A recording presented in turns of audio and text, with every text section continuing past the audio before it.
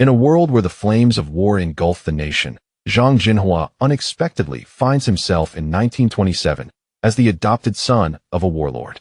With the Japanese forces threatening to seize the Daqing oil fields, his ally, known as Little Six, advocates for peace, an idea Zhang vehemently opposes. Fueled by a desire for vengeance and a mysterious tenfold return system, he embarks on a relentless campaign against the invaders. Each battle he fights brings unprecedented rewards, transforming him from a mere soldier into a formidable warlord of the Republic. As he rallies a small yet fiercely loyal army against overwhelming odds, Zhang's resolve to protect his homeland ignites a fire in the hearts of those around him. Will he turn the tide of war or fall to the relentless enemy? Join Zhang in this gripping tale of courage, strategy, and the fight for national pride. The stakes are high, and the battle lines are drawn. Will he rise to greatness or be crushed under the weight of history? Die, little devils. The beasts on the island deserve to perish as well. You brat, finally answering my call. Listen to your father. The bullets on the front line do not discriminate. Hurry back. Why abandon your comfortable life as a dandy young lord to engage in a futile struggle against the devils? In a parallel world, in the year 17 of the new calendar, in the city of Fengtian, at the residence of the Grand Marshal, Zhang Dasha waited anxiously for half an hour before finally reaching the battlefield phone of the young marshal, Zhang Zhenhua. A week prior, the devils launched a localized war against Huaxia, prompting the generals of the Northeast Army to resist spontaneously. However, the Guangdong Army was well-equipped and had planned meticulously, resulting in the soldiers' continuous retreat. In less than a week, over half of Liao province was lost.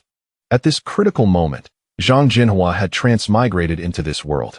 As a descendant, fully aware of the numerous atrocities committed by the little devils, he was resolute in his desire to resist until the end. Yet, the devils surrounded them, and the situation was perilous. Father, the devils are ambitious, seeking to occupy our Huaxia territory. If we retreat today, they will sustain their war through plunder, leading to national destruction, Zhang Zhenhua declared. In times of national peril, we soldiers are at the forefront. As a citizen of Huaxia, I will never allow these beasts to defile our land. As long as I have a bullet left, I will fight until the last moment. His words were powerful and resonant. On the other end of the line, Zhang Dasha fell silent. With national grievances and family vendettas looming, how could one think of personal matters when the nation faced annihilation? You brat, if you must fight, then fight, but remember not to be reckless. I just received news that a large detachment of devils is approaching your position. Hold out for half a day, reinforcements will arrive. Do you understand? After a moment of silence, Zhang Dasha spoke again. Thank you, father. I will surely repel the little devils and return alive to see you. Currently, Zhang Zhenhua was in Beiyang City. Though merely a small county, it occupied a vital traffic route. The little devils had already seized strongholds to the north and south, and it was only natural for them to set their sights on Beiyang City. If they could breach this location, the devils' power would undoubtedly swell once more. It is no exaggeration to say that losing this place would open the gateway to the northeast. Therefore, Zhang Zhenhua was prepared to risk his life to thwart the devils' advance. In a state of urgency, he hung up the phone and promptly summoned his troops. The stationed forces in Beiyang City were already sparse, and with the addition of the soldiers Zhang Zhenhua brought, they numbered only 832. Faced with a full detachment of devils, this was akin to striking a rock with an egg. Young Marshal, what should we do now? Asked Qian Rongtao, Zhang Zhenhua's chief aide, who had always been devoted and resourceful, now finding himself at a loss. The devils possessed advanced weaponry and formidable combat capabilities, and with their sheer numbers, the 800 brothers were hardly a match. What should we do? Zhang Zhenhua snorted coldly, his eyes filled with ambition and determination. Since the devils have come, we shall fight. As honorable sons of Huaxia, we have brothers and sisters waiting behind us, our parents, our elders, our fellow countrymen. As soldiers, our foremost duty is to protect our homeland. Even if it costs every last one of us, I will never retreat. His voice resounded powerfully, and the soldiers wore solemn expressions, their eyes filled with fervor and indignation. The little devils harmed our nation and slaughtered our people, disregarding human life, treating Huaxia people as less than human. Their atrocities remained vivid in memory. Must we continue to endure? Must we keep swallowing our anger? Any man of honor, any true Huaxia person, should raise his weapon and drive these invaders from our land. wielding swords to sever their heads. Retreat? No way. Those willing to join me in battle, step forward now. Zhang Zhenhua took a step forward, his right fist clenched and raised high above his head. At this moment, he was no longer just a young marshal, but a warrior ready to defend Huaxia with his life. Even if faced with an insurmountable wall, he would leave behind a mark of his existence. Kill, kill, kill. We pledge our lives to follow the young marshal. Qian Rongtao was the first to step forward. If he was not afraid of Zhang Zhenhua, what right did he have to retreat? The soldiers, without hesitation, stepped forward in unison, the sound of their marching echoing in the air around them. Like Zhang Zhenhua, they raised their right hands high, collectively responding, "We pledge our lives to follow the young marshal." Good.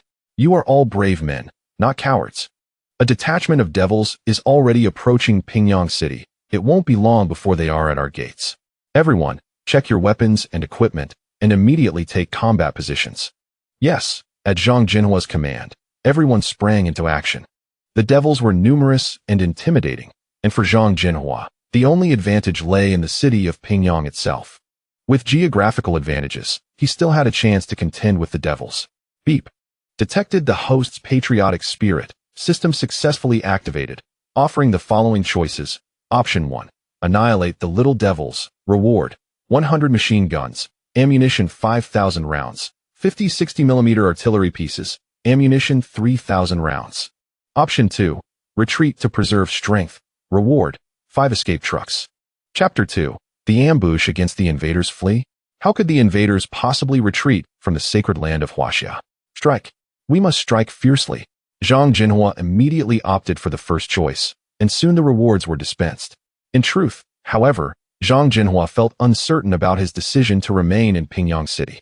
Although the city was fortified with military supplies, the outdated weaponry posed little threat to the small invaders, particularly in terms of heavy weaponry. There was nearly nothing of use. Despite the Northeast Army having military bases, the allocation left each soldier with merely 30 rounds of ammunition. Faced with the enemy's aircraft, artillery, and machine guns, our forebears had endured their assaults without respite.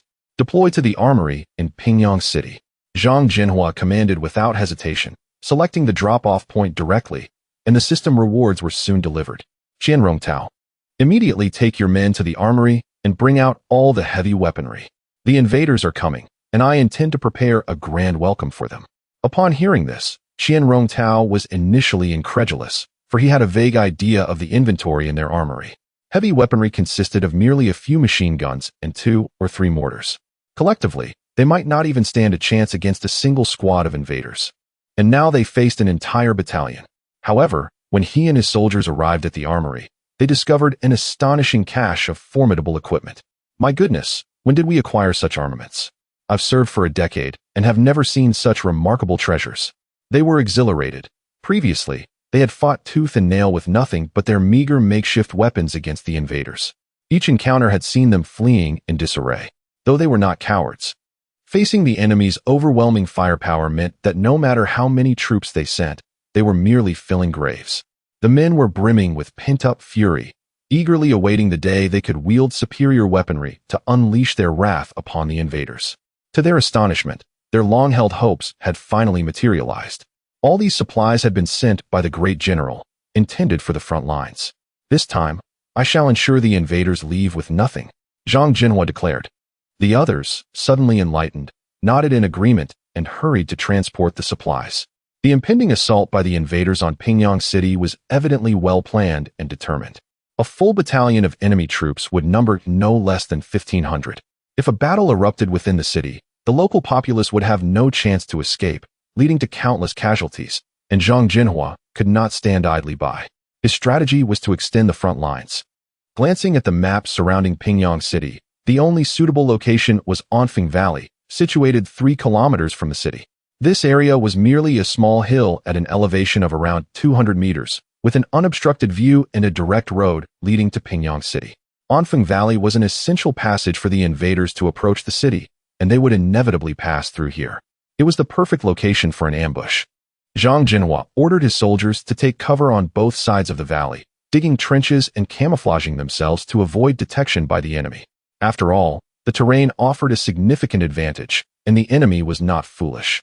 If they sensed an ambush, they would likely reconsider their advance. 100 machine guns were strategically distributed across the surrounding hilltops, each location chosen for its commanding view and tactical superiority. All firing points effectively encompassed the entire roadway, leaving the enemy with no place to hide. However, these preparations were primarily aimed at the enemy infantry. The artillery of the invaders typically remained at a distance, maintaining overwhelming firepower coverage over the battlefield. Previously, they may have lacked the means, but now Zhang Zhenhua intended to repay their aggression in kind. 50 mortars were positioned on the northeastern high ground of Anfeng Valley. This area, surrounded by trees, served as an ideal concealment for the artillery, allowing them to cover a range of 1 kilometer. Not only could they contend with a battalion, but even if another arrived, the artillery could effectively engage them. Young general, everything is ready. The enemy's Watanabe battalion is merely 2 kilometers away. At their pace, they will arrive in 10 minutes, Qian Rongtao reported urgently to Zhang Zhenhua. Nodding in acknowledgement, Zhang Zhenhua positioned himself at the front line with the main force, as he had insisted. After all, how could he expect his men to follow him into battle if he remained safely behind after promising to advance together? What was the scale of the enemy's firepower? In a typical battalion, 3 artillery companies would coordinate. Due to the proximity, the reconnaissance soldiers hesitated to advance further, fearing they might alert the enemy. Qian Rongtao briefly analyzed the intelligence gathered, while Zhang Zhenhua noted it down. To him, the enemy held an undeniable firepower advantage. If they concentrated their defenses, it would be nearly impossible to overcome them. A segmented interception strategy, akin to guerrilla warfare, was essential to wear down the invaders. Young general, the enemy has entered the encirclement. Soon, the news of the enemy's encirclement reached Zhang Zhenhua's ears. All troops, enter combat mode. Await my signal to open fire. Yes, the soldiers swiftly assumed combat positions, concealed within the trenches. Their eyes fixed intently on the Watanabe battalion entering the encirclement below. The invaders had yet to realize they had walked into a trap. Prior to their arrival, they had thoroughly assessed that Beiyang City only had 500 defenders, with inadequate firepower. Even the artillery for long-range strikes was scarce, and they possessed only a handful of pitiful machine guns, posing no real threat. Deploying an entire battalion was merely a precaution to ensure absolute success, as the strategic significance of Beiyang City was paramount, and there could be no missteps. Commander, ahead lies Beiyang City. In no more than half an hour, we will have it completely under our control. The little devils even calculated the time consumed during the journey, revealing their arrogance. Yoshi, all the rebels are utterly vanquished. Hi. Watanabe sat in his vehicle, wearing an expression of assured victory. Zhang Zhenhua, holding a telescope, surveyed the enemy below and slowly raised his signal gun. With a swift pop, a red light ascended into the sky. It was the signal of the young marshal. Brothers, unleash a fierce assault. Kill. In an instant, the echoes of gunfire erupted in Anfeng Valley, with dozens of crooked rifles firing at the enemy, while those without machine guns resorted to single-shot rifles. Regardless of the means, even picking up stones from the ground, they were determined to hurl them at the little devils. Da-da-da. Countless bullets rained down upon the little devils, the terrifying firepower catching them completely off guard. The soldiers at the front, clearing the path, fell like wheat before a scythe. The soldiers had never fought such a well-equipped battle. They were armed with the very rifles they had previously only seen in the hands of the little devils. Countless brothers had perished under these weapons. And now, directing them at the little devils was exhilarating. Fire. Strike fiercely. Qian Rongtao led a squad of soldiers to intercept the little devils from the side, employing a two-pronged approach that effectively suppressed the enemy's advance. There are ambushes. Reform the lines. However, the little devils were not to be underestimated. After enduring a fierce onslaught, they swiftly retreated nearly 800 meters to reorganize. That initial barrage had already taken out over 100 of their ranks. This was no small loss for Watanabe, who turned pale with fury. Just moments ago, he had dismissed the Huaxia troops in Beiyang City as inconsequential, believing that with the combat prowess of his men, he could easily flatten the entire county. The slap of reality arrived swiftly. Bakayuru, the cunning Huaxia people actually dared to lay an ambush here. Order the advance team to launch an immediate attack. I give you only half an hour. If you fail to seize the enemy's position, prepare for retribution. To Watanabe, this was merely a desperate struggle from Zhang Zhenhua and his men before their inevitable demise. In the face of absolute power, it was inconsequential. Hi. Upon receiving the order, the Little Devils advance team quickly assembled 500 men, armed with heavy machine guns, and moved into combat positions. The heavy machine guns were set up in the rear, providing fire support, while the infantry charged forward towards the high ground. Sensing the timing was right, Zhang Zhenhua commanded the detonation. Although the grenades were limited in number, they had ample amounts of improvised explosives. While the explosive power might be insufficient, their sheer quantity ensured they could still inflict significant casualties upon the Little Devils. Throw. The prepared explosives rolled down the mountainside in an instant. Faced with the overwhelming shadow, the Little Devils mistakenly thought it was just stones rolling away. Upon closer inspection, they realized it was all bound explosives. Nanny. By the time the Little Devils grasped the situation, it was already too late. Boom. A vast expanse of black smoke enveloped the area, leaving the Little Devils dazed. The advancing vanguard suffered heavy losses. Retreat. Zhang Zhenhua, wise enough not to let his men engage in a futile struggle against the Little Devils, recognized that the disparity in forces was immense. Each soldier under his command was a precious asset. Charge. Although the Little Devils could not comprehend why the firepower from above had suddenly diminished, they seized the opportunity to charge, capturing the high ground. Yet, by the time they overran the position, the defending soldiers had long vanished without a trace. It took the Little Devils less than 20 minutes to seize the position. Your Excellency, we have successfully captured the enemy's position, but the reporting Little Devil soldier hesitated for a moment. Speak. Watanabe lowered his telescope. We found no enemy corpses in the position, and we lost 300 soldiers. Baka. Hearing this report, Watanabe was infuriated, realizing that the position had not been taken by force but had been surrendered by Zhang Zhenhua. After such a prolonged engagement, the enemy had suffered no casualties while they had lost nearly 500 men. The brief encounter had left them utterly defeated. A disgrace. An utter humiliation. Pursue them. I want to see who we are fighting against. Watanabe roared, smashing the telescope in his hand. For the next hour, Zhang Zhenhua led his troops in a tactical retreat while simultaneously engaging the Little Devils, utilizing several ambush positions he had prepared, relying on the overwhelming number of crooked rifles. The enemy's numbers dwindled rapidly. They had already lost nearly 800 men. A whole battalion of Little Devils now consisted of less than 3 companies. Watanabe's face turned a sickly green. Baka, Baka, Baka. He slapped his subordinate officers one after another, his expression darkening to the point of almost dripping with despair. You ragtag army, after an hour and a half, you still haven't taken the position. You've lost 800 soldiers. What use are you to me? The battered Little Devil officers dared not speak, bowing their heads in submission. Watanabe could no longer wait. The artillery shells were initially intended for attacking Beiyang City, but now they must be redirected. Order the artillery battalion to concentrate fire. I want to utterly annihilate these Huaxia people. Hi.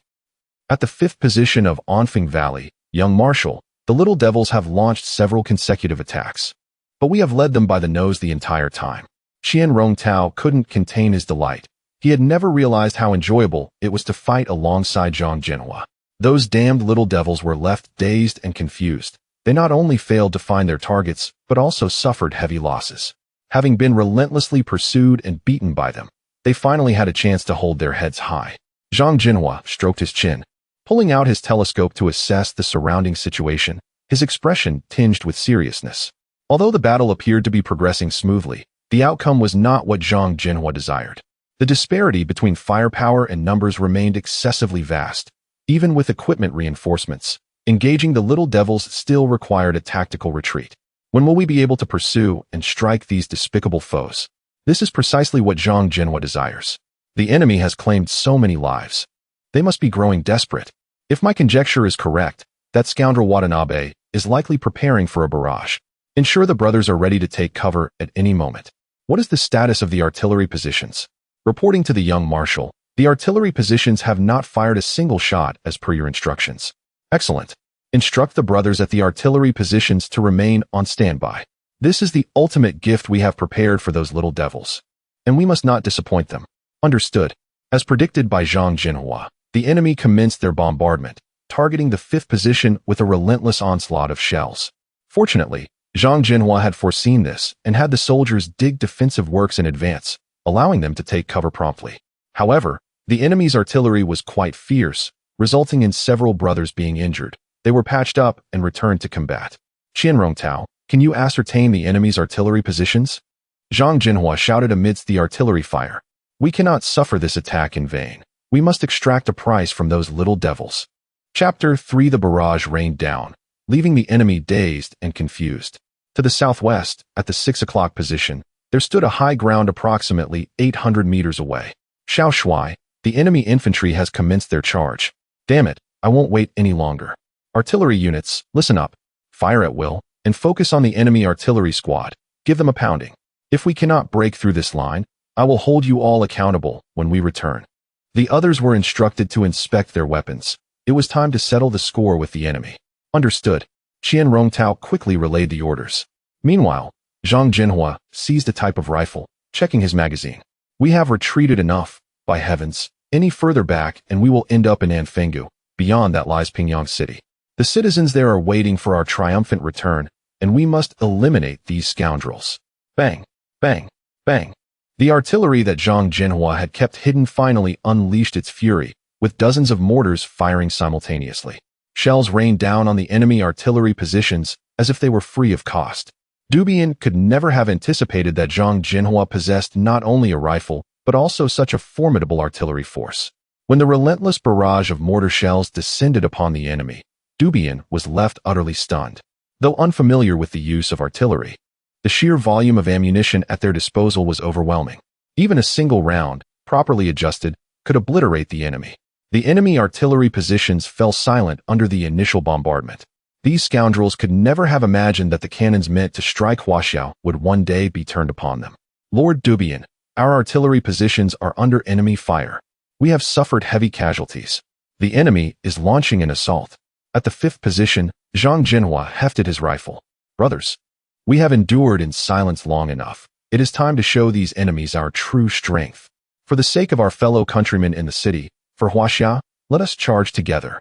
With his words, the soldiers rallied and surged forward, braving the hail of enemy bullets. Rat-tat-tat. Zhang Zhenhua's rifle transformed into a Grim Reaper-esque scythe, reaping the enemy soldiers in its path. Furthermore, there was an ample supply of such rifles, 100 in total, on his side. As the soldiers in front fell, those behind rushed to fill the ranks. The enemy had once held a numerical advantage, causing Zhang Zhenhua to hesitate in direct confrontation. However, that advantage had now diminished, and it was time to deliver a decisive blow after having endured their tyranny for so long. In merely one encounter, the enemy was left bewildered. Where did the Huaxiao forces acquire such overwhelming firepower?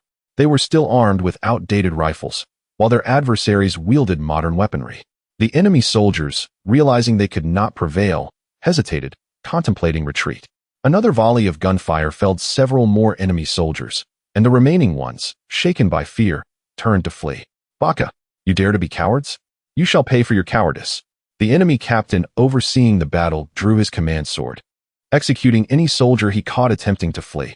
However, Zhang Zhenhua had long been eyeing this captain, waiting for the perfect moment to strike. Now, with the captain standing exposed, Zhang Zhenhua swiftly took him down. The firepower of his rifle required no precision. The captain was reduced to a mere sieve. Without their leader, the enemy soldiers scattered like headless flies, retreating towards their rear positions. Zhang Zhenhua led his men, machine guns in hand, pursuing the fleeing scoundrels. With artillery support above and firepower pressing down, the soldiers had never experienced such a bountiful battle. At long last, they could stand tall and fight back. The enemy's casualties mounted under Zhang Zhenhua's relentless assault, with perhaps fewer than 300 soldiers remaining from an entire battalion. Lord Beiyang, our front lines have collapsed. They cannot withstand the enemy's advance. These Huaxiao natives possess mortars that surpass our entire company's firepower. They have machine gun units that our soldiers cannot match. A stream of battle reports returned, and Beiyang's face darkened, his expression a picture of dismay as he surveyed the crumbling forces through his binoculars. Just as the artillery positions had been attacked, the enemy had launched their assault. This was clearly a premeditated strategy. He had been led by the nose throughout this engagement, and the defeat was utterly comprehensive. Baka, Beiyang's face flushed with anger. But hesitation was no longer an option. Continuing this fight posed a grave risk to their survival in Anfenggu. As Zhang Zhenhua's positions retreated again, the enemy soldiers were now drawn deep into Anfenggu. Beyond Beiyang, Yet they could not take that final step forward. To retreat would require them to cover 3 kilometers, a distance sufficient for the remaining 300 men to perish multiple times over. Was this truly a deadlock? Retreat. Du Bian had no choice but to issue the withdrawal order. Upon receiving the command, the enemy soldiers immediately discarded their helmets and armor, some even abandoning their weapons in their frantic escape. Xiao Shui, the enemy is fleeing. Qian Rongtao promptly reported the enemy's movements to Zhang Zhenhua. Damn it, do they think this place is their home? They come and go as they please? Zhang Zhenhua exclaimed, discarding his spent rifle and picking up a nearby 3.8 rifle. Loading it with fresh ammunition. Pursue them. Do not let these scoundrels die in Anfengyu. Qian Rongtao, take 100 men and encircle them from the flank. We must trap them before they exit Anfengyu. Understood. Qian Rongtao swiftly assembled a team and moved to encircle the enemy. The artillery positions advanced a kilometer, seizing the high ground to continue providing fire support. Yes. Now, Du Bian could only lead his men in a desperate flight, hiding, evading, scurrying from place to place. Just as they neared the exit, hope flickering like a dying ember, suddenly, a massive force surged from the flank, obliterating their last chance of escape. Whoosh whoosh whoosh shells screamed overhead. In Du Bian's eyes, only despair remained. Charge! Kill! Kill! Kill! Within moments, Du Bian and the remaining dozen Japanese soldiers were encircled by our valiant troops. That damn dog's luck is uncanny. So many shells, yet he still breathes. You lack even the barest trace of Bushido. Face us one-on-one, like true warriors. Surrounded on all sides, the Japanese soldiers' new escape was futile. This was their final, futile defiance. But from the crowd, Zhang Zhenhua surged forward. No hesitation, no mercy. He snapped the bolt, chambered a round, and aimed with icy precision. His movements flowed like water over stone, effortless, seamless, absolute. Bang, bang, bang, bang. Shot followed shot, each thunderous report felling another invader, until only Du Bian remained. You slaughtered our people. You butchered our kin. You seized our sacred soil. When did you ever speak of fairness? Zhang Zhenhua's voice roared across the valley, raw and thunderous. You demand fairness now? Then I shall send you to the abyss. That is justice. Memories of comrades fallen before his eyes, of countrymen cut down by enemy fire, burned behind the soldiers' bloodshot eyes. Grief transmuted into white-hot fury. Zhang Zhenhua cast aside his empty Arisaka rifle, drew the broadsword from a nearby comrade, and advanced, step by deliberate step, toward Du Bian. Bakiaro. Knowing death was inevitable, Du Bian unsheathed his katana, steel gleaming in the pale light. A final, desperate lunge. One stroke. Zhang Zhenhua cleaved him, man and blade, clean in two. Victory. A thunderous cheer erupted across Anfeng Valley, triumphant, uncontainable, echoing off the cliffs like the voice of heaven itself. The battle had been won. Secure the battlefield. Beyond eliminating the enemy, the victory yielded a rich haul of arms and material. The Arisaka rifles and Type 96 light machine guns, though valuable, were merely the beginning. What truly mattered were the artillery pieces the Japanese had abandoned. 30-60 mm mortars, over 2,000 rounds of mortar ammunition, 10 mountain guns, and more than 100 artillery shells. Had our bombardment not shattered their artillery positions, even more would have been left behind. Commander, these mountain guns pack far greater punch than mortars. This haul elevates us to a new level of strength. Qian Rongtao exclaimed, elation shimmering in his voice. He remembered the austere days, when the unit lacked rifles, lacked ammunition, even lacked food and clean water, living like ascetics in hardship. Now, at last, prosperity beckoned. Not only did our existing arsenal remain intact, but the spoils of this battle alone were sufficient to fully equip every soldier under our banner. Haul everything back to Beiyang City. This is merely the beginning. Our ranks will swell. Our might will deepen. Only when every last invader is driven from the soil of Huaxia, banished back to their island home, will true celebration be warranted. Zhang Zhenhua nodded. Then his expression darkened. Compile the casualty report. Every fallen comrade shall receive the highest possible compensation, and those funds must reach their families' hands without delay. You will oversee this personally. Should any lapse occur, I hold you accountable, first and foremost. Yes, sir. Qian Rongtao's grin vanished. His posture stiffened. With solemn reverence, he rendered a crisp military salute.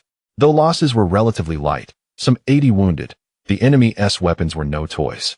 18 brave souls had laid down their lives. Their burial rites and administrative formalities would be handled personally by Qian Rongtao, a duty he bore with unwavering gravity. Having served beside Zhang Zhenhua long enough to know the weight of his commander's word, soon, Zhang Zhenhua led his victorious troops back into Beiyang city. News of the triumph had spread like wildfire.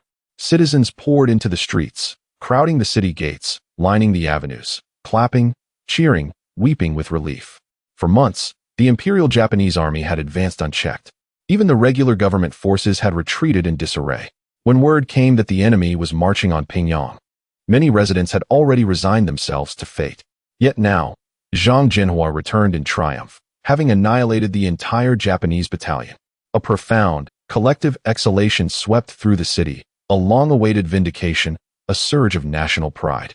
The soldiers, met with such fervent adulation, stood taller, shoulders squared, chests swelling with quiet, solemn pride.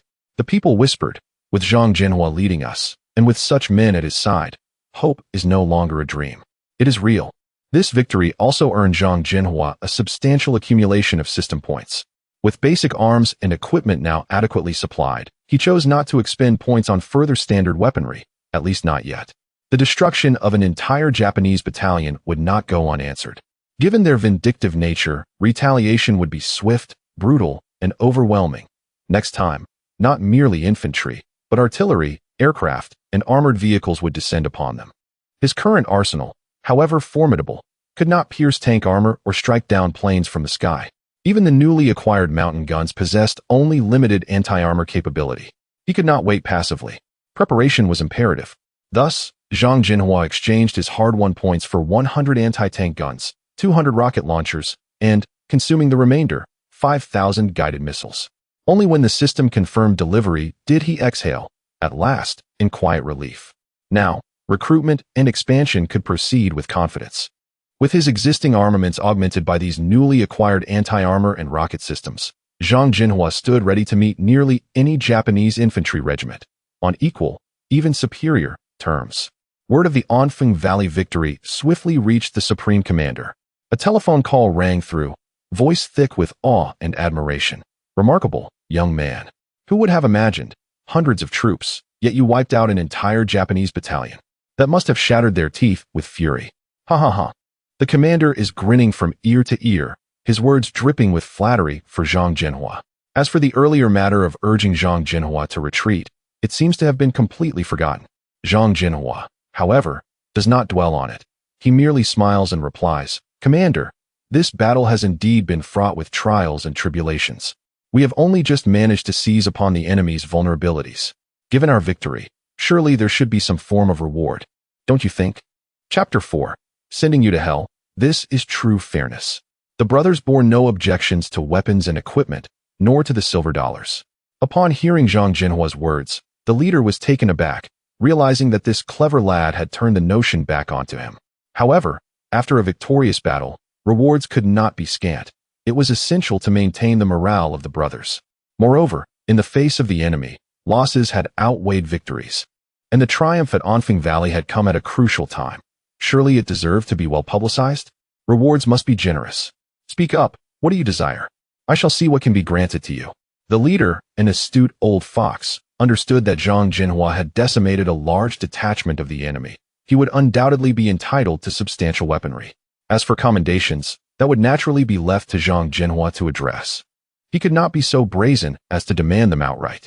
Yet, initially, Zhang Zhenhua had considered asking the leader for gold, the quintessential hard currency, to procure advanced weaponry from foreign powers, perhaps even securing some fighter planes and tanks to bolster their arsenal.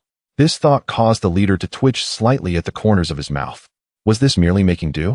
Would it not be better to simply offer up his life instead? Nevertheless, Zhang Zhenhua continued, expressing his desire to form a regiment based in Beiyang City, aimed at developing the economy and strengthening military power, with the intent of striking fiercely against the Japanese. The Japanese had long overstepped, claiming the lives of countless compatriots while they had only retreated time and again. How long could this retreat continue? Should they wait until Huaxia had lost every inch of land, only to awaken as slaves to the Japanese? No. By then it would be too late. Others may retreat, but Zhang Zhenhua would not yield an inch. Anfeng Valley was merely the beginning. Next, he intended to drive the Japanese from Jinnan, Jinzhong, and Jinxibei. He would expel them from Huaxia, sending them back to their homeland. Huaxia was not to be infringed upon. It was their duty to strive for self-strengthening. Zhang Zhenhua's words resonated with conviction, prompting a serious countenance from the leader, who reflected on the truth of his own thoughts. Indeed, when had he not wished for such a course of action? Yet, there were times when one was ultimately constrained by circumstances. With Zhang Zhenhua resolved to pursue this path, he found no grounds to refute. "Excellent. You truly are my son. You have not brought shame upon me," the leader declared with satisfaction. "Then, since I have not disgraced you, should we not discuss the issuance of weapons and equipment? I do not require much else. A minimum of 5,000 Hanyang rifles, for it is crucial to recruit soldiers now, and we cannot do so without armaments. It would be ideal to receive an additional 200,000 rounds of ammunition, and if possible, could you also share some of those American supplies you possess? Just 100 or so submachine guns and machine guns would suffice. The more ammunition, the better. Furthermore, we are sorely lacking in artillery. Given the mountainous terrain surrounding Beiyang, we may soon find ourselves engaged in trench warfare. If we could acquire several dozen cannons, it would provide us with a solid foundation when the time comes. Lastly, a couple of $1 million and several tons of grain to address immediate needs would be sufficient." The leader's expression darkened with each request. After just praising him, Zhang Zhenhua had indeed overstepped. He coldly retorted, "Do I look like a supplier of the resources you seek? You truly dare to ask for these items?" Collectively, they could arm not merely hundreds, but an entire reinforced regiment. "It is not that I lack the resources, but should I deplete my reserves, how would I survive moving forward?" Zhang Zhenhua merely smiled in response, knowing that these were exaggerated requests. Even securing 20% of his demands would be a significant gain. Moreover, in his forthcoming plans, Zhang Zhenhua aimed first to enhance the economy, elevating Beiyang's economic standing. He was even contemplating establishing several arms factories to produce and sell weapons, ensuring sustainable development. "I can grant you 40% of what you seek, but with one condition. You must provide me with a military pledge regarding your statements. I do not ask for much. Since you have received these items, you must demonstrate results with your troops and not bring shame upon me," the leader stated, not in the best of moods. "Understood. I assure you I will accomplish the task." Zhang Zhenhua promptly agreed, thrilled at receiving such a substantial offer. 40% exceeded his expectations. With this batch of weapons and supplies, he transformed from a once impoverished commander into a local magnate. It would be unreasonable to remain unsatisfied. The two shared pleasantries and discussed future plans, ultimately deciding that Zhang Zhenhua's unit would be renamed the Beiyang Regiment. The leader readily concurred and personally oversaw the renaming. Thus, Zhang Zhenhua's regiment officially commenced training in Beiyang. In the ensuing period, Zhang Zhenhua diligently pursued economic trade in Beiyang. Money could indeed make the world turn. While a strong military was essential, a robust financial foundation was equally critical. Without sufficient funds, even basic sustenance would be unattainable. Who would be willing to fight for you then? Moreover, industrial development could not be neglected. The planned arms factory was promptly put into action. With the funds procured from the leader, Zhang Zhenhua now found himself in a favorable financial position, allowing for smooth progress. Initially, the citizens of Beiyang were eager to assist in the establishment of the arms factory, even offering their labor without pay, as long as they were provided meals. Yet, Zhang Zhenhua could not exploit the populace. He ensured fair compensation and covered their meals. As a result of this fair treatment, the willing volunteers soon swelled in number. Additionally, recruitment for the Beiyang Regiment commenced. With 4 battalions comprising at least 500 men each, the regiment would ultimately grow to around 2,000 soldiers. Given Zhang Zhenhua's burgeoning reputation in Beiyang and the appealing conditions of the Beiyang Regiment, attracting these 2,000 recruits would pose no challenge. 1 week would suffice. The key was that following Zhang Zhenhua meant genuinely confronting the Japanese. Having already annihilated a large detachment of the enemy, this was far more compelling than any recruitment propaganda. In just over a week, everything was already on track. As the weaponry gradually takes its place, the Beiyang Regiment has fully formed into a formidable force, quietly establishing its roots in Beiyang City. It is likely that even the Japanese invaders could not anticipate that the city they once scorned has now silently nurtured a tiger ready to descend from the mountains. How has the economic development and the armament factory in the city been lately? One day, while inspecting the troops, Zhang Zhenhua inquired of Qian Rongtao beside him. The training of the new recruits is conducted at high intensity daily, and according to the training manual provided by Zhang Zhenhua. Their progress is remarkable. Coupled with Zhang Zhenhua's regular inspections, the combat effectiveness of the Beiyang regiment is rapidly escalating. However, there are some complications. Qian Rongtao spoke, his gaze revealing a hint of hesitation. Speak plainly, do not beat around the bush, Zhang Zhenhua frowned. The Japanese have suffered defeats and seem to have calmed down considerably lately, apart from occasional disturbances in the vicinity. There has been no sign of a large-scale Japanese attack on Beiyang. Zhang Zhenhua has enjoyed some peace during this period. Aside from training the troops, he has been supervising the economic development and industrialization of the city. He is acutely aware of the significance of these foundational elements for the army and is determined to maintain a firm grip on them. Bandits are rampant around Beiyang City, and several towns have already suffered greatly. These rogues, seeing the Beiyang regiment stationed, have taken advantage of the situation, with our focus directed towards the Japanese invaders. They have begun to prey upon the common people. The towns of Meihua to the southwest, Luozuan to the west, and Shilabin to the south have all fallen victim to their brutalities. These scoundrels commit heinous acts, including arson, murder, and the abduction of women. Such atrocities have become routine. They do not even spare children as young as 3. At this point, Qian Rongtao clenched his fists tightly, having just received the news. The Beiyang regiment is indeed proficient in combating the Japanese, but bandits like these have traditionally been managed by the authorities. However, with the increasing audacity of the bandits, many who had no other choice have turned to banditry willingly. Armed with firearms, they dare not confront the Japanese, lacking the courage and instead living in fear for their lives. Yet, they are all too willing to turn their weapons against their fellow countrymen. They are particularly adept at such treachery, not sparing the elderly or even the youngest of children. To say they lack humanity would be an understatement. Hearing this, Zhang Zhenhua's expression darkened as well. The eradication of bandits. At this moment, these 2 words occupied his mind without any extraneous thoughts. To develop the economy and accelerate industrialization, the eradication of bandits is of paramount importance. It is truly unexpected that while the Japanese remain passive, these wretches have seized the opportunity. In fact, before this, many local government forces had proclaimed the need to eliminate bandits, but it amounted to little more than empty rhetoric. When it came time for action, there was no follow-through. The primary focus of the troops has always been on the Japanese, and the bandits are well aware of this, which is precisely why they take advantage of the chaos. After plundering, they flee back to the mountains, where they can easily hide. Even if one were to search for 3 days and nights, it would be nearly impossible to root them out. It is a complete waste of time, and one cannot rule out the possibility that the Japanese may take this opportunity to launch a surprise attack, turning the situation into a complete loss. The new recruits have nearly completed their training. It is time to find a venue for practical experience, and the bandits shall be the target. Zhang Zhenhua said coldly, a glimmer of murderous intent flashing in his eyes, his underlying fury evident. It is an opportune moment to test the mountain artillery procured from the chief, to assess its power. The primary strongholds are Longyanjai, Haifeng Mountain, and Duanyan Valley. Among them, Longyanjai is the most peaceful. As most of the bandits there have been forced into crime out of necessity, and they primarily rob local wealthy landowners, rarely resorting to violence against the common folk. Their methods are not as cruel.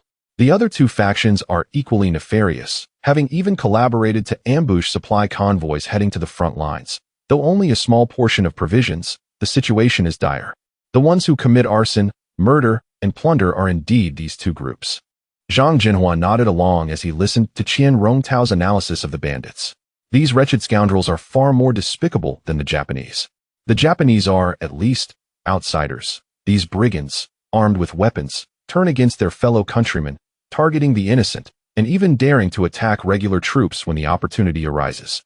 This has thoroughly infuriated Zhang Zhenhua, and he is resolute in taking action. As for Longyanjai, the approach will be to persuade and coax them into submission. After all, they too stem from the common people and have not committed any heinous acts. I am a person who values reason and will certainly offer them a chance. Zhang Zhenhua stroked his chin, examining the map before him.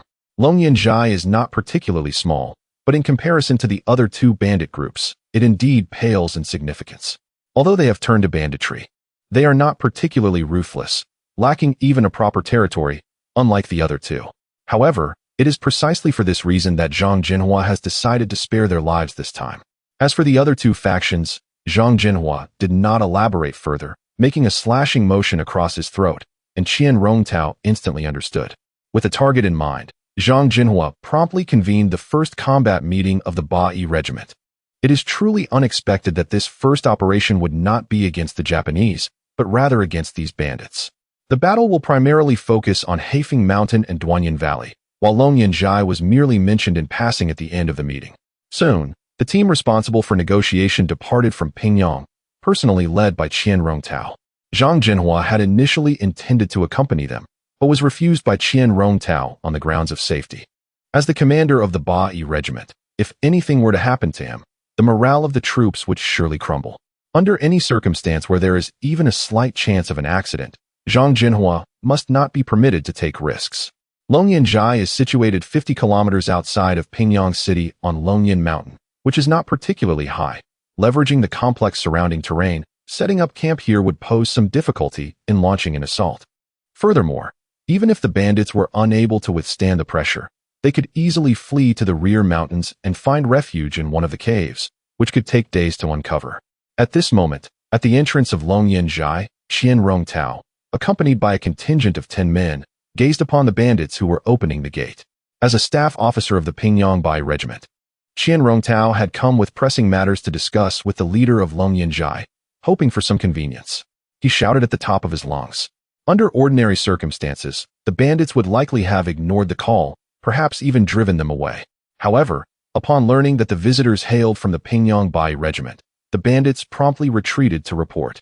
It is worth noting that just half a month prior, the still-forming Bai regiment had annihilated an entire detachment of Japanese soldiers in the nearby Anfeng Valley. Following Zhang Zhenhua's recent victory, the leader of the bandits had already instructed that they should steer clear of any members of the Bai regiment in the future. To speak of their combat prowess alone, it was clear that such strength was beyond what these bandits could contend with. The leader of Longyanzhai was no fool. Believing that the wooden walls and tile roofs of his stronghold could withstand the might of artillery. Chapter 5. No weapons? Asked Father. Moreover, he truly respects Zhang Zhenhua. A government army capable of defeating the Japanese is indeed a rarity nowadays. Soon, the reported bandits emerged from within, and the gates of Longyanzhai swung open wide. Qian Rongtao, accompanied by 10 others, swaggered into Longyanzhai. Inside, in the main hall, the bold Qian dared to intrude upon my domain with merely 10 men. Do you not fear that I might take advantage of your vulnerability? The chief sat high above. His eyes narrowed as he scrutinized Qian Rongtao below. Surrounding them were the bandits of Longyanzhai, all glaring like wolves ready to pounce. Yet, Qian Rongtao remained unperturbed, replying calmly, "If a conflict were to arise, Chief, you would not have waited until now. We would have already met our demise at the gate.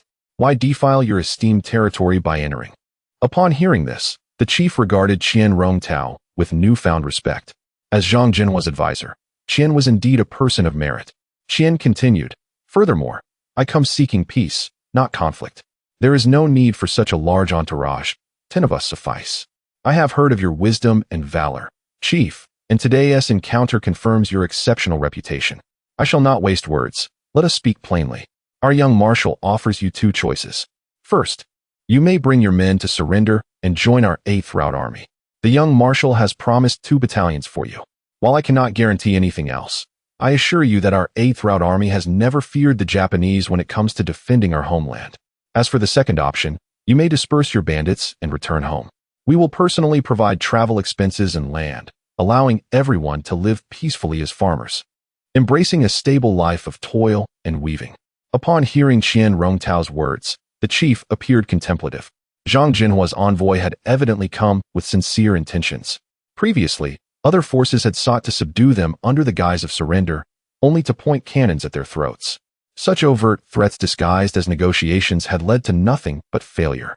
As the chief, he had to consider the welfare of his men and could not push them into the fire. Qian's party of 10, along with the reasonable terms offered, set a different precedent. Most of the bandits at Longyanzhai had been forced into their current situation, some even retained by the chief himself, marking a significant distinction from other factions. Zhang Zhenhua recognized this and thus prioritized persuasion.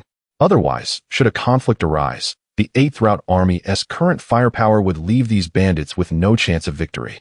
The conditions for surrender were also pragmatic. Compared to previous demands for a full regiment, 2 battalions, while modest, were tangible. Although the chief was a bandit by circumstance, he was well educated, and he knew that his ragtag band could hardly merit a regiment. Just the payroll for a regiment was a considerable sum, not to mention the weaponry involved. 2 battalions seemed slightly insufficient. The chief slowly spoke, his tone evidently softened. 2 battalions are quite substantial. The 8th Route Army's battalion comprises around 500 men, which is quite different from other forces. Qian Rongtao smiled, sensing the chief's wavering resolve. Moreover, the treatment you receive will be equivalent to that of current 8th Route Army soldiers. There will be no discrimination.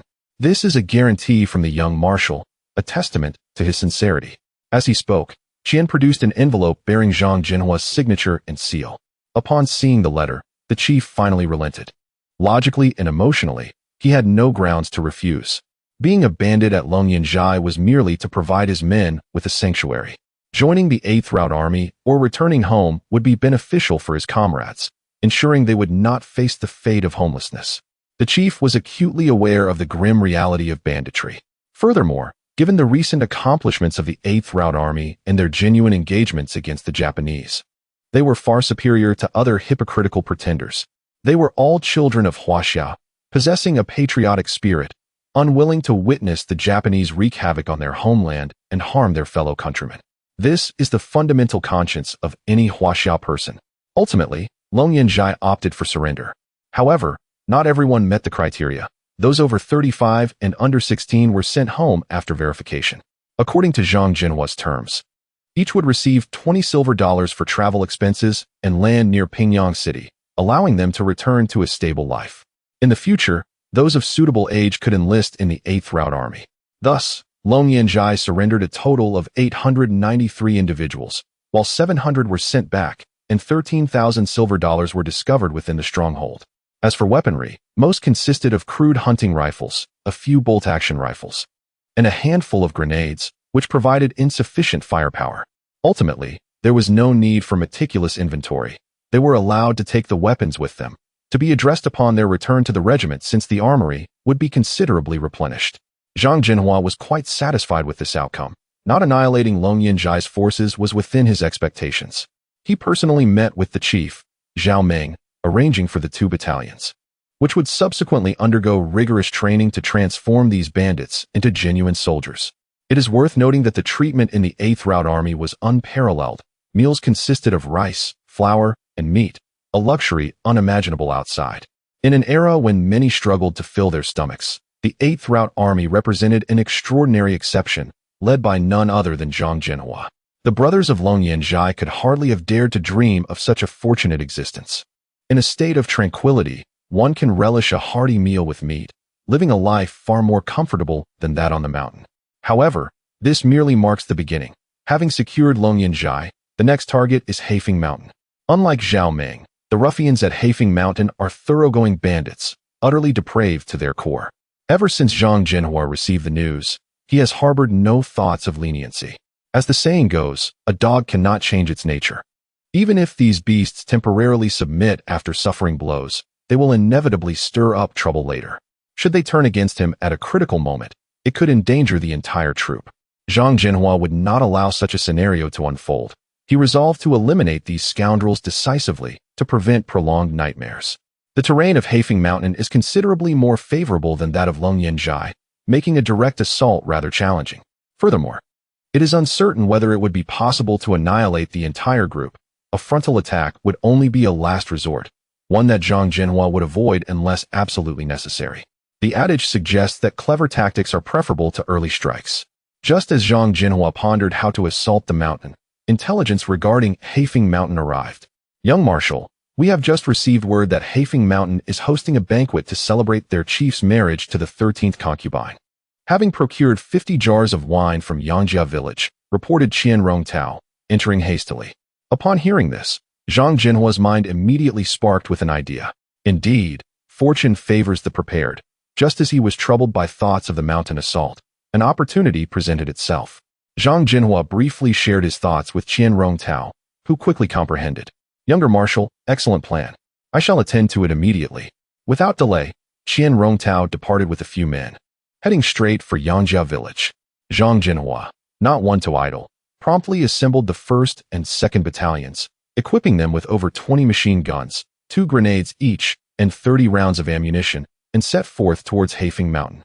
Tonight, as their chief celebrates his wedding, it shall also mark the demise of Haifeng Mountain. Qian Rongtao did not arrive at Yangjia village empty-handed. He also sought out a veterinarian in Pingyang City to acquire over 10 pounds of anesthetic. This veterinary anesthetic, designed for livestock, is potent enough to incapacitate even an elephant, let alone a human. Acquiring 50 jars of wine is a significant affair for a small village. The entire village's taverns would be mobilized, and it might not even be possible to gather them all. The critical point is that the bandits from Haifeng Mountain did not actually pay for the wine, simply leaving an IOU. Were it not for the firearms in the hands of these rogues, Yangjia village would never have dared to engage in commerce with them. Refusing to comply would result in direct robbery, leaving the villagers destitute and shattered. Upon arriving at Yangjia village, Qian Rongtao first approached the village head, explaining the situation, and the head immediately rallied the villagers to assist in his endeavor. There was little to do. They merely needed to add substances to the wine demanded by the bandits. Following this, the villagers only needed to feign ignorance and safely deliver the wine to the mountain. The entire operation proceeded discreetly, without a hint of commotion. Once the bandits had transported the wine out of the village, Qian Rongtao left and hurried to the relay station on the eastern side to rendezvous with Zhang Zhenhua. At this moment, Zhang Zhenhua had stationed 2 battalions at the relay station. This location was not far from Haifeng Mountain and was situated at a crucial traffic juncture, enabling them to receive immediate intelligence on any movements in the vicinity. Young Marshal, everything is prepared. The goods have been transported to the mountain, Qian Rongtao reported succinctly. Zhang Zhenhua nodded in acknowledgement. With everything in place, they awaited only the right moment. The 50 jars of wine from Yangjia village soon arrived at Haifeng Mountain. The bandits, eager to commence their revelry, were oblivious to the impending doom. The atmosphere was vibrant, adorned with red silk and lanterns, celebrating the chief's wedding to the exquisite concubine, abducted from the mountain's foothills. Congratulations, brother, on marrying the 13th concubine. Tonight, you are truly fortunate. The bandits cheered. Brothers, eat and drink to your heart's content. Our fortunes at Haifeng Mountain are bound to rise. The entire mountain echoed with jubilant cheers, the bandits blissfully unaware of the peril looming over them. The veterinary anesthetic proved remarkably effective. Not long after the bandits had downed their first cup, they began to feel the effects. The world seemed to spin, and one by one, they collapsed to the ground. Alarmed, the leader of the Haifeng Mountain bandits realized too late that everything was already in motion. He had consumed copious amounts of liquor, and with so many brothers raising their glasses to him, it was a miracle he had managed to stay upright. By the time he succumbed to unconsciousness, the only ones still awake on Haifeng Mountain were the few sentries. Why is it so quiet already? Have they all drunk themselves into oblivion? One of the sentries mused. In the past, such banquets would have raged until midnight. It was unthinkable for them to quiet down so soon. As for the sentries, they were not supposed to drink, but the bandits had no sense of discipline. Rules meant nothing to them. It must be that these fools are too weak to handle their liquor. They laughed. Come, let us drink as well. 1 cup down, and the results were predictable. Soon, even the sentinels fell to the ground, incapacitated. Meanwhile, several hundred meters away, Zhang Zhenhua, along with Qian Rongtao and their troops, stealthily approached. Timing their movements, Zhang Zhenhua was aware that the spiked liquor would soon take full effect. Without further ado, he turned to Qian Rongtao, making a gesture across his throat. Qian Rongtao understood immediately, leading his men into action. Brothers, let us eliminate these treacherous bandits and avenge the oppressed citizens. At that moment, Haifeng Mountain was devoid of any capacity for resistance. Even when the gates were blown open by grenades, the bandits remained in a deep slumber, utterly oblivious. Qian Rongtao issued no orders to capture them. Such scum only serves to squander resources. They are spineless creatures who cower before the strong while wielding a knife against their own compatriots. Can one truly expect these cowardly beasts to confront the enemy? They should be eradicated without exception. Ultimately, even bullets can be spared, a mere 2 strokes per individual, and they shall be dispatched to meet the king of hell in their dreams. The conquest of the entire Haifeng Mountain was accomplished in less than half an hour. These bandits likely never anticipated such a fate awaiting them.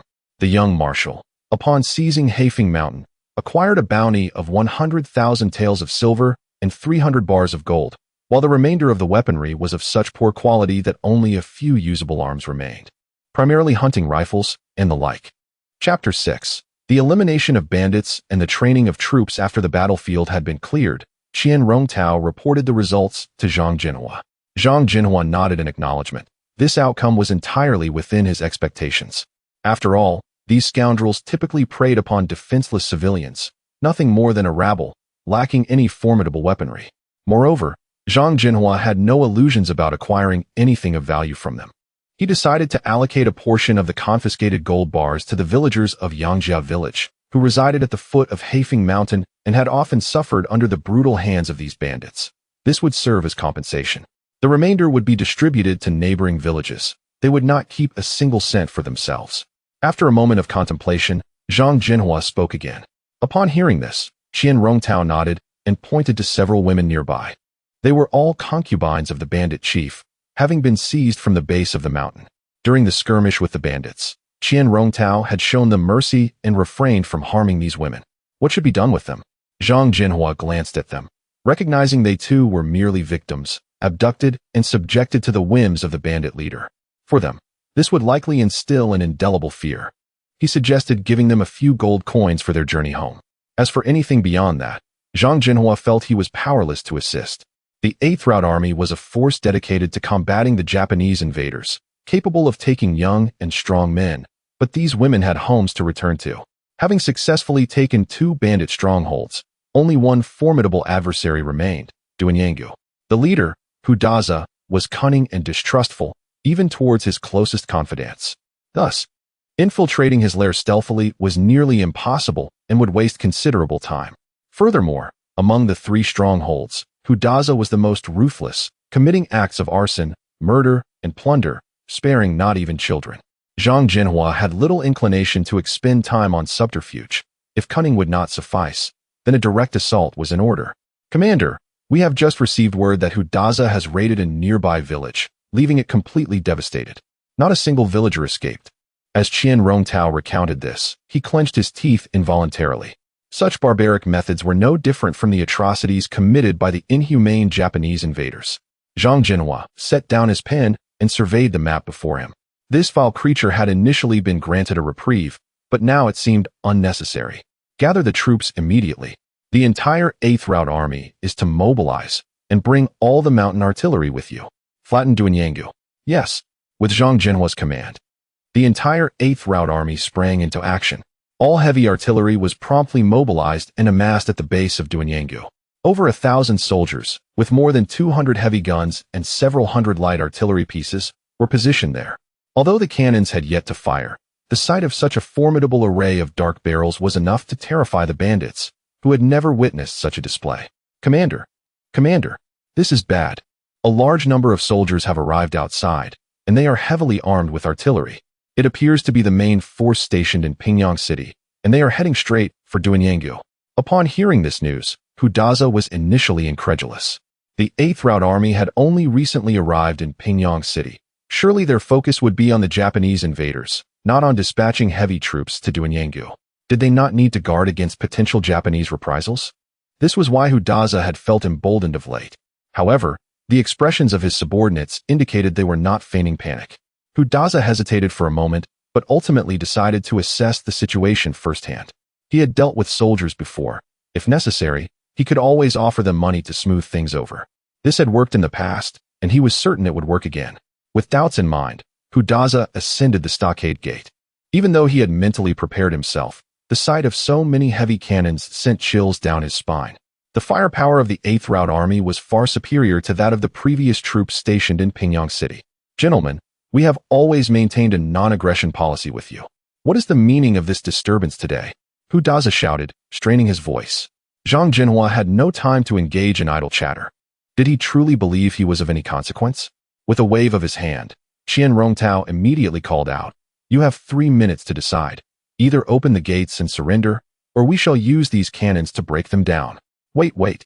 Gentlemen, your actions are merely for monetary gain. We can negotiate a sum, and there is no need for such a destructive outcome. I am willing to offer $200,000 and 100 gold bars to your esteemed army. I implore you to show mercy." Hu Daza quickly feigned weakness. Upon hearing this, Zhang Zhenhua was momentarily taken aback. Hu Daza's negotiation tactics were clearly well practiced. It seemed he had previously colluded with military forces, and one could only imagine how much profit had been siphoned from the troops stationed in Beiyang City. Moreover, the assets he was presenting were likely the entirety of what he had amassed from plundering the people in Hefeng Mountain. This band of scoundrels had undoubtedly inflicted untold suffering upon countless innocents. Zhang Zhenhua's countenance darkened, his eyes radiating a palpable intensity of murderous intent. "One final minute," he declared, his tone laced with indignation and a chilling detachment. Upon hearing this, Hu Daza paused momentarily, his own ire igniting. It was well known that the military factions he had previously engaged with were all motivated by monetary gain. He had extended the utmost sincerity, yet Zhang Zhenhua remained dissatisfied. Was this not akin to asking for the moon? Did he truly expect to consume all of Duanyangu Valley? That would depend on whether they possessed the fortitude to do so. How foolish to assume that we of Duanyangu Valley are mere soft fruits. One should inquire which mountain within the hundreds of miles surrounding us could match our resolve. If it came to it, we could simply part ways. Duanyangu Valley is not something that can be taken lightly. Hu Daza evidently had not grasped the gravity of the situation, daring to challenge Zhang Zhenhua. Qian Rongtao, overhearing, nearly chuckled, observing the scene with a cold detachment. Zhang Zhenhua offered no response, continuing his silent countdown, which also served as a warning to Hu Daza and Duanyangu Valley. "Prepare for battle. Let these soldiers comprehend the might of Duanyangu Valley." Hu Daza, invigorated, shouted out. Yet even as he spoke, he began to retreat. The superior terrain of Duanyangu Valley, with its myriad caves and caverns, provided ample opportunity for concealment, a fact that emboldened Hu Daza. However, he underestimated Zhang Zhenhua's resolve and the devastating power of the artillery. As the time elapsed, Zhang Zhenhua hesitated no longer. With a single command, over 200 heavy artillery pieces unleashed a barrage. Additionally, the lighter cannons provided immediate support. Fire! Boom, boom, boom.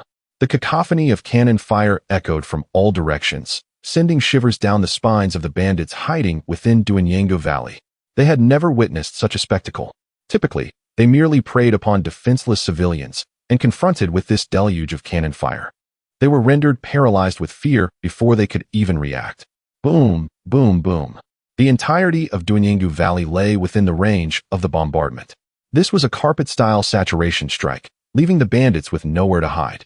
Hu Daza, initially contemplating retreat to preserve his own life, found himself obliterated by the relentless artillery before he could make his escape. The fates of the other bandits were no less grim. The thunder of the cannon overshadowed their cries and screams. The cruelty they had inflicted upon the innocent now returned to haunt them as a fitting retribution. Zhang Zhenhua did not accept the surrender of the bandits. His singular objective was to obliterate all of Duanyangu Valley. For a full half hour, the artillery roared, and Zhang Zhenhua relentlessly expended ammunition, bombarding the mountain repeatedly. Not only would they not escape, but after such relentless bombardment, the bandits would be fortunate to find even a single intact corpse. Charge! After the artillery onslaught, the soldiers of the 8th Route Army surged forward, thoroughly cleansing Duanyangu Valley. Not a single bandit managed to flee. With the complete annihilation of the bandits in Duanyangu Valley, the anti-bandit operation reached a successful conclusion. However, the only regret was the inability to capture the bandit leader, depriving the civilians of their chance for revenge. These bandits bore the blood of countless innocents, and the populace harbored deep-seated hatred towards them. Report, General. The resources in Duanyangu Valley are indeed superior compared to the other two areas. We have discovered a significant cache of enemy supplies here. As he spoke, Qian Rongtao displayed some of the seized weapons before Zhang Zhenhua, including not only the standard rifles, but even submachine guns. Upon witnessing this, Zhang Zhenhua understood why the bandits of Duanyangu Valley had dared to act so brazenly. They had likely collaborated extensively with the enemy. These vile wretches. Zhang Zhenhua gritted his teeth, regretting his hastiness that allowed these scoundrels to escape so easily. To oppress their compatriots was one thing, but to ally with the enemy as traitors was utterly unforgivable. Such beasts were even less than the enemy. However, now it was for the best that they had been completely eradicated to prevent future troubles. Although Duanyangu Valley was resource-rich, The relentless bombardment by the 8th Route Army had rendered most of their weaponry and equipment inoperative. Nonetheless, the bandit leader had left behind a considerable amount of gold and silver. Zhang Zhenhua reserved a portion for his comrades as military funds, distributing the remainder among the nearby villagers. After all, many brave souls had sacrificed their lives, and Zhang Zhenhua could not allow their deaths to be in vain. News of the anti-bandit campaign in Beiyang City spread swiftly through the surrounding regions, earning Zhang Zhenhua widespread admiration. The newly formed 8th Route Army commanded genuine respect, far surpassing the previous station troops in reliability. Soon, a call from the general reached Zhang Zhenhua. "General." Zhang Zhenhua answered the phone respectfully. "You rascal, causing such a commotion after only a few days apart. You've truly grown." Though he spoke thus, the general could not suppress his joy. After all, this was his own son, engaged in both battling the enemy and eradicating bandits, bringing honor to the family. How could the general not be pleased? When Zhang Zhenhua returned from the military academy, the general had decisively advocated for his appointment in Beiyang City, despite considerable dissent among his peers. Now, he had effectively silenced all critics. In response, "General, I cannot be blamed. These enemy bandits were indeed too audacious, showing no regard for us whatsoever. If we did not teach them a lesson, they would truly consider us non-existent." Following this, Zhang Zhenhua reported on the recent developments of the 8th Route Army, prompting the general to nod in agreement. Once the report was nearing completion, the general shifted to a more serious matter. "The military and political conference of the Feng clique has been scheduled for next week. You must attend." Upon hearing this, Zhang Zhenhua instinctively wished to decline, believing that rather than wasting time on such matters, it would be wiser to strategize on eliminating more of the enemy. However, the general did not afford him the opportunity to refuse. "You must attend. Talent should not be hidden away. Furthermore, if you do not wish to enhance your own reputation, cannot you at least do so for mine?" The esteemed leader has articulated his intentions so clearly that Zhang Zhenhua finds himself with no room for refusal. Ultimately, he must acquiesce. After exchanging a few pleasantries, the esteemed leader finally ends the call. "Taozi, assemble the entire regiment at once. I have an announcement to make." "Yes." Upon receiving the order, Qian Rongtao promptly sets about making arrangements. This marks the first time in recent weeks that Zhang Zhenhua has called for the entire regiment to gather. Having endured several battles, the soldiers of the Bai regiment are no longer the inexperienced recruits they once were. Their faces, now devoid of youthful naivety, reflect a newfound resoluteness, and their eyes exude determination. The admiration they hold for Zhang Zhenhua is evident in their gazes. It is well known that following Zhang Zhenhua not only leads to victorious battles, but also ensures ample provisions. The conditions within the Bai regiment far surpass those found elsewhere. How could the brothers not be loyal? Chapter 7. Capturing Longyantai. Observing the spirited crowd, Zhang Zhenhua nodded with satisfaction.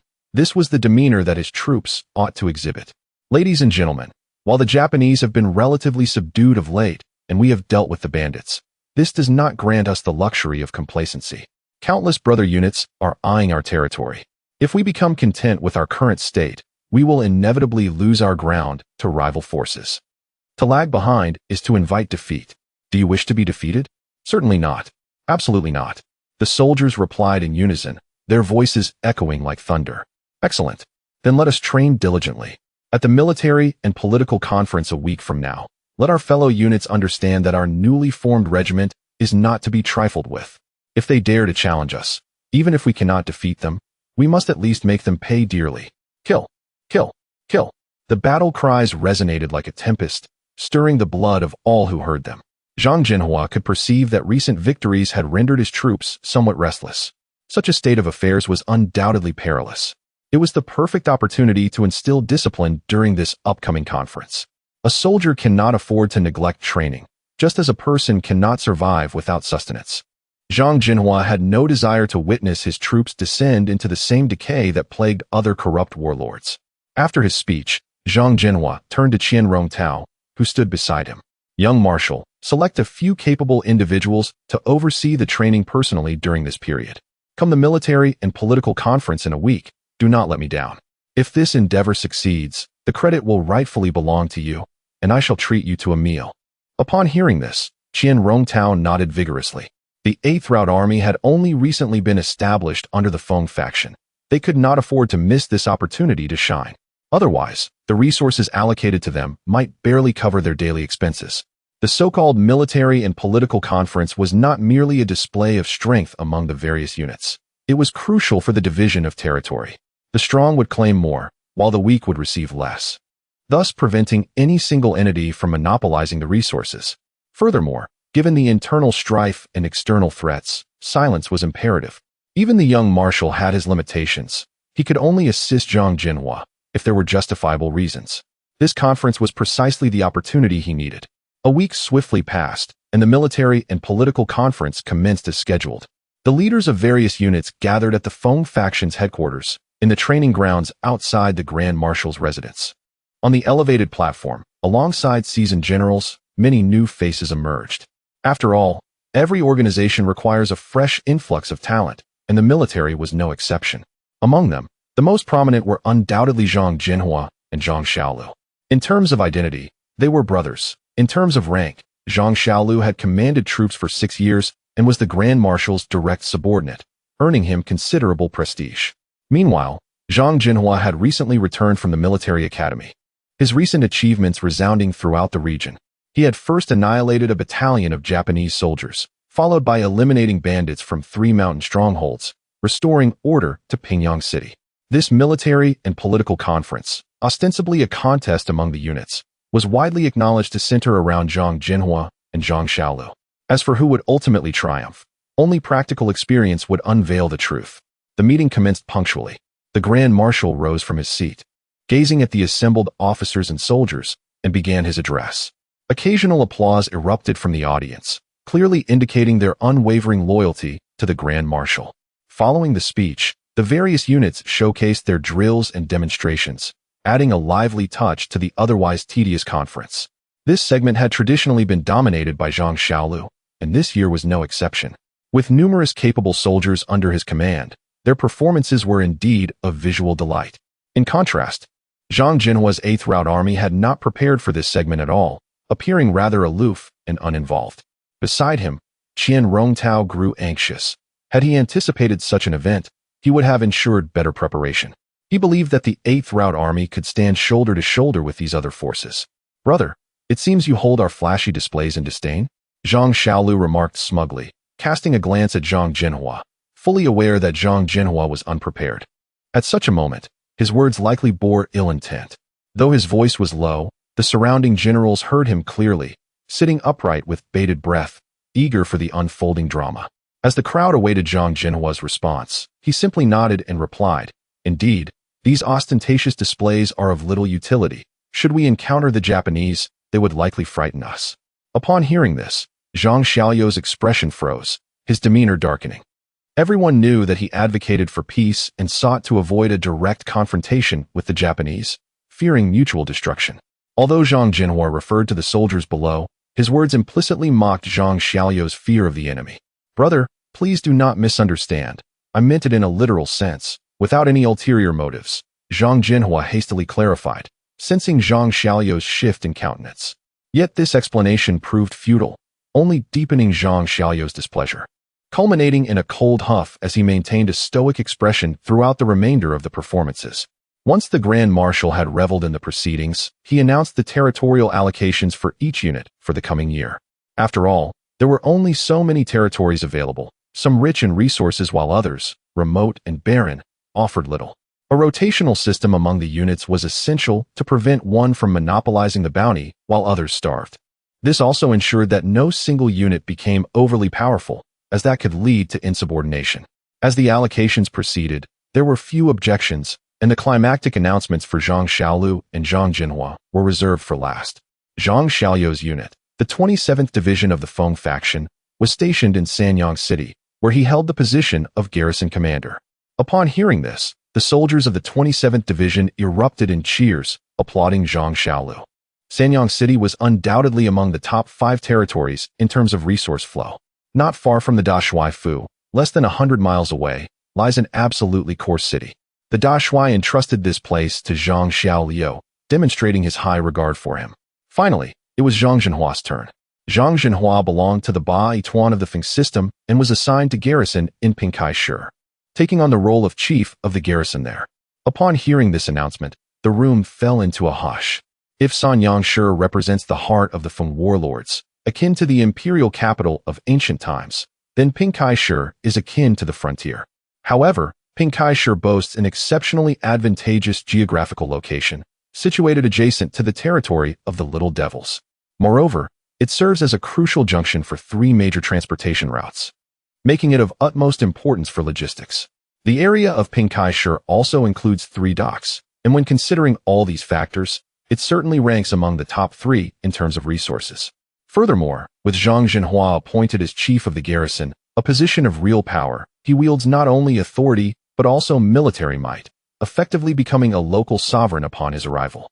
Although the Beiyang is still in its infancy, once stationed in Pinkai, it is bound to flourish. Even though Xiao Liuzi's position is not insignificant, it pales in comparison to the immediate significance of Zhang Zhenhua's appointment. Many seasoned generals cast peculiar glances, and had it not been for the Dashuai's formidable presence, they might have openly rebelled. However, while others may hesitate, Zhang Liuzi did not. He promptly rose from his seat. Dashuai, I believe this arrangement is highly inappropriate. My younger brother has only recently joined the army and is still merely the leader of a regiment. Logically, the position in Pinkai should not fall to the Beiyang. Zhang Liuzi's words echoed the sentiments of many, making it difficult for them to remain silent. Xiao Liu, your brother's involvement here can alleviate my concerns significantly. In my opinion, there is nothing amiss. The Dashuai appeared to have anticipated Zhang Liuzi's dissent and spoke calmly. However, my younger brother's qualifications are still lacking, and such an arrangement by the Dashuai may prove challenging to garner support. With this statement, the generals who had long been prepared immediately rallied to echo his sentiment. Indeed, Dashuai, reconsider. Reconsider, please. Zhang Xiaoshui lacks the qualifications. It seems we should seek another for Pinkai. The voices chimed in unison, clearly premeditated. Those speaking were all either subordinates of Zhang Liuzi or allies who had frequent dealings with him. Bang! Observing the dissenting generals, the Dashuai slammed his hand on the table, anger flickering in his gaze. I now appoint my son. When did it become your place to dictate terms here? Qualifications? What do you mean by qualifications? Must one be like you, indulging in luxury, only to shrink back like turtles when action is required? I now wish to see who dares oppose me. With that, the Dashuai brandished his riding whip, slapping it onto the table with unmistakable intent, signaling that dissent would not be tolerated. Moreover, he was fully aware of the general's true intentions. They were likely under Zhang Liuzi's influence, attempting to sabotage. Dashuai, I still find this matter somewhat inappropriate. Just as an eerie silence enveloped the gathering, this voice rang out like a thunderclap, causing all to turn their heads towards its source. Yet, the speaker seemed oblivious to any impropriety and continued. Dashuai, given Zhang Xiaoshui's qualifications, it would be acceptable for him to lead the Beiyang in small-scale skirmishes against the Little Devils or to eradicate bandits. However, appointing him as chief of the garrison in Pinkai is akin to pushing thousands of innocent citizens into the flames. This matter concerns the lives of hundreds of thousands. How can the Dashuai make such a hasty decision? The room collectively inhaled sharply. Even the Dashuai himself raised an eyebrow in astonishment. Who was this individual to speak so boldly to the Dashuai? Though the Dashuai had remained behind the scenes in recent years, everyone knew he had fought his way through a sea of blood and corpses in his earlier days. Did this person truly believe the Dashuai had grown too old to wield a blade? Most crucially, Zhang Zhenhua was the Dashuai's son. It was only natural for a father to arrange a position for his child. In other words, this was clearly a family matter, and what right did an outsider have to interfere? Furthermore, the entire region governed by the Feng system was under the Dashuai's authority. Did he not have the power to appoint or dismiss the chief of the garrison? As the last words fell, the Dashuai narrowed his eyes, fixing his cold gaze upon the speaker, his voice dripping with iciness as he inquired. If I recall correctly, you are the commander of the 22nd Division, Wang Shizhong, are you not? In your view, who would be more suitable for the position of chief of the garrison in Pinkai? Your deputy? Or perhaps yourself? As he spoke, the Dashuai's tone remained calm, devoid of any emotional fluctuation. Yet, an overwhelming sense of lethal intent enveloped the room. The gathering fell silent, no one daring to provoke the Dashuai's wrath at that moment. Especially those old comrades who had stood by the Dashui through thick and thin, they were well aware of his ferocity. Just because he had retreated into the shadows in recent years did not mean he had grown weak. Wang Shizhong, too, sensed the Dashui's murderous aura and found himself at a loss for words. After casting a glance towards a corner of the room, he finally stammered, "Dashui, the tradition of seniority has always prevailed in the military. While Zhang Xiaoshui has indeed performed admirably today, he is still quite young and inexperienced. I believe that, given a few years of training in the army, he will undoubtedly become a formidable figure." Upon hearing this, the esteemed leader's countenance gradually brightened with a faint smile. "General Wang," he inquired, "if you deem Zhang Zhenhua to be insufficiently experienced and overly youthful, then who would be deemed suitable for the position of commander of the Kaiping City garrison? Furthermore, were it Zhang Zhenhua to hone his skills?" Although the leader's visage radiated a smile, to the onlookers, it bore no warmth. Rather, it exuded an unsettling chill that raised the hairs on the back of their necks. It was uncertain whether General Wang was oblivious or simply misguided, as he audaciously replied, "Esteemed leader, as a mere subordinate, I lack the authority to assign positions to General Zhang. However, military regulations stipulate that only those of brigade commander rank or higher are eligible for the role of garrison commander. Moreover, Kaiping City holds a particularly unique status, being not only the economic lifeline of the Dongsan province, but also home to crucial political infrastructures such as ports and concessions." Chapter 8: The clever capture of Haifeng Mountain. Through the recent actions of Zhang Xiaoshui, it has become evident to all that he is still quite young, with a temperament that is overly impulsive. Should he provoke any troubles, it would undoubtedly be challenging to remedy the situation. "General, although Zhang Xiaoshui is your son, we must prioritize the overall situation and avoid any semblance of favoritism." Upon the completion of these words, General Wang knelt upon the ground, his preceding remarks resonating with a sense of righteousness. Diverting his gaze from General Wang, the elder general surveyed the assembly, noting that no one dared to meet his eyes. The elder general understood that today's discourse was entirely directed at Zhang Zhenhua. The fundamental structure of the Dongsan Sheng had already been established, and many rallied behind Zhang Xiaolu, naturally opposed to the emergence of Zhang Zhenhua at such a critical juncture. Contemplating this, the elder general narrowed his eyes slightly and spoke in a measured tone. "General Wang, all present here are under my command, not yours. I have received information indicating that you have been quite active of late, frequently engaging with those from the Beiyang government. Given your status as an elder, I must caution you. I have no objection if you seek military funding, but should I discover any actions that overstep the boundaries, do not blame me for severing ties." At this pronouncement, General Wang was immediately struck with fear, cold sweat beading upon his brow as he stammered, "General, I assure you, my dealings with the Beiyang government are solely for military funding, with no ulterior motives." As his words fell, the elder general feigned disinterest, responding gently, "Xiaolu, General Wang is your subordinate. I trust you know how to proceed without my reminder." Upon hearing this, General Wang's complexion turned ashen, his demeanor utterly deflated. Although the elder general did not explicitly state how to handle General Wang, every astute individual present recognized that the latter's prospects were grim.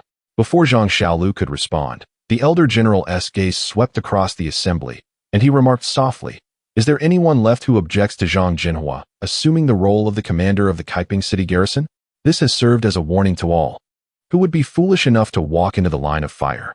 The general is wise, and Zhang Xiaoshui is indeed the optimal choice. Congratulations, Zhang Xiaoshui. I have long held disdain for those small devils in Kaiping City. You must ensure they are shown their place. Indeed, we await good news from Zhang Xiaoshui." Amidst the chorus of insincere flattery, the elder general nodded approvingly and declared, "Since there are no objections, this matter is settled." With the final word spoken, the elder general turned to Zhang Zhenhua, instructing, "Zhang Zhenhua, after the military and political conference concludes, return to your station immediately. 3 days hence, proceed to Kaiping City with the entire 8th Route Army." Thus, a farcical drama concluded under the elder general's decisive command. Following the conference, Zhang Zhenhua did not linger but hastened back to Beiyang City. He was acutely aware that Kaiping City was far beyond the scope of Beiyang City, its complexities significantly greater. As General Wang had articulated, Kaiping City was exceedingly unique. Its advantageous geographical location, coupled with developed land routes and ports, rendered it the economic lifeline of the Dongsan Sheng. Additionally, the presence of foreign concessions and proximity to enemy territory meant that any minor skirmish would draw considerable attention. The elder general's decision to entrust such a vital city to him was not lost on Zhang Zhenhua. It was a mandate to confront the enemy directly.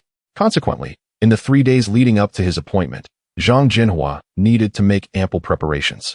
Qian Rongtao, issue a recruitment notice. Within 3 days, we must augment our forces from 3,000 to 5,000, fully integrating into the existing battalions. Furthermore, ensure the soldiers are prepared with light weaponry. In 3 days, the entire army will depart for Kaiping City. Upon returning to his quarters, Zhang Zhenhua summoned Qian Rongtao and issued a series of commands. Presently, the 8th Route Army was critically short on personnel. Kaiping City was not a place to be taken lightly. Conflict with the enemy was inevitable upon his assumption of command, thus necessitating the swift expansion of forces within the limited time frame. As for weaponry and ammunition, Zhang Zhenhua harbored no concerns. He could readily solicit assistance from the elder general, and he possessed a system capable of exchanging various arms and munitions at will. What surprised Zhang Zhenhua, however, was the remarkable success of the recruitment process, which yielded 2,000 new soldiers in just 2 days, most drawn by the reputation of Zhang Zhenhua and the 8th Route Army following their previous engagements. Thus, 3 days swiftly elapsed. Early the next morning, Zhang Zhenhua, accompanied by all the soldiers of the 8th Route Army, marched valiantly towards Kaiping City. At Zhang Zhenhua's behest, the army advanced along rural paths, both to conserve time and to assess the local sentiments surrounding Kaiping City. Meanwhile, weaponry and ammunition had already been dispatched a day in advance and had arrived in Kaiping City. Throughout the journey, both Zhang Zhenhua and the soldiers of the 8th Route Army bore heavy hearts. The scenes before them were not those of prosperity or peaceful existence. Instead, desolation prevailed, with numerous civilians fleeing southward in search of safety. Xiao, according to these civilians, they have lost all hope of survival in Kaiping City, as the foreign troops are aggressively acquiring their lands. After conducting some inquiries, Qian Rongtao began to comprehend the reasons behind the mass exodus of civilians. Upon hearing this, Zhang Zhenhua inhaled deeply and replied softly, "What else could they possibly want the land for, other than for opium cultivation?" Zhang Zhenhua was acutely aware of the dangers posed by opium. Since he had embarked on this path, it was imperative to address the issue at its roots. Upon casting a glance at Zhang Zhenhua, Qian Rongtao could naturally surmise the thoughts and concerns occupying the mind of his young commander. After a moment of hesitation, he spoke softly, "Commander, I understand your desire to eradicate opium at its roots, but this endeavor is exceedingly arduous. Although Kaiping Shi is ostensibly our territory, the Japanese have established their concession here for quite some time and have long evaded our control. Addressing the opium issue inevitably leads to conflict with the Japanese, and we are still newcomers." Before Qian Rongtao could finish, Zhao Ming hurriedly burst into the room. "Commander, we have a crisis. A shipment of our supplies has been ambushed, resulting in 1 soldier's death and several injuries." Upon hearing this, Zhang Zhenhua's expression darkened immediately. "Qian Rongtao, gather the brothers from the 1st and 2nd regiments, and come with me to assess the situation. Zhao Ming, lead the way." Half an hour later, the group arrived at the scene of the incident. Because the supplies were being transported separately from the main forces, they had set out ahead. Observing the bullet holes in the vehicles lining the road and the lifeless body on the ground, Zhang Zhenhua could vividly imagine the perilous circumstances that had unfolded. "Commander, these supplies are essential for our civil construction. They do not contain anything of great value," said Zhao Ming, handing a shipping list to Zhang Zhenhua. This document unequivocally confirmed that the shipment belonged to the Bai regiment. "The bandits here are exceedingly audacious. Do they dare to rob military supplies?" While Zhao Ming expressed his indignation, Qian Rongtao shook his head slightly. Based on the evidence left at the scene, if it were indeed bandits, they would not have executed it so neatly. Moreover, aware that the convoy consisted of soldiers, they would not dare to act so ruthlessly. Upon hearing this, Zhao Ming was somewhat perplexed. If it were not the bandits, then who could it be? "Look at this bullet. Do you have any thoughts?" As Zhao Ming pondered in confusion, Zhang Zhenhua scrutinized the bullet in his hand, speaking softly, "This is a 5.6 bullet." At the sight of the bullet, Qian Rongtao looked at Zhang Zhenhua in astonishment. "Indeed, it is a 5.6. Such ammunition is certainly not something the bandits would possess. Rather, it is commonly used by the Japanese." Upon this revelation, even Zhao Ming grasped the implication. "Commander, What shall we do next? Qian Rongtao looked at Zhang Zhenhua with a face full of concern. What shall we do? Initially, I thought your reasoning was sound. Dealing with the opium issue is not an immediate concern. However, it would be discourteous to ignore such a substantial provocation from the Japanese. Therefore, I shall respond in kind. With a cold smile gradually forming at the corners of his mouth, Zhang Zhenhua calmly stated, notify the main forces to advance at full speed. We must reach Kaipingshi before nightfall. Qian Rongtao, Xiaomeng, prepare for tonight. Tomorrow, we shall commence our operation to seal off all opium dens within Kaipingshi. Since the Japanese wish to test my resolve, I shall candidly provide them with the answer. Upon hearing this, Qian Rongtao and Xiaomeng exchanged glances, both sensing an impending storm. Around 6 o'clock that evening, the Bai regiment marched into Kaipingshi in grand formation. After attending to all matters, Zhang Zhenhua finally succumbed to exhaustion and fell into a deep slumber. The following morning, just as Zhang Zhenhua was washing up, he received a notification from Qian Rongtao. Commander, we have visitors. Hearing this, Zhang Zhenhua paused momentarily, realizing he had only just arrived in Kaipingshi and had yet to settle into his position as the garrison commander. Who is it? We have no acquaintances in Kaipingshi, do we? Observing the perplexed expression on Zhang Zhenhua's face, Qian Rongtao smiled slightly and replied, it is the police department and some captains from the garrison, here to extend a welcome to the commander. They arrived at dawn. Upon hearing this, Zhang Zhenhua tossed his towel into the basin, somewhat irked, and said, these fellows, neglecting serious matters, are preoccupied with such trivialities. Let us go and see. Led by Qian Rongtao, Zhang Zhenhua quickly entered the reception room. Upon crossing the threshold, he was met with the sight of several individuals wearing broad smiles. Commander, this is Deputy Chief of Police Zhang Youwei, and these others are captains from the garrison. After Qian Rongtao's introductions, Zhang Youwei and the others eagerly extended their hands. However, before Zhang Zhenhua could shake hands with them, Xiaomeng rushed in urgently. Commander, noticing the presence of others in the room, Xiaomeng hesitated slightly, then leaned in to whisper in Zhang Zhenhua's ear, our men have discovered the supplies that were stolen from us near the dock, and they are currently being sold. Hearing this, Zhang Zhenhua was convinced, his eyes narrowing as he turned to Zhang Youwei and the others. Deputy Chief Zhang, we shall forego the welcome banquet. However, I have an intriguing matter at hand. Would you care to join me? Upon hearing this, Zhang Youwei and the others exchanged glances, puzzled by Zhang Zhenhua's intentions. Nevertheless, as Zhang Zhenhua had invited them, they could not refuse and quickly nodded in agreement. Qian Rongtao, take a dozen of our brothers and let us proceed. 15 minutes later, at the Kaipingshi dock. What are you lot doing? Upon arrival, Zhang Zhenhua was met with an irate Japanese man glaring at the group. Commander, these are the items seized from that Japanese man. Xiaomeng indicated a portion of the construction materials being sold by the Japanese, speaking softly. Just a glance was enough for Zhang Zhenhua to ascertain that these were indeed the supplies belonging to the Bai regiment. As he had exchanged these construction materials through the system, the Japanese lacked the skill to produce them. Where did you procure these items? Zhang Zhenhua's gaze turned icy as he fixed it on the Japanese man. Humph. These were given to me by our president. If you have the ability, go find him. The Japanese man scoffed, his face brimming with disdain. At that moment, a middle-aged man wearing gold-rimmed glasses, portly, and clad in a kimono approached, smiling broadly at Zhang Zhenhua. You must be the newly appointed garrison commander, Mr. Zhang Zhenhua. As his words fell, Zhang Youwei hurriedly stepped forward to remind him, Commander Zhang. This is the president of the Japanese Chamber of Commerce, Ingtian Shangzuan. Chapter 9. The bandits of Duan Yangu. Upon hearing the words, Zhang Zhenhua narrowed his eyes slightly and spoke softly, please elaborate. Where did you acquire these materials?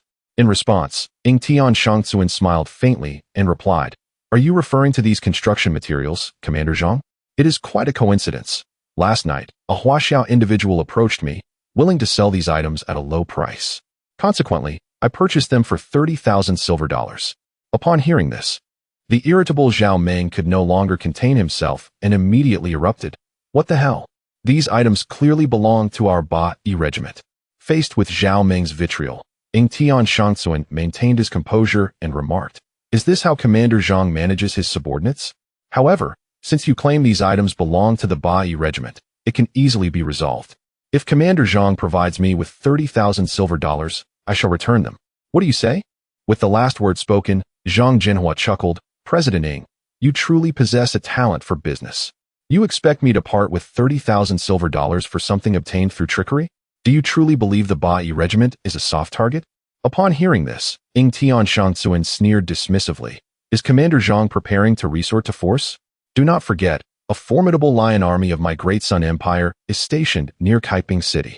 We Easterners are not to be trifled with. As these words left Ying Tian Shangsuan's lips, the smile on Zhang Zhenhua's face grew ever brighter. Are you threatening me? Very well. Since President Ying desires these supplies, I shall take a loss and gift them to you. After speaking, Zhang Zhenhua subtly signaled to the nearby Qian Rongtao and continued, before this, I received an anonymous tip from the public, alleging that your Eastern Commerce Association is dealing in prohibited items, including opium.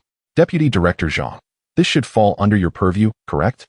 Upon hearing this, Zhang Yue wiped the cold sweat from his forehead and hastily summoned officers to begin inspecting the Eastern Commerce Association's warehouse. Truth be told, Zhang Yue had regretted his decision long ago. Both Ying Tian Shangsuan and Zhang Zhenhua were individuals he could not afford to offend. Had he known this would transpire, he would never have come along in the first place. Before long, Qian Rongtao returned to Zhang Zhenhua's side, subtly nodding. Shortly thereafter, several police officers approached, carrying large sacks.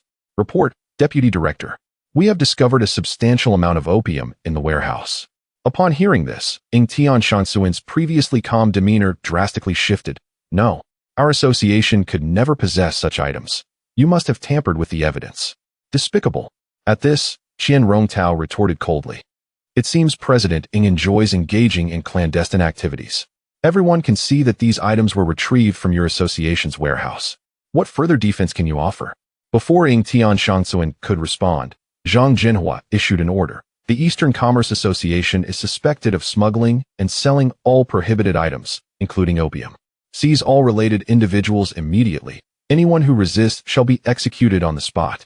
Furthermore, all properties belonging to the Eastern Commerce Association are to be sealed and confiscated. Conduct searches citywide. Anyone selling opium or other banned items shall be arrested.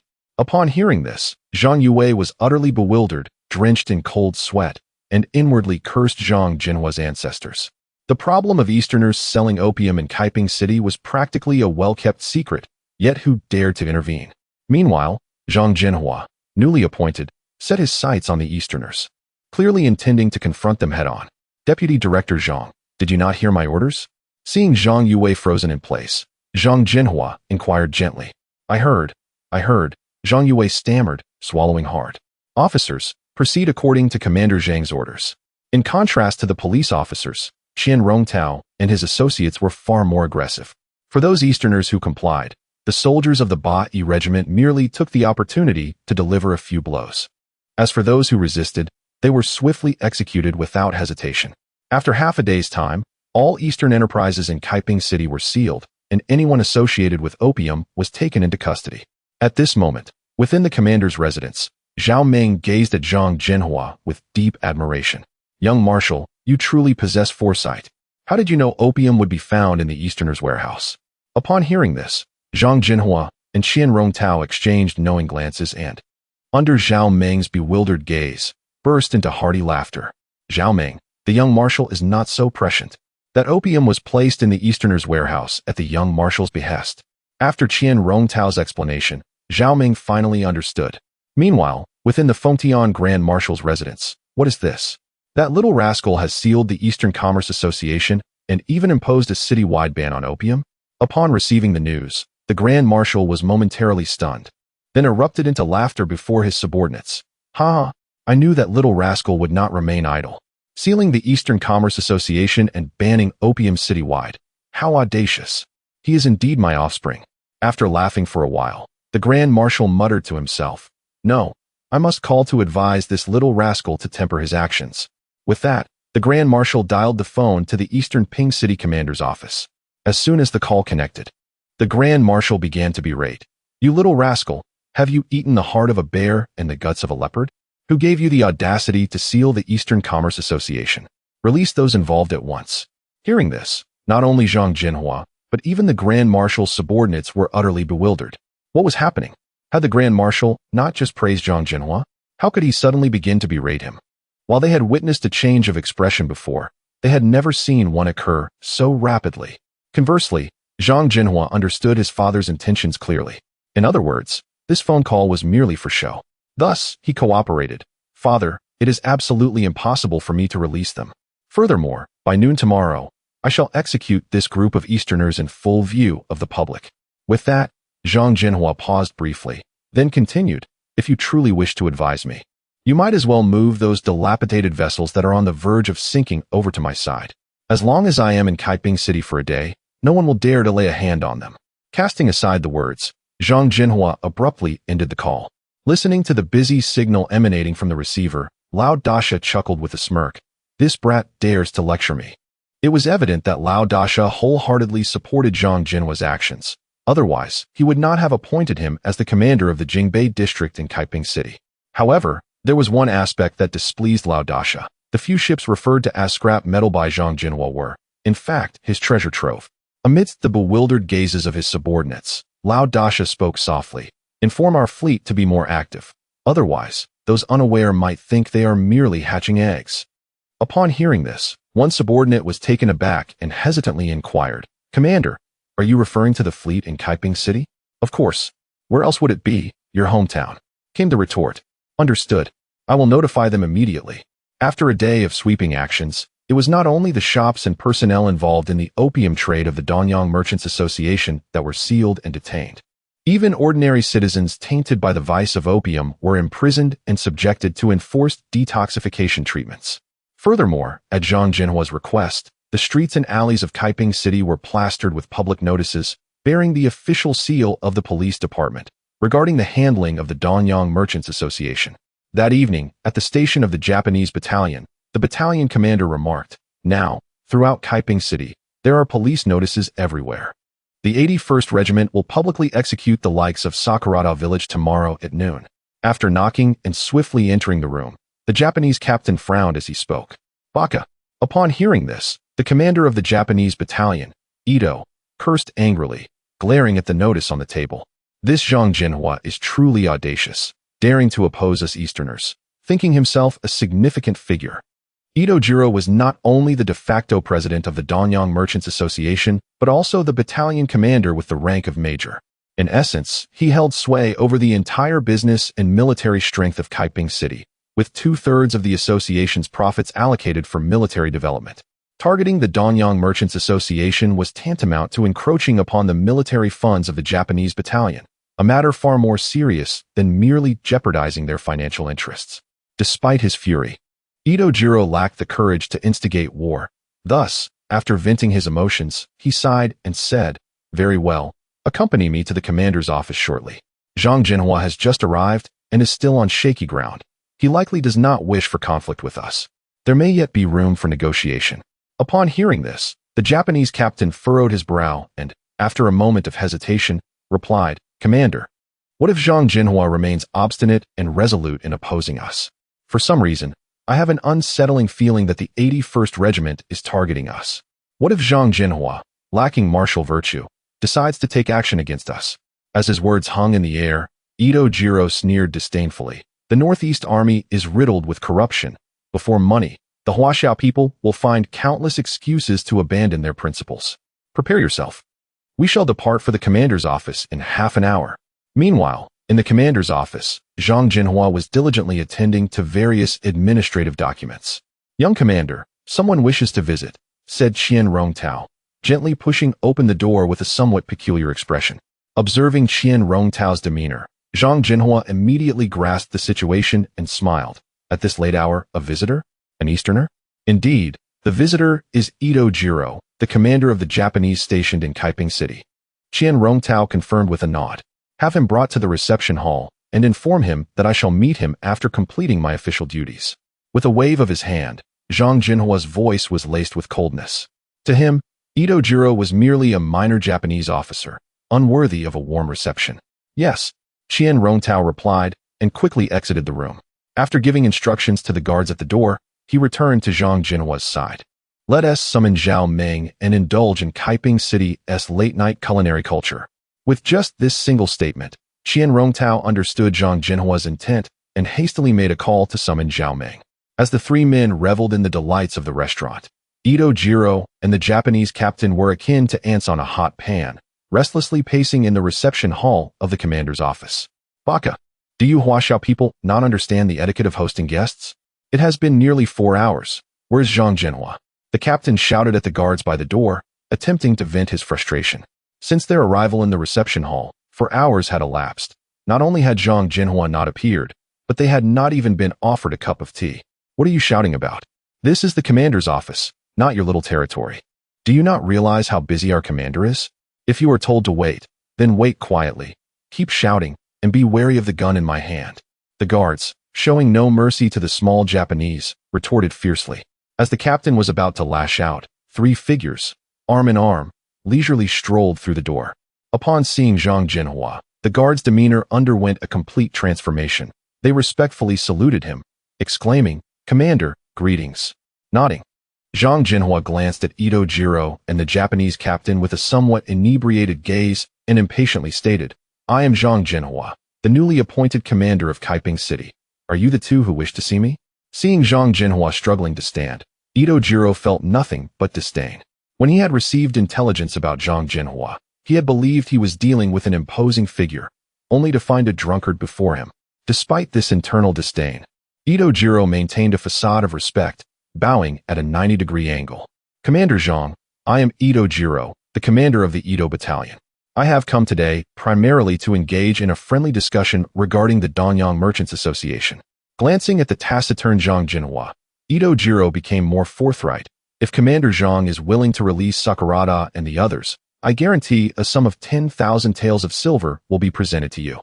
Furthermore, in light of our mutually beneficial relationship, I am prepared to offer the 81st Regiment a battalion's worth of weaponry." Chapter 10. The Artillery Bombardment of Bandits. Upon hearing this, Zhang Zhenhua's eyes instantly gleamed with excitement. A sum of $10,000 and an entire battalion's worth of weaponry. He had never anticipated such generosity from the Japanese invader, Ito. To be candid, had it not been for Zhang Zhenhua's deep-seated animosity towards the Easterners, he might have been swayed.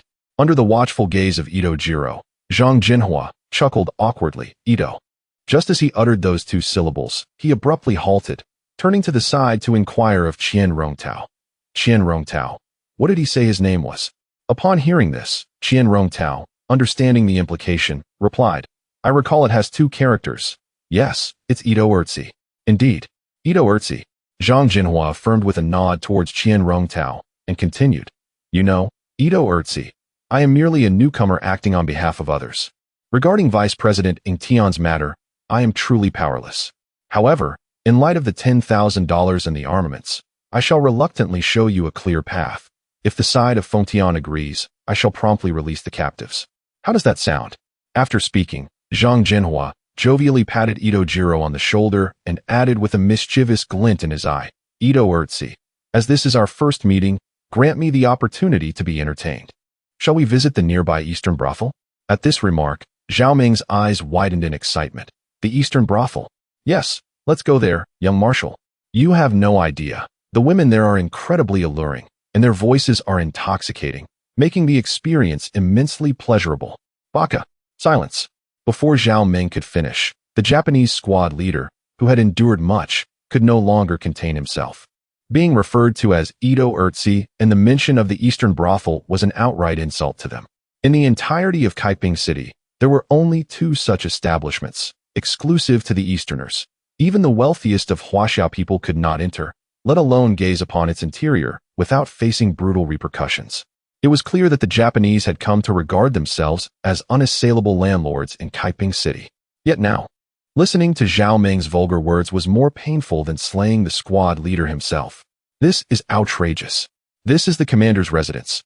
How dare you act so recklessly?" As the squad leader prepared to take action, the guards instinctively aimed their weapons at the 2 Japanese.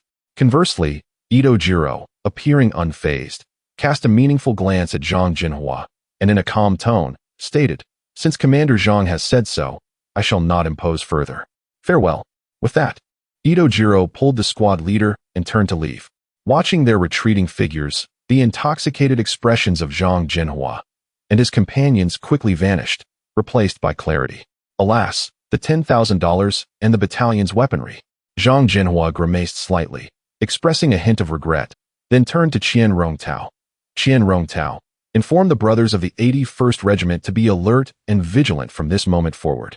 After a moment of contemplation, Zhang Zhenhua grinned slyly and said to Zhao Meng, Zhao Meng, gather 15 spirited brothers and have them assemble at my location in 5 minutes. Since the Japanese have come knocking, we must reciprocate. Upon hearing this, Zhao Meng and Qian Rongtao exchanged knowing glances, fully aware that Zhang Zhenhua's intentions were merely to create some trouble for the Easterners. However, should the Japanese prove to be petty and retaliate, it could escalate dangerously. Young Marshal, are you truly not concerned about the Japanese being vindictive? Zhang Zhenhua smiled slightly and replied, the more vindictive they are, the better. As long as they dare to act, I shall have just cause to deal with these scoundrels. I merely fear that Edo Jiro will not take the bait.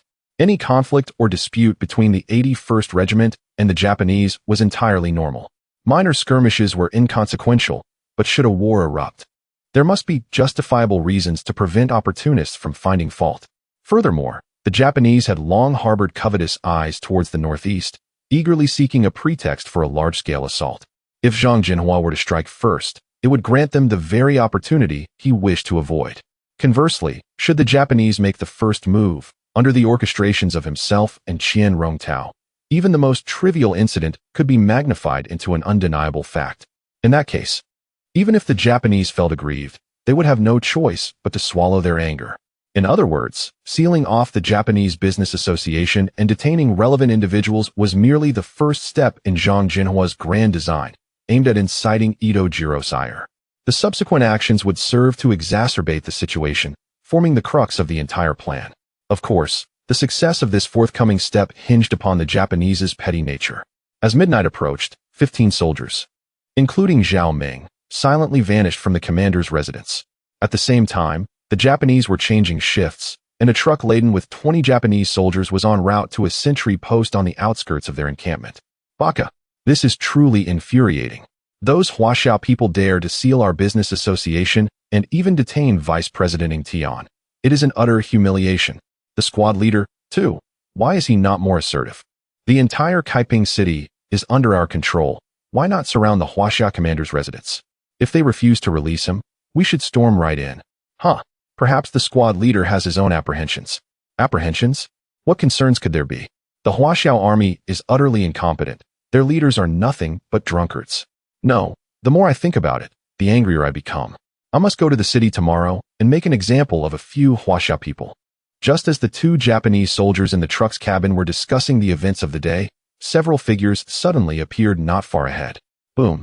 Before they could react, the truck jolted violently, followed by a massive fireball erupting from beneath the vehicle. In the next instant, the entire truck was flipped 180 degrees into the air by a landmine explosion, crushing 2 Japanese soldiers beneath it, leaving them lifeless. Although the soldiers aboard the truck were mostly unharmed, they were left dazed and disoriented by the sudden blast.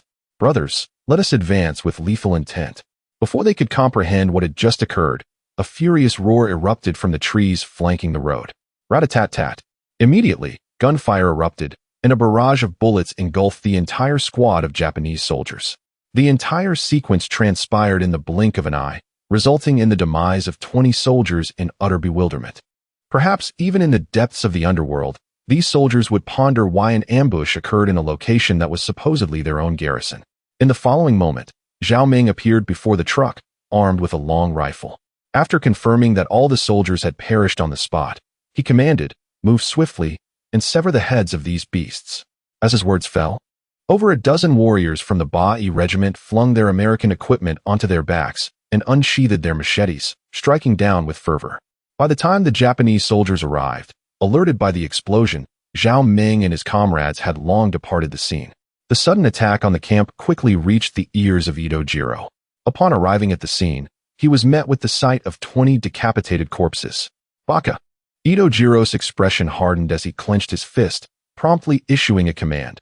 Conduct an immediate search of the surrounding area. We must not overlook any trace. When had such an incident ever befallen their regiment before?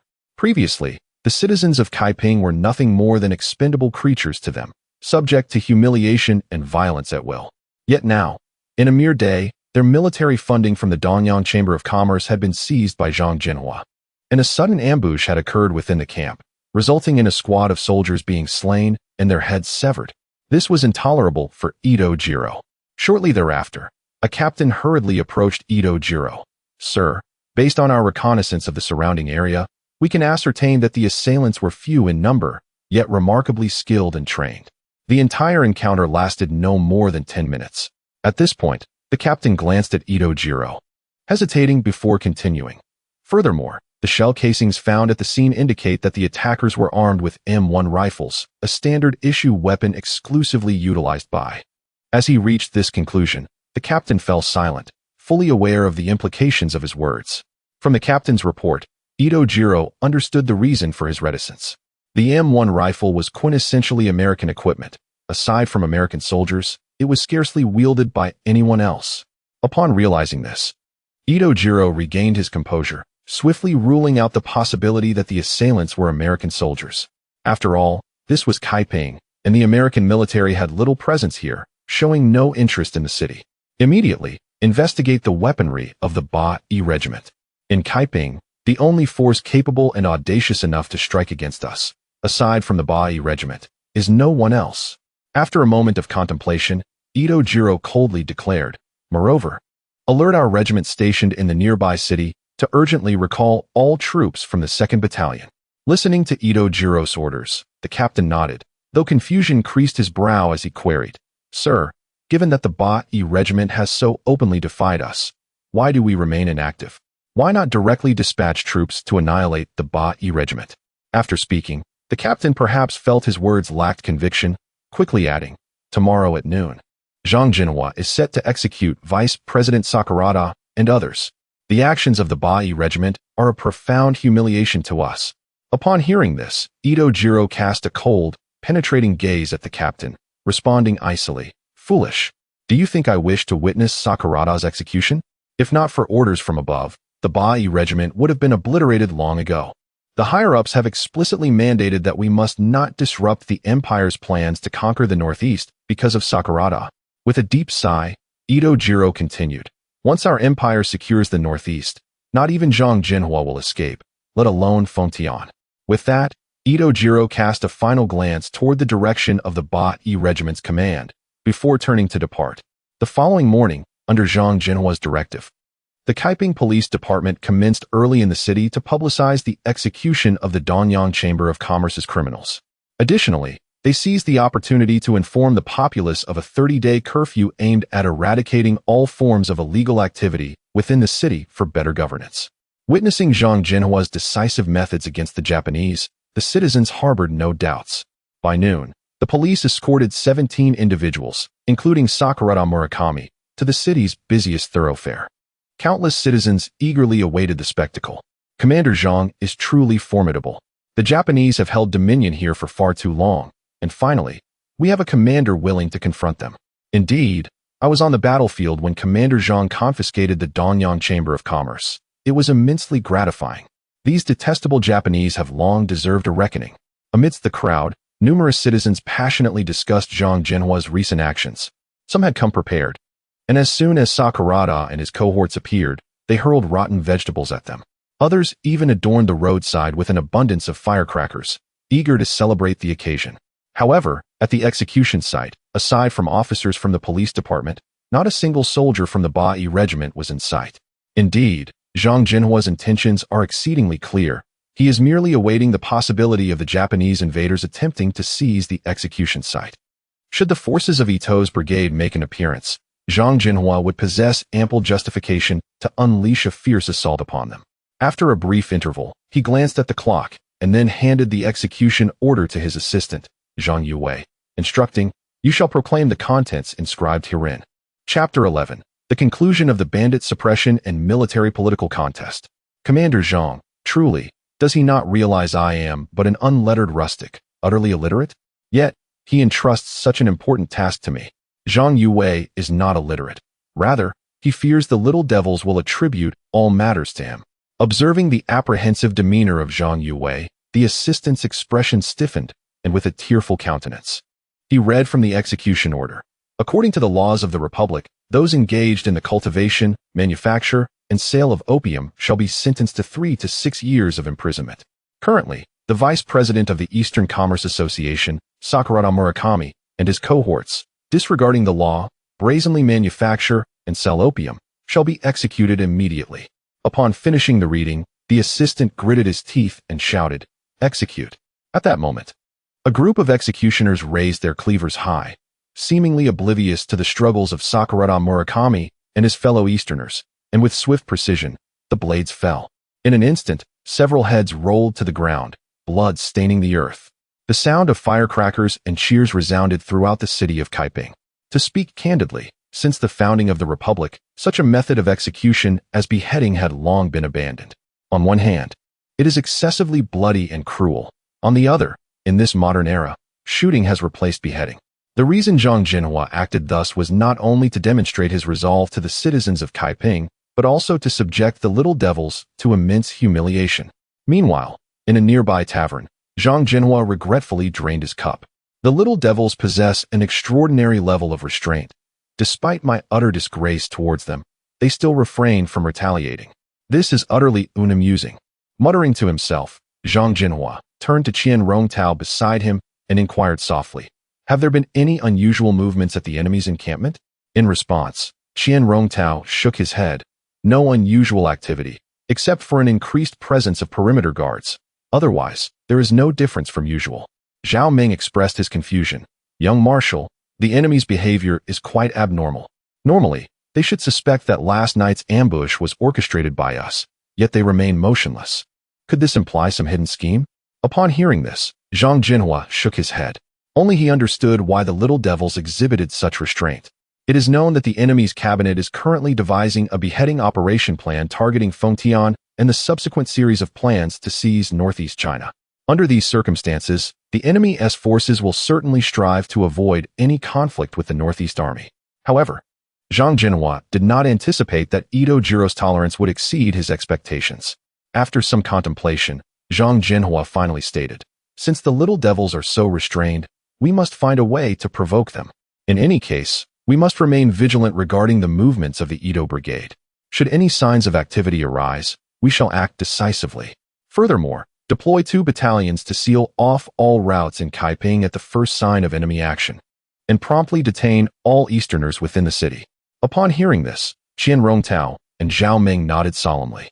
Casting a glance at the execution grounds below, Zhang Zhenhua placed his cup down on the table and remarked with a hint of boredom, "It seems today will pass without incident. Have Zhang Yue hang the corpses of those Easterners on the city wall for 3 days as a public display. No one is to move them without permission. And if anyone is found doing so, they shall be treated as enemies." Having uttered these words, Zhang Zhenhua returned to the command mansion with a lack of enthusiasm. No sooner had he sat down than he heard the system's cold mechanical voice. "Ding. The system has detected the host's plans and current situation, thereby presenting 2 options for the host to choose from. Option 1. Abandon the current plan and no longer wait for the Ito Brigade to provide a justifiable reason to act. Lead the Bai Regiment to launch a surprise attack and annihilate the enemy forces near Kaiping. Reward: 5,000 silver dollars and a battalion of American equipment." Option 2. Using the Marco Polo Bridge incident as a reference, devise a plan to humiliate the Ito Brigade, thereby inciting conflict between the 2 parties. Reward: 5,000 silver dollars. A variety of standard weaponry, and the defection of Yang Zhihua. Listening to the system's voice, Zhang Zhenhua paused momentarily, but soon made up his mind. To speak truthfully, the allure of 5,000 silver dollars and a battalion of American equipment in option 1 was indeed tempting. However, in comparison, Zhang Zhenhua felt that option 2 resonated more closely with his intentions. Moreover, the defection of Yang Zhihua, merely this artillery expert, was, in Zhang Zhenhua's view, worth more than an entire battalion of American equipment. With this thought, Zhang Zhenhua promptly confirmed his choice to the system. "Ding. Congratulations to the host for making a choice. Rewards are being distributed. Ding. Please select the location for the distribution of rewards." Hearing the system's voice, Zhang Zhenhua pondered briefly, then designated the 5,000 silver dollars and various weaponry to be stored in the warehouse. As for Yang Zhihua, Zhang Zhenhua opted for the immediate defection option. "Young Marshal." Just as Zhang Zhenhua finished these arrangements, Qian Rongtao and Zhao Ming rushed into the command mansion in a flurry. "Young Marshal, there is a person named Zhang Zhenhua outside seeking an audience." Upon hearing this, Zhang Zhenhua straightened his posture, surprised that Zhang Zhenhua arrived so swiftly. He had just made his decision, and the reward was already here. "Quickly, bring him in." Before long, a young man with sharp brows and bright eyes entered the conference hall at a measured pace. "Young Marshal, Zhang Zhenhua reports to you." Upon seeing Zhang Zhenhua, Zhang Zhenhua immediately adopted a solemn demeanor and saluted earnestly. Observing the curious expressions of Qian Rongtao and Zhao Meng, Zhang Zhenhua chuckled and introduced, "This is Zhang Zhenhua, a helper I have recruited." After a brief pause, Zhang Zhenhua continued, "Do not underestimate him, especially in terms of artillery warfare. He is known as the artillery god." After providing a simple introduction of Zhang Zhenhua shifted his tone. "From this day forth, Zhang Zhenhua shall officially become a member of the Beiyang regiment, and all artillery matters will be under your charge. Moreover, Qian Rongtao, has there been any movement from the Ito Brigade in all this time?" Upon hearing these words, Qian Rongtao straightened his expression and furrowed his brows slightly, saying, "Xiao Shui, our dispersed brothers have found no anomalies with the Itong Brigade. The behavior of these little devils is exceedingly unusual. Could they be plotting something?" After a moment of contemplation, Zhang Zhenhua revealed a cold smile and replied, "Since Itong Erliang possesses such restraint, we shall take the initiative."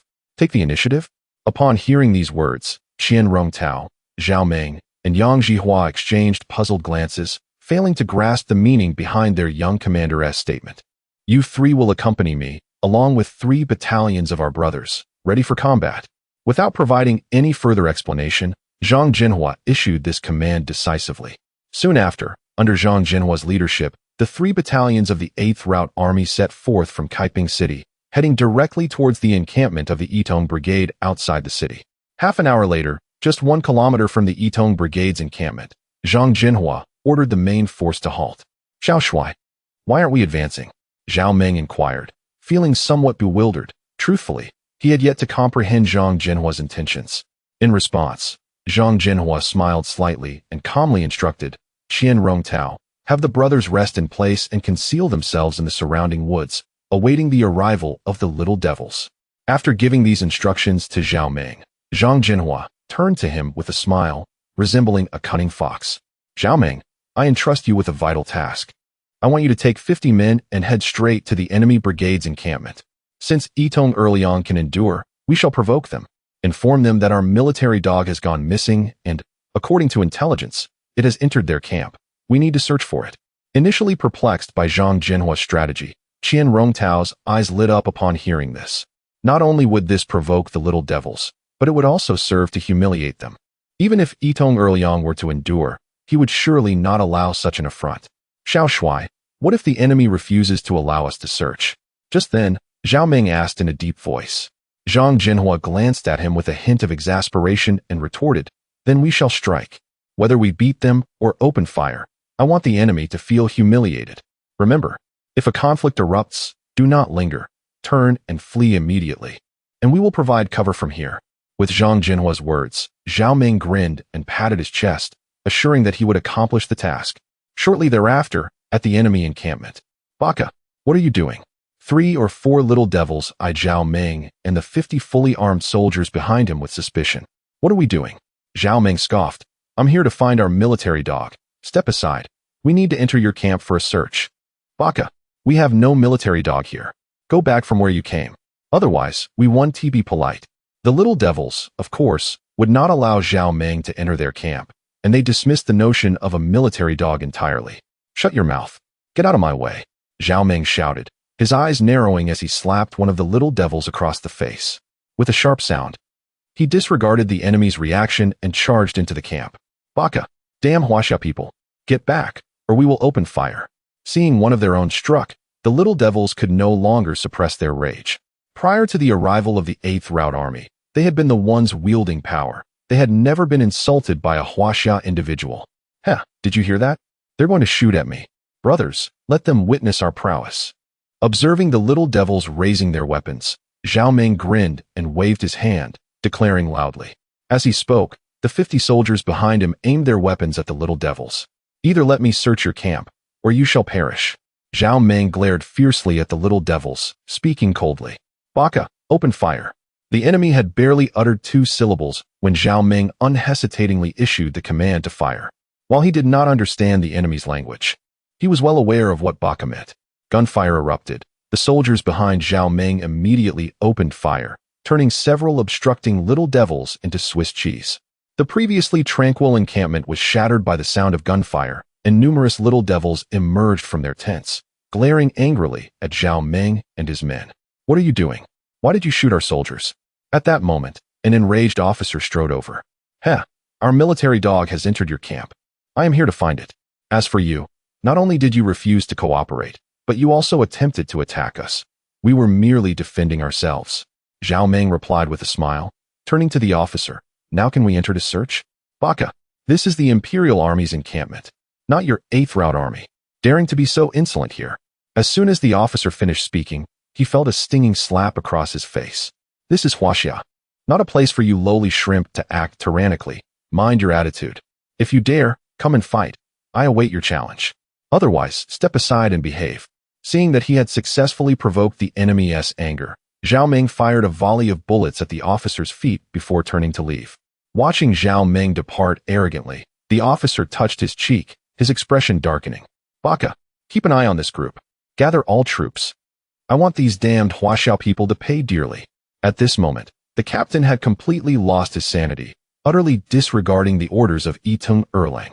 As the enemy battalion swiftly assembled, Zhao Ming also returned to the ranks. "Young Marshal, I have done my utmost to humiliate the little devils. Whether they take the bait, I cannot be certain," Zhao Ming said, suppressing the lingering fear within him. Chapter 12. The struggle for power at the conference, each family seizing profits. "Rest assured, you are performing exceptionally well. The enemy has taken the bait." Observing Zhao Ming's faint smile, Zhang Zhenhua pointed towards a few furtive figures not far away. Everyone concealed themselves, ready for battle at a moment's notice. With Zhang Zhenhua's command, all soldiers instantly fell silent, enveloped by an intense atmosphere of impending violence.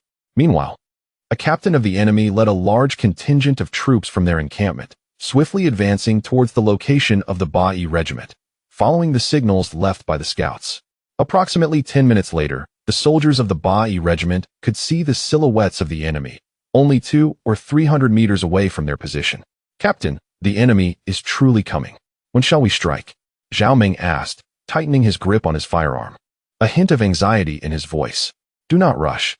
We have only about 1,500 troops, while the enemy boasts a full battalion. To successfully engulf them, we must employ cunning tactics. We shall wait until they draw closer.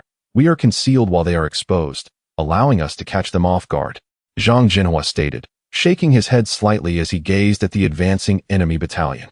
"Only in this manner can we inflict severe damage upon them." As time passed, the distance between the enemy battalion and the Beiyang regiment diminished. Even when the gap was less than 200 meters, Zhang Zhenhua still refrained from issuing the attack order. 100 meters, 90 meters. As the enemy grew nearer, the soldiers lying in ambush on either side of the road became increasingly tense. At this moment, they could clearly see the faces of the enemy soldiers up front. Suddenly, the advancing enemy halted, as if their captain had sensed something amiss and began to scan the surroundings warily. Seeing this, Zhang Zhenhua decided not to wait any longer, raising his hand to issue the command to attack. "Brothers, let us strike." As his words fell, the soldiers of the Beiyang regiment, hidden among the trees lining the road, sprang up from the ground and unhesitatingly opened fire on the nearby enemy. Bang, bang, bang. In an instant, the sound of gunfire erupted, with countless bullets soaring towards the enemy. The unprepared foes became living targets, the dull thuds of bullets striking flesh echoing in the air. With every shot fired, another enemy soldier collapsed, silenced forever. Caught off guard by this sudden assault, the 1st Battalion of the enemy was left bewildered. They had been stationed in Kaiping City for so long and had never witnessed any unit of the Huaxia people taking the initiative to attack. "Baka, retreat. There's an ambush. Damn it, we've fallen into a trap. This isn't a Huaxia army. We've been deceived." Although the Beiyang regiment comprised only 1,500 soldiers, their combat effectiveness, bolstered by the element of surprise and advantageous positioning, was extraordinary.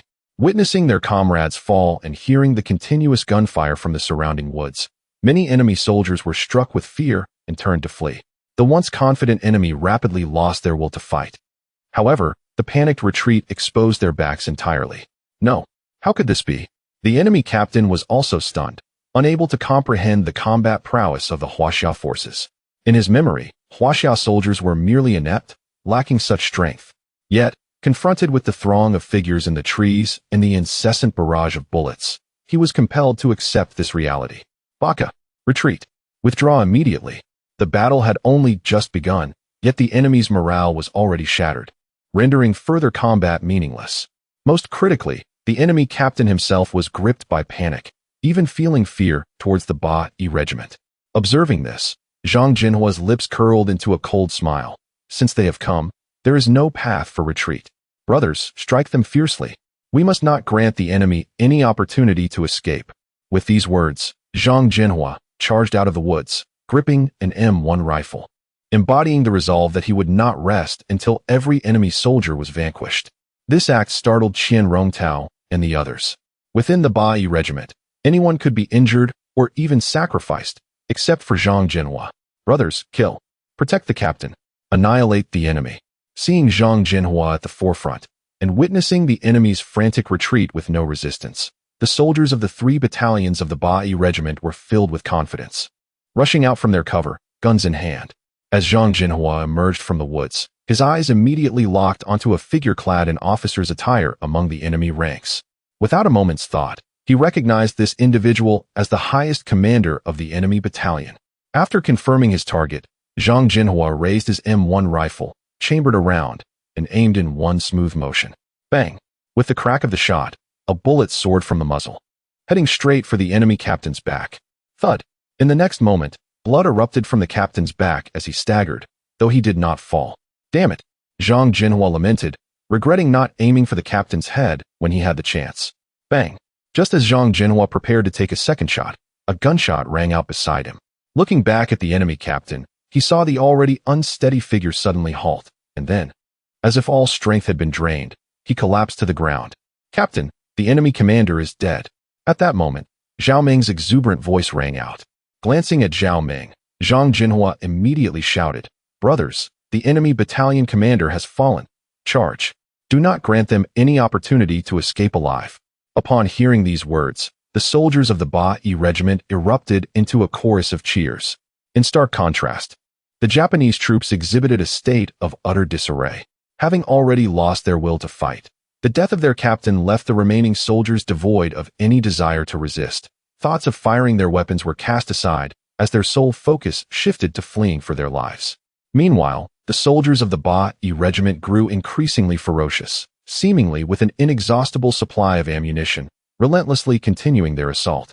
In a matter of moments, they successfully encircled the dwindling number of Japanese soldiers, trapping them in the center. Faced with the dark muzzles of surrounding firearms, the Japanese troops completely collapsed, discarding their weapons and surrendering in droves. I won't fight anymore. Please spare my life.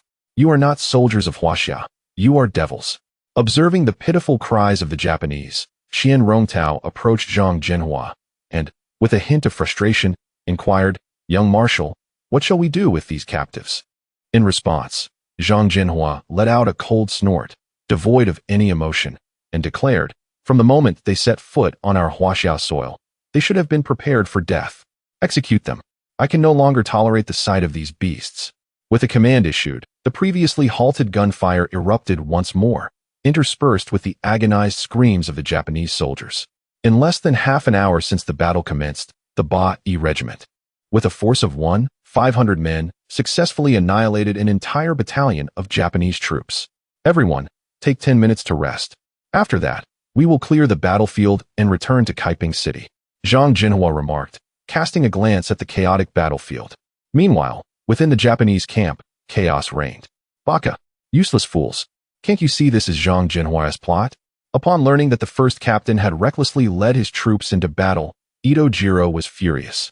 Earlier, when Zhao Ming had come to provoke them, he had been absent from the camp, attending to the arrival of the 2nd Battalion from a nearby county of Kaiping City. According to Jiro's plan, once the 2nd Battalion arrived, they would launch an offensive against Kaiping City. Little did he expect that all their plans would be thwarted, and the Beiyang regiment would have a legitimate reason to engage in combat. Sir Commander, just as Itojiro was venting his fury by smashing items within the tent, a Japanese messenger burst in, breathless. Speak. What is the status of the 1st Battalion? Itojiro roared, fixing his gaze intently on the messenger.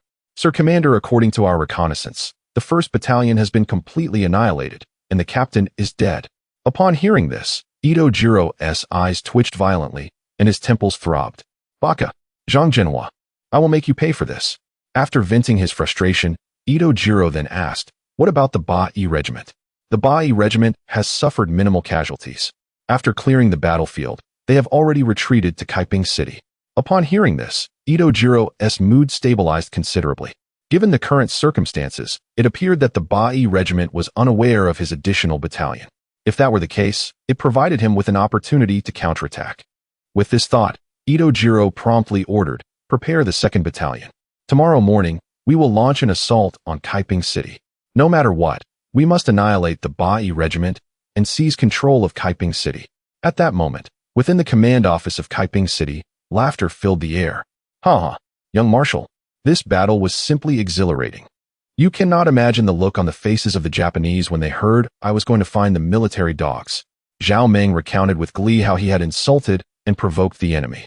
In response, Zhang Zhenhua smiled slightly and turned to Qian Rongtao beside him, asking, Qian Rongtao, how goes the battlefield cleanup? Young Marshal, the battlefield has been thoroughly cleared. According to our statistics, there are still over 1,000 undamaged firearms and a considerable amount of ammunition. Our casualties in this battle are within acceptable limits, with over 200 fallen and about 300 lightly wounded, but no serious injuries. Hearing this, Zhang Zhenhua nodded slightly.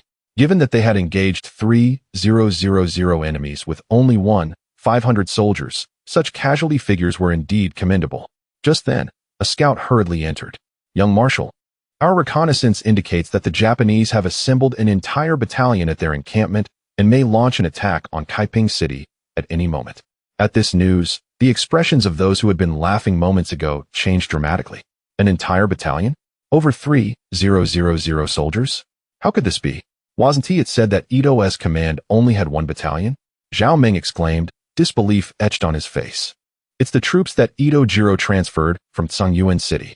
Upon hearing this, Zhang Zhenhua immediately grasped Itojiro's intentions.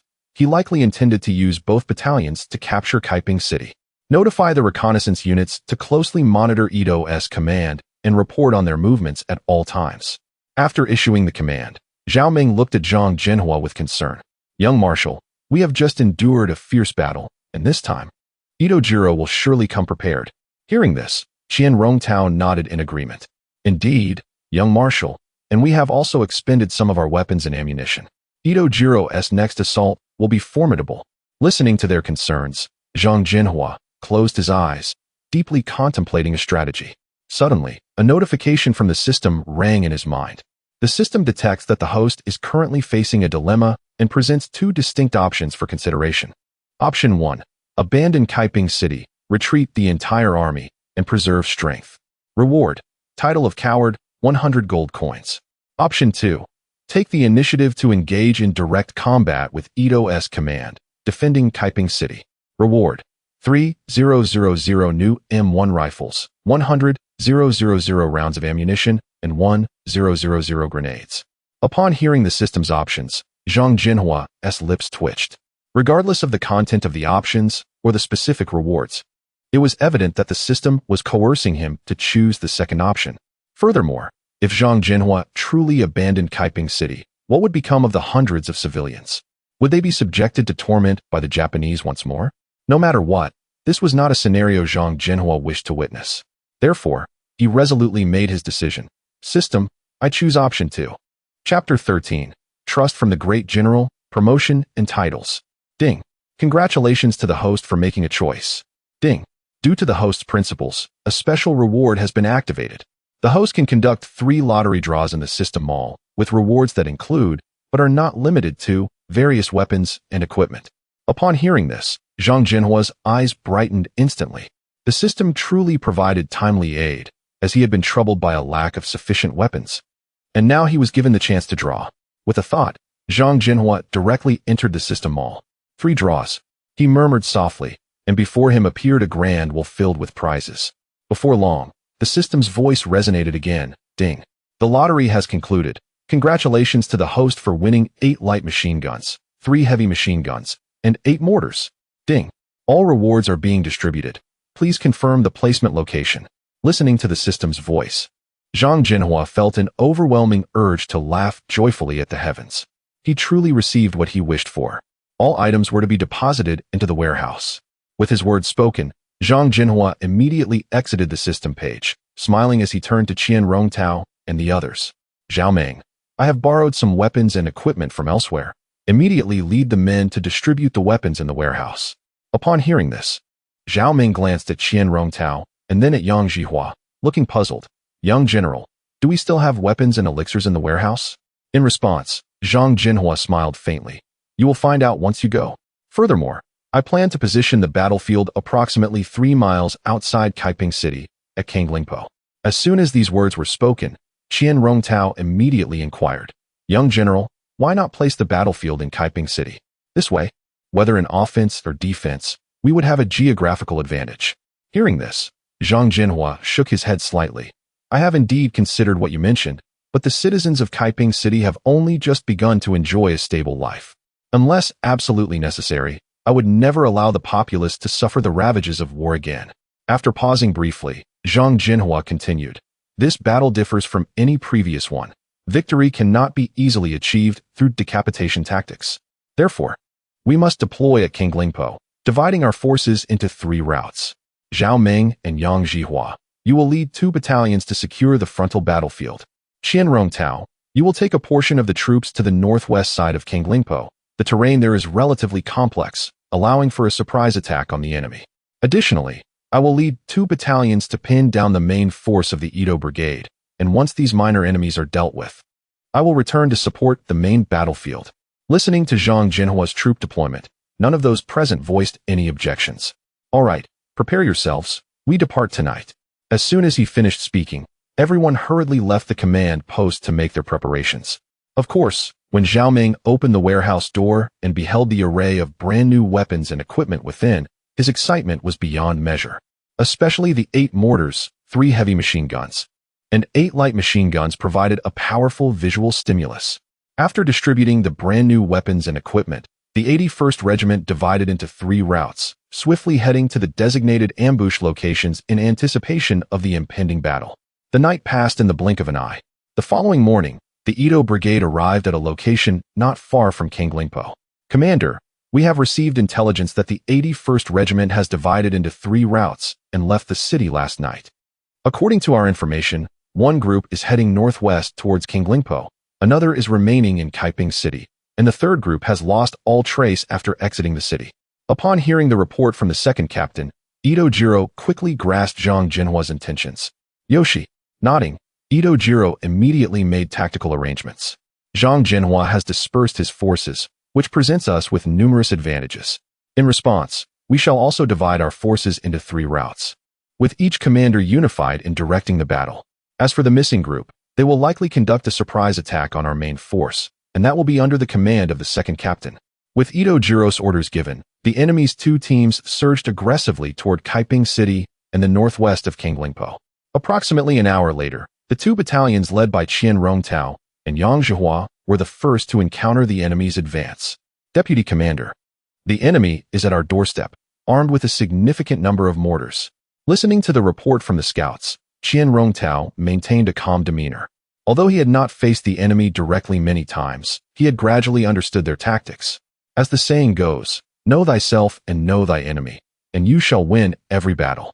The enemy's siege tactics primarily involved long-range artillery bombardment followed by an advance, culminating in a charge. Fully aware of the enemy's methods, Qian Rongtao promptly issued orders. Notify the brothers to immediately retreat to cover and take shelter. We will only fire once the enemy's bombardment has ceased. Meanwhile, on the frontal battlefield, Shiqiao, the city walls of Kaiping City are within our firing range, and we can launch a comprehensive fire coverage against the 81st Regiment at any moment. Hearing his subordinate's words, Shiqiao nodded slightly and immediately commanded, Yoshi, order the artillery battalion to commence an attack immediately, providing all-encompassing coverage of the Kaiping City walls, leaving the 81st Regiment no opportunity for counterattack. With his words spoken, the artillery battalion positioned behind the enemy's lines swiftly deployed, 8 mortars and 2 infantry guns arranged in a linear formation, unleashing a relentless barrage upon the city walls of Kaiping. Boom! The thunderous sounds of artillery echoed across the sky as the explosions engulfed the 81st Regiment's positions. A radiant smile graced Shi Qiao's face, brimming with confidence that his forces would be the first to obliterate the 81st Regiment.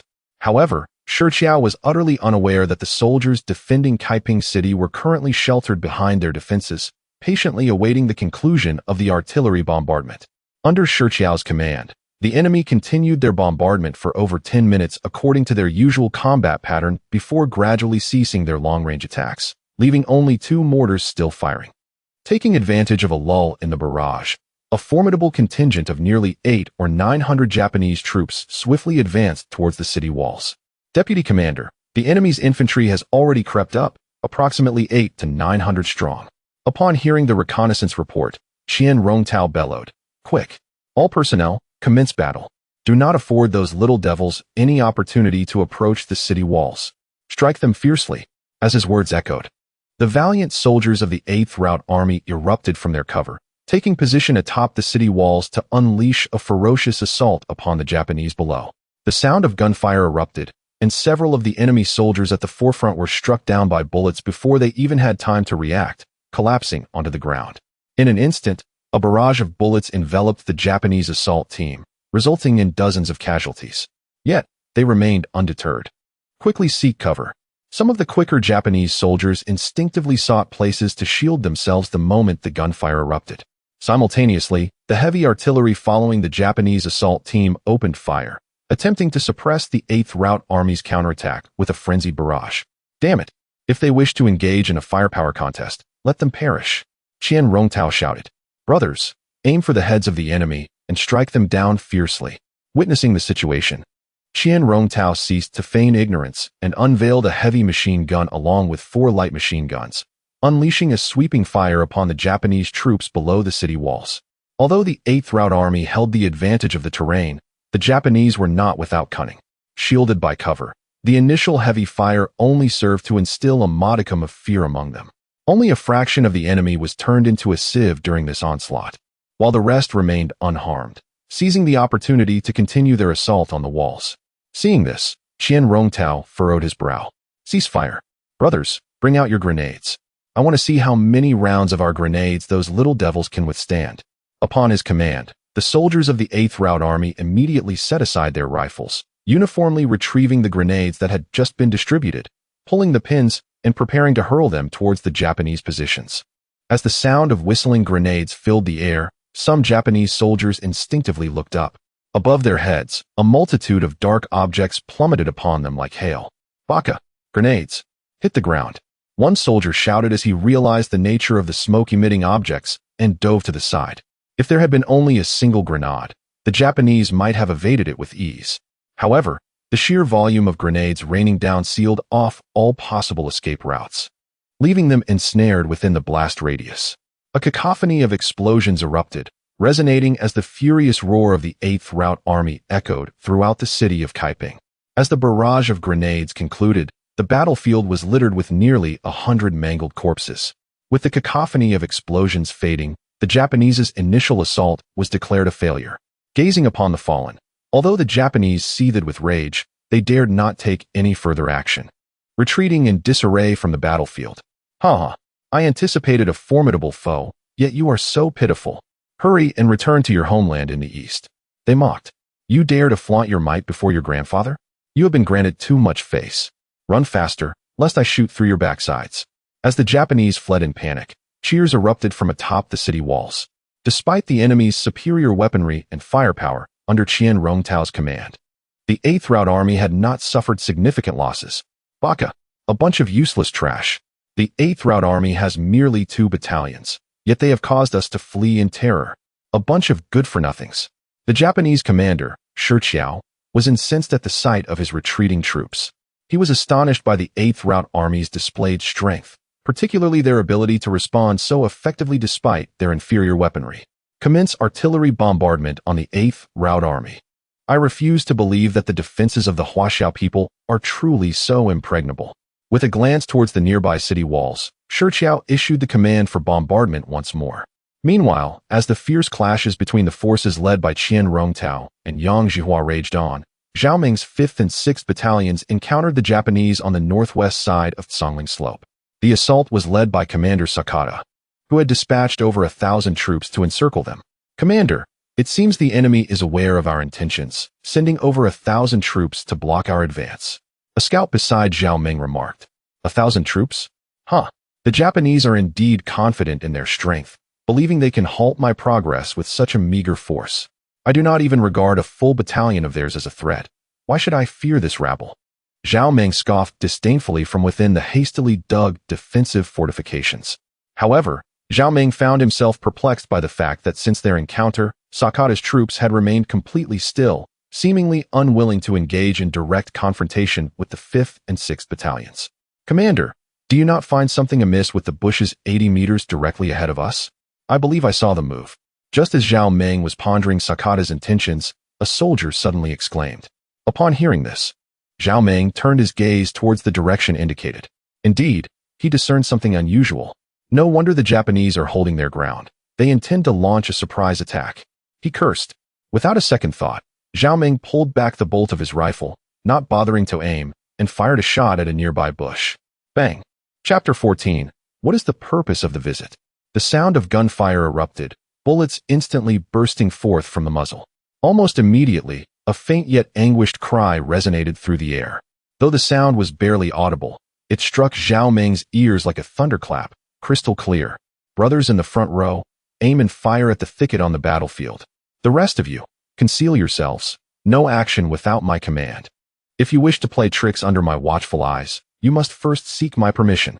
As Zhao Meng's voice fell, a sporadic chorus of gunfire erupted across the battlefield. The once perfectly concealed enemy scouts, hidden among the bushes, transformed into living targets, having no chance to retreat, and were swiftly decimated. Observing the enemy forces not far away, Zhao Meng seized the moment before they could react, and promptly issued the order to attack. In an instant, the tranquility of the battlefield was shattered, igniting a fierce clash between the two sides. Meanwhile, on the other side of the battlefield, although Zhang Zhenhua was also present, through the reports of the scouts, he had gained a relatively comprehensive grasp of the overall situation. "Young Marshal, the 3rd and 4th battalions have completely dismantled the enemy's initial assault. Our fortifications have played an exceedingly crucial role in this battle. Moreover, just now, the 5th and 6th battalions engaged the enemy forces in direct confrontation. Generally speaking, we still hold a certain advantage."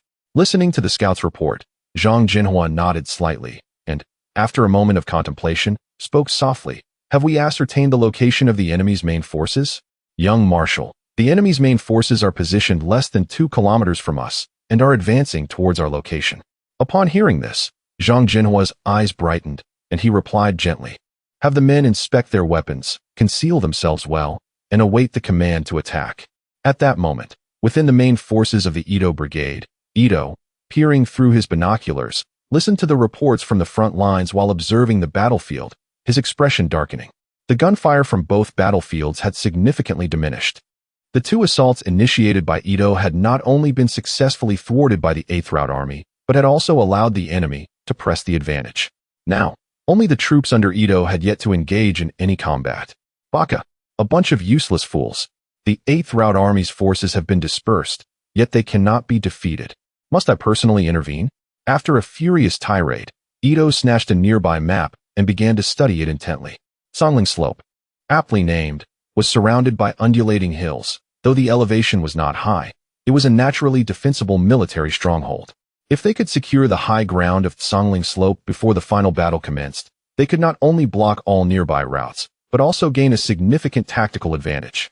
Moreover, the enemy had yet to discover the whereabouts of the last contingent of the 8th Route Army, leading Ito to instinctively believe they were still en route.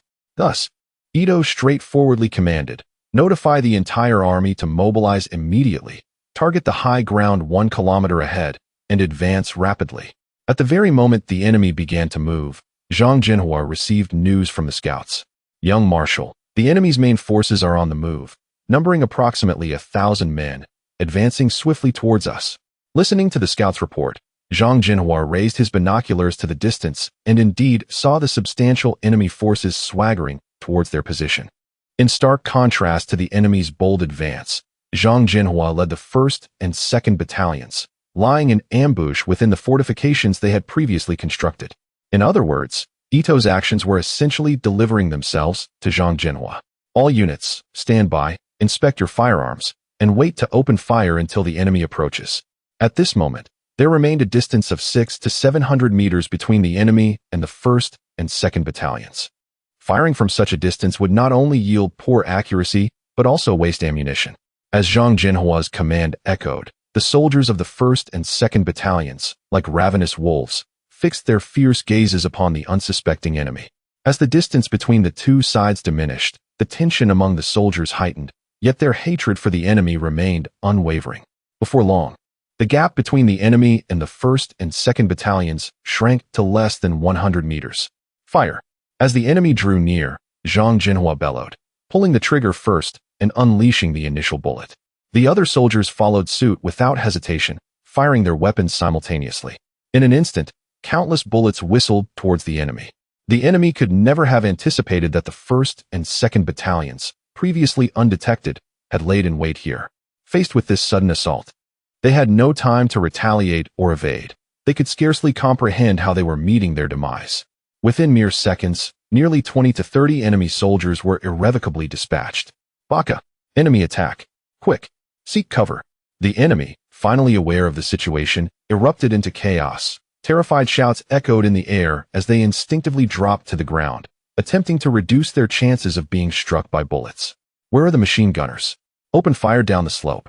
The rest, cease firing and prepare to throw grenades. Observing the enemy sprawled on the ground, Zhang Zhenhua scoffed. Although accuracy might decrease, the overwhelming barrage and grenade coverage would be relentless. As he spoke, the sound of machine guns roared like the Grim Reaper's scythe, sending shivers down the spines of the enemy. A deluge of bullets rained down, and those struck had no time to scream. They simply erupted in sprays of blood, vanishing without a sound. Concurrently, the whistling of grenades filled the air. In the midst of the air, a multitude of ominous grenades cascaded down, directly landing among the crowd. Grenades! Ah! Help! While the soldiers could suppress their fear in the face of machine gun fire, the moment they beheld the grenades descending, their terror became utterly uncontrollable. However, by the time they attempted to rise from the ground and seek refuge, it was already too late. The round grenades erupted instantaneously, engulfing the battlefield in a fiery blaze, accompanied by the relentless cries of anguish that echoed throughout the skies. The once confident Ito turned pale at this sight. From the moment he encountered the ambush of the Beiyang regiment, he had not issued a single command, rendering him seemingly paralyzed by fear. Witnessing the chaos before him, Zhang Zhenhua bellowed orders. Brothers, the enemy has been utterly terrified. They lack the courage to continue fighting. Charge forth and capture the enemy's regiment commander alive. With this command, the soldiers of the 1st and 2nd battalions surged forth from their cover, shouting, "Capture the enemy's regiment commander alive." As they swiftly charged down the hill, informing Qian Rongtao and Zhao Meng to commence an all-out counterattack, Zhang Zhenhua felt it was time to bring this farce to an end. After advising a nearby signal soldier, he seized an M1 rifle and charged straight towards the enemy. Bang! Bang! Bang! Observing the Beiyang regiment soldiers charging across the hills, the already demoralized enemy was further terrified, trembling in fear. Retreat! Quickly retreat! At this moment, Ito finally issued his first order of the battle. Seeing their commander flee in panic, the enemy soldiers had no inclination to continue fighting and hastily scattered like frightened rats. Kill! Capture the enemy's regiment commander alive. Brothers, charge! However, the more the enemy retreated, the more invigorated the soldiers of the Beiyang regiment became. Simultaneously, after receiving Zhang Zhenhua's command, Qian Rongtao and Zhao Meng organized their respective battlefields for the final confrontation. Zhao Meng's 5th and 6th battalions, following a barrage of fire and grenade explosions, seized the moment while the enemy was still reeling, launching an aggressive assault akin to a tiger descending the mountain, instilling dread in the enemy. Conversely, the 3rd and 4th battalions led by Qian Rongtao and Yang Zhenhua executed a more straightforward and brutal attack. Yang Zhenhua, who had been holding back, unleashed his fury upon receiving Zhang Zhenhua's orders, aligning 8 artillery pieces along the city walls. Personally adjusting angles and calibrating targets, Zhang Zhenhua prepared for the onslaught. When the thunderous roar of the cannons reverberated from the walls, the enemy attacking Kaiping City descended into utter despair. Approximately half an hour later, Zhang Zhenhua concluded the battle, having not only annihilated Ito's main forces, but also captured the major himself. As for the areas under Qian Rongtao and Zhao Meng's command, they too ended their engagements and returned to Kaiping City after leaving a portion of their forces to secure the battlefield. Upon Zhang Zhenhua's return to the command post, an hour had passed.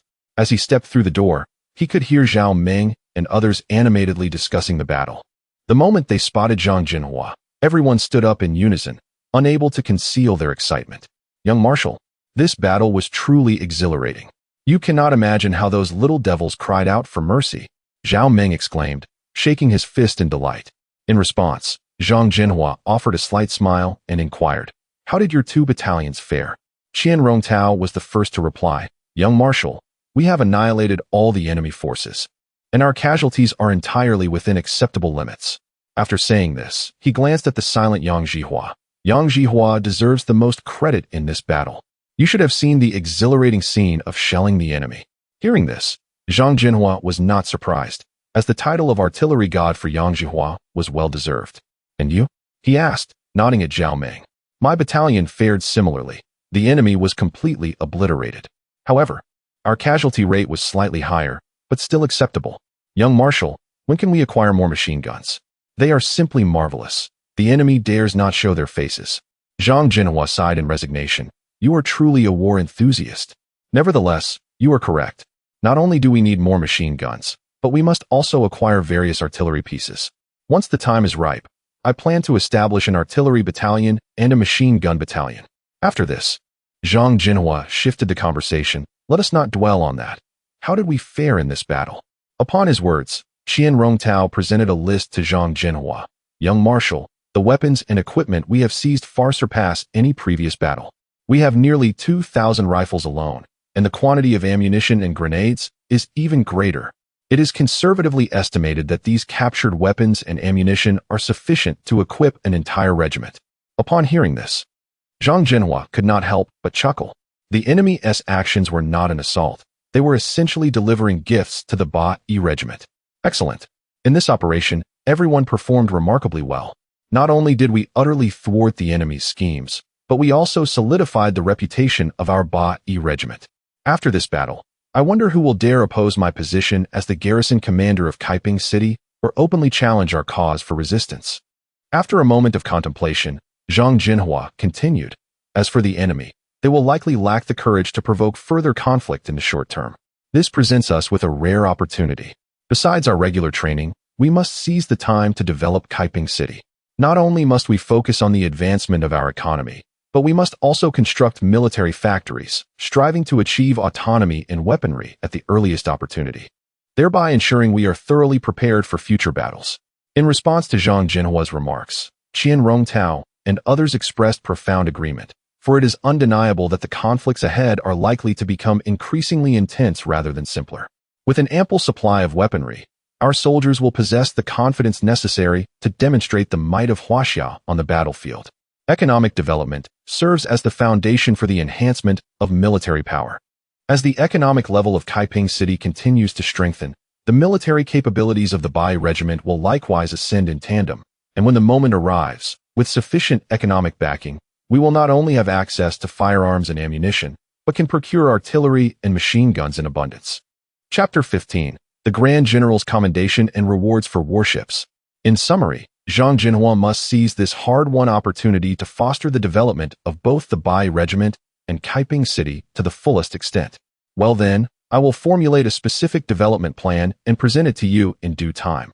At that moment, I will require each of you to handle certain matters. After a fierce battle, everyone is weary. Notify the entire army that today is a day of rest, and tomorrow at noon, we shall convene a conference to discuss the matters previously mentioned.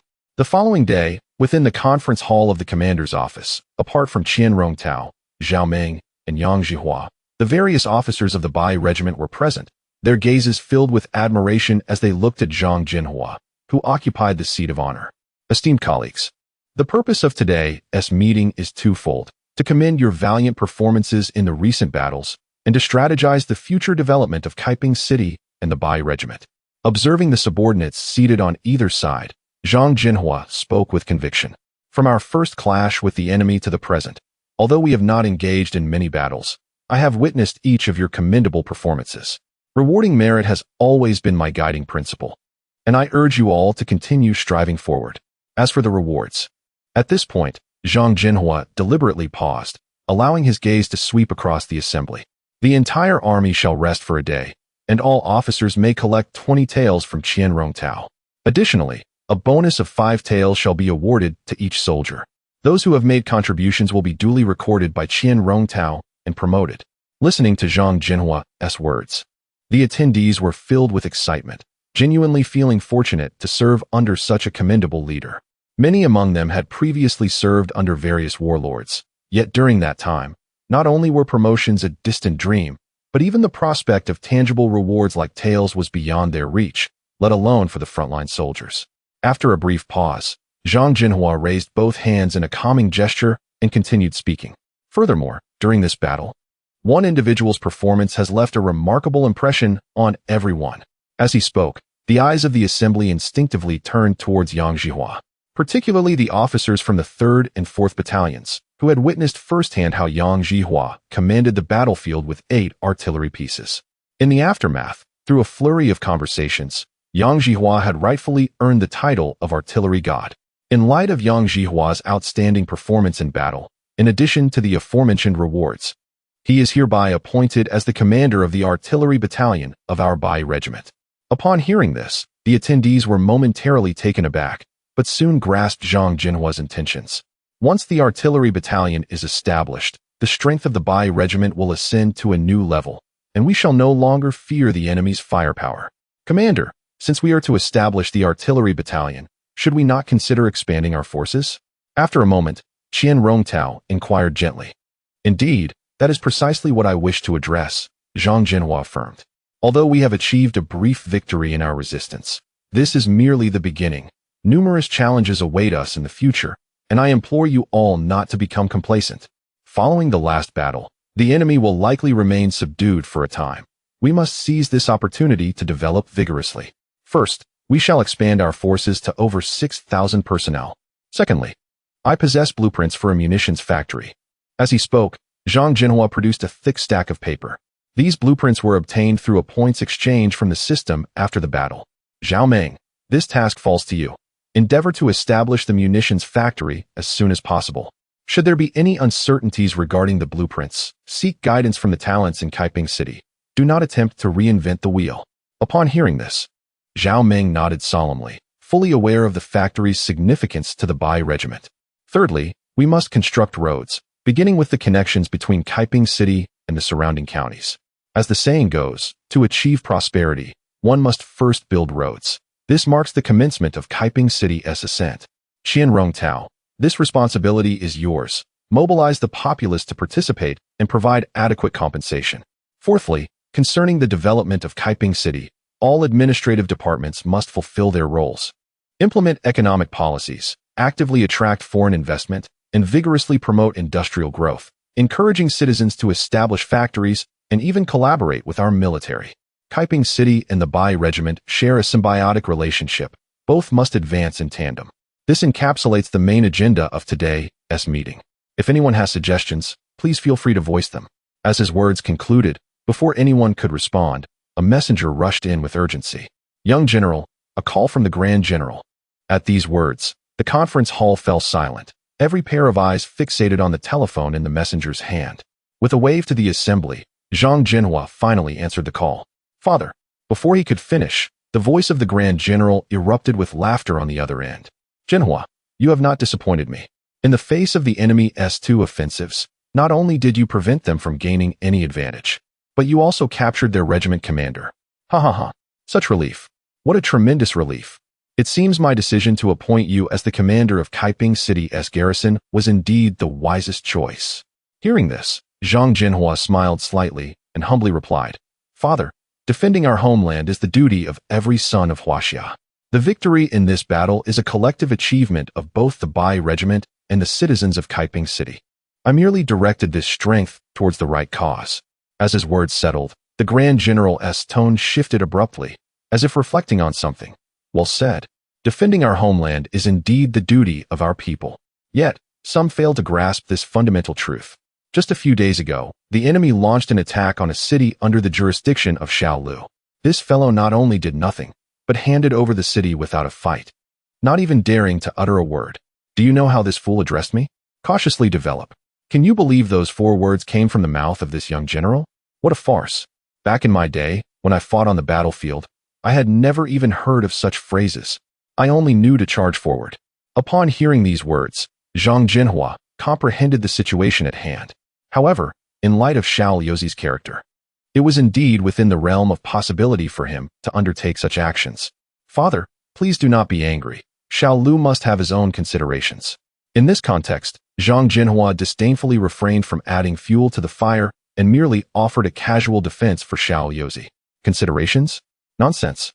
There is no need to speak for him disingenuously. I now realize the chasm that lies between Xiao Liu and you.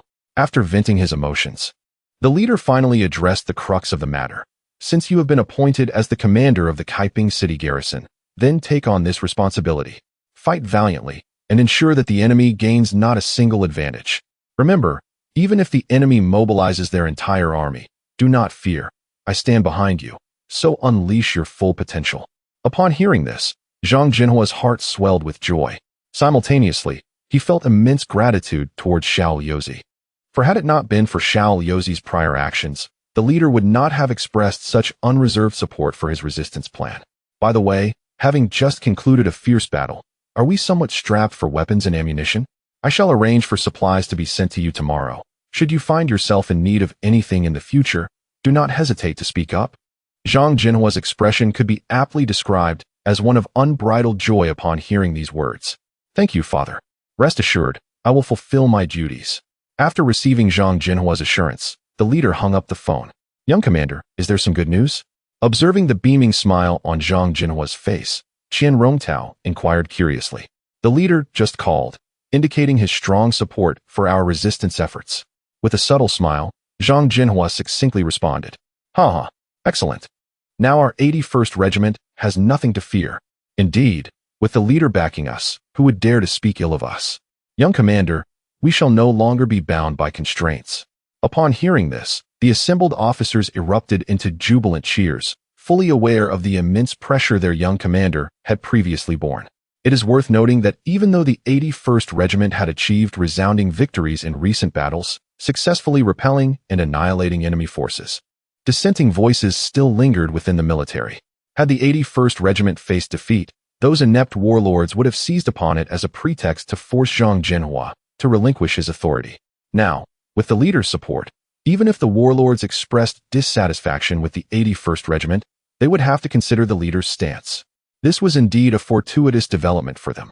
Nodding slightly, Zhang Zhenhua spoke earnestly. However, the more support we receive, the less we can afford to disappoint the leader's expectations. The advancement of the 81st Regiment and the development of Kaiping City cannot be delayed. We must expedite the preparations for all endeavors.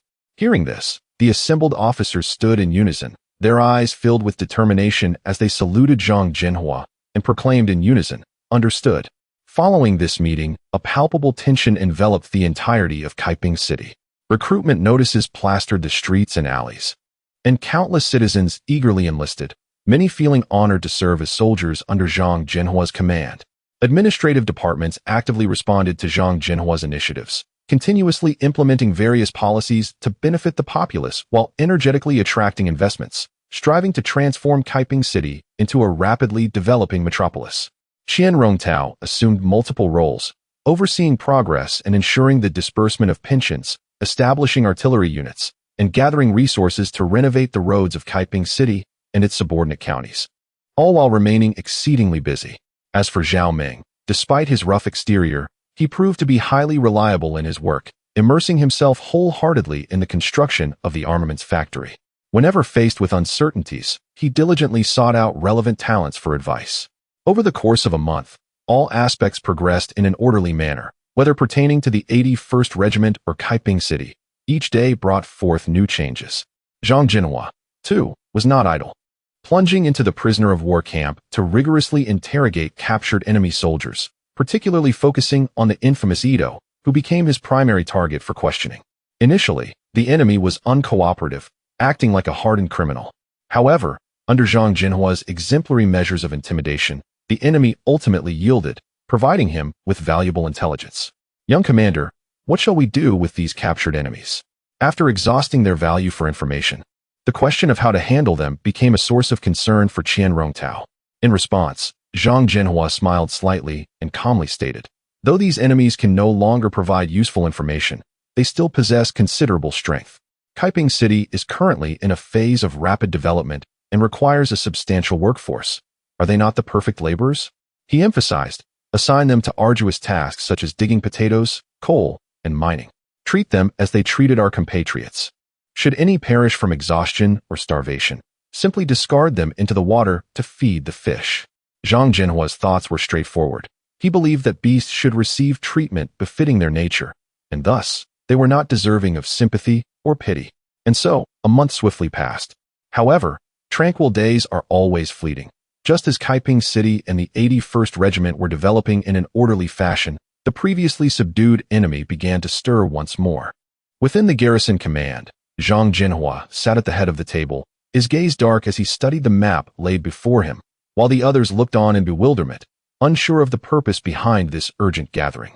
Qian Rongtao, please relay the intelligence we have received. Once most were present, Zhang Zhenhua withdrew his gaze and spoke with an impassive expression. Gentlemen, just an hour ago, our scouts reported that not only have they discovered an enemy train station in Jinshan County, but they have also observed a substantial number of enemy soldiers mobilizing in nearby villages. Their target is none other than Kaiping City. These two simple sentences struck the listeners like a thunderclap. What? A train station? Enemy soldiers? How can this be possible? Young commander, could there be an error in the intelligence? Jinshan County is not far from Kaiping City. How dare the enemy make moves right under our noses? Upon hearing this intelligence, the initial reaction of the assembled officers was one of disbelief. After thorough verification, the intelligence was confirmed to be accurate. Chapter 16. Assault on the Command Center. After receiving a definitive response from Zhang Zhenhua, Zhao Meng, with a face full of concern, remarked, the train station in Jinshan County serves as a supply station for the enemy. If we do not eliminate it, the nearby counties will receive an incessant flow of armed supplies. Once the enemy is fully prepared to launch an attack on Kaiping City, it will pose an immense headache for us. We cannot allow the enemy's train station to continue existing. We must find a way to uproot this poisonous fong. Listening to the discussion among the group, Zhang Zhenhua nodded slightly. Indeed, we must not grant the enemy any opportunity to prepare. We must take action first, thwarting their sinister plot before it can materialize. After a moment of contemplation, Zhang Zhenhua turned to Zhao Meng. How is the preparation of our arms factory progressing? Upon hearing this, Zhao Meng quickly responded, Young Marshal, a batch of M1s has already been produced, sufficient to equip over 2,000 personnel. Over 2,000? Zhang Zhenhua repeated the number while tapping his finger rhythmically on the table. Zhao Meng, distribute this batch of M1s immediately. I need you to organize a vanguard of 2,000 men. Additionally, contact the commander at once. I require command over the air support. With this brand new batch of M1s and the commander's aerial assistance, coupled with the existing weaponry of the Beiyang regiment, Zhang Zhenhua finally felt a sense of relief. After all, possessing weapons instills confidence. Young Marshal, we need not worry about armaments. However, the enemy has stationed troops in multiple locations. Where should we strike first? We cannot recklessly deploy our forces, can we? After a moment's hesitation, Qian Rongtao asked quietly. In my view, we should first assault Jinshan County and seize the enemy's train station, cutting off their lifeline. No, Jinshan is surely heavily guarded. It is much easier to defend than to attack, and without understanding the enemy's strength, we would suffer great losses. Then where do you propose we strike first? Looking at the several locations marked on the map, everyone had their own opinions, unwilling to yield. You all present valid points. Yet none have hit the crux of the matter. After glancing at everyone, Zhang Zhenhua pointed to a location on the map and said softly, Our target is here, Longyuan County. Longyuan County? The crowd stared blankly at the position Zhang Zhenhua indicated. Young Marshal, to attack Lonyuan County, we must traverse several enemy strongholds. Would that not alert them? Hearing Zhao Meng's concerns, Zhang Zhenhua shook his head gently and explained, precisely Lonyuan County. Lonyuan is a fortress of Jianchang. Once we capture this, we can advance directly into Jianchang, and the enemy will certainly not anticipate that we would strike here first. With this explanation from Zhang Zhenhua, Zhao Meng and the others suddenly saw the brilliance of the plan. It was akin to a surprise attack. Everyone immediately set to prepare, and 2 hours later, they departed towards Lonyuan County. With Zhang Zhenhua's command, the entire Beiyang regiment swiftly entered a combat readiness state. 2 hours later, over 6,000 soldiers from the Beiyang regiment, along with the artillery battalion, marched vigorously along the path leading to Lonyuan County. As they marched, scouts dispatched returned with news when they were less than 30 kilometers from Lonyuan County. Young Marshal, just 5 kilometers ahead lies the enemy stronghold of Pingchuan Town, yet the enemy remains unusually quiet and has not detected our presence. Simultaneously, Lonyuan County has been brightly lit in recent days, with numerous trucks entering and exiting, seemingly transporting weapons and supplies. Listening to the scout's report, Zhang Zhenhua nodded slightly. This was within his expectations. After all, Lonyuan County is a fortress, and they would inevitably pass through enemy strongholds along the way. The activity in Lonyuan County clearly indicated that the enemy was preparing for an assault on Kaiping City, transporting weaponry to Jianchang and subsequently distributing it to various villages via rail. After a moment of contemplation, Zhang Zhenhua spoke softly. Zhao Meng, I am entrusting you with the vanguard force of over 2,000 troops. Proceed swiftly to Pingchuan Town and ensure the complete annihilation of the enemy within 1 hour. After the battle, do not linger. Head straight to Lonyuan County to rendezvous with us. Upon hearing this, Zhao Meng, already eager for action, grinned widely and declared, Rest assured, young Marshal, how difficult can a few small enemies in Pingchuan Town be? We will take it in no time. With that, Zhao Meng immediately led the 2,000 vanguard troops away from the main force, swiftly advancing towards Pingchuan Town. Watching the backs of his departing comrades, Zhang Zhenhua pondered briefly before continuing. Qian Rong Tao, change our route. We will take the forest path to bypass Pingchuan Town and head straight for Lonyuan County. Also, instruct Yang Zhihua to exercise caution.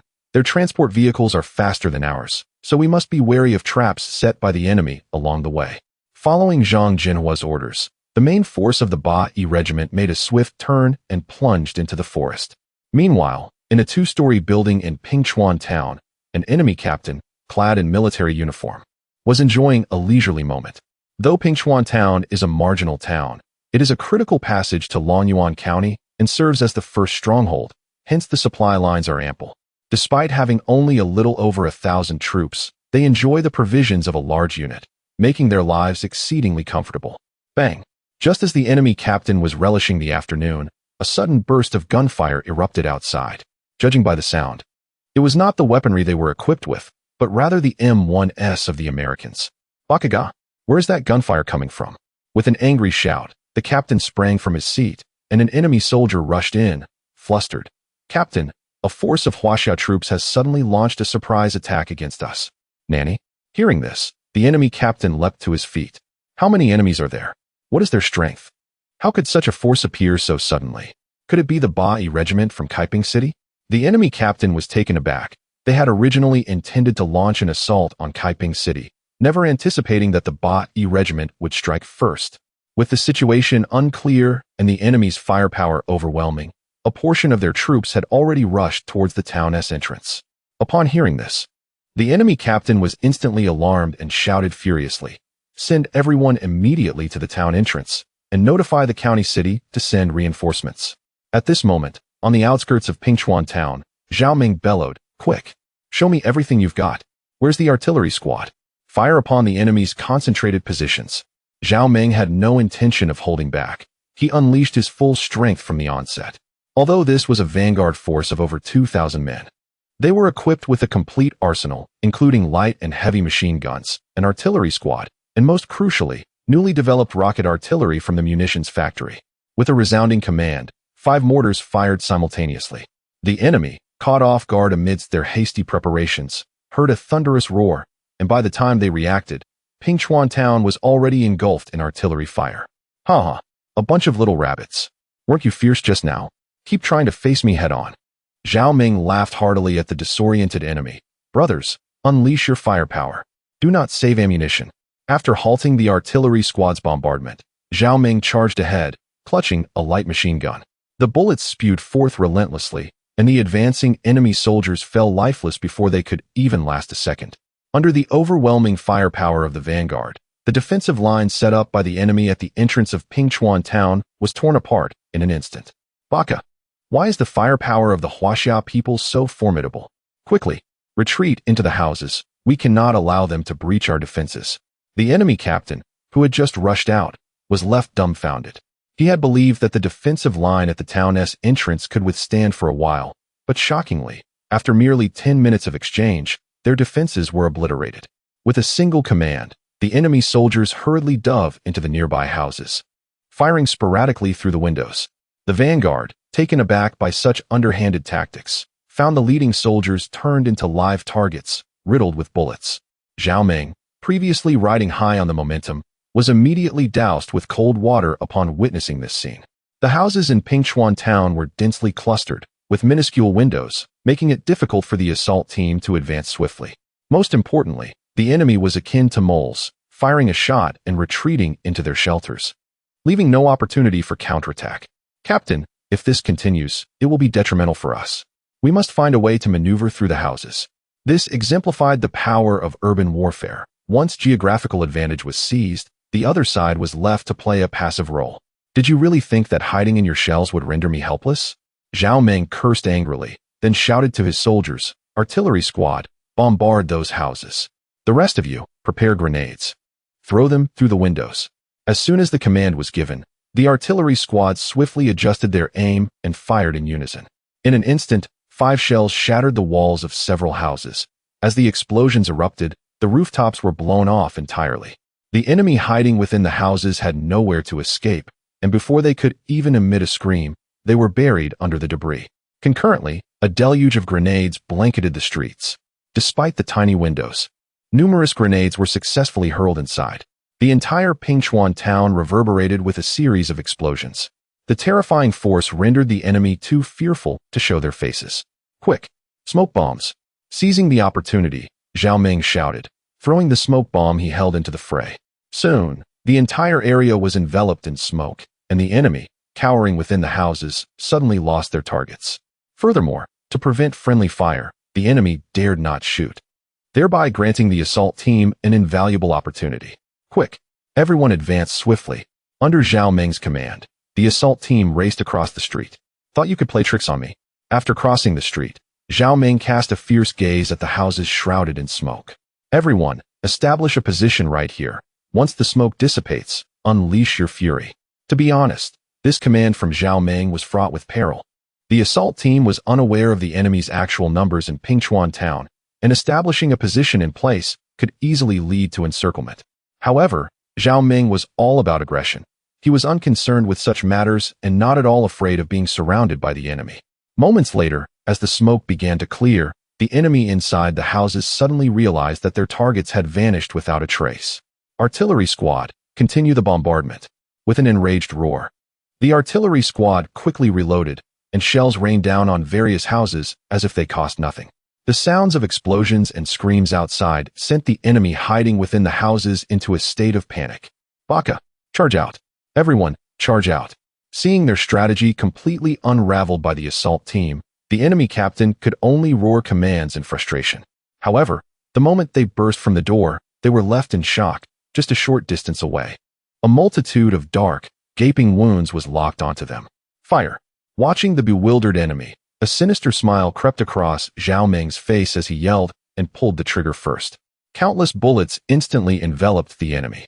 Furthermore, to their horror, they noticed several shells, trailing flames and skimming the ground, hurtling towards them. The enemy had never encountered such advanced weaponry as rocket artillery.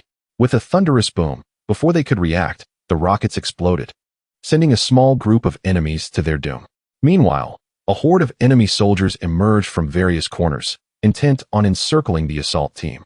Witnessing this development, Zhao Ming fired incessantly, to the front, left, and right flanks. Each form your own lines. If the enemy dares to emerge, eliminate them. The enemy, already at a numerical disadvantage, found themselves utterly unable to mount a useful offense under the ferocious firepower of the assault team. Almost as soon as they attempted to organize an attack, their formation was dismantled by the assault team. Most crucially, within just an hour of combat, the enemy had suffered near total casualties. The enemy captain had initially hoped for reinforcements from Longyuan County, but it was now evident that they would not arrive in time. Baka, seeing his dwindling forces, the enemy captain cursed angrily and, in a moment of desperation, raised a white flag. Captain, the enemy has surrendered. Chapter 17. I want the foreigners dead. A sharp-eyed soldier gazed at Zhao Meng, who was deeply engaged in combat, and uttered a single phrase. Surrender? Upon hearing this, Zhao Meng glanced at the dwindling enemy forces and waved his hand towards the soldiers of the charging team. Surrender. We surrender. You cannot fire upon us while we work. Observing the halt of the charging team's assault, the enemy captain bellowed. You claim surrender just like that? When did I ever consent? Brothers, the young marshal has commanded, leave none alive. Kill them all. Zhao Meng let out a cold laugh, and before the enemy, who had raised their hands in surrender, could react, he pulled the trigger. Rat-tat-tat. A barrage of bullets transformed the enemy captain into a sieve, his eyes wide with disbelief in his final moments, as if he could not fathom that Zhao Meng would fire unexpectedly. Bang, bang, bang. The soldiers of the charging team, witnessing this, did not hesitate to pull their triggers. In an instant, the unprepared enemies fell in droves. Some quick-thinking foes attempted to flee. However, how could their two legs outrun the bullets? They had barely taken 2 steps before their bodies were pierced, crashing heavily to the ground. Within 10 minutes, all the enemies were eradicated. Everyone, rest for half an hour. Then we shall hasten to Longyuan County to rendezvous with the young marshal. Meanwhile, the main forces of the 8th Route Army had finally arrived at the outskirts of Longyuan County after nearly 2 hours of rapid marching. It had been nearly 2 hours. How fares the vanguard? Casting a glance at the tightly shut gates of Longyuan County, Zhang Zhenhua inquired softly. Report, young marshal. As his words fell, a messenger swiftly approached, exclaiming, the vanguard has successfully captured Pingchuan town and will rendezvous with us in half an hour. Upon hearing this, Zhang Zhenhua felt a wave of relief wash over him and immediately asked, what about the casualties? Young marshal, the vanguard comprised 2,000 soldiers, with 12 fatalities. The rest sustained only light injuries, with no serious wounds. Hearing this figure, Zhang Zhenhua felt a twinge of pain. For every soldier in the 8th Route Army was a treasured gem to him. Young marshal, achieving the capture of Pingchuan town with such casualty figures is quite commendable. As if perceiving Zhang Zhenhua's thoughts, Qian Rongtao chimed in supportively. Indeed, young marshal, Captain Zhao clearly indicated in his report that upon entering Pingchuan town, they engaged in urban combat with the enemy, which is precisely why casualties occurred. Listening to their discourse, Zhang Zhenhua understood that casualties in warfare were inevitable, and such figures were indeed commendable. Very well. Have Zhao Meng hasten to rendezvous with us at Longyuan County. After issuing a brief instruction to the messenger, Zhang Zhenhua turned his gaze once more towards the distant city gates. Qian Rongtao, Yang Zhihua, we currently possess no intelligence regarding the situation in Longyuan County. Do you have any thoughts? Upon hearing this, Qian Rongtao and Yang Zhihua exchanged glances and, after a moment of contemplation, Yang Zhihua spoke softly. Young marshal, although Longyuan County is merely a county town, based on the intelligence we have gathered, most of their forces are dispersed across various strongholds, leaving their internal forces exceedingly weak, likely numbering no more than 1,000. Our sole concern is the enemy reinforcements stationed elsewhere arriving to support them, and they must be aware of the attack on Pingchuan town. Following Yang Zhihua's statement, Qian Rongtao continued, Young marshal, it appears that the enemies in Longyuan County have not taken precautions against us. They are likely in the process of transporting weapons and equipment. Why not send a small team to ambush the enemy convoy, deliberately leaving a few survivors to request reinforcements? And when the enemies in Longyuan County take action, our main forces will annihilate them all in the county town. Hearing this, Zhang Zhenhua nodded slightly. Though the plan was somewhat crude, it was indeed a sound idea. After a brief moment of reflection, Zhang Zhenhua added, Yang Zhihua, take an artillery team and position landmines along the route the enemy convoy must pass. Be careful not to place too many, so as to afford the enemy a chance at survival. I will lead our main forces to lie in wait. If the enemies in Longyuan County dare to emerge, they shall surely meet their end. Qianrong Tao, I need you to take 100 soldiers to execute a special mission. While we engage the enemy, quietly infiltrate Longyuan County and eliminate all enemies within the county town. Remember, if the enemy numbers within the county town are too great, do not act rashly. Await our rendezvous. As Zhang Zhenhua's voice echoed, the entire main force of the 8th Route Army immediately divided into 3 groups. Yang Zhihua, accompanied by a dozen artillerymen, buried some landmines along the path of the enemy transport convoy. Meanwhile, Zhang Zhenhua led the main forces to conceal themselves at the foot of the mountain, less than a kilometer from Longyuan County, waiting for the enemy to make a move. Approximately 30 to 40 minutes later, the gates of Longyuan County swung open. A convoy of enemy transport vehicles surged forth towards Jinshan County. As night enveloped the land, despite the bright headlights illuminating the road ahead, the enemy remained oblivious to any discrepancies. Boom. Moments later, the enemy vehicles barreled into the minefield, and with a series of violent explosions, several lead trucks were rendered incapacitated, bringing the entire convoy to an abrupt halt. Baka, an ambush. Quickly disembark and prepare for battle. Dozens of small enemies hastily leapt from the trucks, scanning their surroundings with heightened vigilance. They had been operating in Longyuan County for several months without ever encountering an enemy ambush, and thus, the enemy had grown complacent, typically escorting their convoys with no more than a few dozen personnel. Brothers, open fire. The moment the enemy disembarked, Yang Zhihua, concealed on either side of the road, immediately issued the command to attack. Bang bang bang. In an instant, a torrent of gunfire erupted from both sides of the road, completely engulfing the enemies in the center. Dozens of small enemies had no chance to resist, and even as the gunfire erupted, some enemies were instantly dispatched from this world. Quickly, we must not let them escape. As the enemies were nearly annihilated, Yang Zhihua was the first to charge out, heading straight for 2 enemies riding motorcycles at the rear of the convoy. Upon witnessing the situation, 2 soldiers were utterly petrified, instinctively turning the steering wheel to reverse and hastily returning to Longyuan County to request support from the main forces. At that moment, within Longyuan County, the instant the explosion echoed, the expression on the face of the Japanese captain morphed dramatically. Coupled with the return of survivors seeking assistance, his fury escalated immensely. Baka, damn those Huaxia people. Quickly, leave 100 men to defend the county seat. The rest, immediately check your weapons and ammunition, and follow me. Move, move, move. With a command given, nearly 900 soldiers inspected their arms and swiftly boarded trucks, racing toward the location where their convoy had been ambushed.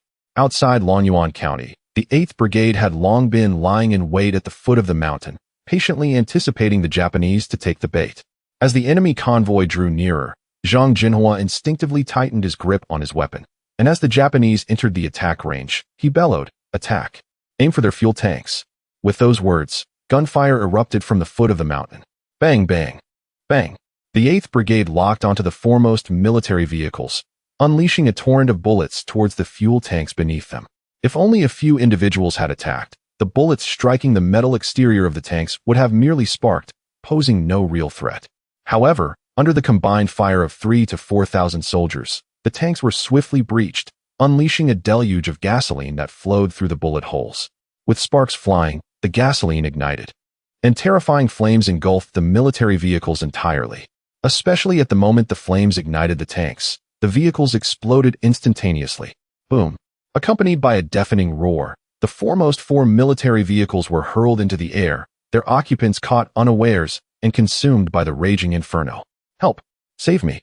As soldiers writhed in agony amidst the flames, the Japanese captain instantly realized that this time, the Huaxia forces were targeting Longyuan County.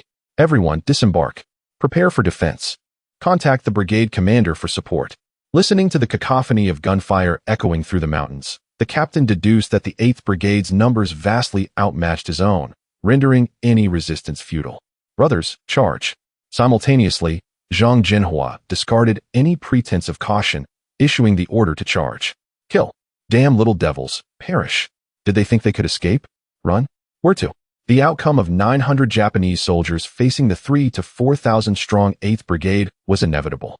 The moment they spotted the dense swarm of figures surging forth from nearby, the Japanese were utterly terrified. Not only could they not muster the courage to fire, their legs turned to jelly.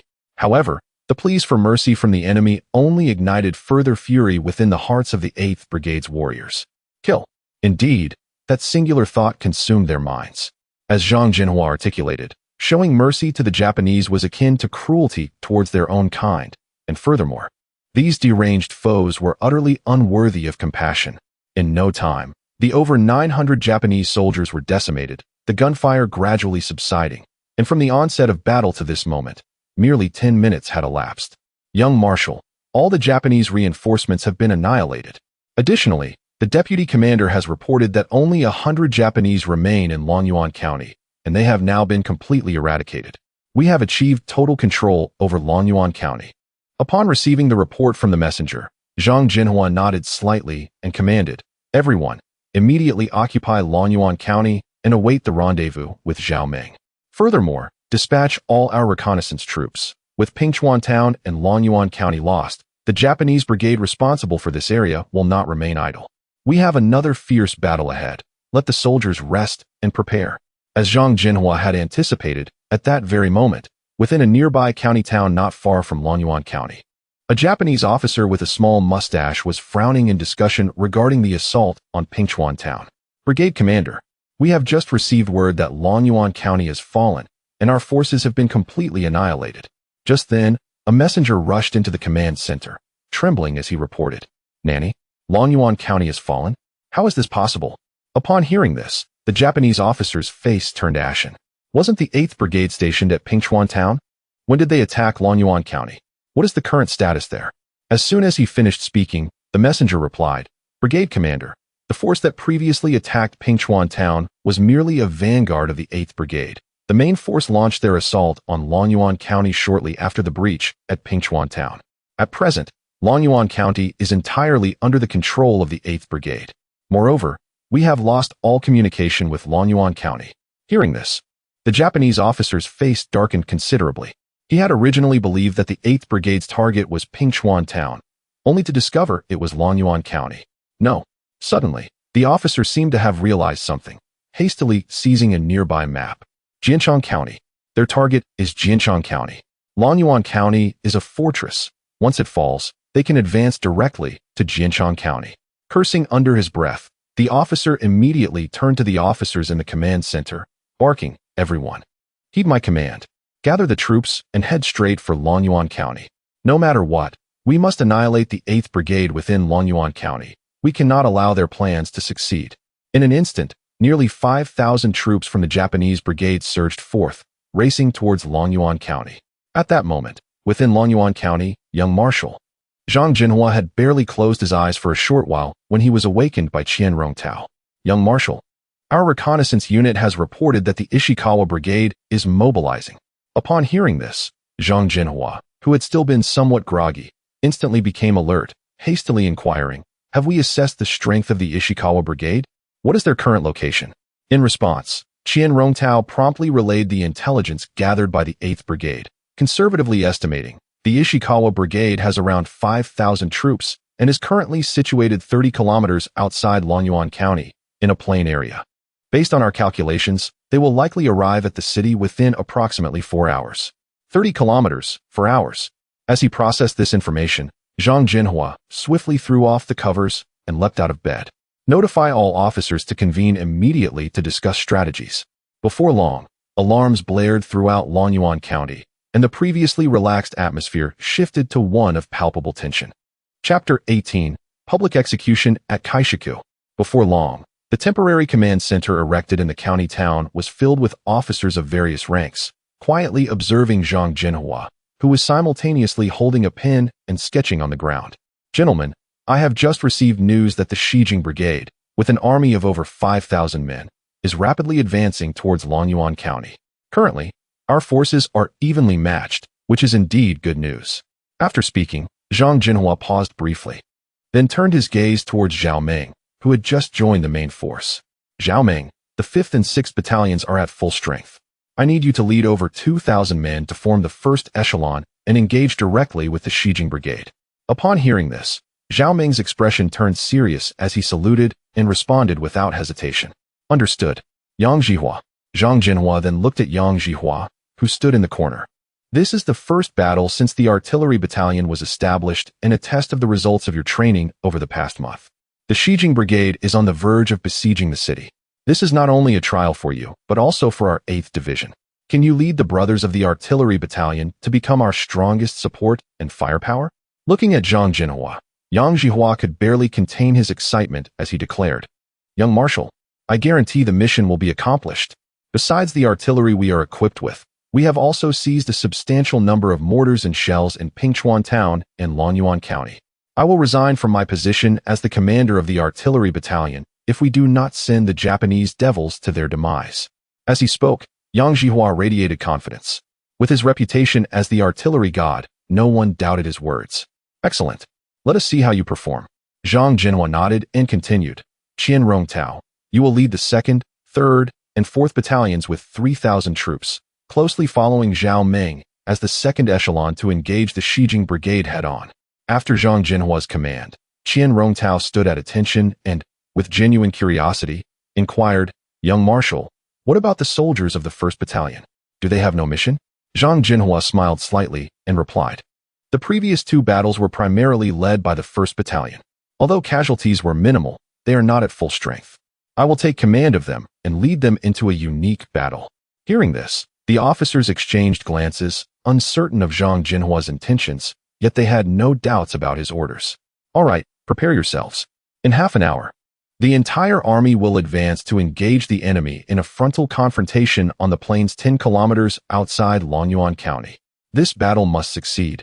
Failure is not an option.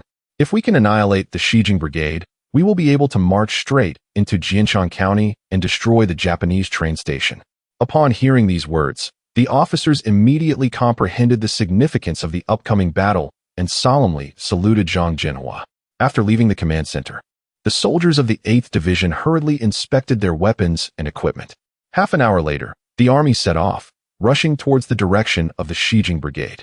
To seize the initiative, the 8th Division chose narrow paths, which, though difficult, saved significant time, allowing them to reach the battlefield ahead of the Xijing Brigade. An hour and a half later, the 8th Division arrived at the site first, immediately commencing the digging of trenches and preparing their positions. However, no one noticed that the soldiers of the 1st Battalion, who had been closely following the rear, had mysteriously vanished.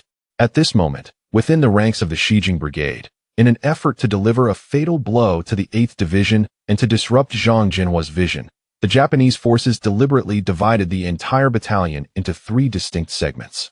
2 segments served as vanguard troops, carrying substantial weaponry, racing towards the battlefield from 2 paths, ready to converge with the main force for a decisive confrontation with the 8th Division.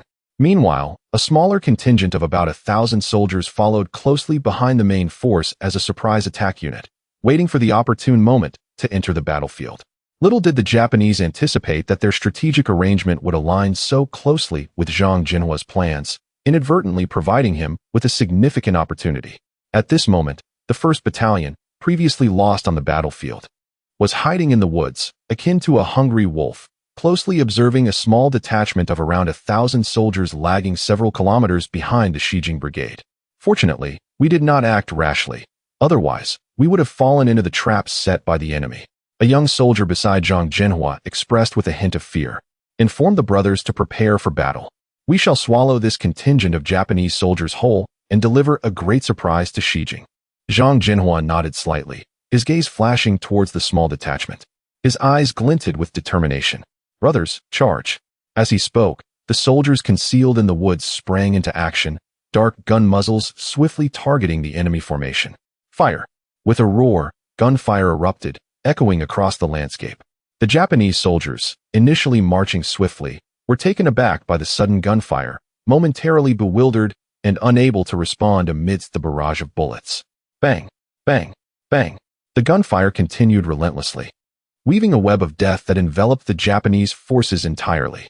"Baka! An ambush! Take cover! Counterattack! Counterattack!" As they witnessed their comrades falling, the Japanese soldiers finally reacted, hastily attempting to evade the onslaught. However, the prepared soldiers of the 1st Battalion would not grant them such an opportunity. "Everyone charge! End this battle swiftly and leave no survivors." With a numerical advantage, the 1st Battalion surged forward under Zhang Zhenhua's command, utilizing their formidable firepower to suppress the enemy. Initially, the Japanese troops managed to maintain a semblance of formation, but soon, their ranks disintegrated, rendering any effective counterattack impossible. Seizing this opportunity, the soldiers of the 1st Battalion swiftly advanced, encircling the enemy in groups of 10 for a final sweep. Every Japanese soldier capable of drawing breath was met with unhesitating gunfire. In a mere half-hour, this contingent of 1,000 Japanese soldiers suffered catastrophic losses, leaving behind a field strewn with corpses. The entire 1st Battalion promptly changed into the uniforms of the fallen enemy. Remember to tie a red ribbon at the cuffs, so our men can be easily distinguished. In 10 minutes, we shall head straight to the battlefield. I intend to strike at the heart of the Xijing Brigade. Additionally, please contact Qianrongtao. However, the main force of the Xijing Brigade remains oblivious to the fact that their raiding party has been entirely obliterated. At this moment, while engaging in skirmishes with their 1,000-strong unit, the Xijing Brigade has already encountered the main forces of the Bai Regiment. Yet, the two sides have merely been probing each other, without engaging in any substantial combat. Deputy Commander, news from the young marshal. Upon hearing the message from the messenger, Qianrongtao immediately felt invigorated. The young marshal, leading the brothers of the 1st Battalion, has dealt with a unit of approximately 1,000 enemy troops and is preparing to disguise himself as the enemy for a surprise attack on the Xijing Brigade. Furthermore, our men have tied red ribbons at their cuffs. At this revelation, Qianrongtao instantly grasped Zhang Zhenhua's intention and promptly called for Zhao Meng. Zhao Meng, quickly, instruct our soldiers to cease fire. Zhao Meng, taken aback, wondered why they should halt when they were performing so well. Could it be that Qianrongtao has become indecisive? The young marshal has just informed us that he will soon lead the 1st Battalion to ambush the enemy. We merely need to observe. As if anticipating Zhao Meng's thoughts, Qianrongtao hastened to clarify. Hearing this, Zhao Meng breathed a sigh of relief and immediately issued the command to stop the attack. However, scarcely had the gunfire from the Bai Regiment subsided when a volley of gunfire erupted from the rear of the enemy. Following that, the once orderly ranks of the Xijing Brigade descended into chaos. Enemy attack. Watch your backs. The enemy has flanked us. Where are the troops? Where are they? At that moment, in the rear of the Xijing Brigade, gunfire erupted, and all the enemy soldiers looked around in terror. Yet they could see no sign of the enemy apart from their own comrades. The most terrifying sight for them was watching their fellow soldiers fall one after another. In their panic, the foolish soldiers could only fire aimlessly, creating an excellent opportunity for Zhang Zhenhua and his men to execute their ambush. Commander, there is chaos in the rear. The enemy has launched an attack from an unknown location, and we have already suffered hundreds of casualties. Upon hearing this, the Xijing officer paused, then quickly recalled something. Immediately contact the raiding party. Moments later, the messenger rushed back in a panic. Commander, the raiding party is out of communication. Upon hearing this, Xijing realized the grave situation. Baka, damn Zhang Zhenhua. Quickly, conduct a thorough search. The enemy has infiltrated our ranks in disguise. However, what Xijing did not anticipate was that Zhang Zhenhua had ordered the soldiers of the 1st Battalion to transfer the red ribbons onto the enemy soldiers. While they conducted their inspections, Zhang Zhenhua and the 1st Battalion quietly returned to the Bai Regiment. Younger Marshal, seeing the breathless Zhang Zhenhua, Qianrongtao's face lit up with excitement. Let the brothers rest for a while and enjoy the spectacle. Under the watchful eyes of the Bai Regiment, Xijing finally apprehended over 1,000 traitors adorned with red ribbons. Without hesitation, he ordered their immediate execution. However, after the complete annihilation of these 1,000 men, an alarming discovery was made upon examining the bodies. Commander, a trembling enemy officer gazed at Xijing in fear. It has been confirmed that all those killed were our men, as evidenced by the identification documents on their bodies. The red ribbons on their arms were tied by the Bai Regiment during the confusion. Upon hearing this, Xijing furiously hurled his cup to the ground. Baka, Zhang Zhenhua, Bai Regiment, I will ensure you have no resting place in death. Relay the order to launch an immediate attack on the Bai Regiment. With Xijing's command, the battle reignited, but this time, the firepower of the Xijing Brigade was exceedingly fierce, as if they were unleashing their pent-up resentment. Zhao Meng, lead the 5th and 6th Battalions as the main assault force, and immediately launch a full-scale attack on the enemy. Qianrongtao, lead the 2nd, 3rd, and 4th Battalions, and encircle the enemy through flanking maneuvers. Remember, we have but one principle: to annihilate the enemy completely. After giving instructions to Zhao Meng and Qian Rongtao, Zhang Zhenhua surveyed the surroundings and shouted, "Yang Zhihua, what are you doing? Hurry and set up artillery positions 1 kilometer behind Zhao Meng and Qian Rongtao. And remember, as the battle rages on, your artillery must not cease. I want the enemy to experience the sensation of flying." With Zhang Zhenhua's orders issued, the entire Bai regiment, except for the 1st Battalion, launched an offensive. Zhao Meng and Qian Rongtao led the main forces into the battlefield, and to Zhang Zhenhua's surprise, the firepower from both sides was evenly matched. One must admit, the Xijing Brigade truly was like a stone in a toilet, foul and unyielding. This also indirectly highlighted the significance of Longyuan County. As a fortress, should Longyuan County fall, the Bai regiment would plunge like a dagger directly into the heart of Jianchang County. Zhao Meng and Qian Rongtao steeled themselves, leveraging the support of the artillery. Zhao Meng pressed forward from the front, while Qian Rongtao advanced from both flanks, aiming to concentrate the enemy in one location. Additionally, Yang Zhihua was instructed to exert every effort in coordinating attacks, providing fire support to Zhao Meng and Qian Rongtao, and endeavoring to push the Xijing Brigade back to a kilometer away. Once the artillery's ammunition was exhausted, everyone was to charge the enemy under the cover of the final barrage. Upon receiving Zhang Zhenhua's orders, the 3 forces responded swiftly. 2nd Company, listen carefully.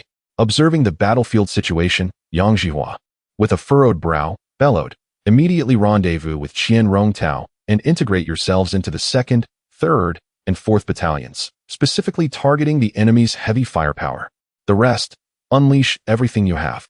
At this moment, on the battlefield, the 3-person team led by Qian Rongtao engaged in fierce exchanges with the enemy.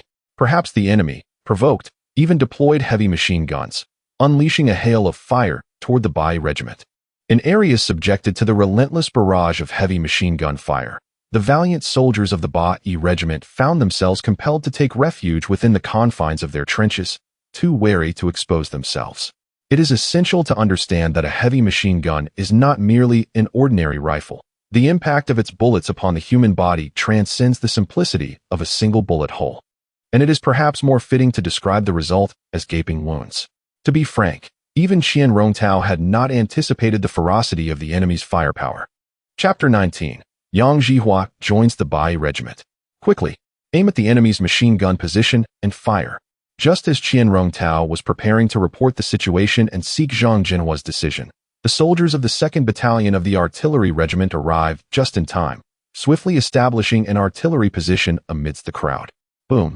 After a series of cannon blasts, several shells whistled down upon the enemy's machine gun nest. Amidst the cacophony of explosions, Qian Rongtao seized the opportunity. "Brothers, strike fiercely. Coordinate with the comrades from the 5th and 6th Battalions to tighten the encirclement." Upon hearing the command, the soldiers of the Bai regiment immediately charged forward with their rifles, their battle cries echoing like thunder. Meanwhile, within the enemy's command center, the unit commander furrowed his brow upon hearing the report. "Sir, the entire Bai regiment is launching an offensive, and we are under immense pressure." Upon hearing this, Ishii felt a surge of unease. "What is the current situation?" "Report, Commander, the firepower of the Bai regiment is overwhelming. Our troops are retreating continuously. Furthermore, the Bai regiment is employing encirclement tactics, further constricting our operational space." Furious, Ishii bellowed, "Useless fools. Haven't you located the Bai regiment's heavy artillery positions? No matter what it takes, eliminate their heavy artillery positions at once." As Ishii was strategizing, Zhang Zhenhua received word from Zhao Meng and Qian Rongtao. "Young Marshal, Captain Zhao and the Deputy Commander have completed their mission, pushing the enemy back by 1 kilometer." Listening to the report from the messenger, Zhang Zhenhua was somewhat taken aback by the efficiency of Qian Rongtao and Zhao Meng. After a moment's contemplation, he promptly instructed, "Inform Yang Zhihua that it is time for the artillery regiment to showcase its capabilities. We must coordinate with Zhao Meng and Qian Rongtao to instill fear in the enemy."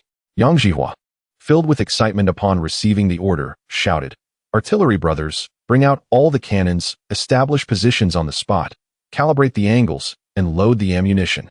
Next, it will be our artillery regiment's stage." Heeding Yang Zhihua's roar, the soldiers of the artillery regiment swiftly sprang into action, deploying all mortars and cannons, methodically preparing for the task ahead. 5 minutes later, Zhang Zhenhua's voice rang out again. Everyone, fire at will, commence bombardment. As he spoke, nearly 30 cannons fired simultaneously. In an instant, the sound of gunfire on the battlefield was completely drowned out by the thunderous artillery. Almost 30 shells tore through the air, embodying the collective fury of the Bai Regiment's soldiers, hurtling directly towards the enemy's positions. Boom! The power of 30 shells was utterly terrifying. The deafening explosions, soaring flames, and immense shockwaves engulfed the entire battlefield. At that moment, within Ishii's position, the enemy, who had been constructing artillery positions to launch a long-range attack on the Bai Regiment's machine gun nests, were left utterly dumbfounded. They could only watch helplessly as shell after shell rained down from above. In a heartbeat, their half-constructed artillery positions were obliterated, with massive cannons consumed by the explosions, reduced to countless fragments soaring through the air. The most despairing realization for Ishii's unit was that one of the shells fell precisely where they had stored their ammunition. As the artillery shells detonated, a series of chain reactions ensued, with increasingly catastrophic explosions merging into a singular, terrifying spectacle. In the command center, Ishii stared blankly at the mushroom clouds billowing into the sky, his heart sinking with dread. He understood that this battle was lost, with no possibility of turning back. However, he could not fathom why the artillery of the Bai Regiment was so formidable, as if each shell was equipped with a tracking system, hitting its mark with precision. Yet, now was not the time for Ishii to ponder these thoughts. Regaining his composure, he immediately shouted, "Quickly, locate the Bai Regiment's artillery positions. We must not allow them to continue firing." As his command was issued, a bewildering thought flashed through Ishii's mind. What would happen if we lost this battle? If we fail, not only would his unit be annihilated, but the entire Jinchang County behind him would fall to the Bai Regiment, the railway station completely under their control, and their long-conceived plot would be thwarted. As these thoughts filled him with dread, the Bai Regiment launched its final charge. "Brothers, let us slay the enemy, avenging our fallen comrades." With Zhao Meng and Qian Rongtao leading the charge, the soldiers of the Bai Regiment roared as they stormed into the enemy's positions, engaging in a fierce melee. When ammunition ran out, they wielded their rifles as clubs. When rifles broke, they resorted to bayonets, plunging the battlefield into utter chaos. Young Marshal, Captain Zhao and the deputy commander have initiated the charge. The enemy is retreating in disarray. Hearing the messenger's report, Zhang Zhenhua felt a surge of assurance and promptly instructed, "Inform Zhao Meng and Qian Rongtao to exert all efforts for the final charge. Show no mercy. Additionally, notify Zhang Zhenhua to provide a barrage of fire covering the remaining enemy positions, shielding Zhao Meng and Qian Rongtao's assault." Soon, Zhang Zhenhua and his team received the orders. However, the two teams led by Zhao Meng and Qian Rongtao were only 300 to 400 meters away from the enemy's remaining positions. "Commander, if we provide fire coverage, will we not risk hitting our own brothers?" Listening to his subordinate's concern, Zhang Zhenhua smiled confidently without answering, instead commanding, "Everyone, adjust the artillery to a 30-degree angle, target the enemy positions, and prepare for a barrage. Fire." For a soldier, obeying orders is paramount. Since Zhang Zhenhua had spoken, the artillery soldiers harbored no doubts and acted according to command. Boom! A round of artillery fire erupted once more. After adjusting all parameters, 30 shells landed slightly behind the enemy positions. The thunderous roars echoed through the skies. It must be said, Zhang Zhenhua truly lived up to his title as the artillery god. The barrage not only caused no friendly fire among the Bai Regiment soldiers, but also delivered a devastating blow to the enemy's positions. Amidst the flickering flames and the chaotic scene of the enemy soldiers being blown into disarray, Zhao Meng let out a hearty laugh, exclaiming, "Ha ha ha! By the gods, Zhang Zhenhua, you are truly remarkable. Brothers, the artillerymen have carved us a path. Everyone, charge forth." Observing the swarm of soldiers rushing ahead, Qian Rongtao too, unwilling to be outdone, initiated a final assault. Meanwhile, at the battlefield command post, the echoes of the 81st Regiment's battle cries filled the ears of the enemy commander, Ishikawa. Witnessing the complete disintegration of his formation, Ishikawa's heart was devoid of any hope. "Retreat. All units, retreat." Perhaps even Ishikawa could not comprehend why, despite an equal number of troops, the 81st Regiment advanced with such unstoppable momentum while his men were forced to retreat step by step. However, it was too late to withdraw. Before Ishikawa and his subordinates could escape far, the forces of the 81st Regiment charged directly at them. After successfully executing the strategy that led the enemy to turn on themselves, Zhang Zhenhua had instructed the soldiers of the 1st Battalion to remain concealed. Once the situation on the battlefield had tilted entirely in favor of the 81st Regiment, he commanded the 1st Battalion to move silently and stealthily to encircle Ishikawa's troops from behind, ensuring that the enemy could not flee. Brothers, the young marshal has given the order. Regardless of the enemy ranks, we shall slay them all. Kill. With this command, the soldiers of the 1st Battalion surged forward. Although they were not a full-strength unit, they still resembled a pride of lions before the mere 100 or so enemy soldiers led by Ishikawa. To be honest, upon seeing the 1st Battalion, despair engulfed Ishikawa's heart.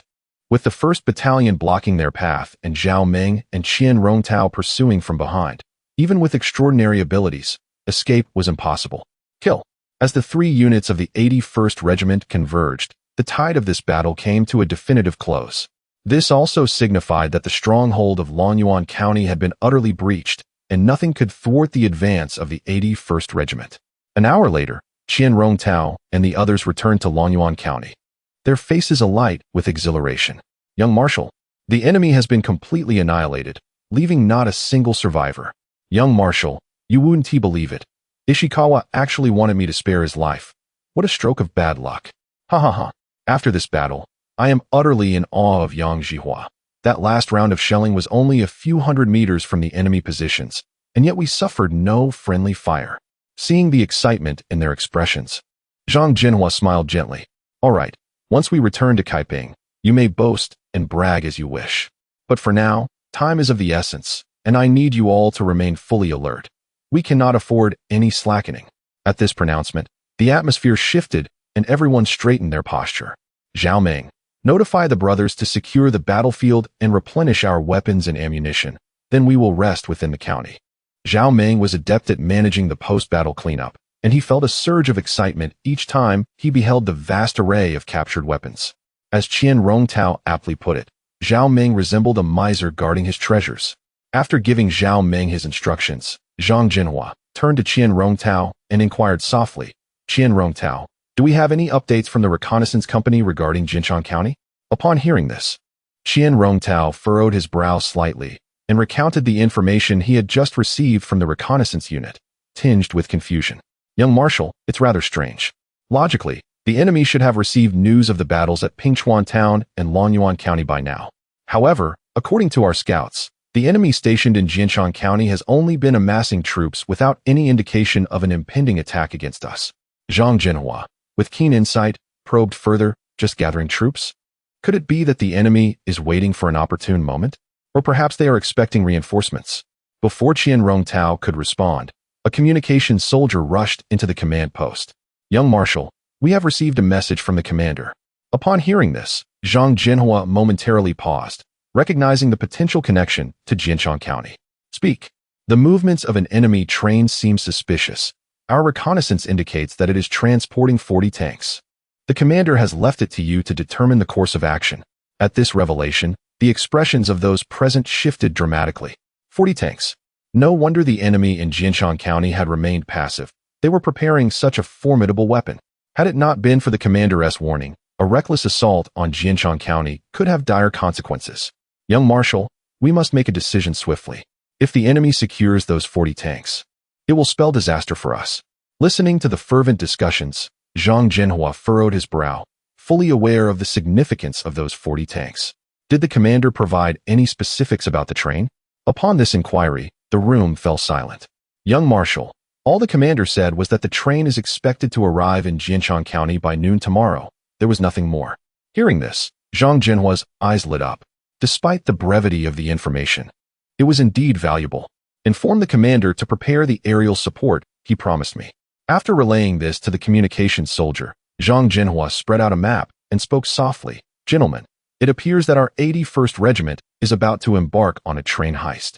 At this, laughter erupted among the group, understanding that their young marshal's jest signified that he had devised a plan. Indeed, after glancing at the map, Zhang Zhenhua continued. Based on the information provided by the commander, Jinshan County must be the destination of the enemy train. If we intend to disrupt their plans, we cannot allow the train to reach its destination. He paused briefly before elaborating. However, the station closest to Jinshan County is Beiyang Town. Therefore, I deduce that the enemy train will stop here for resupply, making it our optimal opportunity to strike. Listening to Zhang Zhenhua's analysis, Qian Rongtao and the others nodded in agreement, but soon a question arose. Young Marshal, we only know the train's arrival time. We have no idea how many troops the enemy has accompanying it. In response, Zhang Zhenhua smiled slightly, unconcerned, and replied, according to the enemy's usual practices, they would be lucky to have a few hundred men assigned to escort it. Chapter 20. The utter loss of fighting spirit, bombarding the warships. Even though Beiyang Town is heavily guarded, it amounts to merely 1,000 or 2,000 troops, which pales in comparison to our Beiyang regiment. Upon hearing this, Qian Rongtao and the others immediately recognized the sound reasoning in Zhang Zhenhua's words and ceased to dwell on the matter. Thus, the reconnaissance company was dispatched without delay to investigate the situation in Beiyang Town, and we would make our decisions once the intelligence was relayed back. With the conclusion of this meeting, a small team from the Beiyang Regiment's reconnaissance company swiftly set off for Beiyang Town. That very night, a steady stream of intelligence began to pour in. Good news. Good news. Late at night, Qian Rongtao entered the command center, his face alight with excitement. What is the matter? Has news from Beiyang Town arrived? Seeing Qian Rongtao's expression, Zhao Ming hurriedly inquired. Just as the young marshal indicated, the enemy stationed at the Beiyang Town train station consists of no more than a single battalion, barely reaching 1,500 troops. A mere 1,500 troops is hardly a match for our Beiyang regiment. Excellent. Now that we are informed of the enemy's situation in Beiyang Town, it is time to proceed with strategic deployment. Zhang Zhenhua slowly rose from his chair and addressed the assembly with a resonant voice. Zhao Ming, I need you to lead the 3rd and 4th battalions directly to Beiyang Town and eliminate all enemy forces stationed there. Furthermore, once the train passes through, ensure that all the railway lines are thoroughly dismantled. Deploying 2 battalions against 1,500 enemy troops is indeed an excessive use of resources. However, Zhang Zhenhua aimed to completely sever the enemy's future capability to transport supplies via railway right beneath the Beiyang regiment's noses, which justified the mobilization of 2 battalions for railway dismantling. Moreover, the dismantled railway could be transported back to Kaiping City, where it could be remelted at the armaments factory, yielding precious steel resources. Additionally, Qian Rongtao and I will lead the soldiers of the 1st Battalion to seize the tanks before the train arrives in Beiyang Town. As for the remaining forces, Yang Zhihua will lead them to Jinshan County. I intend to capture Jinshan County in one fell swoop.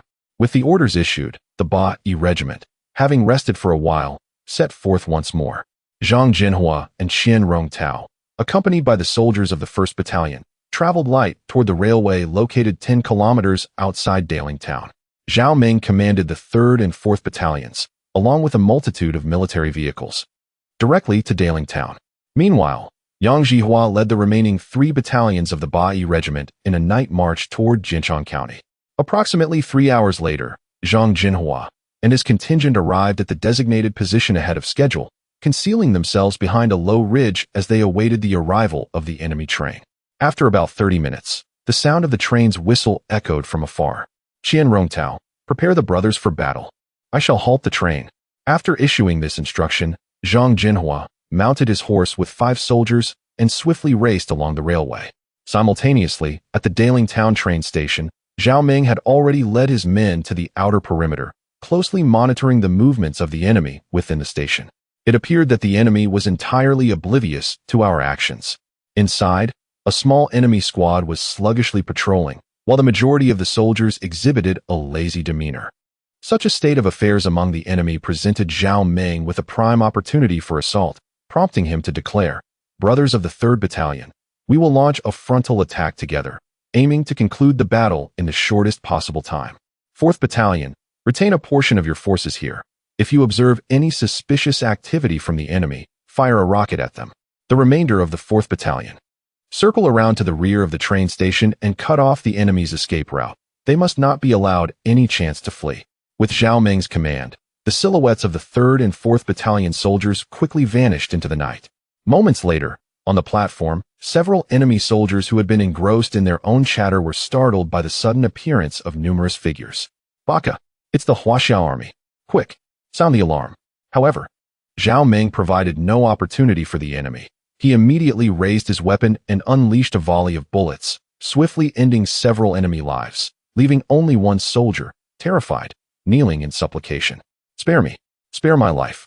In response to the enemy's pleas for mercy, Zhao Meng maintained a cold demeanor, offering no sympathy, and delivered several bullets without hesitation. Under Zhang Zhenhua's influence, the soldiers of the Beiyang regiment adhered to a singular principle: to leave no survivors. As a few enemy soldiers were eliminated, the previously tranquil train station erupted into chaos. Zhao Meng had intended to keep a low profile, but the gunfire abruptly awakened the enemy soldiers who had already fallen asleep. Baka, what is happening? Where is that gunfire coming from? The enemy commander stormed out of his room, his face ablaze with fury. However, the first sight that greeted him was several lifeless bodies sprawled on the platform. The Huaxiao army. It's the Huaxiao army. They have completely surrounded the train station. Before the enemy commander could grasp the situation, a bloodied enemy soldier, his face a mask of terror, rushed towards him. Hearing this, the enemy commander was taken aback, perplexed. They had always been the aggressors. When had the Huaxiao people begun to counterattack? Yet, before he could ponder further, a barrage of gunfire erupted nearby. This is bad. From the sound of the gunfire, the enemy commander could ascertain that the Huaxiao forces outside far outnumbered their battalion. Moreover, their objective was clear: the 40 tanks that were about to arrive. Realizing this, the enemy commander urgently sought to relay the message to Jinchang County. Commander, look, that appears to be the enemy leader.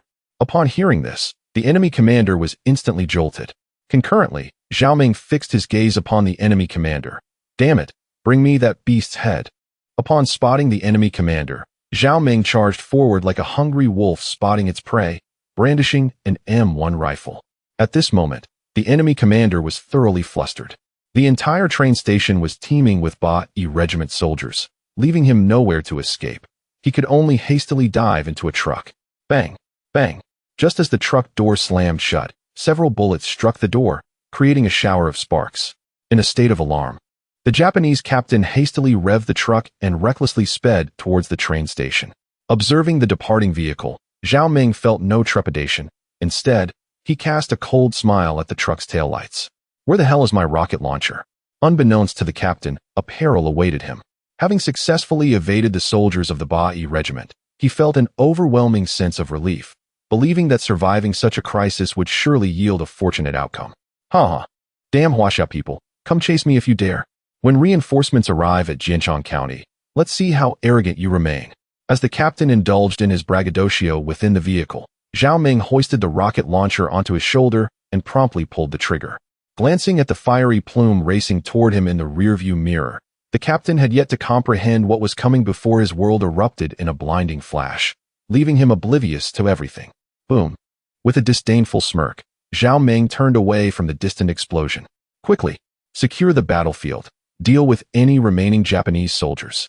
You few, follow me to support the young marshal, while the rest of you remain here and await the train's arrival. At that moment, Zhang Zhenhua rode alongside 5 soldiers, galloping along the railway. As the train sped past them, they seized the opportunity, exerting a slight force beneath their feet to leap aboard the train with ease.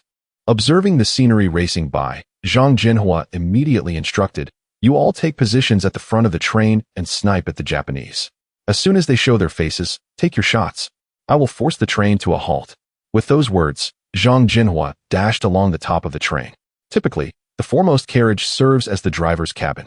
Upon reaching the first carriage, Zhang Zhenhua surveyed the interior and confirmed it was indeed the cockpit before grasping the doorframe and leaping inside. Splash! Before the Japanese inside could react, Zhang Zhenhua delivered a powerful kick that sent one soldier tumbling out of the carriage, where he met a gruesome fate beneath the train's wheels. It was only then that another Japanese soldier realized the situation and attempted to raise his weapon.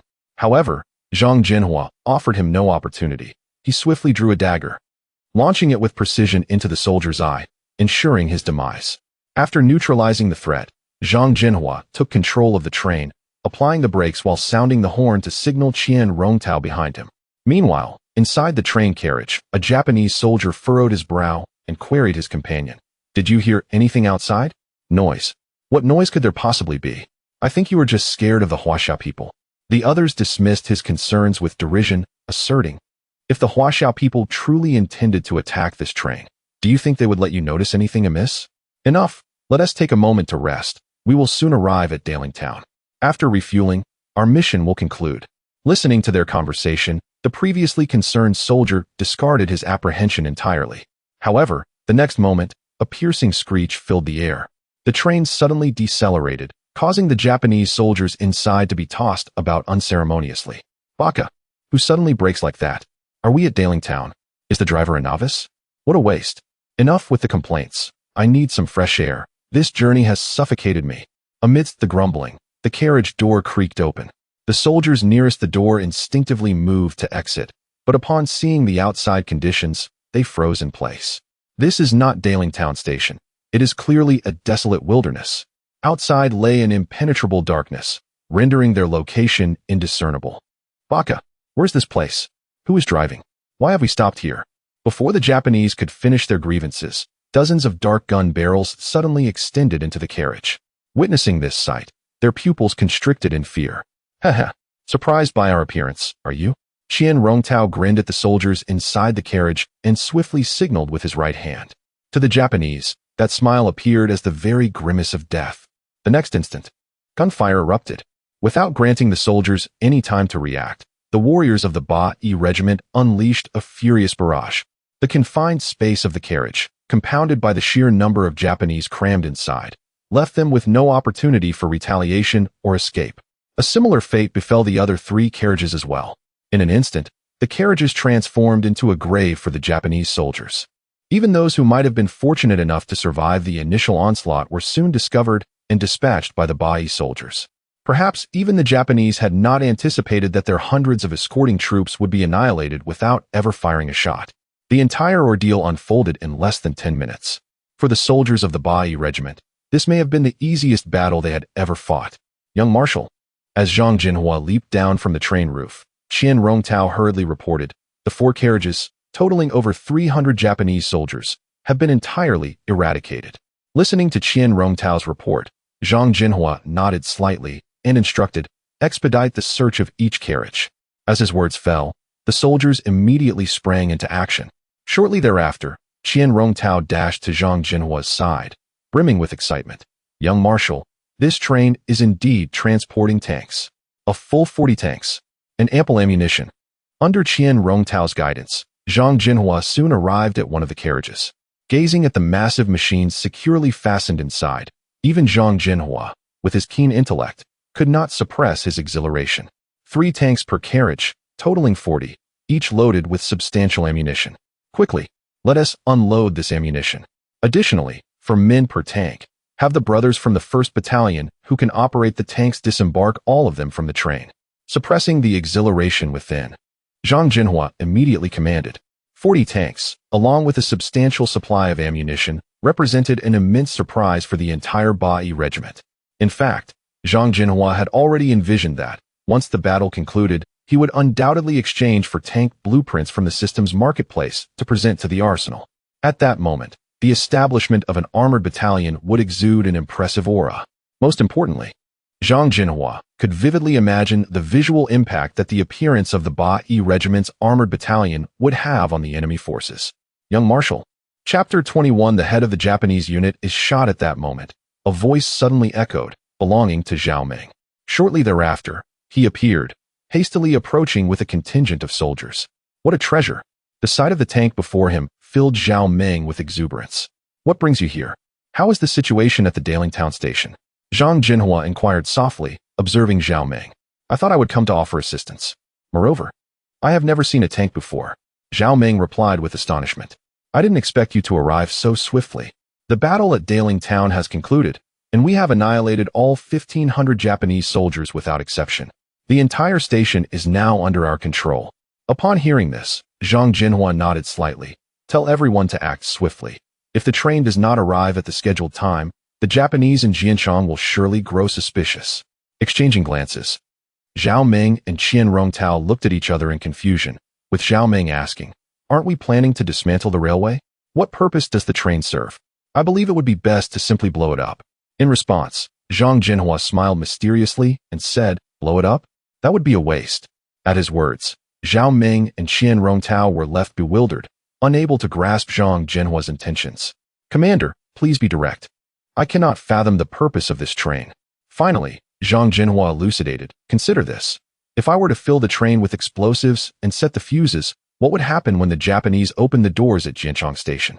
As his words settled, both Qian Rongtao and Zhao Ming stared in shock at Zhang Zhenhua, their mouths agape in disbelief. Commander. Zhao Ming swallowed hard and exclaimed, such a devious tactic could only be conceived by you. Devious? Zhang Zhenhua feigned indignation. On the battlefield, it matters not whether a tactic is cunning or straightforward. As long as it leads to the enemy's demise, it is a good tactic. Furthermore, he glanced at Qian Rongtao and Zhao Ming, asking, aren't you both eager to witness the scene that will unfold? Without hesitation, both men nodded vigorously, exclaiming, we are. Very well. Quickly. Instruct the soldiers of the 1st Battalion to drive the tanks straight to Jianchang and rendezvous with Yang Zhihua. The rest, board the vehicles immediately and head to Dalian Town. Observing the 40 tanks lined up before him, Zhang Zhenhua promptly issued his orders. Soon, the train came to a steady halt at the Dalian Town station. After everyone gathered, under the command of Zhang Zhenhua, Qian Rongtao took charge of placing bait explosives on the train. Meanwhile, Zhao Ming commanded 3 battalions to dismantle a section of railway spanning 100 meters, loading all the rails onto arriving trucks for transport back to Kaiping City. After concluding these tasks, Zhang Zhenhua leaped from the driver's cabin as the train started moving again, then swiftly led his men towards Jianchang County. By the time the entire 8th of August Regiment assembled, it was already noon the following day, with less than half an hour remaining until the scheduled arrival of the train. At Jianchang County train station, several hundred Japanese soldiers eagerly awaited the train's arrival, unaware that what awaited them would be a nightmarish scenario. Baka, the expected time has passed.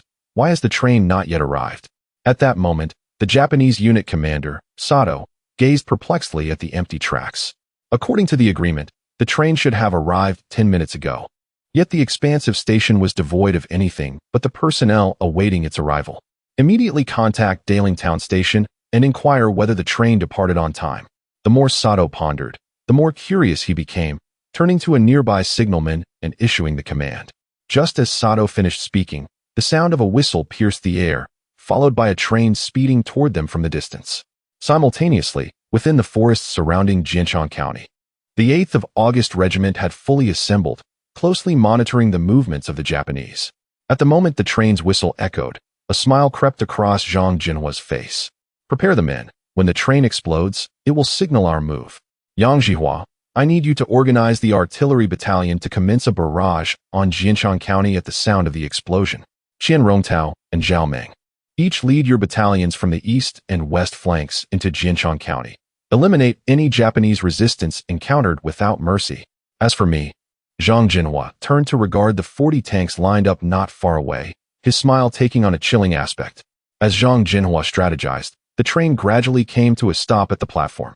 Quickly, board the train and assist in transferring all tanks and munitions. The anxious Sato failed to notice that after the train halted, the escort personnel inside made no move whatsoever. Previously, they would have rushed out as soon as the train came to a stop. Hearing the order, a Japanese officer beside Sato stepped forward and forcefully pushed open one of the train car doors. Bang! The instant the door swung open, a wire hanging from it snapped, causing a bundle of explosives to tumble into the carriage. Gazing at the smoking explosives, the Japanese soldiers' minds went blank. Boom! In the next moment, before they could react, an explosion erupted, engulfing Jianchang County in a fiery blaze, the terrifying sound of the blast echoing like a furious roar throughout the county. Now is the time. Fire! Zhang Zhenhua shouted from outside Jianchang County. Artillery battalion, heed my command. Target the county, elevate the cannon's angle by 2 degrees, and fire at will. Yang Zhihua wasted no time, promptly issuing the order to the artillery battalion. Boom! Soon, dozens of shells were launched in rapid succession, hurtling toward various locations within the county. Seizing the opportunity, Qian Rongtao and Zhao Ming, adhering to their prearranged strategy, swiftly led 3 battalions each, charging out from the dense forests to launch an assault on Jianchang County from the eastern and western flanks. The Japanese forces, who had initially intended to provide assistance following the unexpected explosion at the train station, found themselves caught off guard as a series of thunderous booms erupted throughout Jinshan County. Bastards! Enemy attack! Quick! The Huaxiao forces are invading. Where is the unit commander? In an instant, the Japanese soldiers became like headless flies, utterly bewildered as to how to mount a defense. As for their unit commander, he had long since perished in the inferno, becoming one with the rubble of the collapsed train station. Move faster. Kill any Japanese you encounter. Brothers, charge. Capture Jinshan County. Before long, the forces of the 8th Route Army split into two routes, surging into Jinshan County from both flanks, with Zhao Ming and Qian Rongtao issuing their attack orders without hesitation. The bewildered Japanese soldiers, witnessing the rapid advance of the 8th Route Army, suddenly grasped the gravity of the situation. All troops immediately established defensive positions for a counterattack. Quickly contact higher command for reinforcements. Bastards! Damn Huaxia! The Japanese battalion commander, now the only officer with command authority, quickly organized a counteroffensive upon realizing this was the strategy of the 8th Route Army. However, despite his desperate shouts, many soldiers fled in panic, failing to form an effective defensive formation. In stark contrast, Zhao Ming and Qian Rongtao's forces advanced effortlessly, with numerous Japanese soldiers either kneeling in surrender or turning tail to flee upon seeing them. Faced with such circumstances, both commanders resolutely ordered an attack. Gunfire erupted throughout Jinshan County, and with the 8th Route Army well prepared, nearly 20 machine guns unleashed a barrage of bullets, leaving almost no Japanese soldier able to rise from the ground. Witnessing the overwhelming firepower of the 8th Route Army, the Japanese battalion commander descended into utter despair. This was perhaps the most powerless battle he had ever fought. From beginning to end, the entire Sato battalion was completely on the defensive. The explosion at the train station had claimed numerous lives, including that of their unit commander. A subsequent barrage of artillery further bewildered the Japanese forces, and as the 8th Route Army pressed forward, their last vestiges of defense teetered on the brink of collapse. In such a state, they possessed no combat effectiveness, rendered akin to fish on a chopping block, awaiting slaughter. Suddenly, a thunderous roar erupted nearby. Dozens of armored beasts lined up, menacingly advancing towards the gathering of Japanese troops. Feeling the vibrations beneath their feet and witnessing the formidable visual spectacle, all Japanese soldiers fell into complete despair at that moment. All tanks opened fire immediately.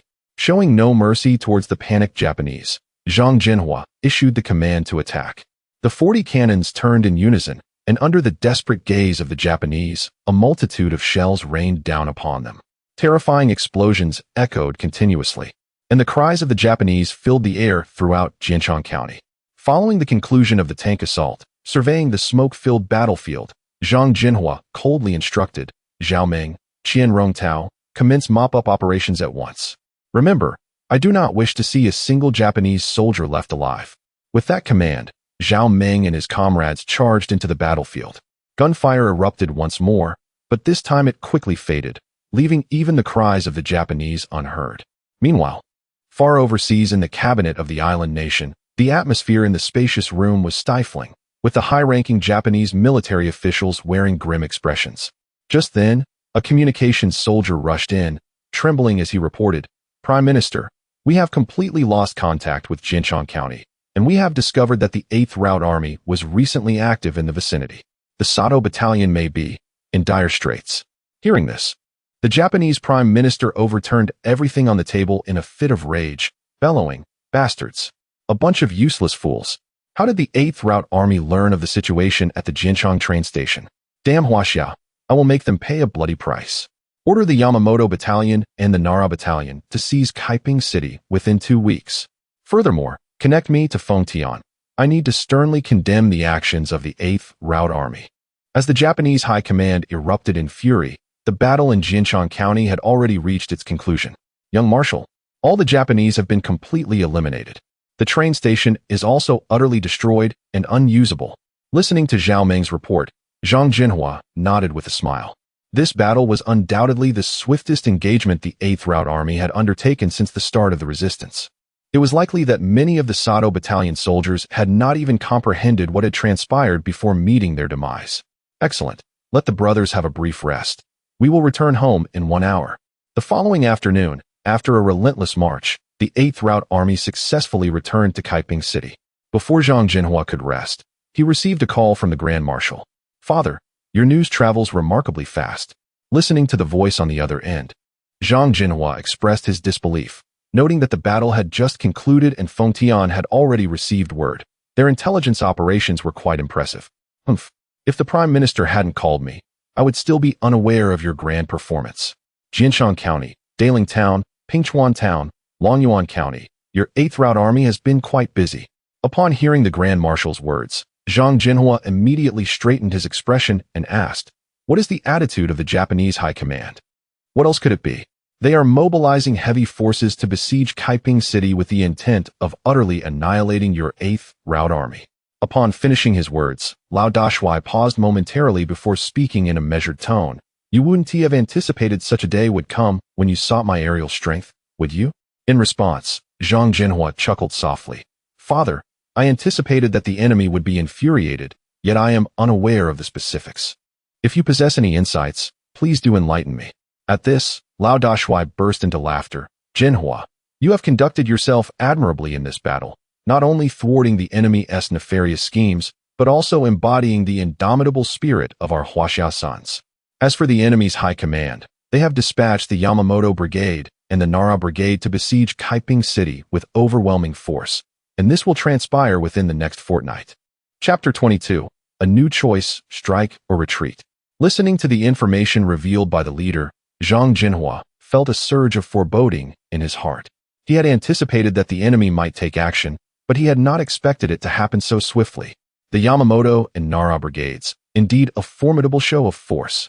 Zhang Zhenhua let out a cold snort. To him, if the enemy dared to deploy troops, he would dare to engage in battle.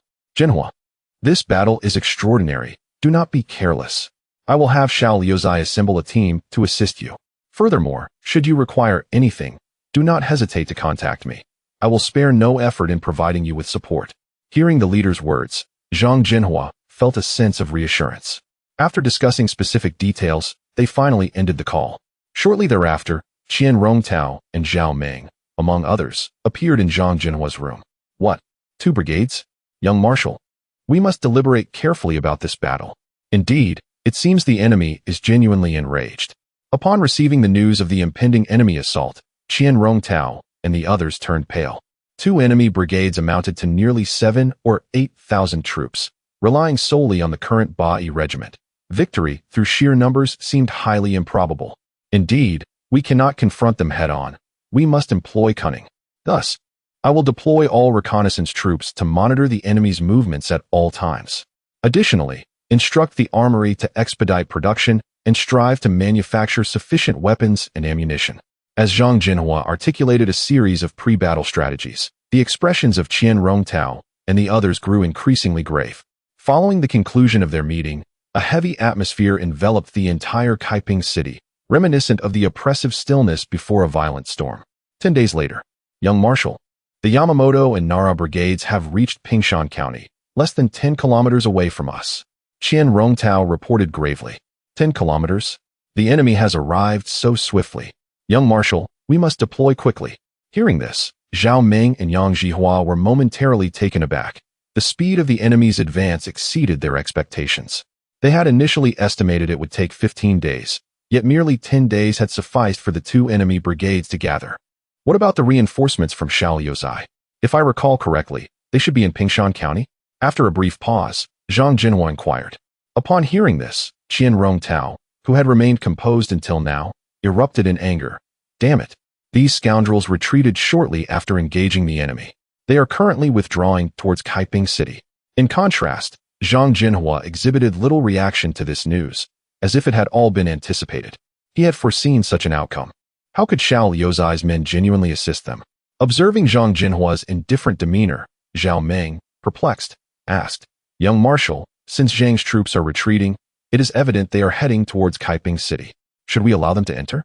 As the words fell, Qian Rongtao and Yang Zhihua immediately turned their gazes to Zhang Zhenhua's face. "Let them in. Why not? We merely stand on different sides." After uttering this, Zhang Zhenhua smiled faintly and added, "However, it will not be so simple for them to enter Kaiping City. Zhao Meng, take a company to the city gate to provide assistance. Remember to conduct thorough inspections. We must not let the wolves into our fold. Afterwards, I need you to infiltrate Pingshan County alone from the enemy's rear and gather intelligence on their heavy artillery positions. Additionally, Zhang Zhenhua, lead the artillery battalion out through the side gate and advance the front line to a distance of 5 kilometers, waiting for my command. Qian Rongtao, you will lead 4 battalions to attract the enemy's attention from the front. Once the fighting begins, engage while retreating. Based on the intelligence accumulated over the past few days, Zhang Zhenhua had formulated a basic combat plan. With his words, the group swiftly set out. A grand battle was about to commence. Moments later, at the city gate of Kaiping, open the gate. Quickly, open the gate. We must enter the city. We are here to assist you under the orders of young Marshal Zhang. Open the gates for us to seek refuge. Zhao Meng, expressionless, regarded the clamoring soldiers before him, his eyes filled with icy disdain. These individuals bore no semblance of seasoned warriors. Not only were their clothes impeccably clean, but they also exhibited not a single trace of blood, their faces pristine as if untouched by the ravages of war. You may enter, but we must conduct individual inspections. Upon hearing this, Xiao Liuzi's subordinates immediately grew discontent. Why should we? We are also Huaxia people. This is personal revenge. Indeed, I shall report to the young marshal and have him punish you. Think carefully. We have come for the Beiyang regiment and are not afraid of your young marshal earning the reputation of a traitor. Listening to these individuals threaten him with Zhang Zhenhua's name, Zhao Meng remained unfazed, his expression growing stern as he fired a warning shot. The sudden gunfire sent a chill through everyone, their faces stricken with terror as they beheld the fallen soldier. You dare to shoot our men? Is there no law left? Do you truly believe the Beiyang regiment can act with impunity? Bring it on. Show me your weapons. Do not think we fear the Beiyang regiment. Observing the tense standoff, Zhao Meng slowly holstered his firearm and calmly said, "Are you certain that was one of yours?" As his words fell, Zhao Meng's face twisted into a mocking grin. "Bring me that man's trousers." At this command, 2 soldiers from the Beiyang regiment rushed to the corpse and, without hesitation, stripped the trousers away. Witnessing this scene, Xiao Liuzi's subordinates fell silent, their expressions filled with dread.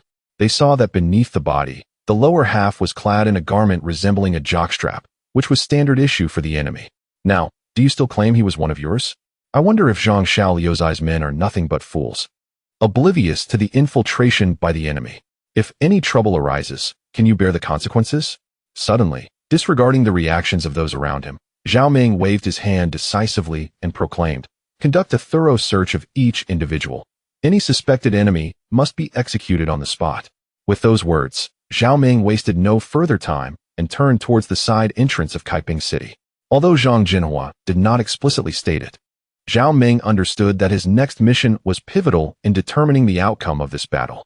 Meanwhile, within the enemy command center, the lieutenant colonel reported, "Sir, our scheme has been uncovered.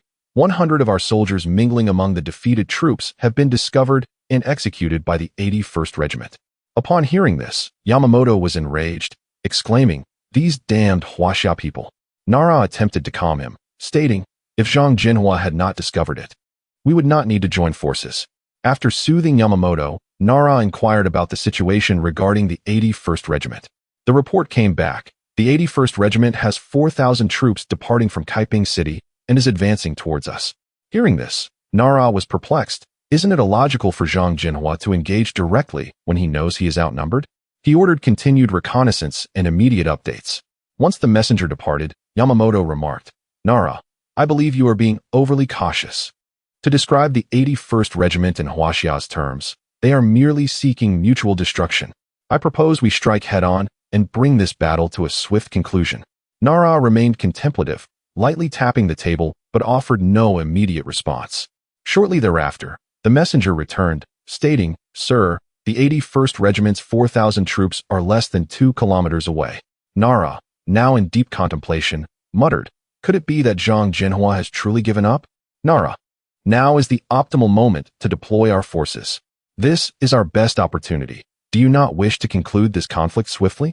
Persuaded by Yamamoto's insistence, Nara finally conceded, "Very well, Yamamoto, we shall proceed as you suggest and engage the enemy." 10 minutes later, Qian Rongtao, with a grave expression, warned his brothers, "Remember, do not linger in battle. Strike while retreating."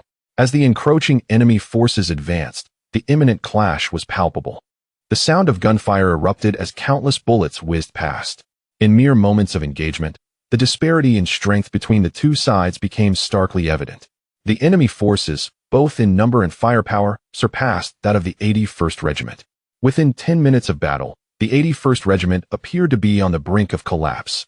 However, a perplexing turn of events soon unfolded. The previously beleaguered 81st Regiment began to match the enemy's intensity. This phenomenon caught Qian Rongtao's attention. "This is bad. The enemy seeks to encircle us from both flanks."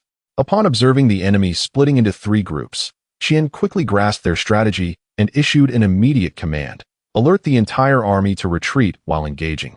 We must not allow the enemy any advantage." With that command, the soldiers of the 81st Regiment fired their weapons while methodically retreating towards Kaiping City. In contrast, the enemy's repeated attempts to surround the 81st Regiment proved futile. A peculiar situation unfolded on the battlefield. The enemy, eager to obliterate the 81st Regiment, found that their opponents remained remarkably composed and unflustered in the face of adversity. Meanwhile, atop the city walls of Kaiping, Zhang Zhenhua received word from the communications officer. "Sir, Vice Commander Qian has reported that they will soon rendezvous with the artillery battalion." Zhang responded calmly. "Inform Zhang Zhenhua that upon joining the main force, he is to commence a bombardment of the enemy's front line." Subsequently, the artillery battalion melded into the ranks and continued to unleash fire upon the enemy. "Be cautious not to provoke them too fiercely. I want their rage to cloud their judgment." The orders quickly reached Zhang Zhenhua. "Artillery battalion, prepare. Target the enemy's front lines, ready for firing." With the enemy drawing closer, Yang issued the command to prepare for an assault. Approximately 15 minutes later, as Qian Rongtao and Zhang Zhenhua united, they commanded, "Fire!" Boom! A barrage of artillery soared into the sky. This time, Zhang Zhenhua unleashed his full arsenal: mortars, rocket launchers, and cannons, all at his disposal. Dozens of shells plummeted like meteors upon the enemy ranks. The terrifying explosions engulfed the battlefield in chaos. Those at the forefront of the enemy, hearing the rushing sound, were met with a blinding flash before being swept away into oblivion. This initial bombardment left the enemy in profound shock, leaving them hesitant to proceed. The sudden turn of events was promptly relayed back to the enemy command. "Baka, those treacherous Huaxiao people have set up artillery in the rear." Yamamoto shouted in fury. Nara attempted to interject. "Yamamoto, we can cease our advance. The 81st Regiment schemes are likely more complex." However, Yamamoto, consumed by anger, dismissed Nara's counsel. "Nara, do you not see the 81st Regiment is retreating? They are at their limit. Now is the perfect time to attack. Dispatch orders to continue the pursuit. We must annihilate the 81st Regiment."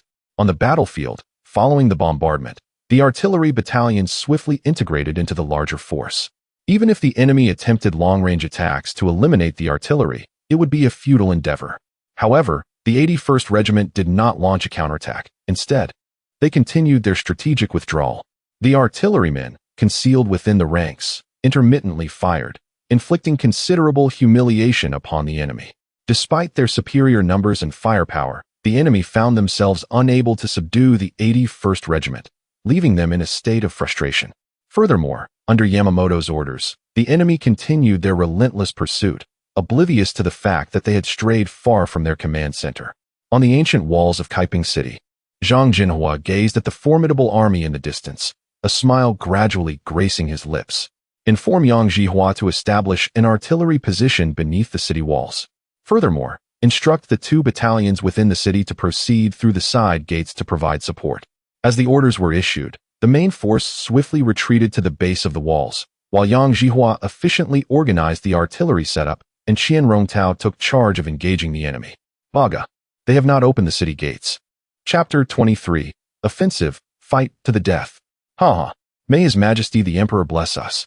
This group of Huaxiao people has been abandoned. Annihilate all Huaxiao individuals."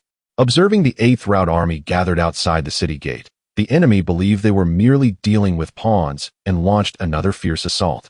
Bang! Bang! Bang! Zhang Zhenhua, having completed the arrangement of the positions, shouted to open fire. Damn it, the enemy's firepower is incredibly fierce. Enduring the full brunt of the enemy's assault, Qian Rongtao could only struggle to hold on. "Here they come."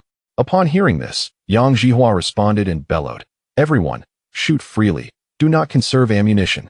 Whoosh. As his words fell, the sound of projectiles slicing through the air erupted. A multitude of shells whistled toward the enemy ranks. The once ferocious enemy was suddenly thrown into chaos. Brothers, kill. Avenge our fallen comrades. At that moment, a series of battle cries suddenly erupted from the flanks of the enemy. Faced with this unexpected situation, the enemy, who had just been stunned by the bombardment, was momentarily disoriented.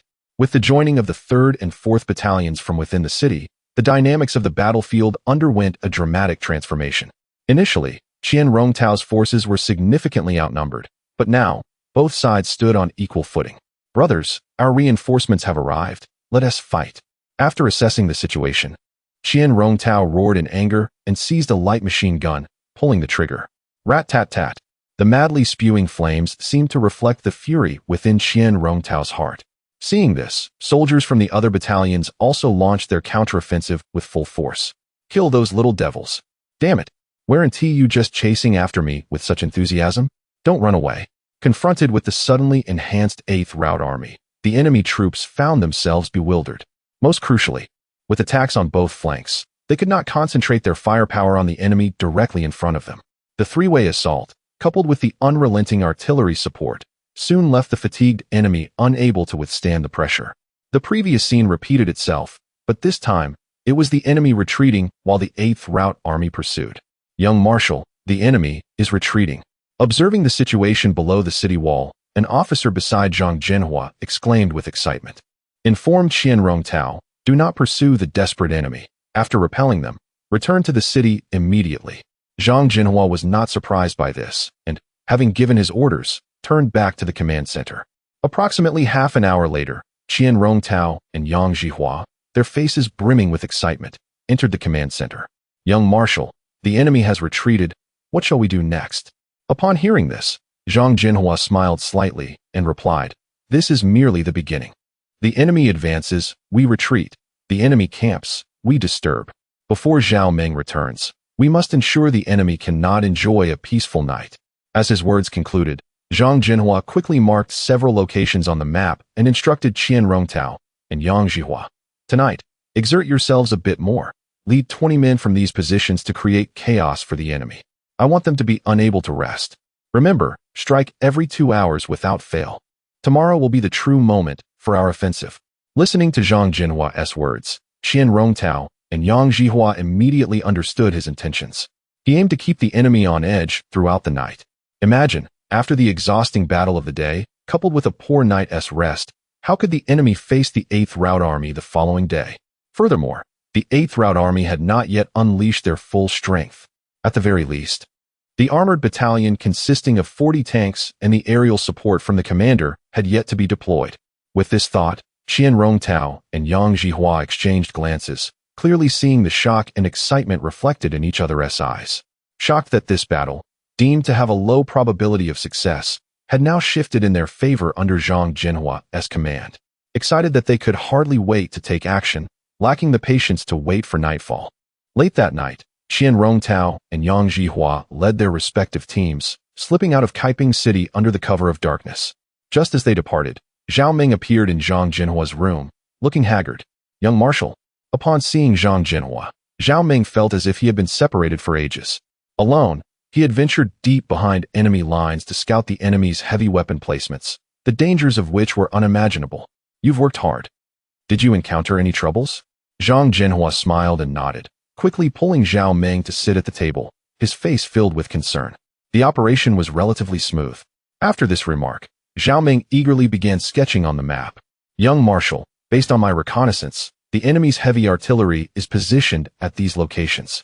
Moreover, their firepower far exceeds ours. Had you not allowed me to scout, we would have been unable to cope. Looking at the marked points on the map, Zhang Zhenhua nodded slightly.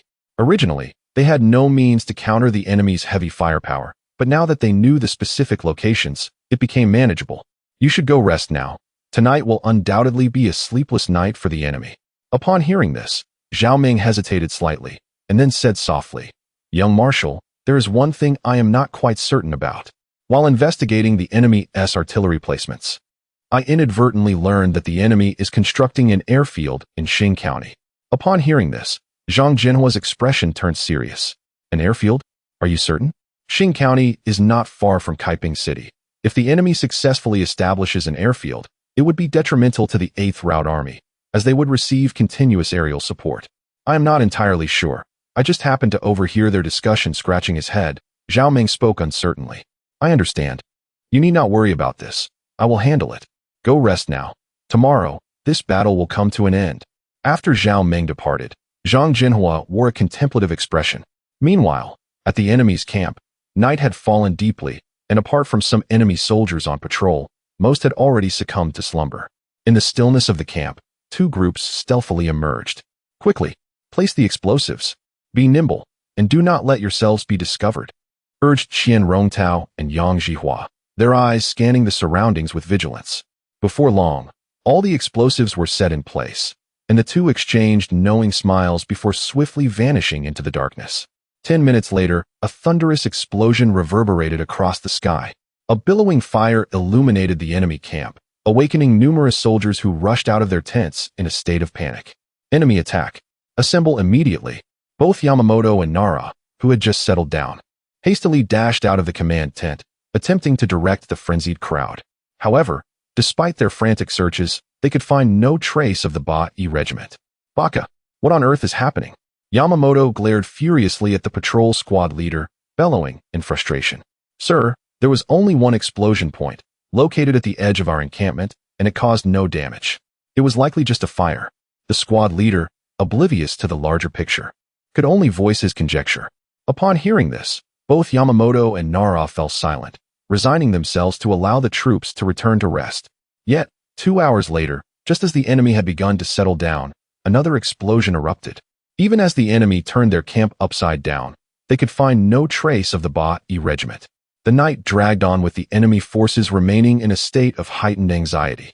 At last, with the dawn breaking, news from the scouts shattered the camp's uneasy calm.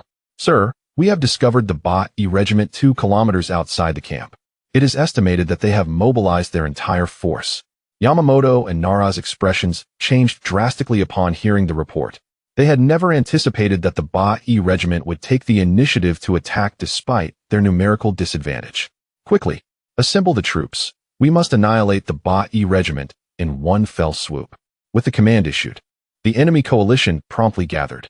However, upon arriving at the battlefield, they were met with a stark contrast to the fierce Ba-E regiment. All the enemy soldiers bore dark circles under their eyes, looking lethargic as though they had indulged excessively. Yang Zhihua, let the enemy hear our roar. Zhao Meng and Qian Rongtao each lead 3 battalions in a frontal assault. Remember, do not penetrate too deeply into enemy lines, Zhang Zhenhua stated confidently, eyeing the enemy in the distance. As his words fell, the artillery battalion responded first. Boom, boom. With the sound of cannon fire, the decisive battle commenced. The enemy soldiers, charging forward, were momentarily stunned by the rapid descent of shells. Isn't this their usual tactic? When did the Ba-E regiment learn it? They pondered, but there was no time to think as a barrage of shells rained down, triggering a chain reaction among the crowd. Many enemy soldiers were sent flying by the shockwaves of the explosions. Seizing the opportunity, Qian Rongtao and Zhao Meng led the entire Ba-E regiment into a frenzied charge. The cacophony of gunfire became the dominant melody of the battlefield. Brothers, kill them. Damn little devils, die for me. How dare you fight back? Are you tired of living? The already demoralized enemy, witnessing the ferocity of the Ba-E regiment, was filled with dread. In the rear of the battlefield, Yamamoto and Nara closely monitored the unfolding chaos. Seeing the coalition falter, Nara immediately commanded, prepare the heavy artillery units, target the Ba-E regiment, and provide fire support for the main forces. As the order was given, the heavy artillery positions of the 2 regiments rapidly adjusted their angles, preparing to unleash a barrage upon the Ba-E regiment. However, Zhang Zhenhua had anticipated such a move. Before the enemy could act, he had already contacted the air support provided by their commander. Just as the enemy's heavy artillery was readying itself, the roar of engines filled the air. Suddenly, several aircraft swooped down from above the battlefield. Airplanes. Where did these planes come from? How does the Ba-E regiment have air support? Yamamoto was momentarily taken aback, staring blankly at the sky.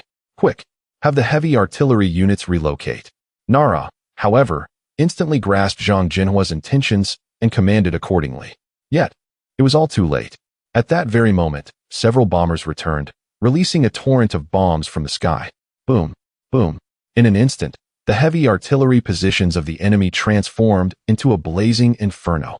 If it were merely an aerial bombardment, it might have been bearable, but crucially, the explosions ignited all the enemy's ammunition, setting off a chain reaction. In mere moments, the enemy's heavy artillery positions lay in ruins, their cannons never having fired a single shot before turning into heaps of scrap metal. The casualties among the two regiments' artillery crews were devastating. The success of the aerial bombardment effectively disarmed the tiger, leaving the entire enemy coalition as nothing more than a sickly cat. Witnessing this scene, Zhang Zhenhua smiled knowingly and commanded, "Inform Qian Rongtao and Zhao Meng to launch a full-scale assault. Leave the enemy no escape route. Additionally, notify the armored battalion. It is time for our secret weapon to make an appearance." On the battlefield, the explosions in the enemy's rear served as a potent morale booster for the Beiyang regiment. In that moment, their spirits soared to unprecedented heights. In stark contrast, the enemy troops, now demoralized, could only grit their teeth and resist. However, their respite was short-lived, as dozens of tanks suddenly appeared on the flanks, plunging the enemy into despair. Boom. Rat-tat-tat. Under the dual pressure of tank cannons and machine guns, the dynamics of the battlefield shifted dramatically. From the onset of the battle, the Beiyang regiment had maintained a decisive advantage. With the arrival of the tanks, the enemy had completely abandoned any thoughts of continuing the fight, fleeing in disarray. As for Shanban and Nara, they had long since been reduced to incomplete corpses amidst the aerial bombardment. Under the leadership of Qian Rongtao and Zhao Meng, the soldiers of the Beiyang regiment launched their final charge. Adhering to the principle that prisoners are of no use, they spared no breath left in any enemy soldier. As for the deceased adversaries, precaution dictated that they were all executed to ensure no threats remained. Thus, the entire battle came to a close with the thorough cleansing by the Beiyang regiment. 2 hours later, within the command headquarters of Kaiping City, the young commander proclaimed, "This time, our harvest is indeed bountiful. We have seized 15 machine guns, both light and heavy, and as for rifles and submachine guns, the quantity is simply incalculable. Our Beiyang regiment is more than adequately supplied." Zhao Meng reported with a face full of excitement regarding the spoils of this battle. Perhaps even the enemy had not anticipated that a battle conducted under absolute advantage would culminate in their total annihilation. Observing the exuberance of those around him, Zhang Zhenhua nodded slightly and spoke softly, "Notify the entire army to rest for a day." Chapter 24. The enemy's sudden attack? Direct firepower coverage. Additionally, instruct the arms factory to expedite production. We have already provoked the enemy, and further battles await us, posing dangers no less than today. Upon hearing this, Qian Rongtao and his companions straightened their expressions and promptly set off to deliver the orders. Observing the departing figures, Zhang Zhenhua pondered briefly before dialing the phone number of his superior, Lao Dashuai. "You still have the leisure to call me?" exclaimed Lao Dashuai in surprise as the call connected. According to the information he had received, the 8th Division was currently engaged in fierce combat with the enemy forces. "The battle has concluded. Hence, I have time to call you," replied Zhang Zhenhua with a faint smile. Upon hearing this, Lao Dashuai paused momentarily before bursting into laughter. "I knew the enemy could do nothing against you." After a brief pause, he continued with a hint of skepticism. "You certainly wouldn't call without a reason. What brings you to call this time? Is my image in your mind truly so?" Zhang Zhenhua retorted with a smirk before shifting the subject. "However, I do have something to discuss. Just yesterday, I received news that the enemy is constructing an airport in Xingxian, and the progress is significant." The moment these words were spoken, Lao Dashuai fell silent, and after a moment, he asked gravely, "Is this information credible?" "It is mostly accurate. I have already dispatched personnel for reconnaissance, and will receive further updates shortly." After organizing his thoughts, Zhang Zhenhua continued, "Father, the enemy's airport poses a grave threat to us. It must not be allowed to exist." Listening to Zhang Zhenhua's words, Lao Dashuai was silent for a considerable time before he finally spoke.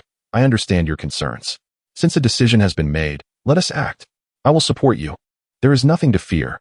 Before Zhang Zhenhua could respond, Lao Dashuai added, "You might be unaware of this, but I will support any endeavor that benefits Huaxia, no matter how audacious." With Lao Dashuai's declaration, Zhang Zhenhua promptly asserted, "It pertains to aerial forces. I require them to be on standby at all times. Is that all? Lao Dashui scoffed at Zhang Zhenhua's request. Rest assured, I will make arrangements, provided you do not disappoint me. Upon hearing this, Zhang Zhenhua immediately pledged his commitment over the phone. That very night, the soldiers dispatched to scout Xingxian returned with news. The enemy's airport was nearly completed, with aircraft already stationed there.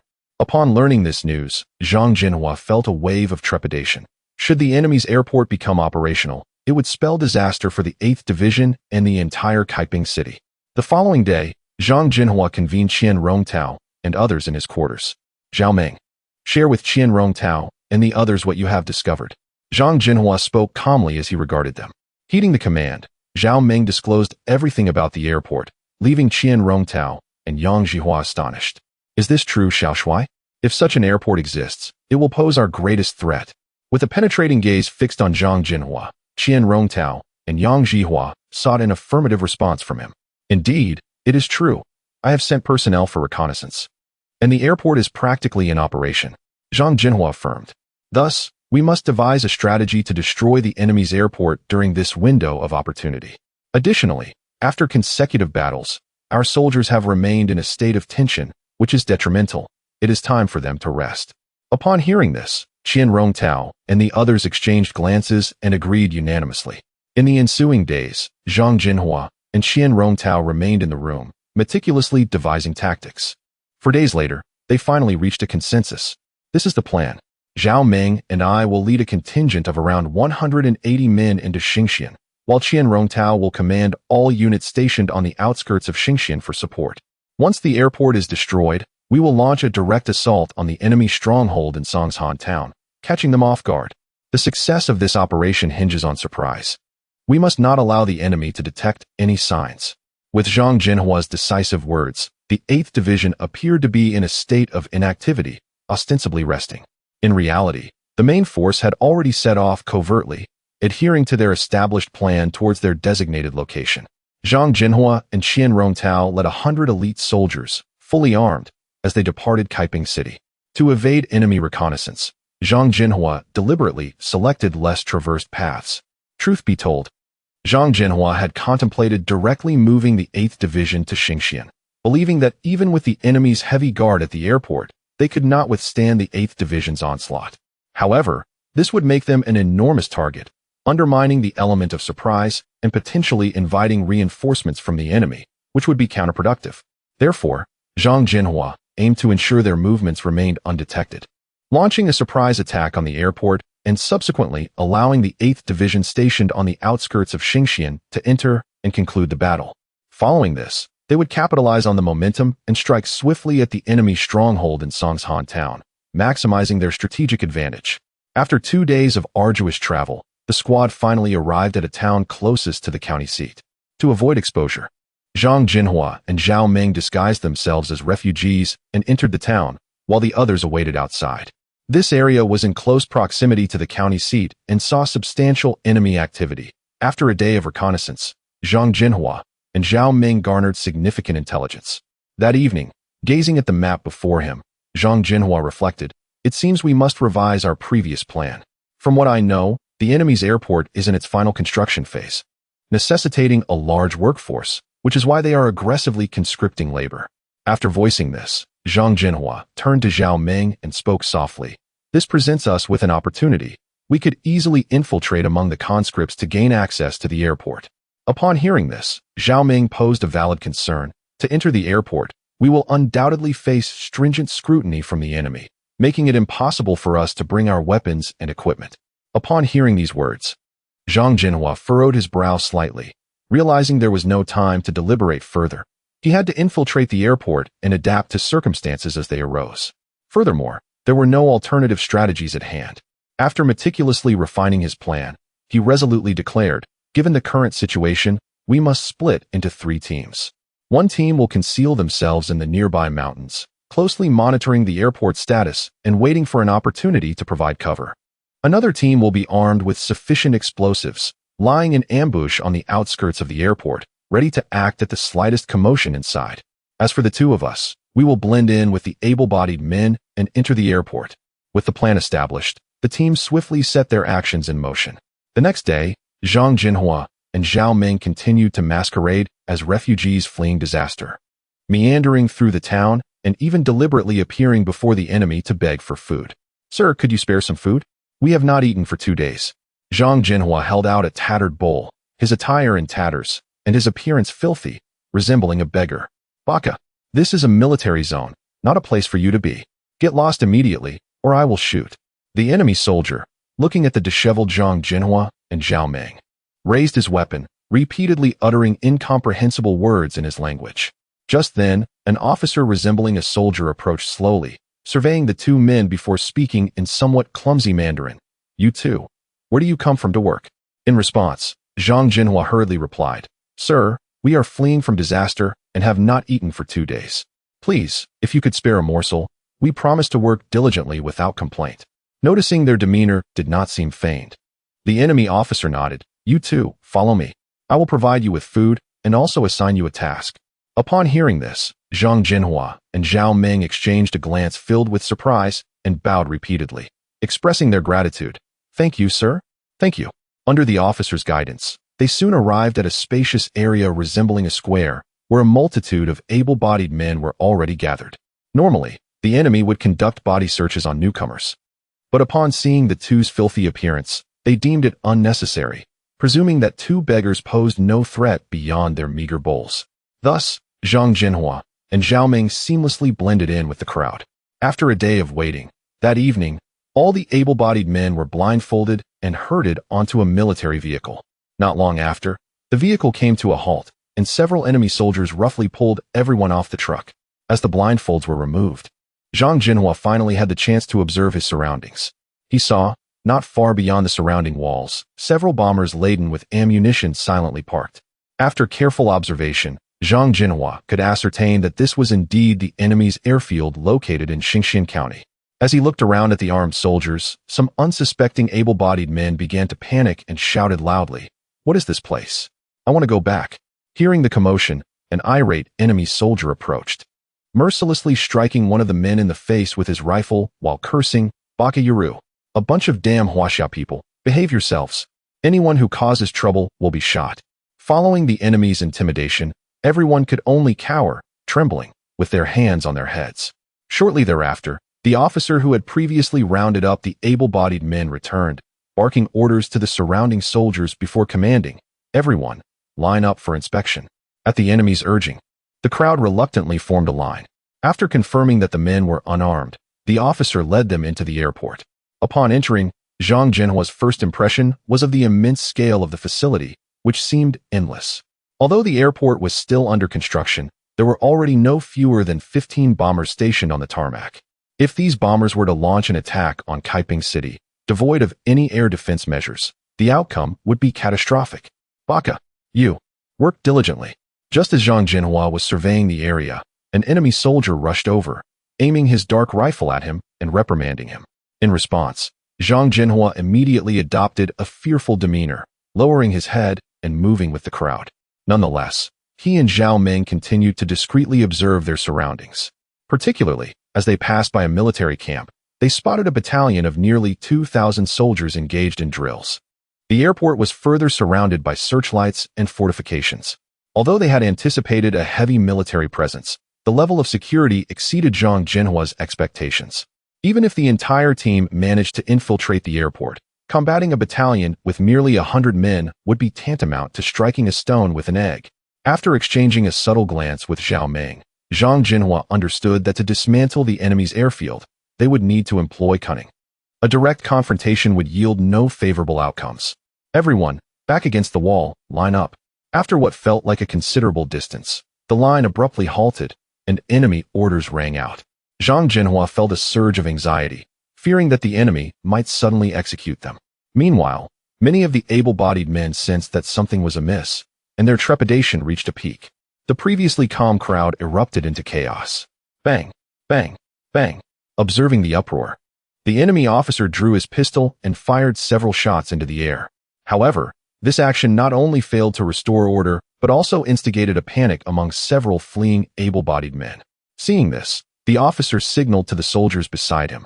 The next moment, gunfire erupted, and several fleeing men collapsed, blood pooling beneath them. Upon witnessing this scene, everyone was rendered speechless by fear, yet a few audacious souls attempted to seize the opportunity to flee. What are you all clamoring about? Are you seeking death? Observing the group, Zhang Zhenhua furrowed his brow and swiftly stepped forward, unleashing a fierce rebuke upon them. If you wish to live, then for heaven's sake, silence yourselves.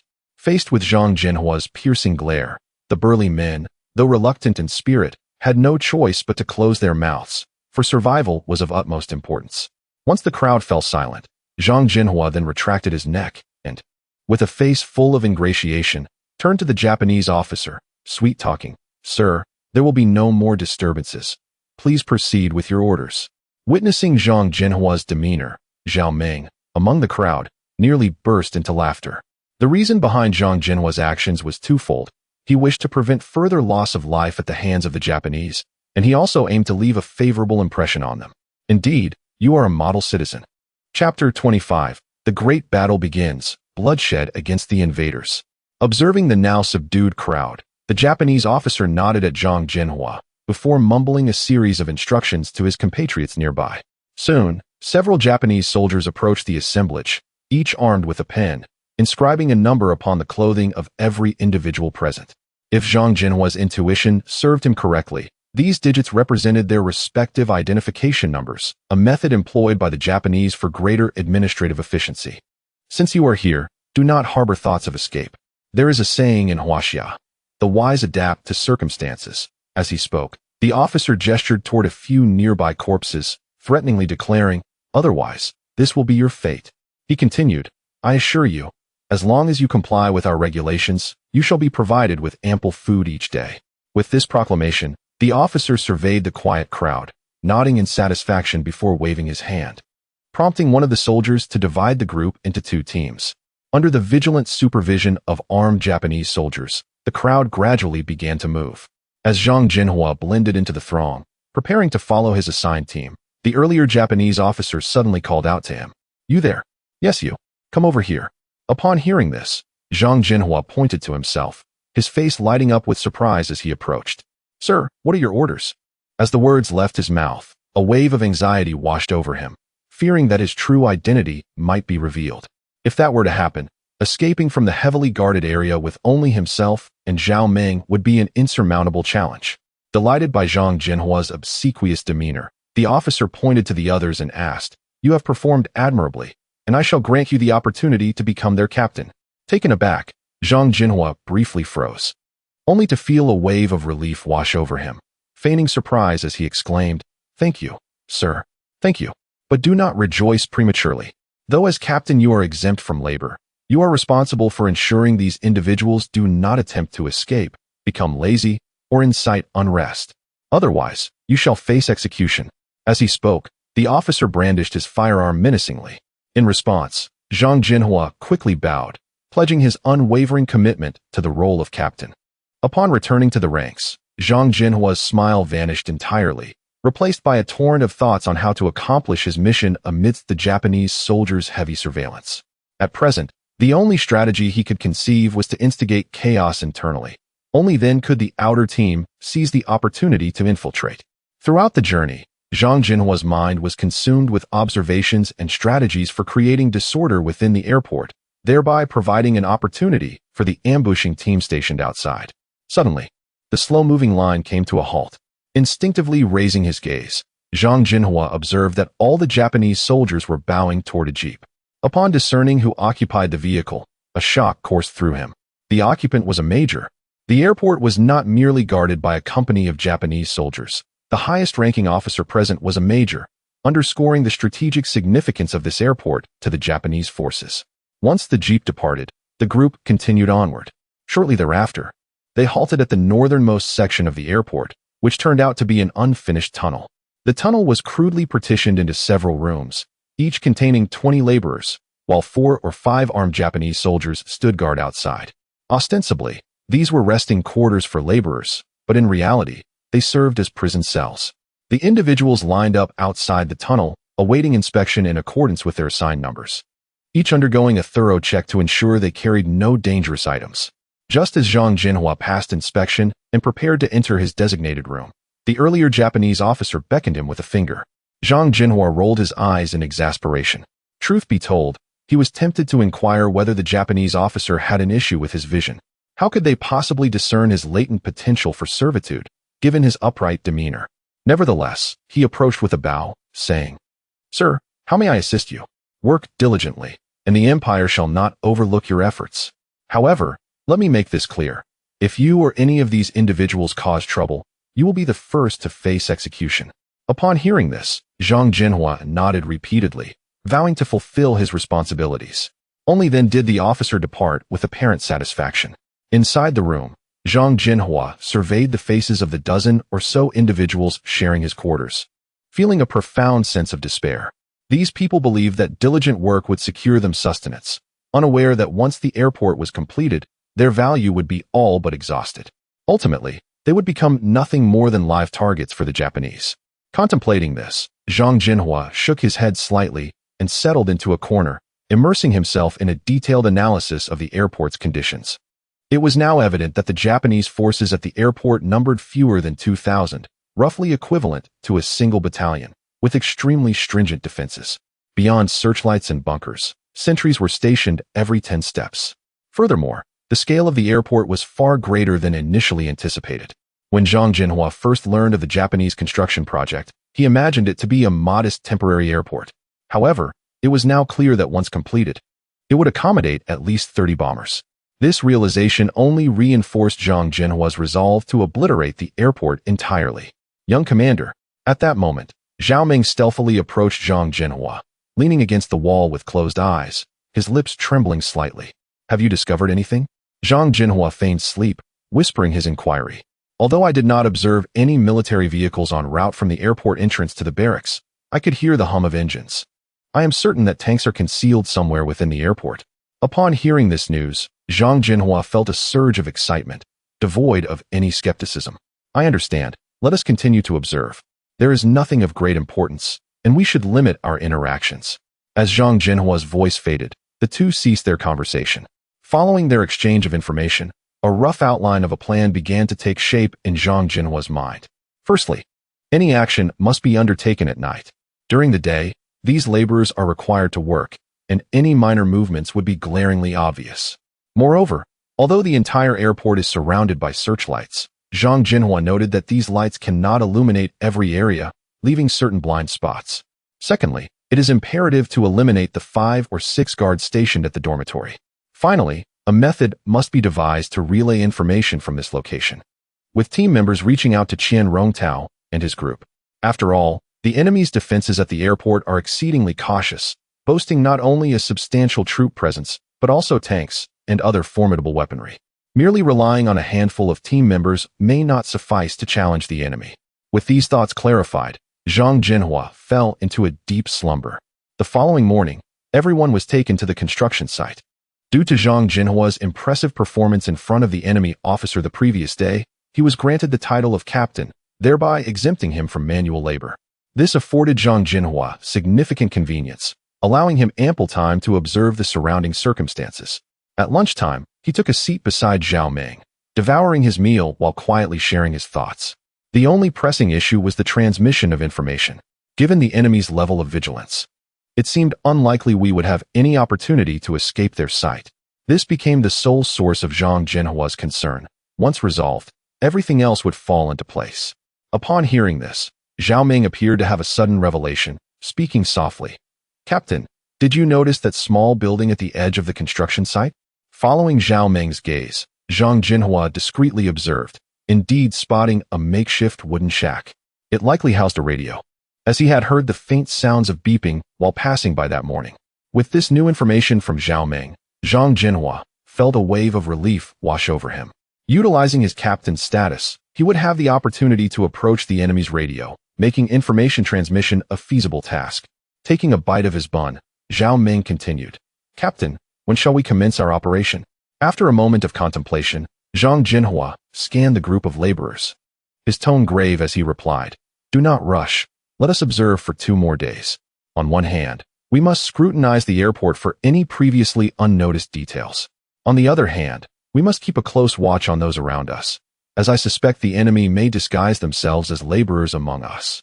Having spoken, Zhang Zhenhua finished his bun, stood up, and called out, "Hurry, get to work. Move swiftly. You've eaten, so don't tell me you're lacking strength. Those who wish to slack off, consider how many bullets you can endure from the enemy." In the subsequent 2 days, Zhang Zhenhua and Zhao Ming meticulously observed their surroundings. They could ascertain that there were no enemy personnel among the laborers, which was undoubtedly good news. That evening, the guards keeping watch over the laborers unusually indulged in some alcohol, presenting Zhang Zhenhua with a rare opportunity. Observing the drowsy individuals in the dormitory, he exclaimed, "Damn it, is this even human work? The enemy treats us like livestock." This remark instantly resonated with the others, their dissatisfaction towards the enemy reaching a crescendo. "To hell with it. I'm done. If it comes to it, dying is better than serving the enemy." Exactly. Even if we die, we won't be beasts of burden for the enemy. Noticing the fervor igniting among the crowd, Zhang Zhenhua glanced toward the enemy at the tunnel's entrance and quietly asked, "Do you wish to leave this cursed place?" Immediately, someone responded, "Who wouldn't want to?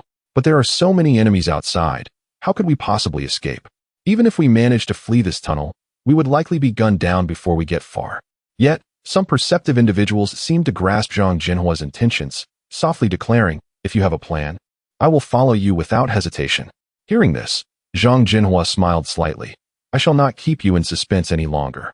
I am the captain of the Beiyang regiment, and my men are lying in wait outside. Once I signal, we shall act immediately."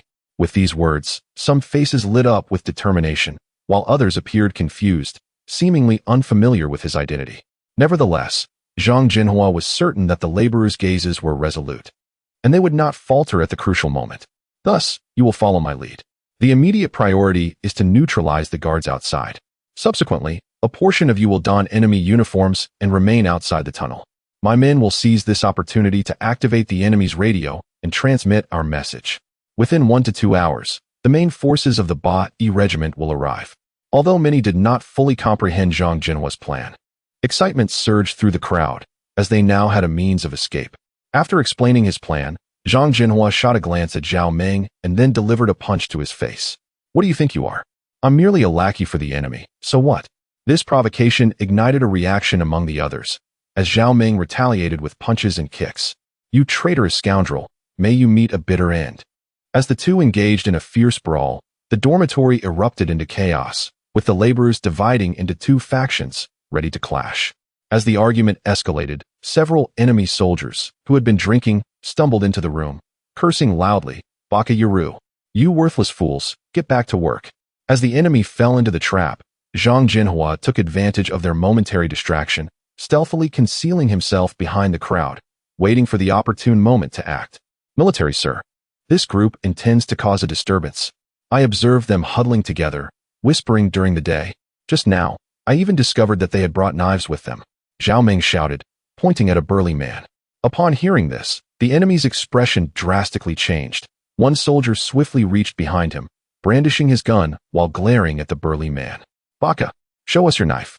With the attention of the 6 enemies entirely captured, Zhang Zhenhua seized the opportunity to advance behind them. Bang! In the next moment, he delivered a powerful kick that struck one of the enemy soldiers squarely in his most vulnerable spot. A howl of agony followed. Chapter 26. United against a common foe. The team twisted together like a rope. A mournful wail erupted from the enemy's mouth. Before the remaining foes could react, Zhao Ming took the initiative, delivering a swift elbow strike that incapacitated the nearest enemy. Observing this, the others disregarded the firearms in the enemy's hands and surged forward en masse. The remaining 4 foes stood no chance against such a multitude, and within moments, they were subdued. Zhang Zhenhua seized the opportunity, delivering a few kicks that rendered all 4 enemies unconscious. "Huh, what a thrill. Hurry, we must exit quickly. It will be troublesome if the enemies regain consciousness." "Are you mad? There are more enemies outside. Rushing out would be akin to courting death." With the operation successful, the robust men were filled with exuberance. "Quiet down. If you are not afraid of waking the enemies, then continue shouting. In that case, we will all meet our doom." Zhang Zhenhua growled, and the crowd fell silent. "Zhao Ming, don the enemy's uniforms and evade the searchlights according to the patterns we observed. Relay messages to the squad." Upon hearing this, Zhao Ming wasted no time, changing into the enemy's attire and slipping away. After Zhao Meng departed, Zhang Zhenhua pointed to a few individuals. You four wear the enemy's uniforms and guard the tunnel entrance, ensuring that no signs are detected. Once everything is securely arranged, Zhang Zhenhua declared, our ability to leave this place depends on the upcoming operation, which will also serve as a test for you all. Who among you has ever fired a gun? As this question hung in the air, the crowd exchanged glances, and only one solitary individual raised his hand. Excellent. You shall be the leader of the forthcoming operation. Pay close attention to every word I utter. Zhang Zhenhua continued after glancing at the individual. The main forces of the Beiyang regiment will arrive in 1 to 2 hours. Thus, during this time, we must prioritize our safety. With that, Zhang Zhenhua picked up a piece of rubble and began sketching on the ground. This is our current location, adjacent to the area the enemies use for storing weapons and ammunition. I need you to enter the armory, retrieve firearms and ammunition, and then promptly return the way you came, awaiting the arrival of the main forces. After delivering these instructions, Zhang Zhenhua scanned the faces of the crowd. Upon seeing no dissent, he proceeded. Who among you has operated a tank or driven a vehicle? The moment this question was posed, an awkward silence ensued, with many scratching their heads, and one person even remarked, Commander, we are all ordinary people who fled here. Not only have we never driven a vehicle, but we have never even touched a gun. Hearing this, Zhang Zhenhua smiled faintly and replied, no matter, my subordinates and I will handle it. Your task is quite simple, to acquire weapons and guard the tunnel. Is that understood? In unison, the crowd nodded, their expressions grave. Just then, Zhao Meng returned. Young Marshal, the message has been transmitted. Upon hearing this, Zhang Zhenhua nodded. Everything is in place. We are merely awaiting the right moment. Everyone has been busy all day. Rest well, for a great battle awaits us shortly. 2 hours from now, we shall act. Meanwhile, in the forest outside Xinxian County, Deputy Commander, we have received news from the young marshal. The messenger excitedly roused Qian Rongtao, who had just fallen asleep. Upon hearing this, Qian Rongtao instantly perked up, shaking off his drowsiness, and promptly said, immediately notify Yang Zhihua to assemble the troops.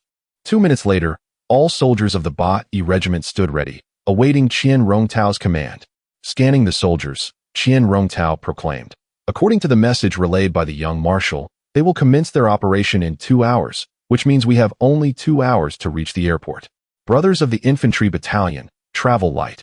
Only bring the necessary weapons and ammunition, and conceal all extraneous burdens. Yang Zhihua, I entrust the artillery battalion to you. Board the vehicles and rush to the airport. Under Qian Rongtao's arrangements, the Beiyang regiment surged forth, heading straight for the airport. Along the way, they circumvented any enemy sentry points, striving to avoid conflict. 2 hours passed in the blink of an eye. As the time drew near, Zhang Zhenhua and Zhao Meng donned the enemy's uniforms and advanced toward the vehicle garage. Meanwhile, the remaining robust men followed Zhang Zhenhua's directives to procure weapons and ammunition from the armory. Bang! Bang! With the sound of gunfire, the operation to obliterate the airport in Xinxian County commenced in earnest. Clad in the enemy's attire, Zhang Zhenhua and Zhao Meng smoothly reached the garage, seizing firearms and swiftly eliminating the guarding enemies. On the other hand, despite only one robust man being skilled in marksmanship, the others each managed to arm themselves with a rifle upon storming the armory. After all, one could learn. Moreover, some even took the precaution of carrying a few boxes of grenades. The group encountered no obstacles along the way and adhered strictly to Zhang Zhenhua's plan, quickly returning to the tunnel. Gentlemen, you all heard Captain Zhang's earlier words. Whether we can escape this wretched place tonight and survive depends on what comes next. At this critical moment, I implore everyone to unite as one, without any treachery. The appointed leader steadied the crowd's emotions before continuing. Soon, I will instruct you on how to fire a gun. You need only focus on eliminating the enemies. Upon hearing this, the crowd's spirits surged. The Beiyang regiment was already engaging the foes. How could they possibly become hindrances at such a moment? Furthermore, life is precious. If one wishes to survive, all enemies must be annihilated. In an instant, the enthusiasm for combat surged among the group. Following the leader's guidance, the robust men quickly learned how to fire a weapon. As for accuracy, that was a different matter entirely. The previously silent airport erupted into chaos the moment Zhang Zhenhua and Zhao Meng opened fire. The enemies, hearing the gunshots, immediately reacted by organizing a team to suppress what they believed was a disturbance in the tunnel where the robust men were held captive. The enemy would never anticipate that the conscripts they had previously allowed to be beaten would now be poised with firearms, awaiting their arrival. At the very moment the enemy's suppression squad appeared at the tunnel entrance, gunfire erupted with great intensity. Regardless of whether they hit their targets, just pull the trigger fiercely. In an instant, several enemy soldiers, caught off guard, were engulfed in chaos. Witnessing the desolate tunnel entrance, the conscripts, filled with a sense of pride for combating the enemy, erupted in cheers. Meanwhile, at the airport's periphery, the soldiers tasked with guarding the area became acutely vigilant upon hearing the gunfire. Their mission was to secure the perimeter. What transpired within was of no concern to them. However, the warriors of the Beiyang regiment had a different perspective. In the cloak of night, several figures swiftly emerged, silently appearing beside the enemy. Their glistening daggers slicing through the throats of the soldiers, staining them crimson. Following the intelligence received from Zhang Zhenhua, the squad members who had been lying in ambush at the airport perimeter were ready for battle, and the gunfire served as the signal for action. Quickly, smash all the searchlights inside the airport. After neutralizing the guards at the perimeter, the soldiers immediately fired several shots, obliterating the enemy's visibility. Subsequently, the 100 squad members regrouped, splitting into two paths, one advancing towards the enemy's garage to rendezvous with Zhang Zhenhua and Zhao Ming, while the other seized the high ground within the airport. Simultaneously, within the enemy camp, a subordinate rushed in to report to the major, "Sir, the conscripts in the tunnel are causing a disturbance. They have entered our armory and are exchanging fire with our men using the weapons and ammunition inside." While the major was in deep slumber, he was abruptly awakened by the report. "Baka, did you not see that I was sleeping? They are merely a group of worthless conscripts. What waves can they possibly make? Is such a trivial matter worthy of my concern? Send a squad to suppress them. Execute those who do not surrender. I refuse to believe those wretched Huaxiao people possess such spirit." With a dismissive wave of his hand, the major resumed his slumber. Boom. Yet before he could close his eyes, a series of violent explosions erupted, shaking even the ground beneath his bed. "Baka, what now?" the major bellowed, as another soldier rushed in, panic etched across his face. "Sir, an enemy force has breached the airport. They are not only well-armed, but also exceptionally formidable. Our searchlights have been destroyed, and they are currently assaulting the high ground within the airport." Hearing this, the major furrowed his brow. How many of them are there? Conservatively estimated at around 50. Upon hearing this, the major scoffed, "A mere 50? Is there any need for such panic? Inform the tank squad to eliminate them at once. Treat it as their." Boom. However, before the major could finish his sentence, another explosion resonated outside, this time distinctly from a tank. "Yoshi, our tank squad is indeed quick on their feet. They don't even require my command." Just as the major reveled in his satisfaction, yet another soldier rushed in, visibly distressed. "Sir, our tanks have been commandeered by the Huaxiao people." The major, taken aback, struggled to comprehend the situation. The tanks were securely parked in the garage. How could they possibly be taken? Furthermore, hadn't those 50 Huaxiao soldiers just begun their assault on the airport? How could they move so swiftly? Could it be those conscripts? That was impossible. It would be a miracle for those conscripts to even fire a gun. "Sir, please look. They are launching an attack." Upon hearing this, the major hurriedly looked out the window. Indeed, a tank led the charge, followed by 10 others, relentlessly bombarding the surroundings. Most alarmingly, the targets of these tanks were not their soldiers, but the bombers on the tarmac. Watching the towering flames erupting from the airport, the major felt an icy grip on his heart. At that moment, his pupils dilated in terror as he realized that the cannon of the leading tank was aimed directly at his building. Boom. In the next instant, a shell hurtled toward him. "Baka!" In his moment of sheer panic, that was all he could utter before he was engulfed in the ruins of the building. Inside the tank's cockpit, Zhang Zhenhua urged Zhao Ming, "Quick, load the shells." Initially, when he expressed his desire to drive the tank, Zhao Ming vehemently opposed, claiming he could not operate one. Yet now, the destruction wrought was undeniable. Countless enemy soldiers had perished in the bombardment. With a resigned glance at his commanding officer, Zhao Ming diligently continued to load ammunition. Meanwhile, the other tanks were manned by the warriors of the Beiyang regiment. Protected by the tank's formidable exterior, they maneuvered with ease within the cabin. In that moment, the enemy was left utterly beleaguered. "Brothers, charge. Annihilate the enemy and destroy the airport. Quickly." Support the commander. Just as Zhang Zhenhua was riding high on the wave of victory, a resounding battle cry erupted from outside the airport. Soon after, the warriors of the Beiyang regiment, led by Qian Rongtao, charged in with fervor. Rat-a-tat-tat. In an instant, the airport was filled with the deafening sound of gunfire. The stationed enemy soldiers were utterly bewildered. Hadn't they been told there were only 50 foes? How could so many emerge? With the main force of the Beiyang regiment joining the fray, the enemy soldiers, who had been suppressed by the tanks, found themselves at a distinct disadvantage. Moreover, the enemy was utterly devoid of any commanding officers, resulting in complete disarray. Bang! Bang! Bang! The soldiers of the Beiyang regiment unleashed a relentless barrage of gunfire, ensuring that no enemy soldier could possibly survive in their wake. As they advanced, the nearly 2,000-strong enemy force was swiftly annihilated. Young Marshal Zhang Zhenhua and the others are fully prepared. After reuniting with Zhang Zhenhua, Qian Rongtao spoke in a composed tone. Upon hearing this, Zhang Zhenhua nodded slightly, instructing, "Have those 20 tanks deployed, and ensure that all weapons and ammunition from the armory are completely evacuated." Chapter 27. Commendation of the entire army. In the tunnels bordering the airport, a few civilians remained, awaiting transport to safety. Half an hour later, Zhang Zhenhua received orders to initiate comprehensive fire coverage on the airport. With the issuance of Zhang Zhenhua's commands, the soldiers of the Beiyang regiment sprang into swift action.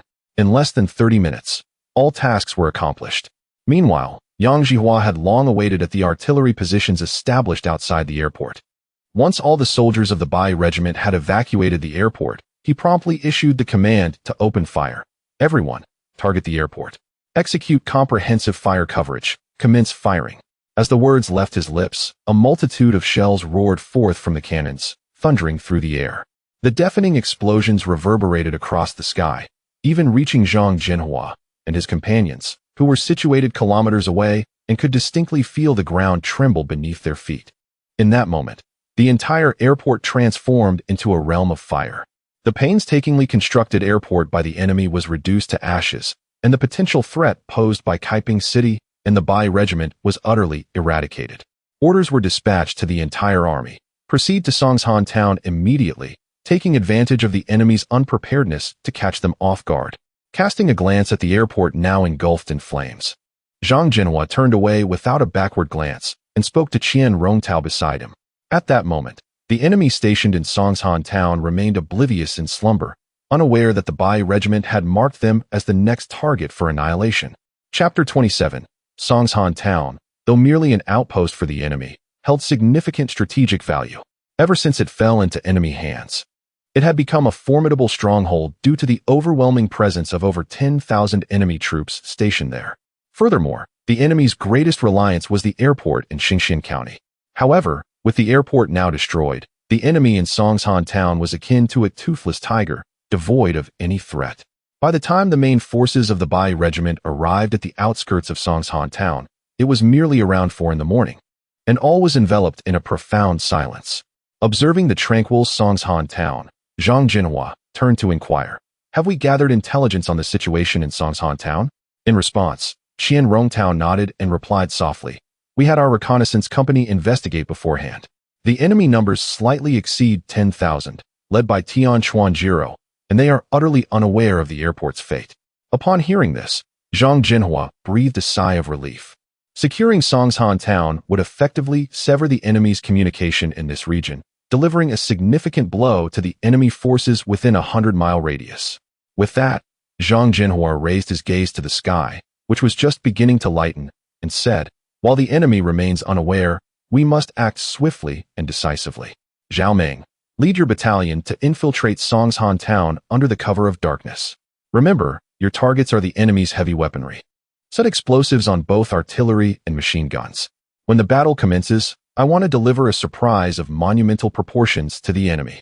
With Zhang Zhenhua's final words, Zhao Meng nodded vigorously and swiftly led his battalion of soldiers into the depths of the forest. "Zhang Zhenhua, prepare the artillery troops. This time, you are free to unleash your full potential. I desire nothing less than to transform the entire enemy camp into an inferno." What appeared to be a simple request was, in reality, an immense challenge for the artillery unit. On one hand, they needed to maintain continuous fire suppression. On the other hand, The soldiers had to accurately assess the battlefield conditions. Understood. After receiving the orders, Zhang Zhenhua immediately set about his preparations. Qian Rongtao, I entrust you with the remaining forces of the Bai regiment. Once Zhao Meng and his men return, we shall fire the first shot of this battle. Upon hearing this, Qian Rongtao understood that relying on the Bai regiment's 6,000 troops to take down Tianquan's 10,000 was akin to chasing a mirage. Thus, the focal point of this battle would not be the infantry, but rather the firepower. Meanwhile, within the confines of Songshan town, Zhao Meng and his battalion stealthily approached the town's periphery, vigilantly observing the enemy's movements. Everyone, remember to split into small teams of 2 to 3. Our objective is to discreetly place explosives at the primary fire points without being detected by the enemy. We have only 1 hour. We will regroup here after 1 hour. With Zhao Meng's command, the battalion swiftly divided into several small teams, crouching low as they infiltrated the camp of Tianquan's regiment. It was uncertain whether the enemy was overly complacent or simply believed that no one would dare to strike. The defenses within the camp were alarmingly lax. Even the sentries seemed to be in a daze, and patrols occurred only every half hour. All of this presented Zhao Meng and his team with an exceptional opportunity to act. In the darkness, the sound of a blade slicing through flesh echoed. Zhao Meng cautiously dragged the slain enemy soldier into the nearby brush, carefully scanning the surroundings before hurrying to the next location. Similar scenes unfolded at various checkpoints throughout Songshan town. To be honest, had Zhang Zhenhua opted for a decisive strike at this moment, it would have likely yielded tremendous success. However, he refrained from doing so, primarily to allow the enemy to experience despair beneath a relentless barrage of fire. As time ticked away, Zhao Meng and his battalion ventured deeper into the enemy camp, increasingly astonished and filled with admiration for Zhang Zhenhua's orders. Goodness, was this truly just a town? The enemy's forces numbered over 10,000, and the sheer number of machine guns was staggering. As Zhao Meng planted explosives at a heavy fire point, he muttered curses under his breath. This was merely a fraction of the machine guns, without even accounting for the artillery. If the Bai regiment had not made prior preparations, once the battle erupted, they would be the ones subjected to fire suppression. Reflecting on this, Zhao Meng couldn't suppress a sense of dread. At this moment, one of the soldiers beside him exclaimed, as if he had discovered a new world, "Captain, the enemy's tanks." Hearing this, Zhao Meng lifted his gaze and indeed spotted a dozen tanks quietly stationed not far away. Damn it, bring me the explosives. I refuse to believe that I cannot flip this thing over. Zhao Meng felt a chill run down his spine, cursed under his breath, and grabbed the explosives. He then crawled beneath the tanks. Although these explosives would not completely destroy the tanks, they could certainly immobilize them. Once he completed his task, Zhao Meng glanced at the sky, which was gradually brightening, and waved his hand, signaling to retreat to the rendezvous point. Before long, the entire 1st Battalion safely withdrew from Songshan town and quickly rejoined their ranks. Young Marshal, everything is taken care of. You have no idea how heavily armed the Tianquan Brigade is. No wonder we have been unable to defeat this enemy force despite numerous battles. Upon returning to Zhang Zhenhua's side, Zhao Meng could not help but share his discoveries. This was to be expected. If the Tianquan Brigade truly lacked strength, how could they have maintained control over Songshan town for so long? Zhang Zhenhua smiled slightly, clearly unfazed by the revelation. After saying this, he turned to ask, by the way, what about the tanks we brought over from the enemy's airfield? They are parked at the foot of the mountain. However, there are only a dozen or so. If there were 30 or 40, that would surely give the enemy quite a headache. Zhao Meng instinctively replied, "Who says a dozen tanks cannot yield results?" After glancing at Zhao Meng, Zhang Zhenhua immediately leaned in and whispered in his ear, causing Zhao Meng's eyes to brighten at that moment. He nodded at Zhang Zhenhua, and then vanished once more into the forest. Gazing at the now pale sky, Zhang Zhenhua murmured to himself, "It is time to wake the enemy." Having said this, Zhang Zhenhua turned to the communications soldier beside him and coldly instructed, "Notify Yang Zhihua that dawn has arrived. It is time to wake the enemy for their morning routine." Simultaneously, he directed Qian Rongtao and the others to prepare. Once the enemy emerges, they must immediately launch an attack, ensuring they do not set foot inside Songshan town. With Zhang Zhenhua's command, the entire 8th Division swiftly readied itself for battle, especially Yang Zhihua, who, upon receiving Zhang Zhenhua's orders, personally operated a mortar. "Captain, shall we not provide fire coverage on the enemy's positions?" A soldier beside him inquired with some confusion. If we unleash a barrage on the enemy's positions now, we could easily conclude this battle. However, Zhang Zhenhua appeared reluctant to proceed in that manner. What do you understand? The young marshal is slowly boiling the frog. He is tormenting the enemy. By the time they realize what is happening, it will already be too late. After saying this, Zhang Zhenhua began to adjust the mortar's angle and loaded a shell into the barrel. With a resounding blast, a shell whistled down and landed at the edge of the enemy's positions. The ground shook with a thunderous roar, awakening the previously silent Songshan town. Baka, where did that explosion come from? Quickly, enemy attack. Prepare for battle. Damn Huaxia people, knowing they cannot break our defenses, yet they continue to assault. In an instant, the entire Songshan town was enveloped by the frantic cries of the enemy. Standing amidst the forest, Zhang Zhenhua looked down from his vantage point and could clearly see a multitude of enemy soldiers hastily emerging from their tents. Tell Zhang Zhenhua to let the enemy hear more noise, Zhang Zhenhua said with a slight smile as he observed the enemy's anxious movements. With a series of loud booms, more shells were fired, once again landing at the edges of the enemy's positions, causing no substantial damage. Meanwhile, at the command center in Songshan town, the enemy commander furrowed his brow upon hearing his subordinates report. Commander, the Huaxia forces have been shelling our positions, but all the shells have fallen at the periphery. This left the enemy commander uncertain about Zhang Zhenhua's intentions. Order the troops to spread out and prepare for battle. Once the Huaxia forces reveal themselves, we will launch an immediate counterattack. Little did he know, at that very moment, Zhang Zhenhua had also issued his own attack command. Notify Yang Zhihua and Qian Rongtao that after one round of artillery coverage, the infantry battalion will immediately launch an assault from the perimeter, forcing the enemy to utilize their heavy firepower. Also, bring me my sniper rifle. The sniper rifle was something Zhang Zhenhua had hastily exchanged from the system's store prior to the battle. Soon, the orders reached Yang Zhihua and Qian Rongtao.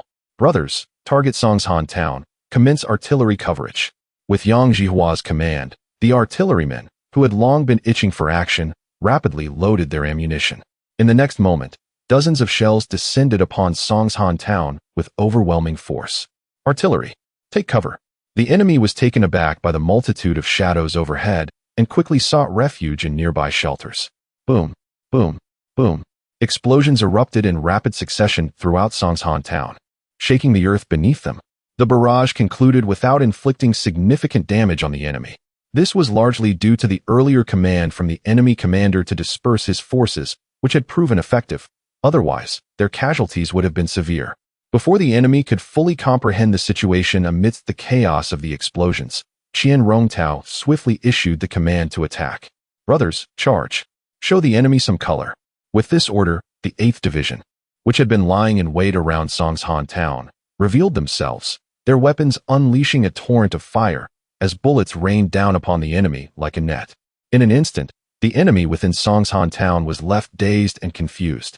First came the artillery barrage, followed by fire suppression. Was this not their usual tactic? How could it be employed by the Huaxia forces?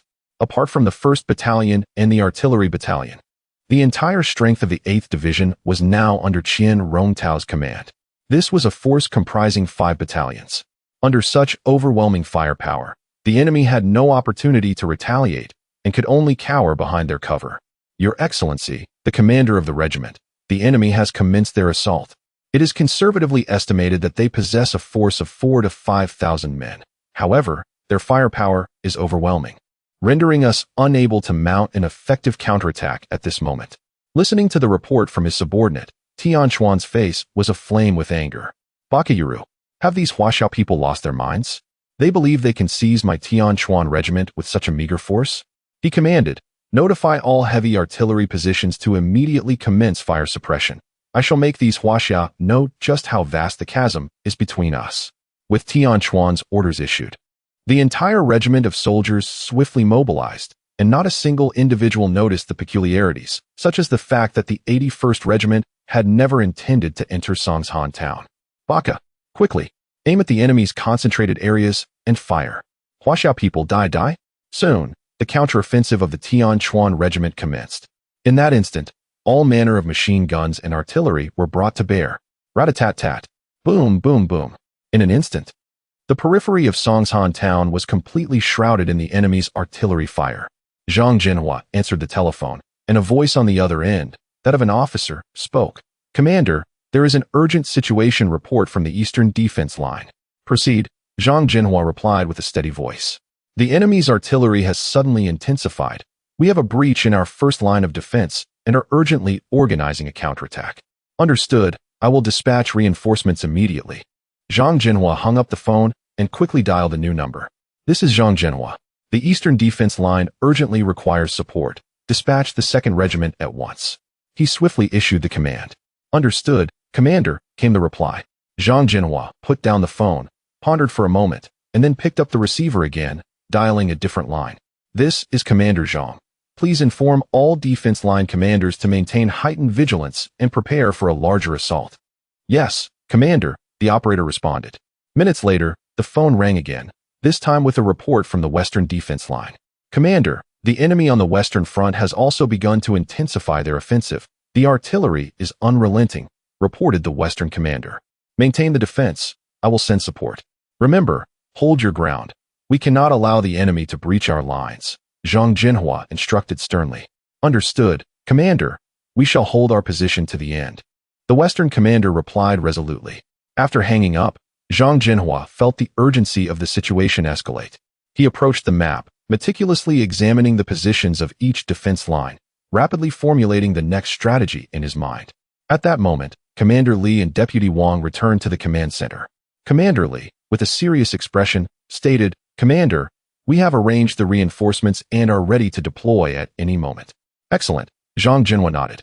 Deputy Wang, immediately notify all reserve troops to enter a state of heightened readiness, prepared to engage in battle. Yes, Commander. Deputy Wang promptly replied, turning to exit the command center. Commander Li continued, Commander, the situation at the eastern defense line is extremely urgent. If we do not reinforce our defenses immediately, we may face greater losses. Zhang Zhenhua nodded. I am aware. We must hold steadfast and await further reinforcements. Just then, the phone rang once more. Zhang Zhenhua answered. This is Zhang Zhenhua. Commander, this is the commander of the northern defense line. The enemy has commenced a large-scale assault from the north, and we are under significant pressure. Zhang Zhenhua's brow furrowed. The northern defense line must be maintained. Deploy all reserves into battle. We must not let the enemy breach our defenses. Understood, Commander. We will hold firm. The northern commander affirmed with determination. After hanging up, Zhang Zhenhua felt an unprecedented weight upon his shoulders. He understood that this enemy assault was well prepared, and only through unwavering effort could they safeguard their defenses. Noticing his distress, Commander Li softly suggested, Commander, shall I personally lead a team to the eastern defense line? Zhang Zhenhua regarded Commander Li and nodded. Very well, Commander Li. You shall lead the team to the east. I trust that with you there, the defenses will surely hold. Commander Li stood at attention and saluted. Yes, Commander. I shall not fail your expectations. With that, he swiftly departed the command center. Inside, the atmosphere grew increasingly tense. Zhang Zhenhua gazed at the battle markings on the map, contemplating the next course of action. Suddenly, the phone rang again, this time with a report from the southern defense line. Commander, the enemy on the southern front has also initiated a fierce attack. We are defending with all our might. Zhang Zhenhua replied in a deep tone. Defend with all your strength. We cannot afford to lose the south. Yes, Commander. The southern commander responded resolutely. Just then, Deputy Wang entered the command center. Commander, all reserve units are now in a state of heightened readiness and can engage at any moment. Excellent, Zhang Zhenhua nodded. Immediately deploy the 3rd Regiment to support the northern defense line and the 4th Regiment to the southern defense line. Yes, Commander. Deputy Wang swiftly exited the command center to relay the orders. Time passed slowly as the battle intensified. Zhang Zhenhua continued to receive reports from various defense lines, the phones in the command center ringing incessantly. Commander, the eastern defense line has stabilized. Commander Li is leading the counterattack, came the report from the east. Good. Maintain your position and await reinforcements. Zhang Zhenhua sighed with relief. Commander, the enemy's offensive on the northern front has weakened. We are launching a counterattack, reported the northern defense line. Excellent. Keep up the pressure and do not allow the enemy any respite, Zhang Zhenhua encouraged. Commander, the southern defense line has also stabilized. The enemy is retreating, came the report from the south. Zhang Zhenhua nodded. Very good. Maintain your defense and be prepared to counterattack at any moment. Chapter 28 The Great Commander communicates praise to the troops. It must be said that the enemy's firepower is indeed formidable. The counterattack had scarcely begun when the firepower of the Beiyang regiment was suppressed, exhibiting an almost overwhelming trend. The soldiers huddled behind their cover had no opportunity to show themselves. Listening to the terrifying sounds of gunfire and cannon from below the mountain, Zhang Zhenhua displayed no sign of concern. Instead, a smile graced his lips. Notified Qian Rongtao to lead the troops to retreat 1 kilometer. Next, I invite my brothers to witness a fireworks display. With these words, Zhang Zhenhua positioned a sniper rifle, exchanged from the system's shop, against his chest. He aimed at the target, pulled the bolt, and squeezed the trigger. The entire sequence of actions flowed seamlessly. Bang! The next moment, a shot rang out. A specially crafted bullet whirled forth from the muzzle. At that moment, the enemy within Songshan town had no inkling of what was about to unfold, continuing their frenzied bombardment of the Beiyang regiment. Ha! Huaxiao people die. Annihilate all Huaxiao people. Bakayuru. Long live the empire. Amidst the enemy's shouts, a bullet whistled through the air, finding its mark in the explosives that Zhao Meng and the soldiers of the 1st Battalion had previously set. Boom. At that instant, the enemy's cries were abruptly silenced, and the deafening sounds of gunfire ceased abruptly. Everything was overshadowed by a violent explosion. A massive fireball erupted from one of the enemy's heavy artillery positions, instantly consuming everything in its vicinity. Most despairingly, the ammunition within the position ignited, triggering a terrifying chain reaction. Boom, boom, boom. The intense explosions continued to reverberate. The shockwaves from the blasts sent nearby enemies flying. Even those at a distance were knocked to the ground. Accompanied by the explosions, sparks flew, and fierce flames began to spread throughout Songshan town. Where the fire spread, the carefully placed explosives also activated. Boom, boom, boom. In an instant, the entire Songshan town transformed into a world of explosions, with thunderous roars and unceasing flames. All preparations culminated in this moment. Ah, help! Why is this happening? Why did it explode suddenly? The unprepared enemy could only watch helplessly as their comrades were engulfed by flames. Some being blown to pieces right before their eyes, leaving no trace behind. 1 kilometer away, Qian Rongtao, leading the main force of the Beiyang regiment, could clearly see the thick smoke rising from Songshan town. At that moment, their hearts were filled with shock. It turned out that the plans of their young commander envisioned this very scene. Brothers, charge with me. Upon regaining his composure, Qian Rongtao shouted with excitement. This was undoubtedly a prime opportunity for the Beiyang regiment to launch their assault. Kill. Damn little devils. I shall send you back to be reforged. Die, you scoundrels. In an instant, the soldiers of the Beiyang regiment roared as they surged towards Songshan town. Meanwhile, in the command center of Songshan town, Baka, what happened? Why such a fierce explosion? The enemy commander Tianshagawa, who had remained in the command center, was taken aback, his heart racing as he shouted. Re-reporting to the battalion commander, our heavy artillery position has been completely destroyed. All light and heavy machine guns and cannons have turned to scrap. A trembling soldier reported, still reeling from the earlier explosion. Nanny, Baka, cunning Huaxiao people. I will make them pay. Hearing this, Tianshagawa was infuriated, cursing vehemently. After venting his anger for a while, he finally said, do they really think that without the heavy artillery positions, Songshan town can be easily taken? The Huaxiao people are far too naive. Order the tank battalion to prepare, and once the Huaxiao main force launches their attack, immediately deploy the tanks. I refuse to believe that the Huaxia can penetrate the armor of our tanks. Furthermore, notify the captains of all squads to reorganize and launch a counterattack. As soon as he finished speaking, the soldiers rushed out of the command center to issue orders. Before long, the once chaotic enemy battalion gradually regained its former order. Dozens of tanks rumbled into position, all their barrels aimed squarely at the location of the Beiyang regiment. It seemed that as soon as the Beiyang regiment charged, the enemy would not hesitate to unleash a barrage of artillery.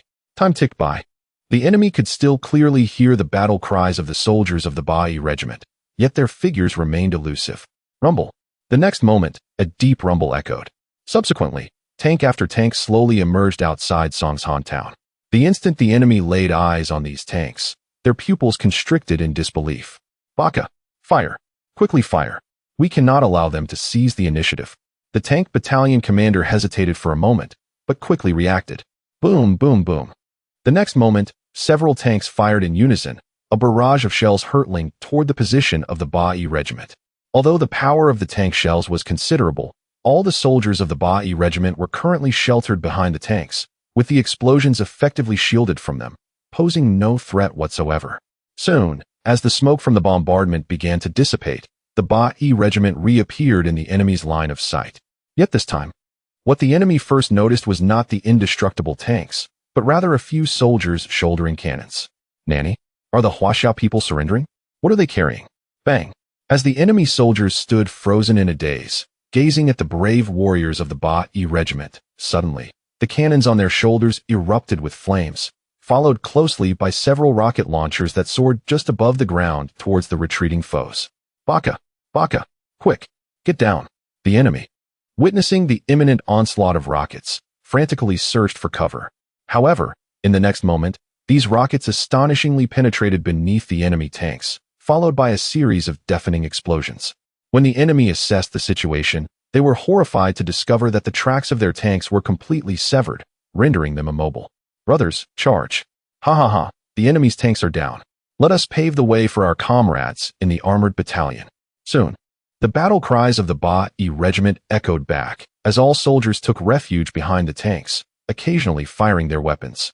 Most despairing for the enemy was the sight of the dozen tanks brought from the airport, lined up in an unyielding defensive position. No matter how fiercely the enemy attacked, they could inflict no significant damage.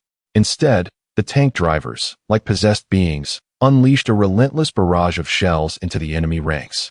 With each explosion, numerous enemy lives were extinguished. Ah, damn it!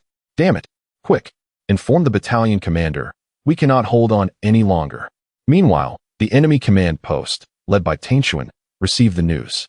Baka, where did the Huaxiao people get their tanks? Initially, Tanshuan refused to believe the reports of tanks in the Beiyang regiment. However, the continuous cannon fire outside the command post forced him to confront this harsh reality. Baka, contact the airport at Xinxian County. Even if the enemy has tanks, I refuse to believe they can survive the bombardment.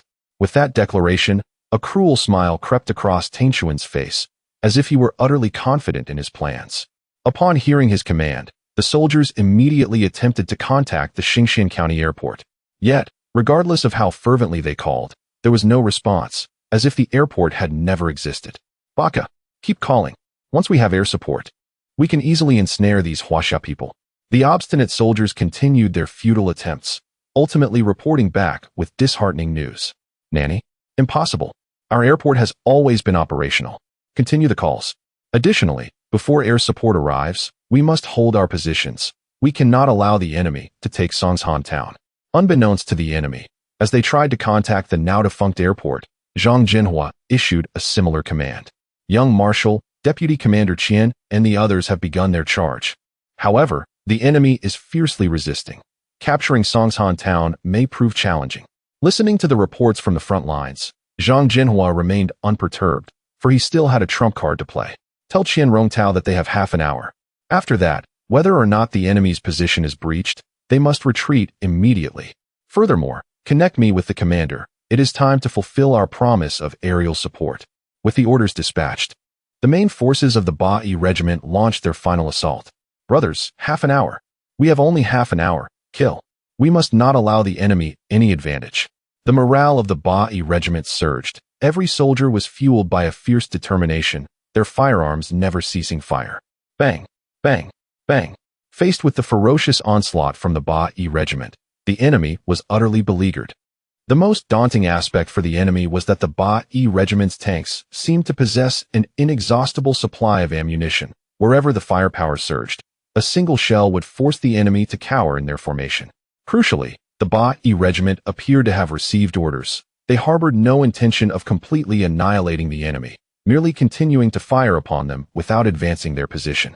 Half an hour later, all units were to withdraw from the vicinity of Songshan town. As the time drew near, Qian Rongtao issued the retreat order to all divisions. Thus, under the bewildered gaze of the enemy, the Beiyang regiment gradually departed from Songshan town. They've retreated. The Huaxiao people have retreated. Nanny, the Huaxiao people surrendered? How could this be? What on earth is happening? Approximately 10 minutes later, as the enemy remained puzzled by the retreat of the Beiyang regiment, a sudden roar of engines echoed from above. Buzzing. Instinctively looking up, they beheld 8 bombers soaring through the sky. Bombers. It appears to be our bombers. Ha. I understand now. Huaxiao's retreat is due to their fear of our aerial might. This sentiment was echoed by Tanshuan and his comrades. Inside the command post, hearing the approaching thunder, Tanshuan breathed a sigh of relief, his lips curling into a triumphant smile. Yoshi, now that our air support has arrived, let us see what they can use to contend with us. Just as Tanshuan and his troops reveled in their delusions, the 8 bombers passed overhead once more. This time, as they traversed the skies above Songshan town, the bomb bay doors slowly opened, releasing a torrent of bombs. As the whistling sound filled the air, the enemy was left in shock. Baka, are you blind? The enemy is on the outskirts of Songshan town. Help! Help! Watching the bombs plummet rapidly, the enemy soldiers were paralyzed with fear, babbling incoherently. Boom! In the next instant, before the eyes of the enemy, the bombs crashed down, igniting an inferno. In mere moments, the entire Songshan town was engulfed in flames, violent explosions resonating in every corner. For the enemy, the last sight they beheld before their demise might well have been the raging flames, and their final emotion, an overwhelming dread. We won. Ha! We won. Tai Nine Eyes, little devils, go meet your emperor. This battle was exhilarating.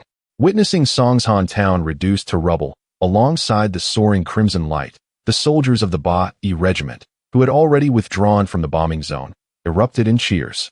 Particularly, Qian Rongtao and Zhao Meng's eyes sparkled with uncontainable excitement, and they simultaneously gained a renewed appreciation for Zhang Zhenhua's capabilities. From the initial deployment of troops to the final bombardment, everything was interconnected, as if the enemy were mere pawns in his hands. Most importantly, no matter how hard Qian Rongtao and his comrades racked their brains, they could not conceive of anyone other than Zhang Zhenhua, who could achieve such a decisive victory over Songshan town with minimal casualties in the face of such a stark disparity in manpower and firepower. Were this to occur under the command of the incompetent warlords in Fengtian, their first instinct would likely be to retreat, never to launch an offensive. In the mountains and forests outside Songshan town, Zhang Zhenhua gazed down at the hellish scene below, his expression filled with contemplation. Setting aside the relentless battles fought just moments prior, which had thwarted the enemy's schemes at every turn, this operation alone not only successfully obliterated the enemy's secret construction of Xingshan Airport, but also captured the previously unconquerable Songshan town, solidifying Zhang Zhenhua and the Beiyang regiment as thorns in the side of the enemy high command. Thus, Zhang Zhenhua anticipated that, in the forthcoming period, the Beiyang regiment would undoubtedly become the primary target of the enemy's assaults. In other words, a series of significant battles awaited the Beiyang regiment, and the scale of these conflicts would be anything but small.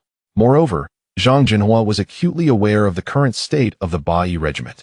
The only way to survive the impending battles was to elevate the regiment's strength to a formidable level, rendering it an indomitable force in all respects.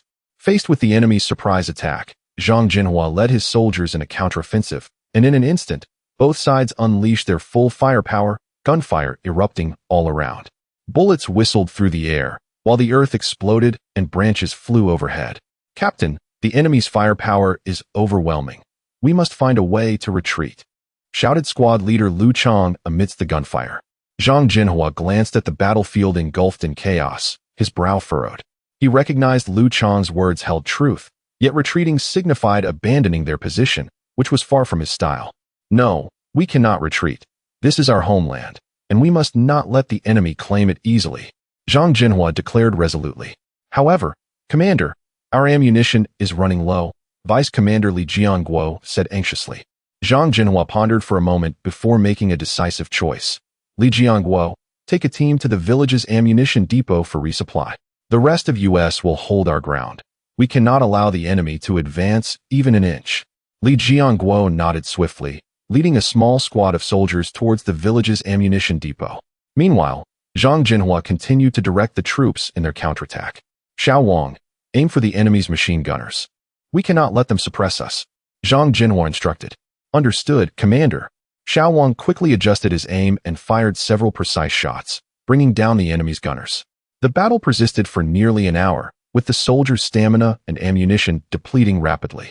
Just as Zhang Zhenhua contemplated altering tactics, Li Jianguo returned to the front lines with ammunition.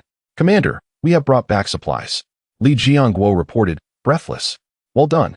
Everyone, replenish your ammunition and prepare to counterattack," Zhang Zhenhua commanded. The soldiers swiftly resupplied their ammunition, their morale soaring. Zhang Zhenhua looked at these brave warriors with immense pride. "Brothers, the moment to charge has arrived. For our homeland, for our loved ones, charge," Zhang Zhenhua shouted, brandishing his weapon. Under his leadership, the soldiers launched a fierce counteroffensive against the enemy's positions. The bullets intertwined like a web of fire, catching the enemy off guard, forcing them to retreat steadily. "The enemy can't hold on any longer. Charge." Zhang Zhenhua seized the moment and issued the command.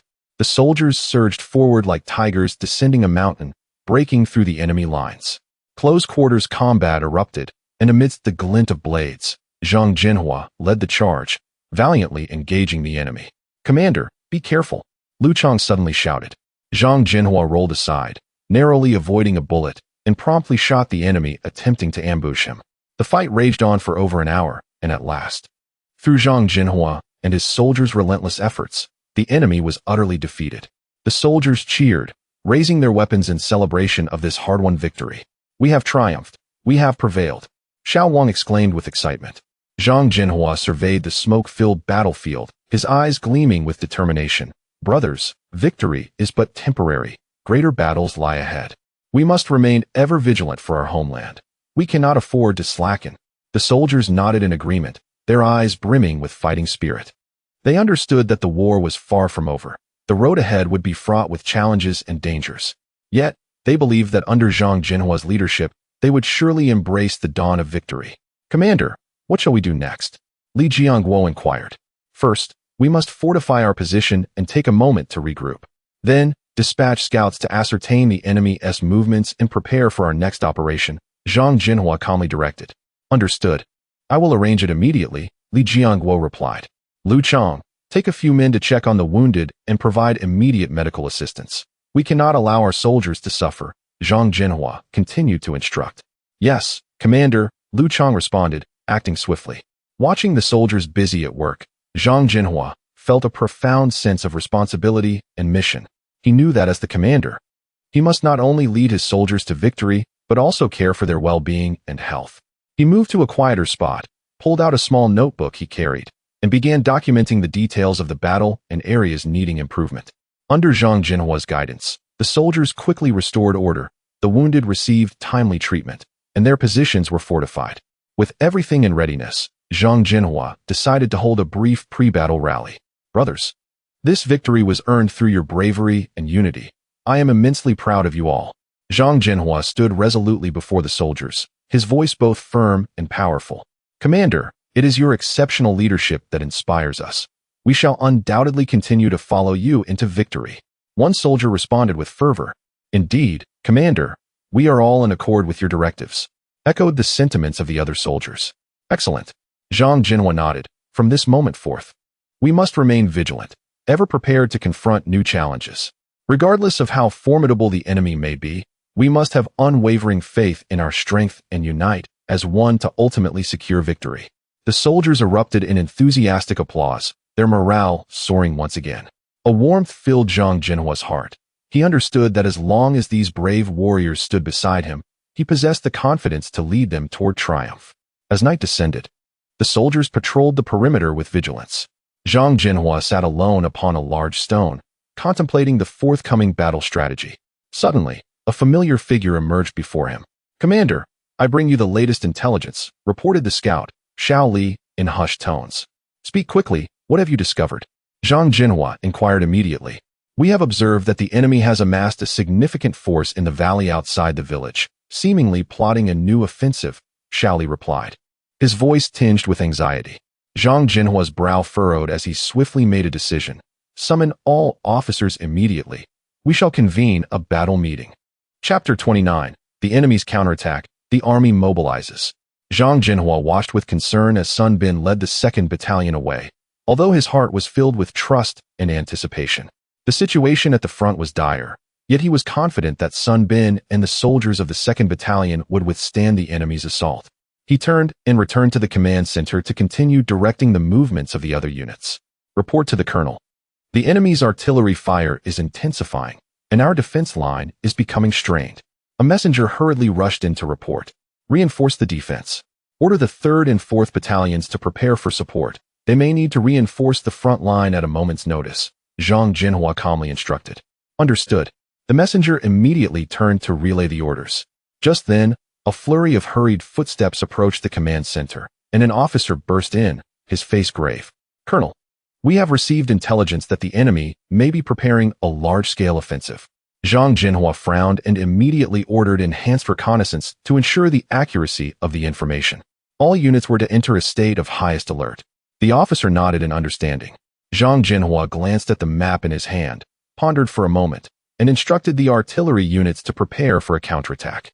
Furthermore, he ordered the logistics team to expedite ammunition and supplies to ensure the front line's needs were met. Several hours later, the sounds of fierce gunfire and explosions echoed from the front lines.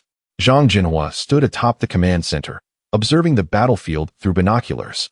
He saw that the 2nd Battalion, led by Sun Bin, was engaged in a fierce battle, with the soldiers fighting valiantly and resisting the enemy's advance with tenacity. Colonel, our troops have begun their counterattack, and the enemy is temporarily suppressed, an aide reported as he approached. Zhang Zhenhua nodded, urging them to maintain pressure and deny the enemy any respite. Also, order our snipers to target the enemy's commanders, aiming to disrupt their command structure. Understood, Colonel. The battle raged throughout the night, and Zhang Zhenhua scarcely closed his eyes. He remained vigilant in the command center, attending to every detail of the battlefield, issuing commands as needed. At dawn, the fighting began to subside, and the enemy's offensive was successfully thwarted. A messenger approached, excitedly reporting, Colonel, we have received good news from the front. We have successfully repelled the enemy's attack, and Captain Sun's 2nd Battalion performed exceptionally well. Zhang Zhenhua breathed a sigh of relief, a hint of a smile illuminating his face. Good. Immediately order all units to rest and prepare defenses, ready to respond to the enemy's next assault. At that moment, a scout rushed into the command center, panting heavily as he reported, Colonel, we have discovered a secret enemy unit in the rear. They seem to be preparing for a new surprise attack. Zhang Zhenhua's expression darkened as he organized elite troops for a counterattack. We cannot afford to give the enemy any opportunity. The scout nodded, understanding his task. Zhang Zhenhua turned to the map, contemplating for a moment. This surprise attack could be the enemy's last struggle. We must decisively crush them. He ordered all units to enter a state of highest alert, with each battalion prepared to engage in the impending battle. Hours later, new sounds of conflict erupted on the battlefield. Zhang Zhenhua personally led an elite unit, swiftly launching a counterattack against the enemy's secret force. The fighting was exceptionally fierce, with both sides committing significant manpower. Colonel, the enemy's firepower is overwhelming. We are struggling to hold our ground. A soldier reported as he ran over. Zhang Zhenhua, while directing the battle, encouraged, Hold on, brothers. We can surely win. For our homeland and our people, we must not retreat. Hearing their colonel's words, the soldiers' spirits soared, and they fought with unwavering resolve. After several hours of intense combat, the enemy's secret unit was utterly defeated, leaving the battlefield in disarray. We have triumphed. We have emerged victorious. The soldiers cheered, and Zhang Zhenhua wore a smile of satisfaction. He understood that this victory was hard-earned, a result of the soldiers' blood and sweat. After the battle concluded, Zhang Zhenhua returned to the command center and convened a meeting with all battalion commanders. He praised Sun Bin and the other soldiers for their heroic performance, while also addressing the issues encountered during the fight. Everyone, we have achieved a significant victory, but the enemy will not easily concede. We must remain highly vigilant and be prepared to face new challenges. Zhang Zhenhua stated solemnly. Sun Bin stood up and resolutely declared, Colonel, rest assured, we will defend every inch of our land and will not allow the enemy to succeed. Zhang Zhenhua nodded, pleased. Very well. After returning, each of you must reflect on the lessons learned, enhance training, and improve combat effectiveness. We must meet each upcoming battle with greater strength. After the meeting, Zhang Zhenhua stood alone on the high ground of the command center. Gazing into the distance, he knew that the road to resistance was long, but he was confident that he and the soldiers would persevere until the day of victory arrived. At that moment, a messenger approached, handing him a letter. "Colonel, this is correspondence from the rear." Zhang Zhenhua took the letter, opened it, and a smile graced his face. It was a letter from his wife, far away in their hometown, filled with her concern and encouragement. "Zhenhua, the children and I are well. Please do not worry. We are also doing our utmost to support you at the front. No matter how difficult it becomes, we will persevere, waiting for your triumphant return." Reading the letter, Zhang Zhenhua felt a surge of strength and warmth in his heart. He knew that not only he, but all the soldiers shared the same belief and hope. For their homeland, for their loved ones, and for victory. They would endure to the end, never yielding. "For our homeland, for our people, we must prevail," Zhang Zhenhua murmured to himself, his eyes shimmering with resolute determination. He understood that the battle was far from over, yet he was confident that ultimate victory would undoubtedly belong to them. Inside Zhang Zhenhua's command post, the atmosphere was tense and somber. He recognized that every decision made on the battlefield affected the lives of countless soldiers. The voice emanating from the communicator heightened his vigilance. "Yes, Colonel." The communications soldier swiftly turned and relayed orders to the heavy artillery unit. Shortly thereafter, Zhang Zhenhua observed through his binoculars that the heavy artillery fire on the left flank was intensifying, with explosions ringing out amidst the billowing smoke. The situation on the left flank had slightly improved, yet he understood that this was merely a temporary reprieve. "Colonel, the enemy's reinforcements are rapidly approaching. Our flank may be threatened." The advisor, Li Wei, hurriedly approached, his face etched with concern. Zhang Zhenhua nodded, having anticipated this development. He promptly instructed the engineer company to establish defensive lines on the flanks, setting traps and obstacles to effectively slow the enemy's advance. "Understood. I'll take care of it immediately," Li Wei responded, springing into action. Simultaneously, the communicator crackled to life once more, the voice somewhat hoarse yet resolute. "Commander, our ammunition is running low. We urgently require resupply." A wave of anxiety washed over Zhang Zhenhua as he realized that without munitions, even the most formidable defense would be futile. He immediately commanded, "Signal the logistics unit to expedite ammunition delivery to the front lines." "Yes, Commander." The communication soldier quickly replied, initiating the emergency resupply request. Within mere minutes, Zhang Zhenhua's command post transformed into a bustling hub, with orders being relayed incessantly and a torrent of information flooding in. He maintained his composure, all the while calculating the next strategic move in his mind. "Commander." A young scout rushed in, breathless, reporting signs of large-scale enemy troop gatherings on the right flank, possibly preparing for a surprise assault. "The right flank?" Zhang Zhenhua furrowed his brow, grasping the gravity of the situation. "Li Wei, what is the status of our defenses on the right?" Li Wei quickly unfolded a map, pointing to the right flank's defensive line. "Currently, our forces there are relatively weak, primarily composed of light infantry. If the enemy launches a large-scale assault, we may struggle to hold our ground." "This won't do," Zhang Zhenhua decisively ordered. "Immediately redeploy a portion of our main forces to reinforce the right flank, and notify the Air Force to prepare for fire support on that front." "Understood, Commander." Li Wei and the communication soldier replied in unison, swiftly commencing their tasks. Zhang Zhenhua gazed at the map in his hands, silently praying that these arrangements would be timely enough to maintain the balance of the battle.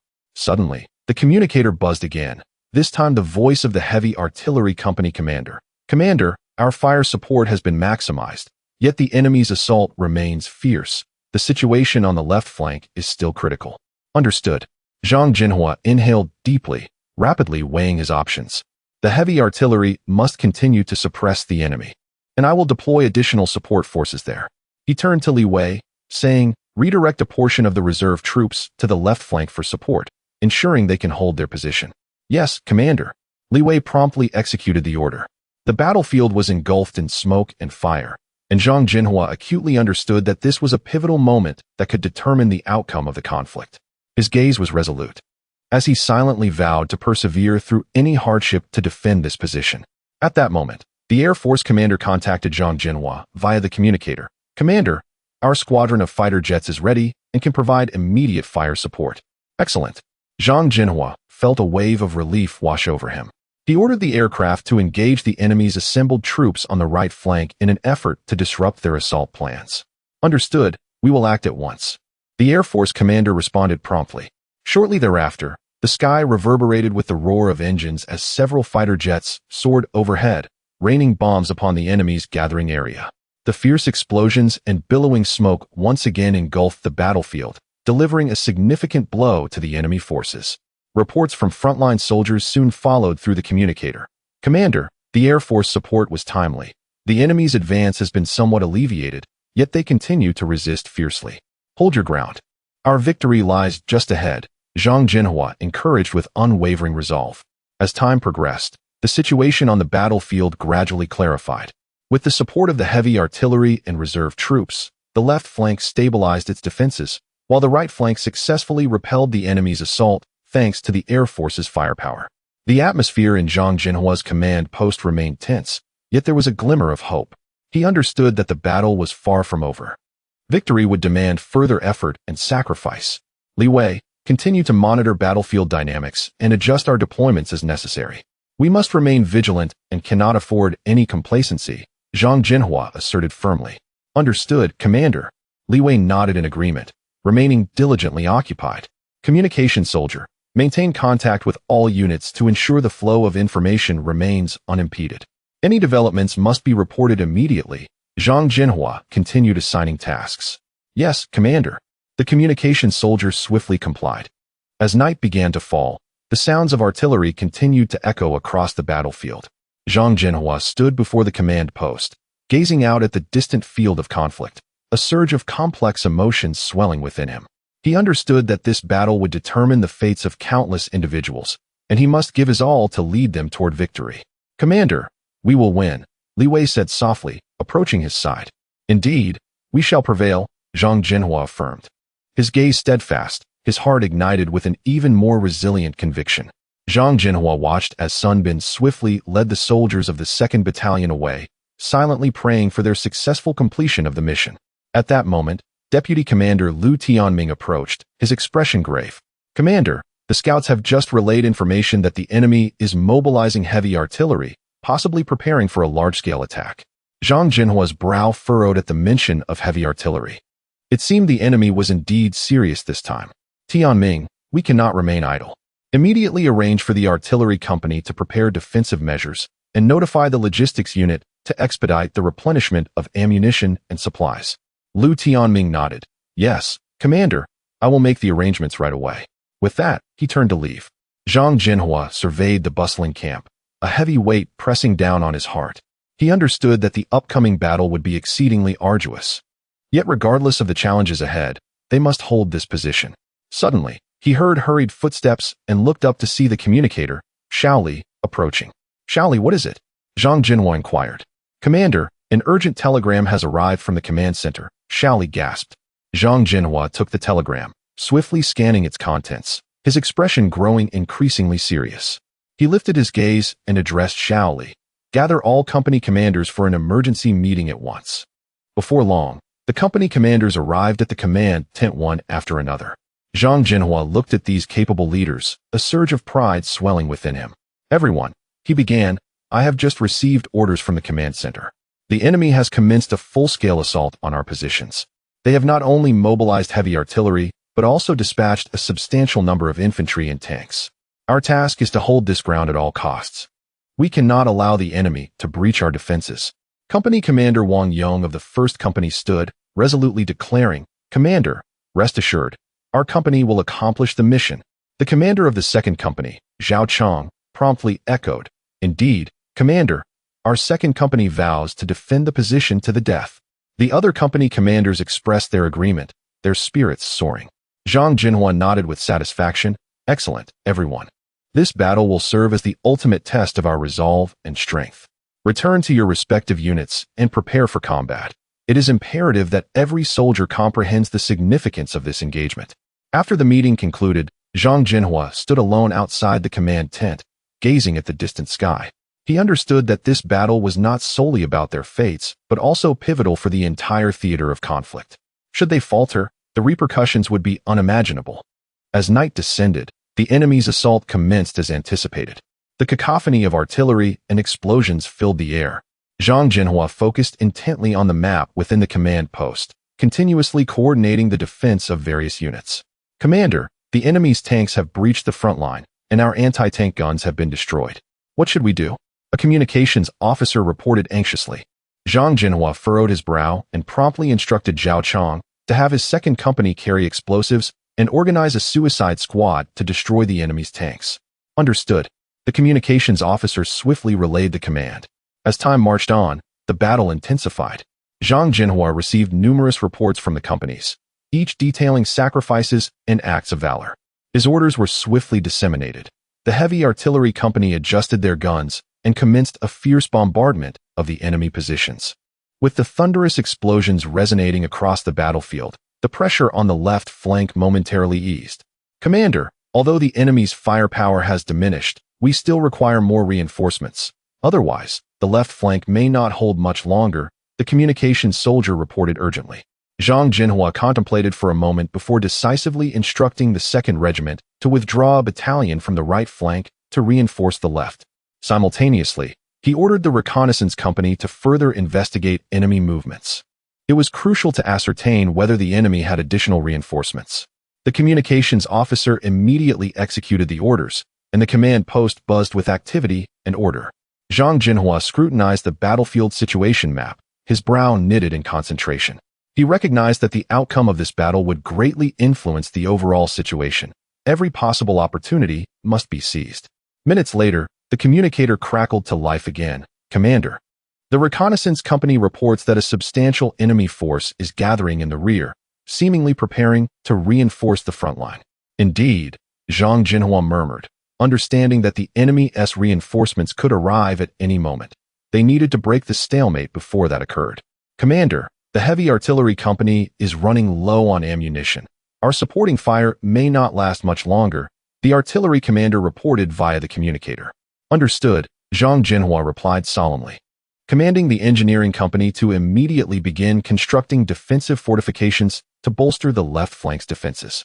Communications officer, contact the Air Force. We require aerial support. Yes, Commander. The communications officer quickly dialed the Air Force frequency, stating, "This is Commander Zhang Zhenhua. We require air support as the enemy is massing significant reinforcements at location." Shortly thereafter, the Air Force responded, "Commander Zhang, this is the 3rd Air Division. We have received your orders and are en route to the target area. Please prepare the necessary guidance." Zhang Zhenhua nodded and instructed the communications officer, "Notify the frontline units to prepare markers to guide the Air Force's strikes." Yes, Commander. The battlefield dynamics shifted with the Air Force's involvement. Several fighter jets swiftly appeared above, accurately dropping bombs that threw the enemy's reinforcements into disarray. Commander, the Air Force's strikes are exceptionally precise. The enemy's reinforcements are temporarily suppressed. The frontline commander reported with excitement. Excellent. Maintain the pressure. Zhang Zhenhua issued new orders, commanding the reserve troops to seize this opportunity for a counterattack, ensuring the complete annihilation of the enemy. The communications officer relayed the command without delay, and the reserve troops, buoyed by their morale, launched a fierce counteroffensive under the support of the heavy artillery and air force. Gunfire, cannon fire, and explosions echoed across the battlefield, escalating the intensity of the conflict. Commander, the enemy's resistance is waning. We have a chance to crush them, an excited staff officer exclaimed. Zhang Zhenhua nodded but remained vigilant, cautioning, "Do not let your guard down. The enemy may still have a reserve." He ordered all units to maintain their offensive stance while simultaneously reinforcing their defenses against a potential counterattack. Yes, Commander. At that moment, the communicator buzzed again. Commander, enemy armored units have been spotted approaching the left flank. We require support from anti-tank weapons. Damn it. The enemy still has reserves. Zhang Zhenhua swiftly responded, commanding the anti-tank company to proceed to the left flank and halt the enemy's armored forces. Simultaneously, he notified the Air Force to prioritize strikes against the enemy's armored targets. Understood, Commander. The anti-tank company quickly assembled and rushed towards the left flank with their weapons. Meanwhile, the Air Force's fighter jets were dispatched once more, launching a vigorous assault against the enemy's armored units. The roar of artillery and bombs blended into a cacophony, and the battlefield seemed engulfed in flames. Commander, the anti-tank company has reached the left flank, and they are engaging the enemy's armored units. The Air Force's support is proving highly effective, inflicting significant losses on the enemy's armored forces. Good, Continue to apply pressure.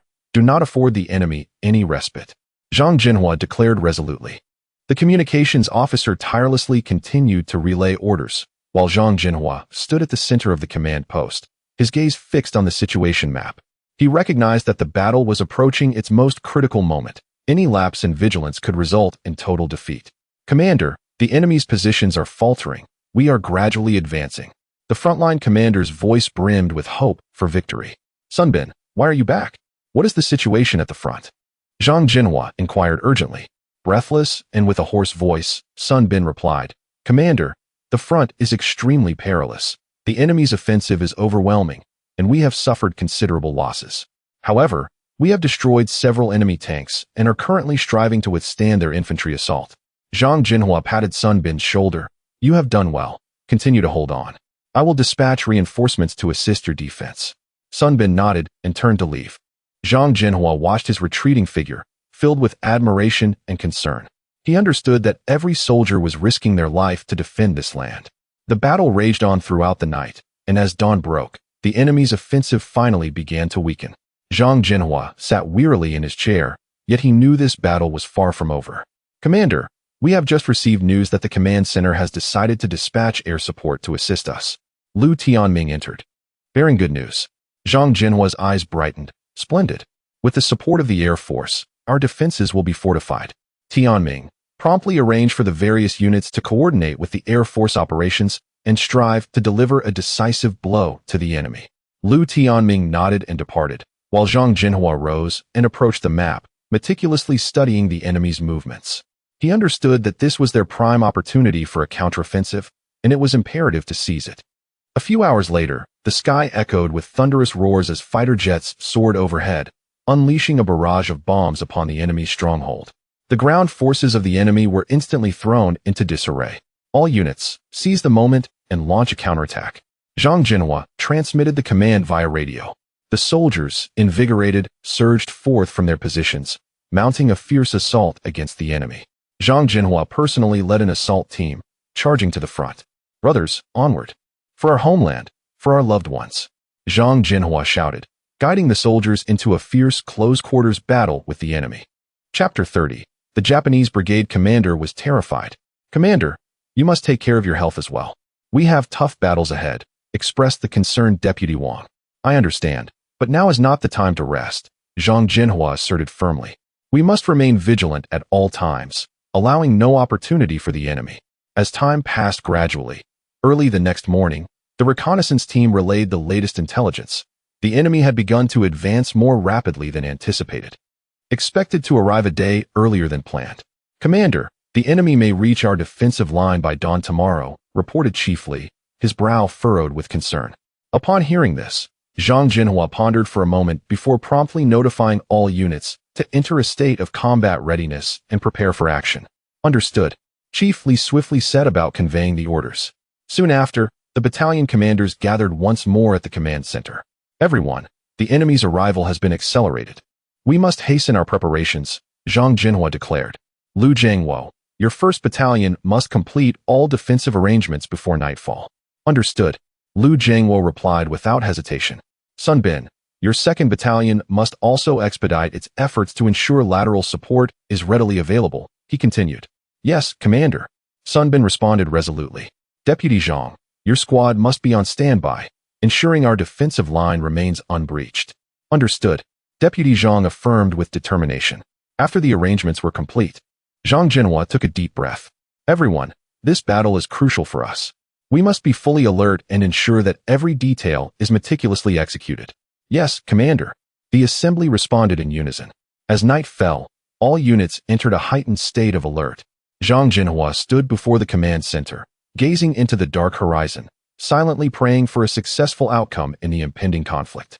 In the early hours, the enemy's vanguard finally emerged into view. Commander, the enemy has appeared, reported the scout. Everyone, pay attention, prepare for battle. Zhang Zhenhua commanded in a low voice. At the front lines, Lu Jiangwo gripped his rifle tightly, his gaze intense. Brothers, the enemy is here. Are we all prepared? Prepared.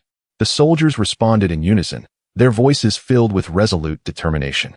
The enemy's assault indeed came like a raging torrent, with artillery fire and gunfire echoing incessantly.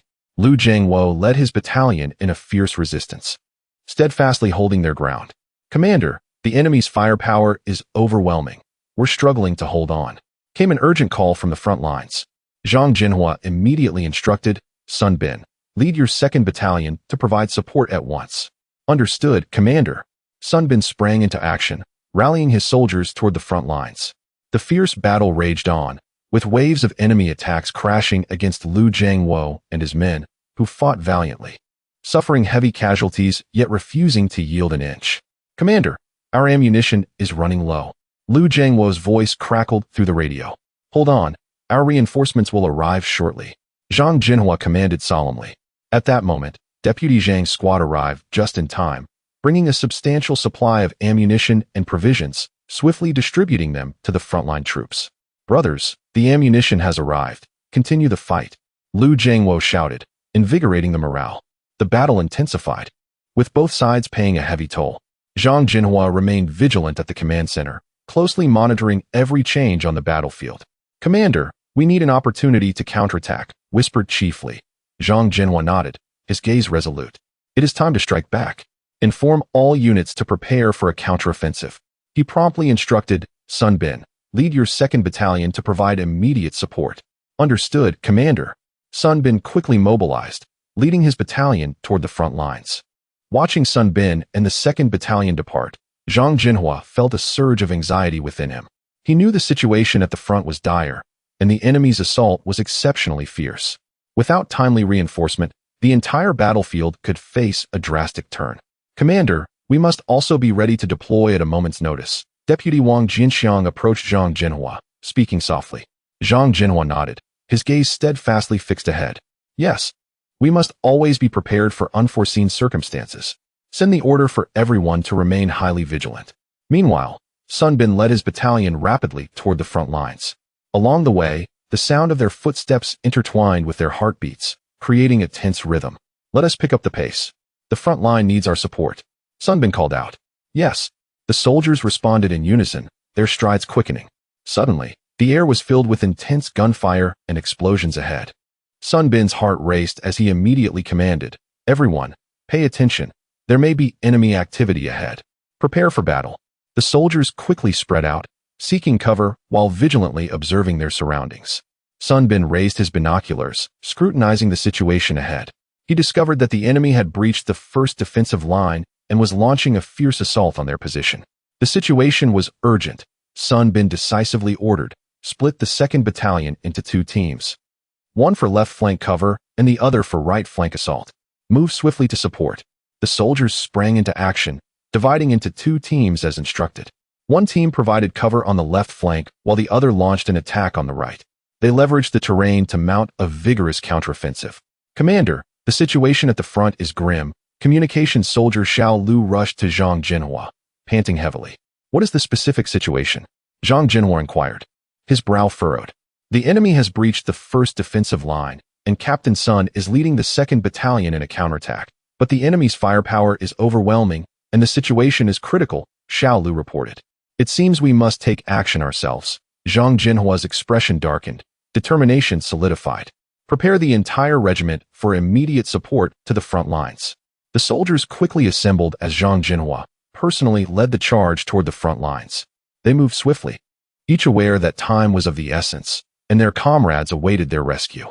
Upon reaching the front lines, Zhang Zhenhua found the battle had escalated to a fever pitch.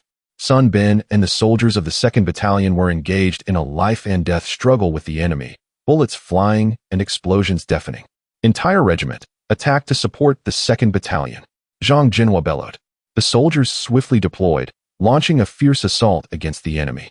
The enemy was evidently taken aback by the swift and ferocious reinforcements, momentarily caught off guard as their formation fell into disarray. "Commander, have we arrived late?" Sun Bin asked, a hint of anxiety and apology in his voice upon seeing Zhang Zhenhua. "No, you have performed admirably," Zhang Zhenhua replied, patting Sun Bin's shoulder in a gesture of encouragement. "What we must do now is to utterly annihilate the enemy." As the battle intensified, both sides engaged fiercely. Unwilling to yield, Zhang Zhenhua and his soldiers fought valiantly, gradually turning the tide with their unwavering conviction and indomitable spirit. The enemy is retreating. One soldier exclaimed with excitement. Zhang Zhenhua sighed in relief as he watched the enemy flee, yet he understood that this was merely a temporary victory. The fight was far from over. He turned to Sun Bin and said, "We must seize this moment to regroup and prepare for the next engagement." "Understood, Commander." Sun Bin nodded, promptly setting about his tasks. As night descended, the soldiers took advantage of the brief respite to recuperate. Zhang Zhenhua sat in the camp, gazing at the inky night sky, his mind swirling with thoughts. He was acutely aware that the path of war was long, yet he firmly believed that as long as they stood united, victory's dawn would eventually break. "Commander, the situation at the front has stabilized," reportedly Jinxiang, the aide-de-camp. "Excellent. But we must remain vigilant. The enemy could counterattack at any moment," Zhang Zhenhua replied gravely. "Relay the order for everyone to heighten their alertness." "Yes, Commander," Li Jinxiang saluted sharply before turning to convey the command. At that moment, a messenger rushed in, exclaiming, "Commander, urgent intelligence." "What is the situation?" Zhang Zhenhua inquired as he took the report and swiftly skimmed it, his expression darkening. "The enemy has amassed a significant force in the southern valley, seemingly preparing for a large-scale assault," he stated solemnly. "What shall we do?" Sun Bin, who had also arrived, asked with concern etched on his face. "We must strike before they do, disrupting their plans," Zhang Zhenhua decisively ordered. "The entire regiment is to assemble immediately and prepare to advance towards the southern valley." The soldiers quickly gathered, and Zhang Zhenhua led them southward.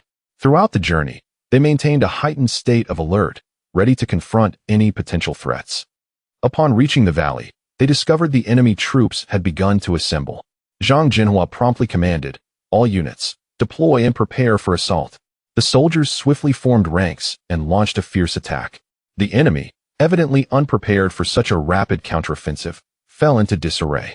"Well done, everyone. Give it your all and completely crush them," Zhang Zhenhua urged loudly. The battle raged with ferocity, with casualties on both sides. However, under Zhang Zhenhua's courageous leadership, the morale of his troops surged, allowing them to gain the upper hand. "Commander, the enemy is beginning to retreat," a soldier reported excitedly. Zhang Zhenhua observed the chaotic withdrawal of the enemy and finally breathed a sigh of relief. He recognized that this victory was a result of each soldier's brave struggle and relentless efforts. "Well done, everyone. We have emerged victorious today," Zhang Zhenhua proclaimed with exuberance. The soldiers erupted in cheers, celebrating this hard-won triumph. While they were aware that further battles lay ahead, this moment of victory infused them with boundless strength and confidence. "Quickly, all units assemble," Sun Bin called out, his voice echoing through the camp. The soldiers of the 2nd Battalion immediately sprang into action, arming themselves and organizing their gear to swiftly form ranks. "2nd Battalion, follow my command." Sun Bin stood before the formation, his expression serious. "Our mission is to support the front lines. We cannot afford any slack. We are to depart immediately." The soldiers responded in unison, "Yes, Battalion Commander." Meanwhile, Commander Zhang Zhenhua paced the camp, observing the preparedness of each soldier. He understood the gravity of this mission. The battle at the front had entered a critical juncture, where every second counted. He clenched his fists tightly, silently praying that the 2nd Battalion would arrive in time to alter the course of events. "Commander, the enemy's firepower is formidable. Can our 2nd Battalion hold out?" Lu Yun, an aide, inquired with a furrowed brow. Zhang Zhenhua took a deep breath and replied earnestly, "The soldiers of the 2nd Battalion are all exceptional. They will undoubtedly accomplish their task. We must be ready to provide support from the rear, and as soon as they require assistance, we must act without hesitation." "Yes, Commander," Lu Yun nodded and turned to arrange subsequent tasks. At the front, the air was thick with the sound of cannon fire and smoke. Sun Bin led the 2nd Battalion forward at a swift pace, with explosions and gunfire echoing around them. "Maintain cover and disperse your movements," he commanded while running. Suddenly, a tremendous explosion erupted nearby, shaking the ground and sending debris flying. "Get down," Sun Bin shouted, and the soldiers immediately dropped to the ground as dust and rubble swirled around them. Sun Bin turned to assess his troops, calling out, "Is anyone injured?" Reporting, "Battalion Commander, no one is hurt." A soldier responded. Sun Bin nodded. "Good, continue advancing." The soldiers quickly rose and pressed forward. Not far ahead, The sounds of intense gunfire indicated that a fierce battle was underway. Sun Bin guided the 2nd Battalion closer to the battlefield, taking cover behind a mound of earth to observe the situation. Battalion Commander, the enemy's firepower is overwhelming. Rushing in recklessly could be perilous. A subordinate expressed with concern. Sun Bin narrowed his eyes, carefully surveying the enemy's firing points. His gaze swept across the enemy's positions until he suddenly spotted a vulnerability. Look over there. The enemy's firepower is relatively sparse on that side. We can break through from there. But that area has complicated terrain, making it difficult to approach, the aide cautioned. No matter. Speed is of the essence in warfare, and we must seize this opportunity, Sun Bin declared resolutely. He then turned to his soldiers, giving the order, attention everyone. We will flank from the right side and prepare to charge. The soldiers immediately responded, swiftly adjusting their formation to prepare for action. Sun Bin raised his hand, charge. The 2nd Battalion surged forth like tigers descending a mountain, launching a surprise attack from the right flank. The enemy, caught off guard by the unexpected assault, found their ranks thrown into chaos. Sun Bin led his troops into the fray, engaging in fierce close combat, where blades flashed and the battle was extraordinarily intense. Battalion Commander, be careful, a soldier suddenly shouted. Sun Bin turned sharply to see an enemy soldier aiming a gun at him. He swiftly sidestepped and shot the enemy soldier down. Thank you, now continue forward. Sun Bin nodded to the soldiers, then continued to command the battle. At that moment, the regiment commander, Zhang Zhenhua, was observing the situation at the front line through his binoculars. When he saw the 2nd Battalion successfully infiltrating the enemy's formation, he felt a sense of relief. He understood that although this mission was arduous, they had already achieved half of their success. Liu Yun, prepare to provide subsequent support immediately. We must ensure the victory of the 2nd Battalion. Zhang Zhenhua turned to his aide, Liu Yun, and stated, Yes, Commander. Liu Yun promptly sprang into action, organizing the supporting troops. The battle raged on, with Sun Bin leading the 2nd Battalion through the enemy lines, continuously striking at the foe and gradually gaining the upper hand. Suddenly, the enemy launched a fierce counterattack, concentrating their fire on the position of the 2nd Battalion, and the situation became critical. Commander, the enemy's firepower is too intense. We cannot hold out. A soldier shouted. Sun Bin gritted his teeth and shouted, We cannot retreat. Hold the line. Just then, a rapid sound of footsteps came from the rear, followed by a reinforcement unit arriving swiftly, led personally by Zhang Zhenhua. They quickly joined the fray, significantly increasing the firepower, and the pressure on the 2nd Battalion was instantly alleviated. Commander, Sun Bin exclaimed upon seeing Zhang Zhenhua, a flicker of excitement in his eyes. Sun Bin, you have performed admirably. Now let us drive the enemy back together. Zhang Zhenhua proclaimed, his voice brimming with determination and strength. The soldiers' morale soared as they shouted, Yes, Commander. Commander Zhang, the reconnaissance platoon has discovered enemy ambushes ahead. Aide Lu Hai rushed in to report. Zhang Zhenhua furrowed his brow in contemplation before decisively issuing orders. Everyone, prepare for combat. Sun Bin, proceed with caution and do not underestimate the enemy. Understood, Commander. Sun Bin gestured for the troops to move carefully. As night fell, the soldiers of the 2nd Battalion advanced silently. Suddenly, gunfire erupted, and bullets traced deadly trajectories in the darkness. Take cover, Sun Bin shouted, and the soldiers swiftly dropped to the ground, seeking shelter. Zhang Zhenhua observed the front line through his binoculars, his anxiety mounting. He turned to Lu Hai, immediately contact the command center and request fire support. Lu Hai quickly operated the radio. Command center, we need fire support. Repeat, we need fire support. The voice from the command center responded, Understood. Fire support will arrive immediately. Please hold your positions. Zhang Zhenhua clenched his fists, focusing on the battle ahead. Moments later, the thunderous sound of artillery fire echoed from a distance, and the enemy's firepower gradually diminished. Sun Bin, the opportunity has arrived. Launch an attack immediately. Zhang Zhenhua directed through the radio. Understood.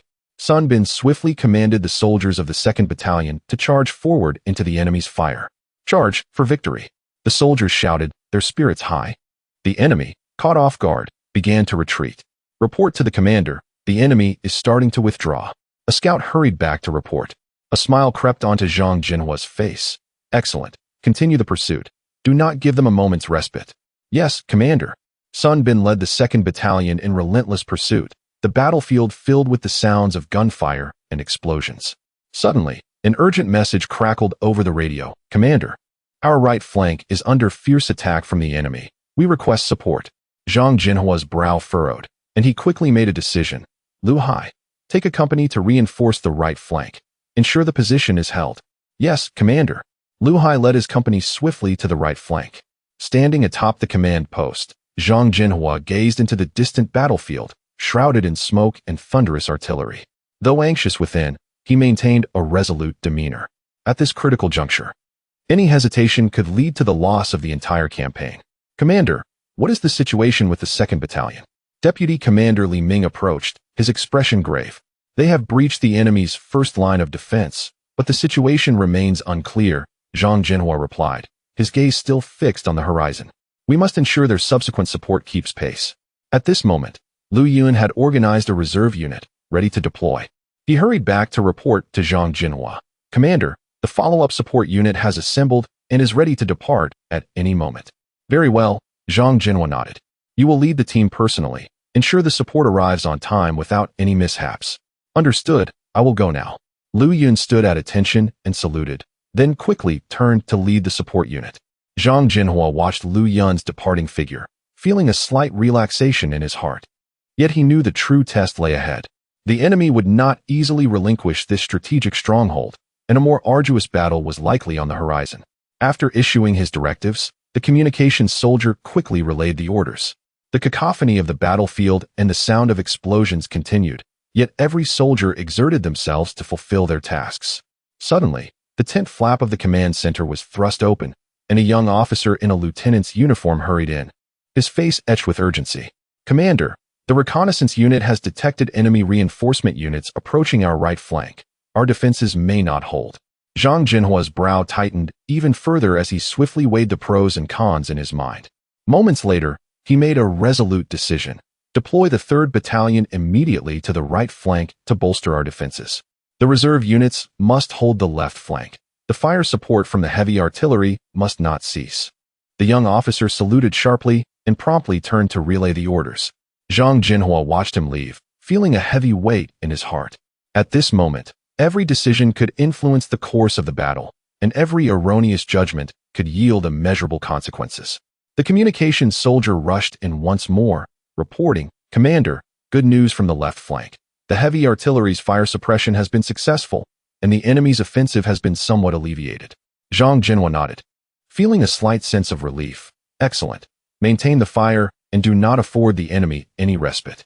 Suddenly, urgent footsteps were heard outside the tent, and a soldier covered in dust rushed in. Commander, enemy air support has appeared, and aircraft are bombarding our rear supply lines.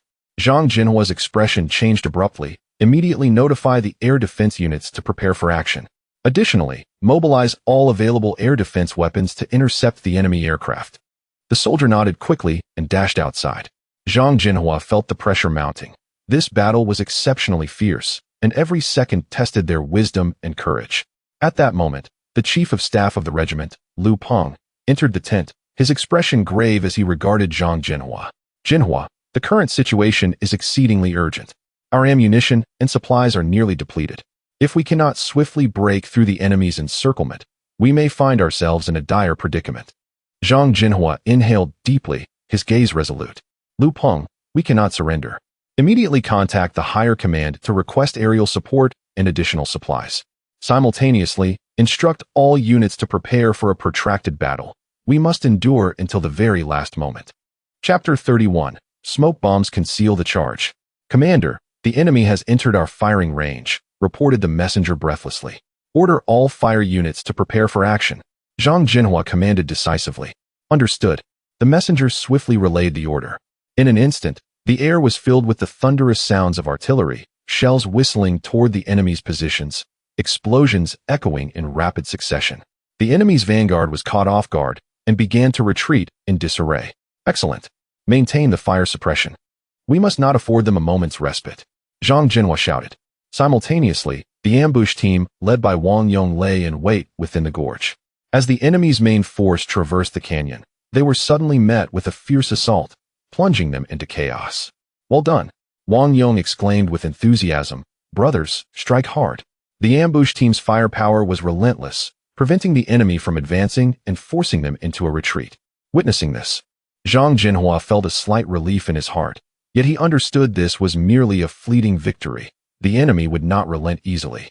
Indeed, the enemy quickly reorganized their formation and commenced a renewed offensive. This time, they proceeded with greater caution, advancing step by step. It seems they have learned their lesson, Zhang Zhenhua remarked with a cold smile. Order all units to strengthen defenses and prepare for the enemy's full-scale attack. The battle raged on for an entire day, with both sides suffering casualties. As night fell, Zhang Zhenhua stood on the battlements, gazing at the distant flames still raging, his heart heavy with worry. Commander, the casualty reports from the front are severe. We need reinforcements. Wang Yong approached, his face weary. I am aware, Zhang Zhenhua replied solemnly, but our manpower is also stretched thin. We must hold our ground. Commander, can we request headquarters to send reinforcements? Wang Yong suggested. We have already sent a request, but the enemy's blockade is too tight. It remains uncertain whether the reinforcements can arrive in time. Zhang Zhenhua furrowed his brow. We can only rely on ourselves. The night battle continued fiercely, the sounds of gunfire and explosions relentless. Zhang Zhenhua led his soldiers in steadfast defense, vowing not to retreat. Commander, we have discovered an enemy munitions depot. Can we send someone to sabotage it? A scout reported, breathlessly. Zhang Zhenhua's eyes lit up. Good. Immediately organize a strike team to destroy the enemy's munitions depot. Understood. The scout hurried off to convey the command. Before long, a skilled strike team set off quietly under the cover of darkness, stealthily approaching the enemy's munitions depot. They moved swiftly, reaching their target and detonating explosives to obliterate the depot. Boom. A tremendous explosion erupted, illuminating the night sky as the enemy's munitions depot was engulfed in flames, throwing the enemy into utter disarray. Well done, Zhang Zhenhua exclaimed, unable to contain his admiration. Order a counteroffensive. Let us strike while they are in chaos and annihilate them. Yes, the company commanders swiftly relayed the command. The battle intensified, both sides exerting their utmost effort. Zhang Zhenhua personally entered the fray, leading his soldiers with valor. Commander, be careful, a soldier suddenly shouted. Zhang Zhenhua turned quickly to see an enemy soldier charging toward him. He calmly raised his weapon and shot the enemy soldier down. Zhang Zhenhua then approached the map, scrutinizing the potential routes of enemy attack. The atmosphere in the command center was tense and grave, as if time itself had come to a standstill. The rapid breathing of Deputy Wang shattered the silence. Commander, this time the enemy is advancing aggressively. Our forces. Deputy Wang hesitated. Zhang Zhenhua waved his hand, interrupting him. Deputy, do not underestimate our soldiers. They possess great courage. We must leverage the terrain to ambush the enemy in the gorge. Deputy Wang nodded but remained troubled. Commander, the enemy may have heavy fire support. How long can our defenses hold? Zhang Zhenhua pondered for a moment, his gaze resolute. Time is not the issue. The key is to boost our morale. Inform the brothers that this time, we will defend this land with our flesh and blood. Yes, Commander. Deputy Wang turned swiftly to convey the order. Meanwhile, a preliminary battle plan began to form in Zhang Zhenhua's mind. He understood that this battle would determine the fate of the entire battlefield, and there could be no room for error. He entered the communications room and picked up the phone. Lieutenant Liu, where is your reconnaissance team now? On the other end, Lieutenant Liu's voice responded, Commander, we are at the enemy's front line. Their forces are indeed approaching us. Zhang Zhenhua nodded. Good. Continue to remain concealed and avoid exposure. Report any enemy movements immediately. Setting down the phone, Zhang Zhenhua's gaze returned to the map. He continuously envisioned various tactical possibilities, a gust of wind sweeping through, transporting his thoughts back to the scene of his first battle years ago. At this moment, other officers gradually arrived at the command center. Zhang Zhenhua looked at these brothers who had fought alongside him for years, and his resolve strengthened. Everyone, the enemy's main force is about to arrive. We must give our all. Zhang Zhenhua waved his hand, beckoning everyone closer to the map. I have devised a preliminary defense plan. Please review it and suggest any additions. Staff Officer Li spoke first. Commander, this is the weakest point in our defense line. If the enemy concentrates their fire, it could be breached. Zhang Zhenhua nodded. You are correct. We must pay special attention to this. Lao Zhao, take your platoon and reinforce this position. Lao Zhao stood at attention and saluted. Yes, Commander. Another officer, Captain Zhou, also offered his opinion. Commander, We could lay mines and traps along the enemy's likely routes to slow their advance. Zhang Zhenhua, upon hearing this, nodded appreciatively. Good idea, Captain Zhou. I entrust this task to you. But ensure it is concealed from the enemy. As discussions progressed, the battle plan gradually took shape. Every detail was meticulously scrutinized to ensure flawless execution. As night descended, Zhang Zhenhua stood alone outside the command center, gazing at the distant mountains. He knew that the battle the following day would be a severe test. Thoughts of his wife and children filled him with boundless strength. Early the next morning, the thunderous sounds of enemy artillery shattered the stillness. The battle had begun, and the entire defense line was engulfed in fire. Zhang Zhenhua commanded with composure, as soldiers under his leadership responded to the enemy's assault in an orderly manner. Lieutenant Liu, the enemy's vanguard is approaching. Remain vigilant. Zhang Zhenhua cautioned the reconnaissance team over the radio. Understood, Commander. We have set up the traps, Lieutenant Liu replied with a tone of unwavering confidence. The fierce battle raged for several hours, effectively stifling the enemy's offensive. Zhang Zhenhua recognized the merit of the reconnaissance team, whose strategic placements along the enemy's assault route proved pivotal. At that moment, he received an urgent report. Commander, the enemy may be preparing for a large-scale raid. Furrowing his brow, Zhang Zhenhua swiftly issued orders. All units, enhance vigilance and prepare for confrontation at any moment. The sound of artillery fire intensified as the enemy's onslaught grew increasingly ferocious. Zhang Zhenhua understood that the most challenging moment had arrived. Standing at the command center, his gaze resolutely fixed on the front lines, he commanded, "Everyone, hold your positions. Retreat is not an option." The battle escalated to a fever pitch, with the enemy charging the defenses time and again, only to be repelled each time. Each of Zhang Zhenhua's commands was precise, as the soldiers fought valiantly under his guidance. Eventually, the enemy's offensive began to wane, their morale visibly shaken. Seizing the opportunity, Zhang Zhenhua swiftly ordered a counterattack. All units, counterattack and drive the enemy away. He rose and approached the operational map, meticulously examining every detail. Suddenly, the door to the barracks swung open, and Zhang Zhenhua turned to see a familiar figure. Commander, Li Kanmu entered briskly, a trace of concern etched on his face. We have received intelligence that the scale of the enemy's assault is larger than anticipated. They have brought heavy artillery and tanks. I see. Zhang Zhenhua nodded. Inform all company commanders to convene an operational meeting immediately. Within half an hour, all company commanders gathered, and Zhang Zhenhua stood before them, his demeanor grave. Gentlemen, the enemy is closing in, and our time is limited, he stated plainly. Li Kanmu, please share the enemy's situation. Li Kanmu stood and responded. According to our reconnaissance reports, the enemy's main forces are advancing towards us at a rate of 20 kilometers per day. Expected to reach our defenses in 3 days. Their troop strength is 3 times ours, equipped with heavy artillery and tanks. An oppressive silence fell over the meeting room. After a moment, Zhang Zhenhua spoke. Our circumstances are indeed dire, but we must not falter. The enemy may be strong, yet they are unfamiliar with our terrain, and their supply lines are lengthy. We can exploit this weakness to engage in guerrilla tactics, gradually diminishing their combat effectiveness. Commander, with such formidable enemy firepower, can we withstand their onslaught? Lu Lianzhang inquired, furrowing his brow. Zhang Zhenhua's gaze remained steadfast. We must endure, not only for our soldiers, but also for the civilians behind us. With every step we retreat, the civilians face greater peril. What specific deployments do you propose? Xiao Liuzi asked. Zhang Zhenhua approached the map, pointing out several critical points. First, we must establish defensive fortifications at these locations, heavily manned. Second, the reconnaissance team must continuously monitor enemy movements and report any developments immediately. Simultaneously, the artillery units must be prepared for long-range strikes, if necessary. Lastly, each company should take turns patrolling, maintaining a heightened state of alert. Additionally, Deputy Wang interjected, we must strengthen our defenses at night, as the enemy may opt for a night assault. Following the meeting, the company commanders departed to initiate preparations in accordance with the plan. Zhang Zhenhua returned to the command post, weary, and sat down, picking up a letter from home to read in silence. At that moment, a knock echoed from outside. Come in. A young soldier entered and saluted. Commander, you have a letter. Zhang Zhenhua took the letter and opened it to find it was from his wife. In her words, she urged him to take care of himself and reassured him that all was well at home. encouraging him to remain at ease.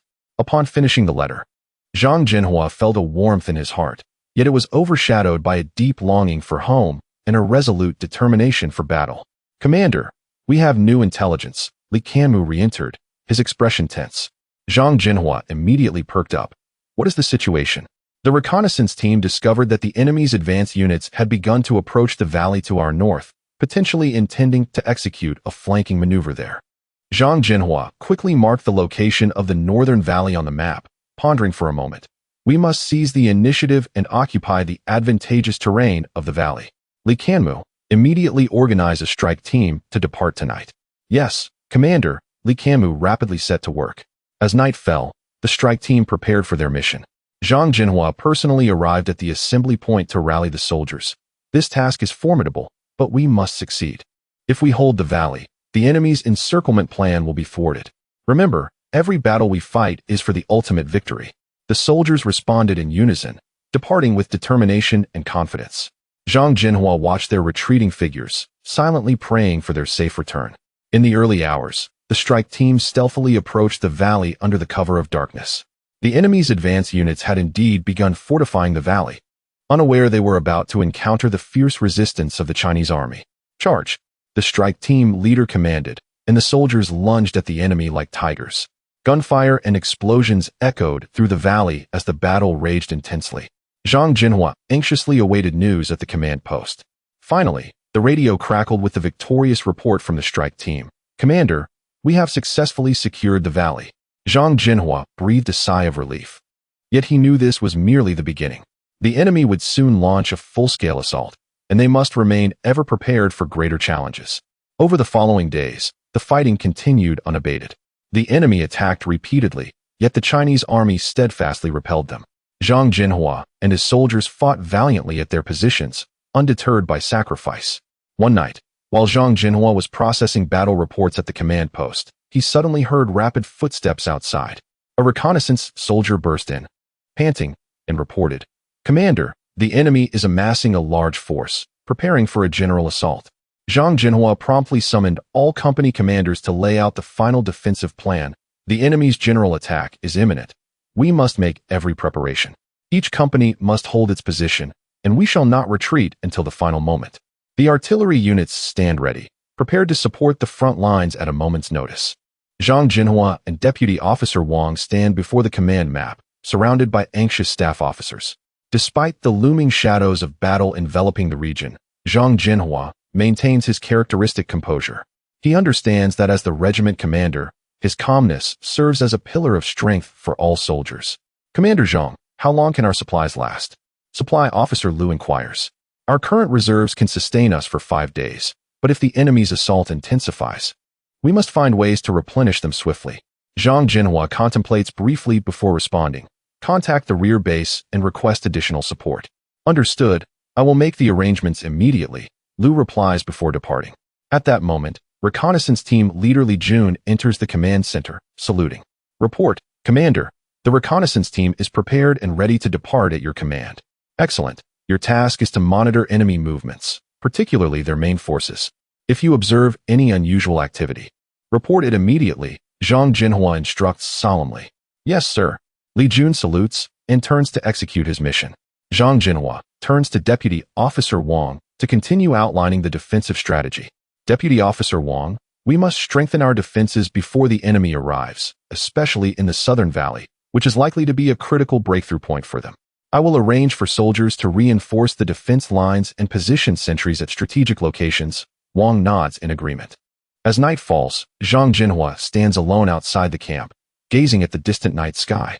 He knows that the outcome of this battle not only concerns their lives, but also the safety of the entire region.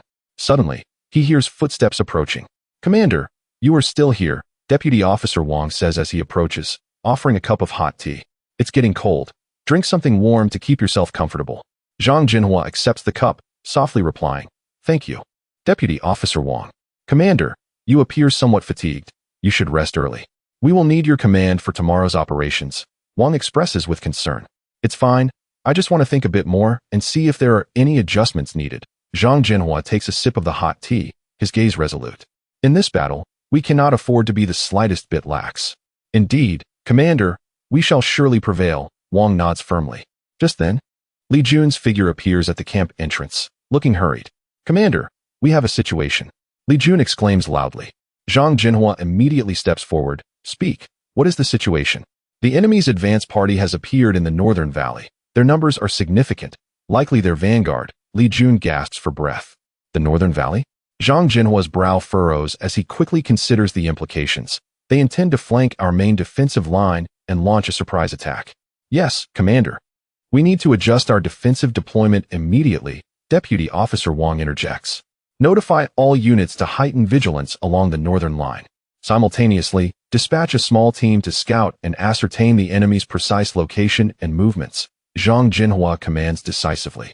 Understood. I will make the arrangements right away. Wang springs into action.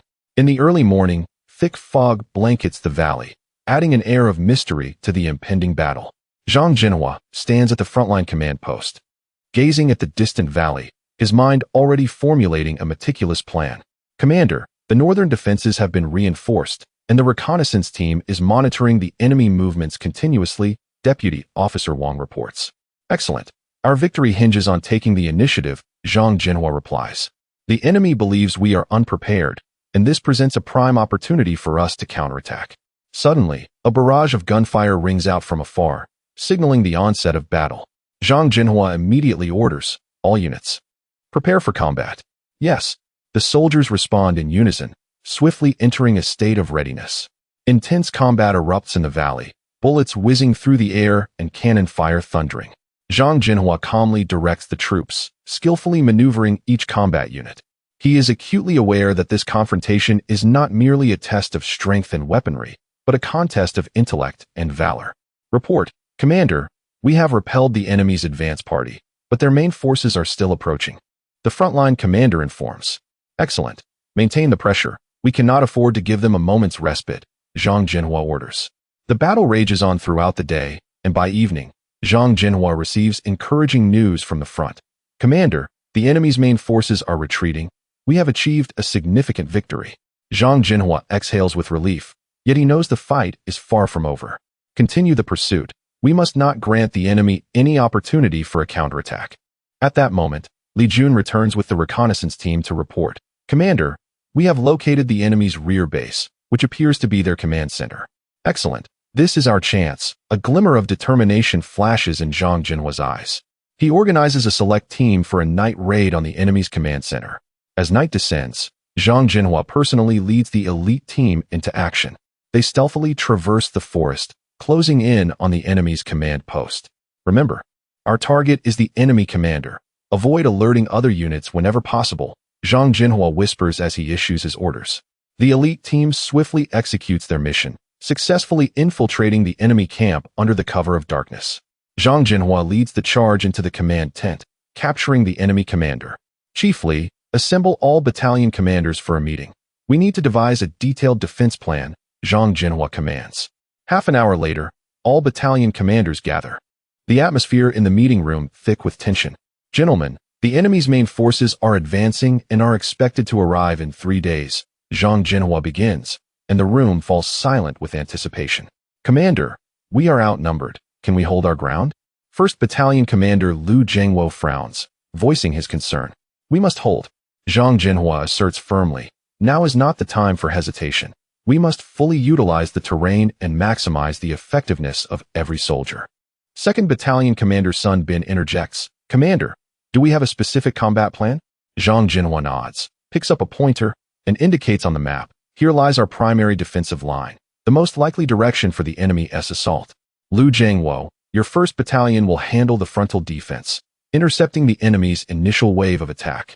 Liu Zhengwo acknowledges, understood. Sun Bin, your second battalion will provide flank support, ready to respond to any enemy lateral attack. Yes, Commander. Sun Bin responds loudly. Furthermore, Deputy Commander Zhang, you are tasked with leading an elite squad responsible for providing mobile support from the rear, ensuring that our defensive line remains unbroken. Zhang Zhenhua continued to delineate the assignments. Understood. Deputy Commander Zhang responded. Additionally, we must enhance our reconnaissance efforts to remain vigilant of the enemy's movements at all times. Zhang Zhenhua turned to Chief of Staff Li. instructing him to dispatch more reconnaissance teams to ensure the unimpeded flow of intelligence. Understood. I will make the arrangements immediately. Chief of Staff Li took swift action. After the meeting concluded, each battalion commander hurried back to their respective posts, diligently preparing for defense. As night deepened, Zhang Zhenhua remained before the map, his mind incessantly contemplating various tactical possibilities. He recognized that this battle was not merely about their survival, but also about the trajectory of the entire campaign. As the regiment commander, the burden of responsibility weighed heavily upon him. At that moment, Officer Wang entered, bearing a cup of hot tea. "Commander, please take a moment to sip some tea and rest." "Thank you." Zhang Zhenhua accepted the teacup, taking a gentle sip, yet his demeanor remained resolute, devoid of any inclination to relax. Chapter 32. The enemy base is captured. In the trenches, the soldiers prepared with palpable tension, acutely aware of the encroaching threat posed by the enemy. Zhang Zhenhua stepped before his comrades and solemnly declared, "Comrades, today's battle concerns not only our survival, but also the security of our homeland. Though the enemy is fierce, we must remain resolute in our convictions and allow them not a single step beyond our defenses." The soldiers responded in unison. "We vow to defend our position with our lives." The battle horn sounded once more, unleashing a cacophony of artillery fire and gunshots. Zhang Zhenhua, alongside the soldiers, charged toward the front lines, engaging in fierce combat with the enemy. The enemy's firepower was exceptionally intense, yet the soldiers, armed with unyielding will and exquisite tactics, repelled the enemy's advances time and again. At this juncture, the reserve troops had reached the left flank. With a commanding shout, Lu Hu ordered the reserves to swiftly engage in battle, reinforcing the gaps in the left flank's defenses. Lu Hu called out from the trench, "Brothers, no matter how ferocious the enemy, we must not allow them to breach our defenses. Charge with me." The soldiers, invigorated, surged from the trenches, engaging the enemy in close combat. The sounds of gunfire and explosions reverberated, and the battlefield was awash with smoke and the stench of blood. Noticing the gunfire on the left flank diminishing, Zhang Zhenhua's heart tightened, and he immediately inquired through the communicator, "Lu Hu, what is the situation on the left flank?" Lu Hu, panting, replied, "Commander, we have temporarily repelled the enemy's assault, but their firepower is formidable. We require more ammunition and reinforcements." Zhang Zhenhua decisively responded, "Understood. I will dispatch supplies immediately. You must hold your ground." Turning to the communicator, Li Xiaojing, he commanded, "Xiaojing, notify logistics to expedite the delivery of ammunition to the left flank. Also, inform the 3rd Battalion to prepare for reinforcement." Li Xiaojing swiftly executed the orders while Zhang Zhenhua continued to oversee the battlefield. The enemy's assaults came in relentless waves, and the battle escalated to a fever pitch. Zhang Zhenhua remained steadfast at the front line, continually bolstering the morale of his troops. As time elapsed, the soldiers' strength waned, and their ammunition dwindled. Recognizing the urgency of the situation, Zhang Zhenhua resolved to personally lead a daring squad into the enemy ranks to deliver a decisive blow.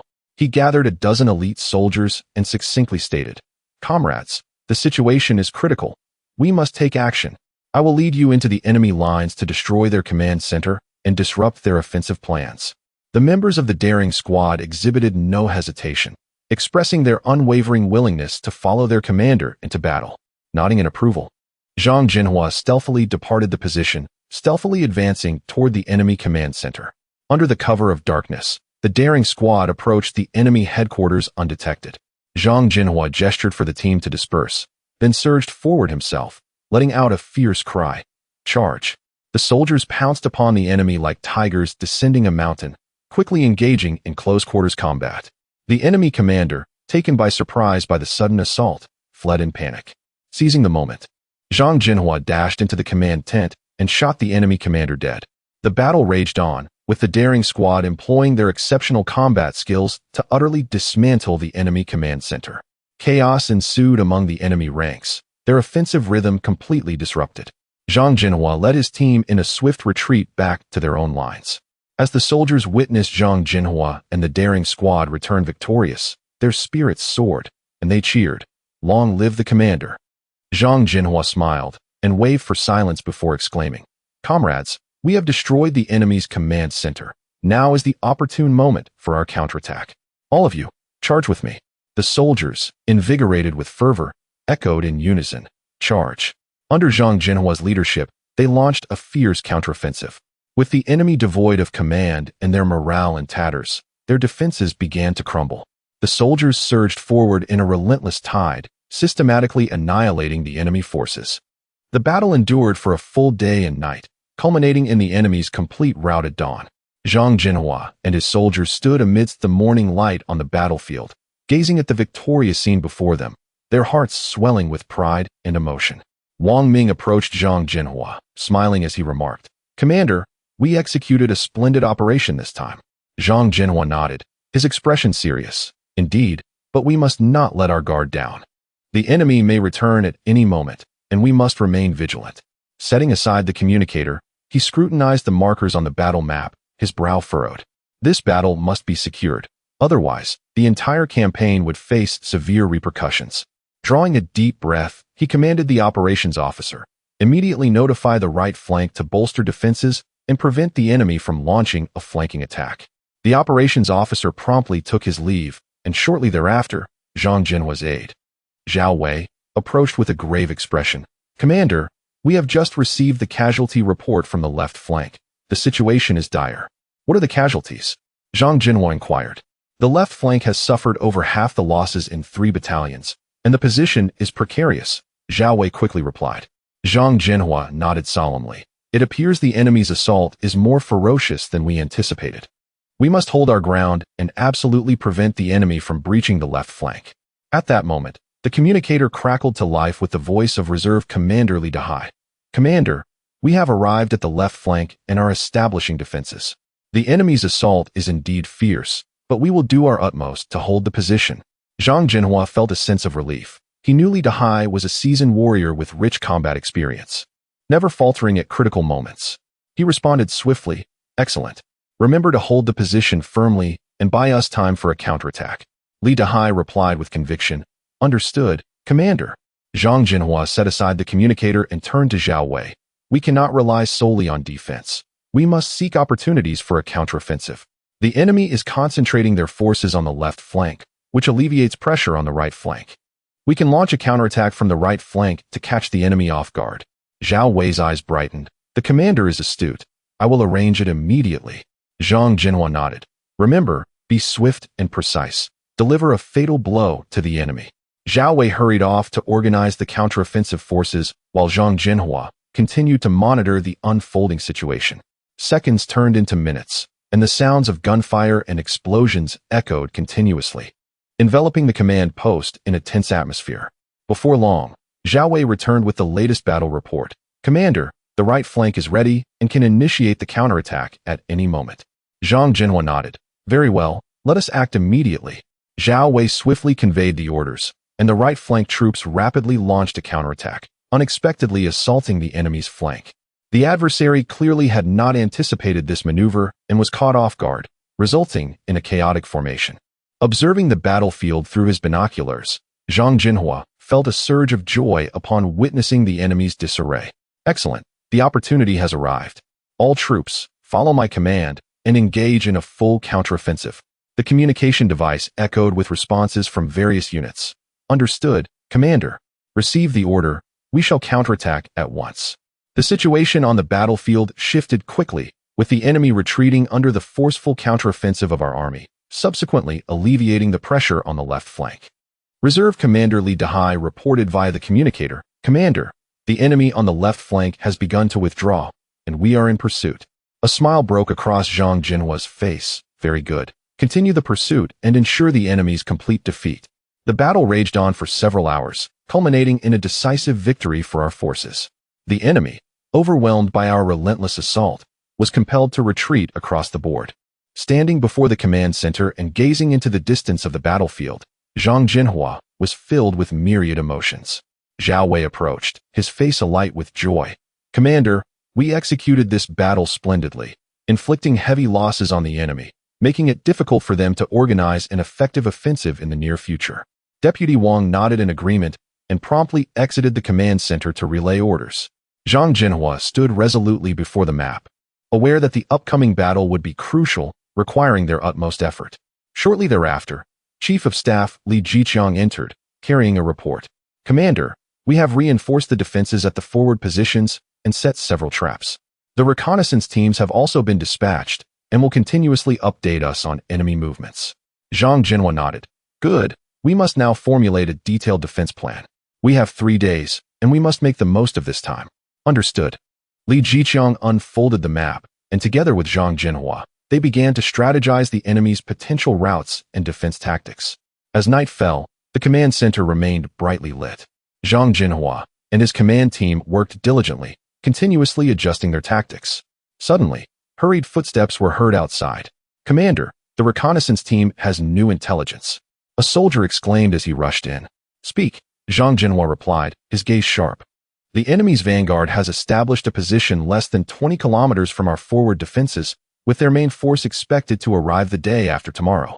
Very well, continue to monitor their movements and remain vigilant, Zhang Zhenhua instructed. As the night deepened, Zhang Zhenhua returned to his quarters but did not lie down to rest. Instead, he continued to contemplate the forthcoming battle.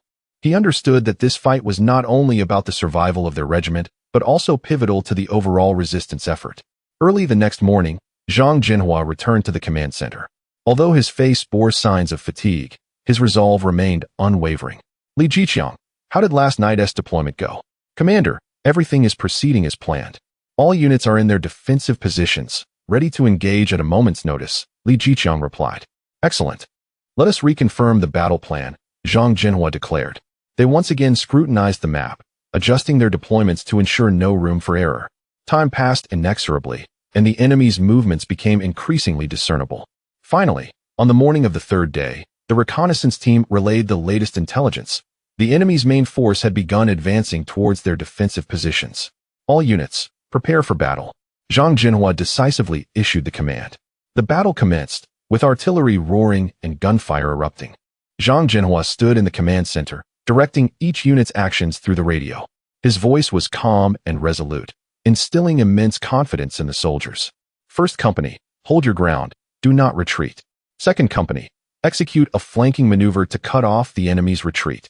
3rd Company, prepare to charge. The combat was exceptionally fierce, with the enemy's offensive being relentless, yet Zhang Zhenhua and his soldiers showed no signs of retreat. After several hours of intense fighting, they finally repelled the enemy's assault. Reporting to the commander, the enemy has temporarily retreated. A communications soldier excitedly rushed in to report. Zhang Zhenhua exhaled in relief, yet he was acutely aware that this was merely a temporary victory. Maintain vigilance. The enemy may launch another attack, he commanded.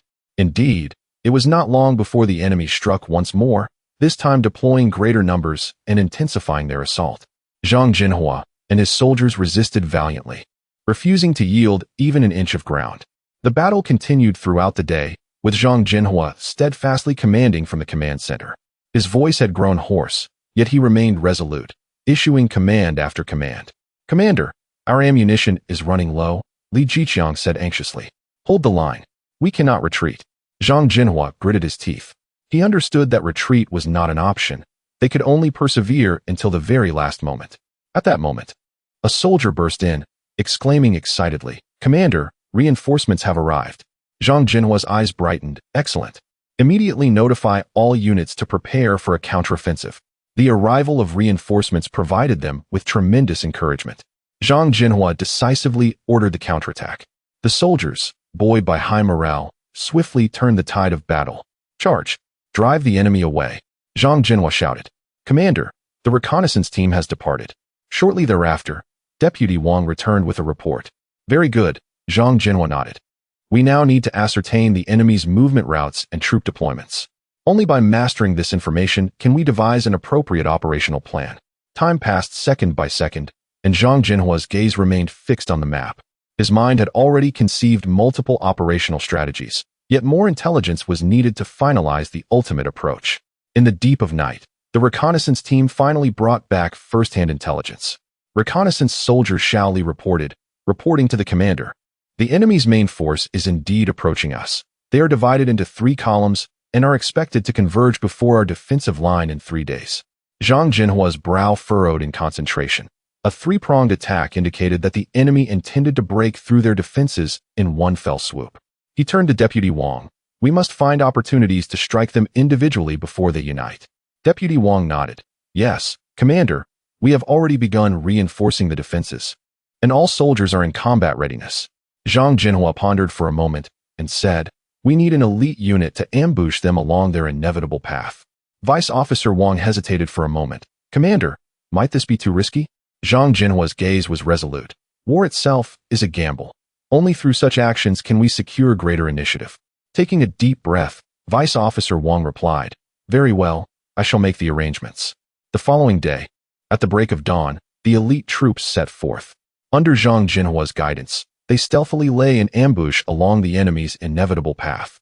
Zhang Zhenhua meticulously observed the surrounding terrain while patiently awaiting the enemy's arrival. By midday, the vanguard of the enemy forces finally came into view.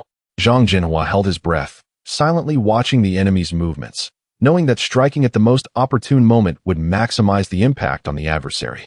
Prepare, Zhang Zhenhua commanded softly. The soldiers swiftly took their battle positions, their expressions a mix of tension and excitement, aware that this battle would determine the course of the entire campaign. Fire! At Zhang Zhenhua's command, a cacophony of gunfire erupted instantaneously. The enemy vanguard was caught off guard, collapsing in disarray. The sudden onslaught threw the enemy into chaos. Seizing the moment, Zhang Zhenhua led his troops in a relentless pursuit, annihilating the enemy's vanguard. Upon receiving the news, the main enemy forces quickly mobilized towards their position, but it was too late. Zhang Zhenhua's troops had already retreated swiftly, vanishing into the vast mountain forests. Upon returning to the defensive line, Zhang Zhenhua immediately convened a meeting with the commanders of various units. Ladies and gentlemen, we have successfully obliterated the enemy's vanguard, disrupting their plans. This is our opportunity.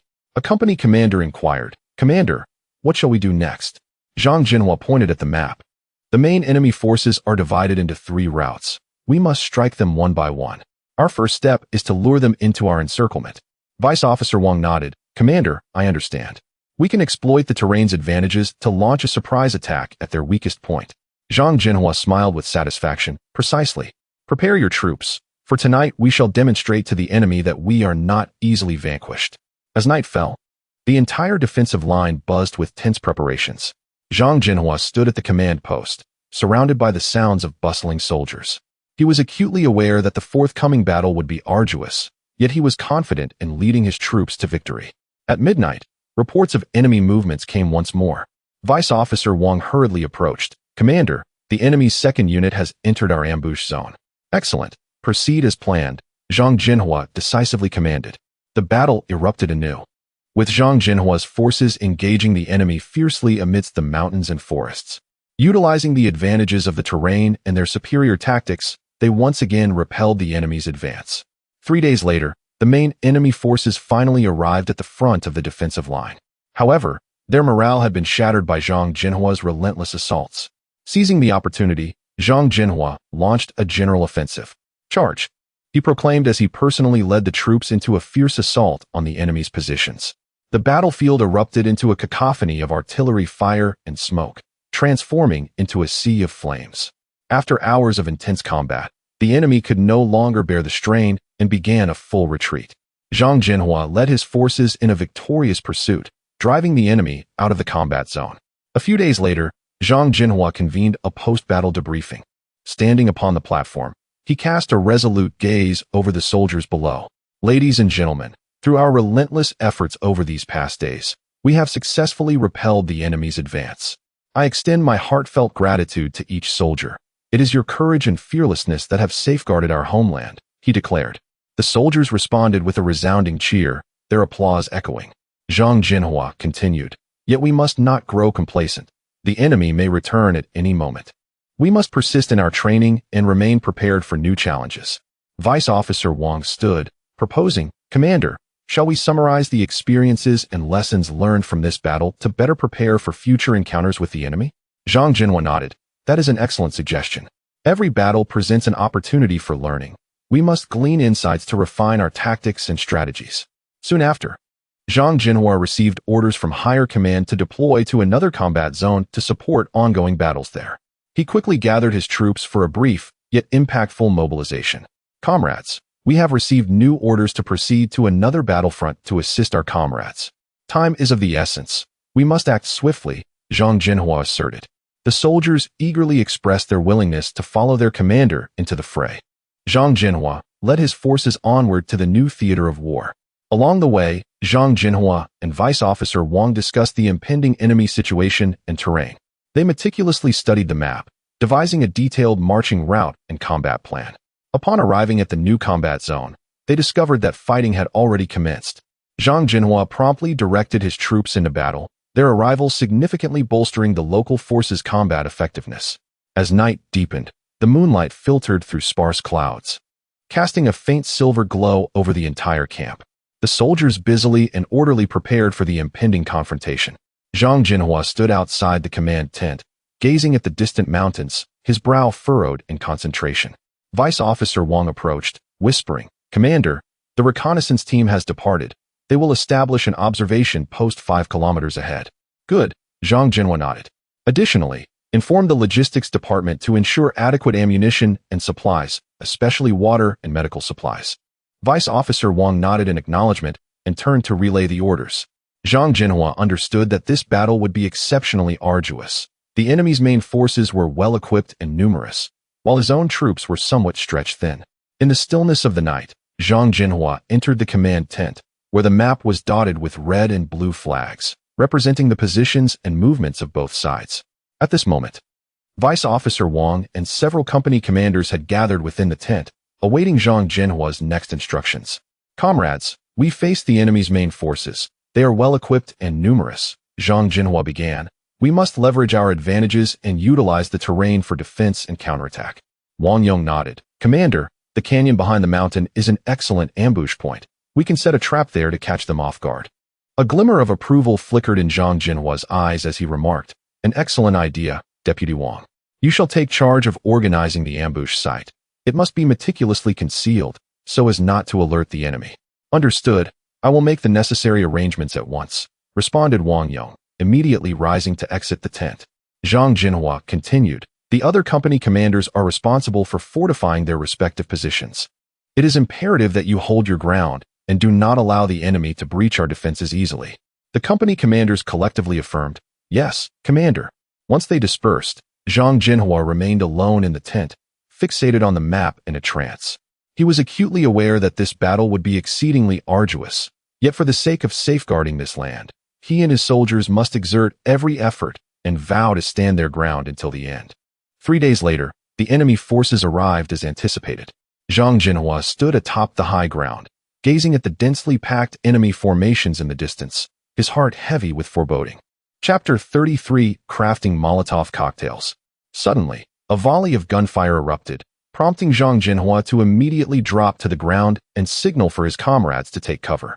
Upon careful observation, he discerned that the enemy was concealed within a dilapidated building. "Cover me," Zhang Zhenhua commanded in a hushed tone, then stealthily maneuvered around to the rear of the structure.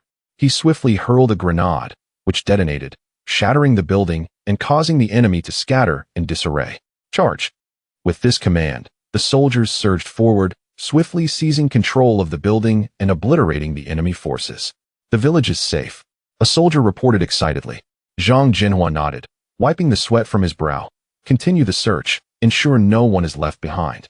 The soldiers fanned out, meticulously inspecting every nook and cranny, ultimately confirming that all enemy combatants in the village had been eradicated. "Commander, we have succeeded," Li Chang relayed through the communicator. "Excellent. Ensure the safety of the villagers," Zhang Zhenhua replied, then addressed the soldiers beside him. "You have all worked hard. The rescue efforts are not yet over, and we must persist." Despite their exhaustion, not a single soldier faltered, as they continued their mission to transport the injured villagers to safety, providing comfort to their spirits. Once everything was settled, Zhang Zhenhua gazed at the village before him, filled with unwavering conviction. He understood that the war was far from over. They must continue to fight until they achieved ultimate victory. As night descended, the soldiers set up camp in the village. Zhang Zhenhua sat by the fire, gazing at the star-studded sky, his mind awash with thoughts. The brutality of war had deepened his appreciation for the preciousness of peace, and he resolved to lead his troops with all his might to defend his nation and its people. "Commander, we shall surely triumph." Li Chang approached and sat beside him, speaking resolutely. Indeed, we shall prevail. Zhang Zhenhua nodded with a smile, his eyes shimmering with determination. At that moment, the communicator crackled to life with orders from headquarters. Commander Zhang Zhenhua, there are signs of a large-scale enemy offensive. You must prepare accordingly. Understood. We will remain vigilant and ready to confront them, Zhang Zhenhua responded. Then turned to the soldiers around him. Prepare yourselves for the new challenges ahead. Zhang Zhenhua quickly deliberated, deciding to dispatch the reserve troops to support the left flank. Reserve team, proceed immediately to the left flank for support. Ensure we hold our ground. His voice was resolute, his gaze fierce, exuding an indomitable spirit of combat. Yes, Commander. Reserve Captain Li Yunfei, upon receiving the command, promptly rallied his troops and sprang into action. The soldiers gripped their rifles tightly, their eyes ignited with an unwavering fighting spirit as they sprinted towards the left flank. Zhang Zhenhua set down the communicator, yet a weight lingered in his heart. The enemy's onslaught was intensifying, with every position under immense pressure.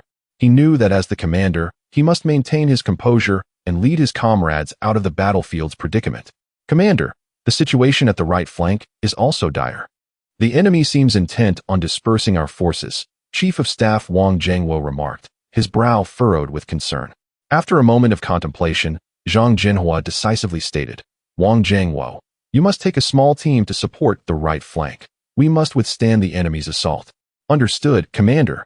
Wang Zhangwo acknowledged, knowing that each decision was critical at this juncture, leaving no room for error. The sounds of gunfire and explosions echoed across the battlefield, with smoke swirling around. On the left flank, Li Yunfei's reserve team engaged in fierce combat with the enemy. Li Yunfei, the enemy's firepower is overwhelming. We need to devise a plan to neutralize their machine gun nest. A soldier shouted. Li Yunfei's expression sharpened, swiftly directing, Zhang Xiaohu, take a few brothers and flank the enemy. Eliminate their machine gunners. Yes, Captain. Zhang Xiaohu responded promptly, leading several soldiers stealthily towards the enemy's side. They moved with agility, using the cover of night to silently approach the enemy's machine gun position. Suddenly, a loud explosion erupted as Zhang Xiaohu accurately tossed a grenade towards the enemy's machine gun nest, causing it to detonate. The machine gunners fell, their cries echoing as the enemy's firepower significantly diminished. Well done, Li Yunfei shouted, invigorating the soldiers as they charged towards the enemy, driving them back. Simultaneously, at the right flank, Wang Zhangwo's small team was also fiercely resisting the enemy's assault. The enemy's fire was relentless, bullets raining down upon their cover. Wang Zhangwo, the enemy's artillery is too accurate. If we continue to hold like this, we will eventually be annihilated. An old soldier voiced anxiously. Wang Zhangwo nodded, realizing that they must take the initiative to reverse the situation. He commanded in a low voice, prepare grenades, and follow me out to catch them off guard. The soldiers responded in unison, grabbing grenades. Wang Zhangwo led the charge, emerging from cover with precision, tossing grenades towards the enemy's artillery position. Amidst the explosions, the enemy's artillery was destroyed, throwing their ranks into chaos. Good job. Charge. The soldiers, emboldened, surged forward alongside Wang Zhangwo, pushing the enemy back. The battle raged throughout the night, and as dawn approached, Zhang Zhenhua finally received the frontline report. Commander, the enemies on both the left and right flanks have been repelled. We have successfully held our positions. Zhang Zhenhua let out a sigh of relief, a smile of gratification spreading across his face. He understood that although the battle had been arduous, their collective bravery and unity had ultimately led to victory. Everyone has worked tirelessly, Zhang Zhenhua conveyed through the communicator. However, we cannot let our guard down. The enemy may return at any moment. Everyone, swiftly regroup and prepare for the next wave of assault. The soldiers responded in unison, knowing that under their commander's leadership, they would overcome any adversary and protect their homeland. Just as the battle concluded, Zhang Zhenhua remained vigilant, acutely aware that the harsh realities of war lay in the enemy's relentless pursuit. Any lapse could result in grave consequences. Commander, what shall we do next? Chief of Staff Wang Zhangwo inquired. Zhang Zhenhua's gaze was resolute as he replied, we cannot remain passive. We must take the initiative and disrupt the enemy's plans. Wang Zhangwo, immediately gather intel on the enemy's movements, identify their weaknesses, so we can devise our next operational strategy. Understood, Commander. Wang Zhangwo nodded, swiftly departing with his team. Zhang Zhenhua stepped out of the command center, looking out over the distant battlefield, silently praying. Soldiers, we must endure. Victory shall ultimately belong to us. A few days later, Wang Zhengwo returned with vital intelligence. Commander, the enemy supply line to the north is relatively weak. If we can sever their supplies, we can deliver a significant blow to them. Zhang Zhenhua nodded and swiftly devised a battle plan. Excellent. We shall catch them off guard. Li Yunfei, you will lead a small team to flank and cut off the enemy's supply line. Wang Zhengwo, you will launch a feigned attack from the front to draw their attention. I will personally lead the main forces to break through from the center and annihilate the enemy in one fell swoop. Yes, Commander. Li Yunfei and Wang Zhengwo responded in unison, fully aware that this operation was of utmost importance and required their utmost effort. As night fell, the soldiers stealthily advanced, executing their actions as planned. Zhang Zhenhua led the main forces, concealed within the dense forest, awaiting the opportune moment. Commander, Li Yunfei has successfully severed the enemy's supply line, and Wang Zhengwo has commenced the feigned attack, reported a scout. Zhang Zhenhua nodded and said solemnly, Prepare yourselves, charge with me. The soldiers rose and followed Zhang Zhenhua towards the enemy's position. The enemy was caught off guard by the sudden assault, their ranks thrown into disarray. Charge! For the motherland, for victory! Zhang Zhenhua shouted, his gun belching flames. As enemies fell one after another, the battle was exceptionally fierce. The enemy resisted tenaciously, but under Zhang Zhenhua's command, the soldiers' morale soared, closing in step by step. Commander, the enemy is retreating. Wang Zhengwo exclaimed excitedly. Zhang Zhenhua's gaze hardened, and he commanded, Do not let a single enemy escape. Pursue. The soldiers charged like fierce tigers, relentlessly pursuing and completely annihilating the enemy. On the battlefield, smoke filled the air as Zhang Zhenhua stood by the trench, gazing into the distance, his heart brimming with a longing for victory. Brothers, the left flank is in crisis. We must provide immediate support to repel the enemy. Lu Tianhua shouted. Yes, Captain. The soldiers responded in unison, their eyes resolute. In Zhang Zhenhua's command post, he continuously adjusted the tactical map, analyzing the enemy's movements. Moments later, he contacted the left flank via the communicator. Left flank commander. The reserve troops have set out and are expected to arrive within 10 minutes. Hold your position. Understood, Commander, we will hold the line. The left flank commander replied, his voice filled with determination. The cannon fire roared incessantly on the battlefield, and the situation on the left flank was exceptionally intense. Lu Tianhua led the reserve troops forward swiftly, encountering a small enemy force along the way. Lu Tianhua gestured for the soldiers to halt and prepare for battle, first clearing out these enemies. The reserve troops quickly spread out, utilizing the terrain for cover, and engaged in fierce gunfire with the enemy. The sounds of gunfire and explosions intertwined as the battle raged on. After a fierce struggle, Lu Tianhua successfully repelled the enemy and continued toward the left flank. Meanwhile, Zhang Zhenhua closely monitored the situation. He contacted the frontline observer. Frontline observer, what is the enemy's movement? Commander, the enemy is concentrating fire on the left flank. It seems they intend to break through our defenses, the observer reported. Continue monitoring the enemy. Report immediately if there is any development. Zhang Zhenhua commanded. On the left flank, Commander Zhang Daong led the soldiers in fierce resistance. The enemy's assault surged like a tidal wave, nearly overwhelming their position. Zhang Daong shouted, Brothers, we cannot retreat. The commander has dispatched reserve troops for support. We must hold our ground. The soldiers gritted their teeth, exerting all their strength to resist the enemy. One soldier fell, and another instantly took his place. The sounds of gunfire and explosions continued. The battle was brutal. At last, the reserve troops led by Lu Tianhua arrived at the left flank.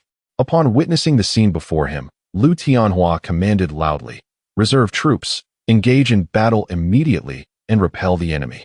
The reserve soldiers surged to the front line and joined the fray. Their arrival greatly boosted the morale of the left flank soldiers, who fought with renewed vigor. Captain Lu, you finally arrived. Zhang Daong grasped Lu Tianhua's hand, his eyes filled with gratitude. Commander Zhang, let us fight together to repel the enemy. Lu Tianhua declared resolutely. The two commanders fought side by side, leading their soldiers in a counterattack. The battle raged on for several hours, and the enemy's offensive was finally subdued. Seeing the enemy begin to retreat, Zhang Daong shouted, Brothers, the enemy is retreating. Continue the pursuit. The soldiers' spirits soared as they chased the enemy, and jubilant cheers of victory echoed across the battlefield. Zhang Zhenhua, upon receiving the battle report in the command post, breathed a sigh of relief. He announced to all troops via the communicator, "Comrades, the crisis on the left flank has been resolved. Thank you for your valiant efforts. Remain vigilant and prepare for the next wave of attack." The soldiers erupted in cheers upon hearing the commander's voice. They understood that victory was hard-won, yet they would continue to hold their ground and safeguard their homeland. During a brief respite in the fighting, Zhang Zhenhua and his command team seized the moment to summarize their combat experiences and adjust tactical deployments. Zhang Zhenhua said to his aide, "Li Jun, we must strengthen communication between various positions to ensure timely support for each." "Yes, Commander. I will arrange this immediately," Li Jun replied. As night descended, the smoke of battle gradually dissipated. The soldiers took advantage of a brief rest to tidy their gear and replenish ammunition. Zhang Zhenhua patrolled the positions, gazing at these brave soldiers, filled with immense pride and honor. "Commander, the enemy may launch a new round of attacks at dawn. We must be fully prepared." Liu Tianhua approached Zhang Zhenhua and reminded him. "Indeed, we must not let our guard down.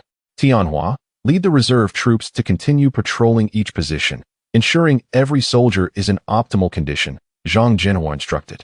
"Understood, Commander." Liu Tianhua saluted and turned to leave.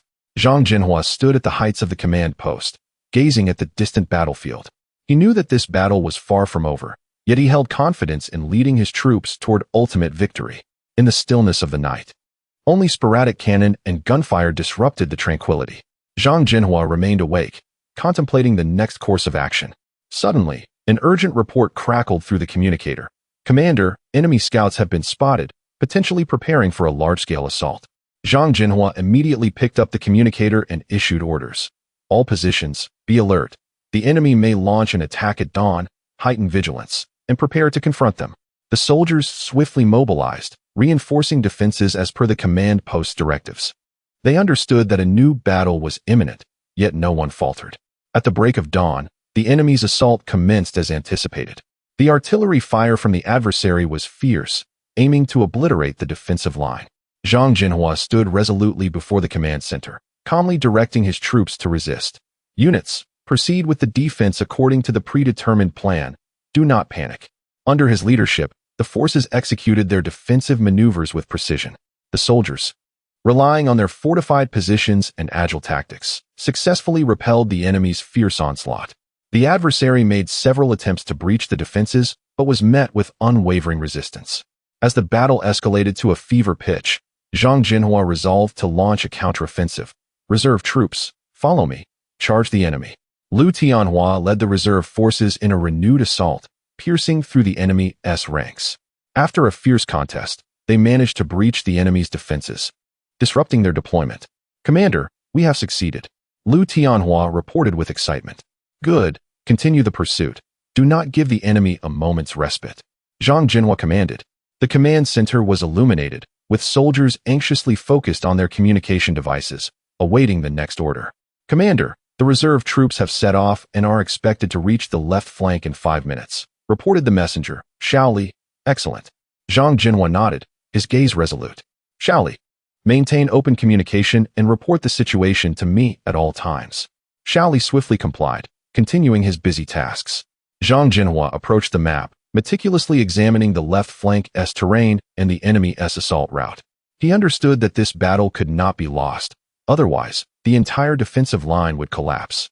Suddenly, the communication device crackled to life. "Commander, the left flank commander, Li Ming, reports that the enemy's firepower is exceptionally fierce. Part of the left flank has been breached, requesting additional support." Zhang Zhenhua's heart tightened as he replied solemnly. "Inform Li Ming that the reserve troops are on their way. Tell him to hold firm and not to retreat an inch." "Understood, Commander." The messenger quickly relayed the command. Zhang Zhenhua turned to Chief of Staff Liu Chang and said, "Liu Chang, mobilize the 2nd Reserve Troop. Prepare to support the left flank. If the situation worsens, we must do everything to stabilize the left flank position." Liu Chang immediately executed the order, and a tense atmosphere enveloped the command center. Moments later, the communicator buzzed again. "Commander, the reserve troops have arrived at the left flank and are engaged in fierce combat. The situation remains critical." Zhang Zhenhua pondered briefly before speaking into the communicator. Reserve Troop Commander, listen. No matter what, hold your ground. Our subsequent support is on its way, and we must not allow the enemy to break through further. Understood, Commander. The Reserve Troop Commander replied firmly. Zhang Zhenhua set down the communicator, his brow furrowed. Lu Chang approached and quietly asked, Commander, should we deploy the 3rd Reserve Troop?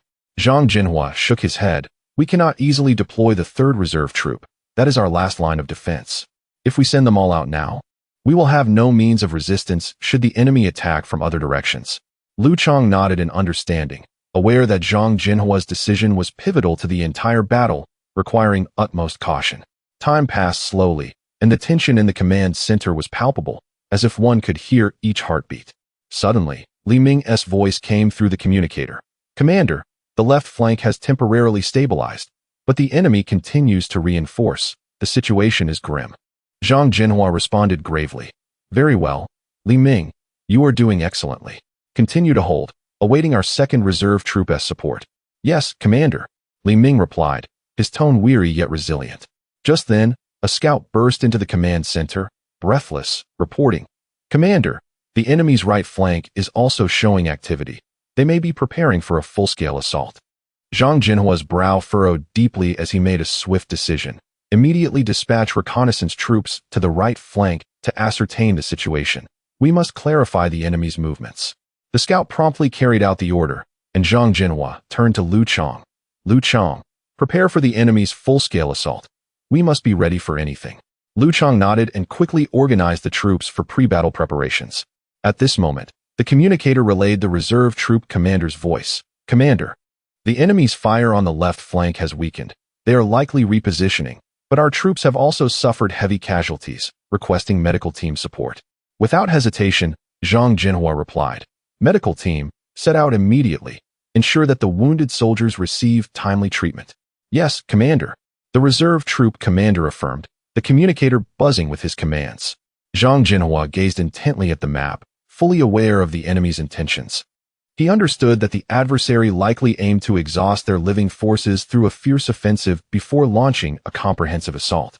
Lu Chang, Zhang Zhenhua said softly, the enemy may launch their main assault on the right and central fronts. We must be prepared. Understood, Commander.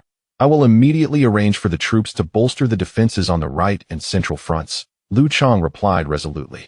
As time ticked by, the atmosphere in the command center grew increasingly tense. Suddenly, the communicator crackled again with Li Ming's voice. Commander, enemy reinforcements have arrived.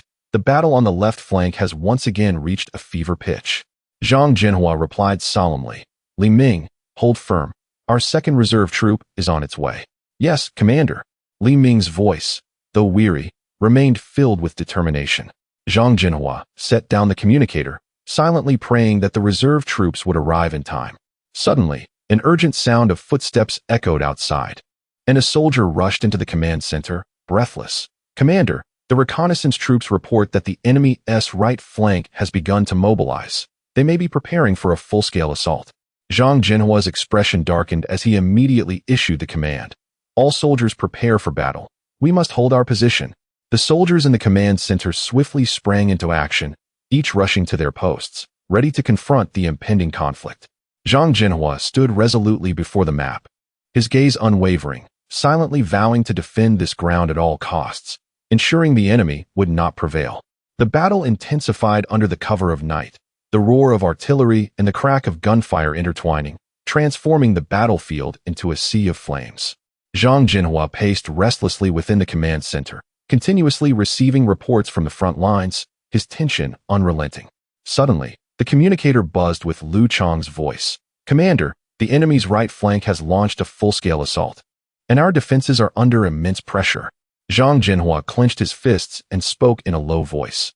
Lu Chang, inform our soldiers that they must hold the line at all costs. We cannot allow the enemy to breach our defenses. Yes, Commander. Lu Chang replied with unwavering determination. Time seemed to stretch infinitely, with each second weighing heavily upon them. Zhang Zhenhua understood that the outcome of this battle would directly affect the entire campaign. He could not afford to be complacent for even a moment. Suddenly, a familiar voice crackled through the communicator. Commander, this is Chen Feng. The second reserve has reached the left flank, and is engaged in fierce combat with the enemy. Zhang Zhenhua felt a wave of relief wash over him and promptly responded, "Chen Feng, that is excellent news. You must hold the left flank firmly. Our medical team is en route. So ensure the safety of the wounded soldiers." Zhang Zhenhua set down the communicator and turned to Deputy Commander Wang Ming, saying, "Ming, the enemy's assault is relentless. We must prepare to fight with all our might. Go and reinforce the defenses at the front lines. It is imperative that we secure every point." Wang Ming nodded. "Understood. I will make the necessary arrangements immediately." Chapter 34. Notify all levels of officers to convene immediately to discuss countermeasures. Zhang Zhenhua set down the communicator, silently contemplating. This battle concerns the stability of the entire defense line, and there can be no room for complacency. He raised his gaze towards the prepared reserve troops, where Captain Li Ming was anxiously watching him. "Li Ming, take your brothers and immediately reinforce the left flank. Remember, it is imperative to hold the position at all costs." Zhang Zhenhua's voice was resolute. "Yes, Commander." Li Ming swiftly saluted and turned to the reserve troops, shouting, "Brothers, let's go." The soldiers of the reserve immediately formed ranks and marched heavily towards the left flank. As Zhang Zhenhua watched their departing figures, a profound sense of responsibility surged within him. Every decision affected the lives of these soldiers. He took a deep breath and turned towards the command center. Inside the command center, Chief of Staff Wang Jun was intently analyzing the situational map of both enemy and allied forces, with several aides gathered around, fixated on the red and blue markers on the map. "Wang Jun, what is the status of the enemy?" Zhang Zhenhua entered, getting straight to the point. "Commander, the enemy's main force is concentrated on the left flank and is attempting to breach our defenses. Although the right flank is temporarily calm, we cannot afford to let our guard down," Wang Jun replied, his brow furrowed. "The enemy's intention is clear. They seek to sever our supply line and strike a decisive blow against us." Zhang Zhenhua contemplated for a moment. The reserve had already been dispatched to support the left flank, but further precautions were necessary. "Commander, we can mobilize the 2nd Battalion, which is currently on standby in the rear," suggested Aide Zhang Hao. Zhang Zhenhua nodded. "All right. Order the entire 2nd Battalion to deploy and support the left flank. At the same time, notify all companies to strengthen their defenses, especially on the right flank. There must be no lapses." "Understood." Zhang Hao quickly began relaying the orders. At that moment, the communicator crackled with urgency. "Commander, the enemy has intensified their assault, and our defense line is precarious. We request additional support." Zhang Zhenhua's brow furrowed, his voice calm yet firm. "Hold fast. Reinforcements are on the way. You must hold your ground and not retreat an inch." "Understood, Commander. We will resist to the death," came the determined reply from the other end of the communicator. Zhang Zhenhua set down the device and approached the map, his gaze resolute. "Wang Jun, we must devise a means to counterattack. Mere defense will not suffice. Commander, I propose that we launch a counterattack from the flank when the enemy's assault is at its fiercest." Catching them off guard, Wang Jun presented his idea. Zhang Zhenhua nodded, agreed. "Immediately inform the 3rd Battalion to prepare for a flank counterattack. Simultaneously, notify the artillery company to ready their fire support." The command center buzzed with activity as various orders were swiftly disseminated. Zhang Zhenhua stood before the map, mentally reflecting on the battles of the past years, knowing that this fight was crucial and demanded utmost vigilance. As time ticked away, the sounds of gunfire grew increasingly closer, as if the very sky was trembling. Zhang Zhenhua recognized the moment of reckoning had arrived. He exited the command center and stood at the edge of the trench, surveying the battlefield ahead. Suddenly, Li Ming's voice crackled through the communicator. "Commander, we have arrived at the left flank and are engaged in fierce combat with the enemy. We request fire support." "Understood. Fire support will be en route immediately. You must hold your position," Zhang Zhenhua swiftly replied, then turned to the nearby signalman. "Immediately notify the artillery company to provide fire coverage for the left flank." The artillery unit received the command, quickly adjusting their cannons to aim at the enemy's concentrated area. With a single order, shells whistled towards the enemy lines, the explosions resonating continuously. The enemy's offensive clearly faltered, momentarily halting. "Commander, the artillery coverage is highly effective. The enemy's assault has weakened." Li Ming's voice carried a note of encouragement. "Good. Hold on. Our counterattack forces will arrive shortly," Zhang Zhenhua encouraged. At that moment, Zhang Zhenhua noticed a chorus of shouts from the front line. signaling that the enemy had not given up and was reorganizing their offensive. He realized the urgency of launching a counterattack. Otherwise, the left flank would not withstand the pressure. Wang Jun, is the counterattack unit ready? Zhang Zhenhua turned to inquire. Ready, Commander. The 3rd Battalion is on standby at the flank and can initiate the counterattack at any moment. Wang Jun replied promptly. Good. Order the 3rd Battalion to commence the flank counterattack immediately. We must catch the enemy off guard. Zhang Zhenhua commanded. Upon receiving the order, the 3rd Battalion swiftly launched an assault from the flank.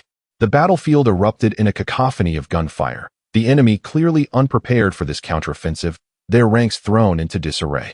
Commander, the 3rd Battalion has begun their counterattack. The enemy is caught off guard. The signalman reported excitedly.